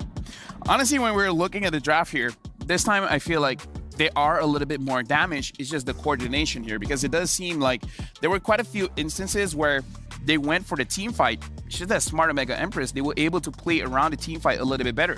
One of the reasons is because they do have the Jushin able to move people around, because we saw even in lane, it's hard for the mid duo of Vitality to even get the minions all that safe, because they kept getting pulled around. Yeah. We were talking about that earlier in the drafting phase, right? About the wave clear, but it turns out it's not about the wave clear. You don't even. If you have the control, it's fine, right? We saw that being implemented so perfectly by Smart Omega Empress, and we are going to crown our MVP for that game by PlayStation. So let's take a look. The PlayStation MVP goes to Keishi this time around on the Roger. I agree. A highlight play for me, watching Keishi's performance here in game number 2, is that 1v1 kill on Vival down bottom. If you guys will remember, it was just Vival minding her own business, trying to, pull a fast one over Smart Omega Empress, pushing, and then this was way past this point, by the way. This was all the way in with the push, and then she was just cutting the waves. What does Keishi do? Straight up 1v1. Maybe a little bit too early for me to say, but I honestly, with her performance, honestly, throughout the day, I wouldn't mind if she's the overall MVP, because she made it work with the Nolan. Now she's making it work with the Roger. Might even go as far as the group stage. I think Keishi really did step up as one of the flag bearers for Smart Omega Empress. And she's nonchalant about it. Yeah, that's happy why. to be here. No, she's like, we won, whatever. I don't think they're celebrating too soon, right? I don't think they want to celebrate too soon. There's still a game away, right? And anything can happen in the course of a single game. So there's still a possibility for Team Vitality to come back. But man, if we all know Smart Omega Empress, we know them to be a team of momentum, right? So once they got the ball rolling, that's when things kind of gets extremely scary for their opponents. Yeah, let me just say, the way that she reacted, the way Keishi reacted, reminds me of Super Marco. Oh, yeah. Yeah, she's like, we won. It's I got MVP. I got a 1v1. It's whatever. It's cool. It's great. Whoa. What? Huh? Wait. Warners! Warners! Wait, what? Wait, here. Almost caught it. Oh, you. Peekaboo. Mirko, what's going on, by the way? Oh, man. Oh, man. Again? Yo, what we did earlier, surprise boos, that's what Smart Omega Empress have been doing. They've been coming up with a lot of different ways to actually answer in the draft, and it's been phenomenal, by the way. Setting up for Shinoa on the Melissa, and then most importantly as well, like you said, Keishi getting so much more value because in game number 2, they were focused on Shinoa. They were like, all right, how do we get rid of the Melissa? And yeah, when they picked the Melissa, they banned Claude and Moskov. I looked at Nice, I'm like, yeah, it's over. He didn't like the Melissa at all, and it showed. It showed actually in the gameplay there. And this is now at a point where their dynasty, I feel like, is really at a risk here, Mirko. Sure. But it is a best of 5, so anything can happen. I have a question for Mirko. Since Eterna doesn't believe it, and I think she still believes that the Queens will break that. I don't want to say curse. It's a. Mirko, do you believe that there's something between Indonesian teams and MLBB and where we're playing now? Something about it. That's a mojo there. Megatron wouldn't have problems. All right. He's also of the school thought that we don't talk about it. So, you know what? I have something to say about that, but off screen. So, Mirko, we're going to have a talk after this, But thank you very much, Caster, and there you go. That was the Grand Finals Casters. It's Mirko as well as Naisu, and 1 game away from Smart Mega Empress being the champions. It's scary. Satu lagi. It's scary. We're not even match point, we're championship points. Isa na lang. Isa na lang? What does that mean? Just 1 more. Just 1 more. And we're going to take a look at the player reactions earlier on. I mean, that's intense. Okay, so I guess a few of them were celebrating. Shell doesn't look happy at all. I mean, we were talking about that matchup again, right, with the Harith.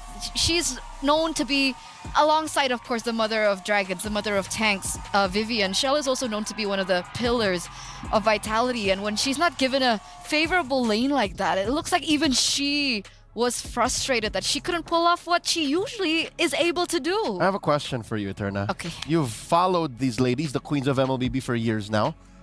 That look in Shell's face, is it just me, or does that look like it's their turn? Something broke in them. I hope not. But yes, I get what you're. All I get of what you're going MWI, for. right? All of MWI. Whenever They were Vitality, very chill. Yeah, whenever Vitality stumbles, there's like, it's okay. Next game. Yeah. That was. I saw something. Let me say, I'm just glad that if Homegirls lost to anyone, it was Smart Mega, because at least now it's like, they're here, yeah. They're here, But yeah, honestly, going into this game, I feel like everyone does agree. I'm just going to change the narrative a little bit. It's not that Vitality had a bad draft. It's Smart Mega Empress always controlling the draft. And I feel like that is something new to Vitality. And they're controlling it from red. Yeah. And that's why I said, personally for me, red side is a bit better for this one. Even back at SPS, right, when we were going through the qualifiers, we had an interview because Team Vitality, they dropped a game against Falcons Vega. That was quite uncanny and very uncharacteristic. And so we had a chance to interview them. And then we were asking them, guys, like, how did you drop that game? What went wrong with the drafts? And then they were like, yeah, Susu Gaja, our coach, sometimes he likes to get a little experimental.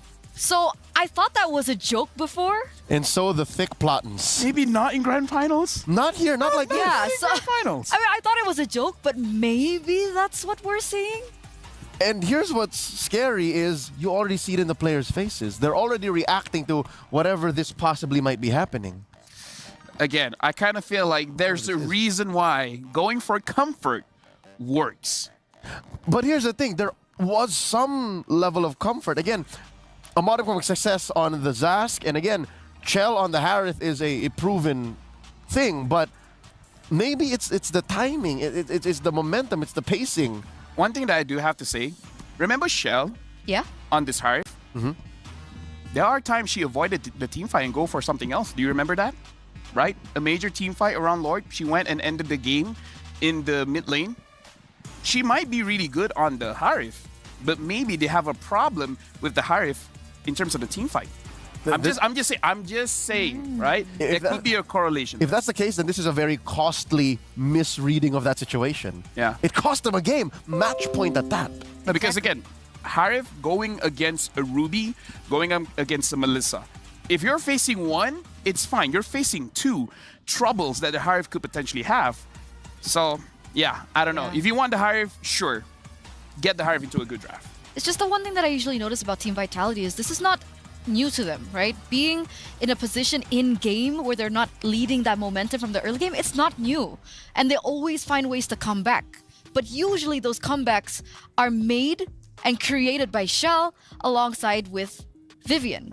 We saw Vivian time and time again trying to make those plays. We saw a lot of those moments where she made those plays with the Grok, but again, nobody was able to follow up with that damage. So again, it feels like there's an issue when it comes down to, back again, the drafts. Honestly, we could show you with the telemetry if we have the time. Yeah, I think more than just the drafts, even execution, there's some things that we can point out that... sloppy? I don't want to use the word sloppy, but I guess the clip will show us exactly what. But let me just set it up, right? Because when we're talking about a setup, what are you going for, right? Are you going for objectives? Are you going for the roamer? Are you going for the mid laner, etc., etc., etc.? Where we see during this grand finals, looks like Team Vitality, they have more or less the right idea, but maybe the wrong way, right? It's like, I want to eat, but I'm eating it in the wrong way. It's like, essentially. Oh, okay. Maybe we'll get a little bit of a sneak peek into the clip that you prepared for us earlier on. Perhaps after this game, if there is another game. If there is another game. Right? We're at championship point, ladies and gentlemen. Possibly the final game in this best of 5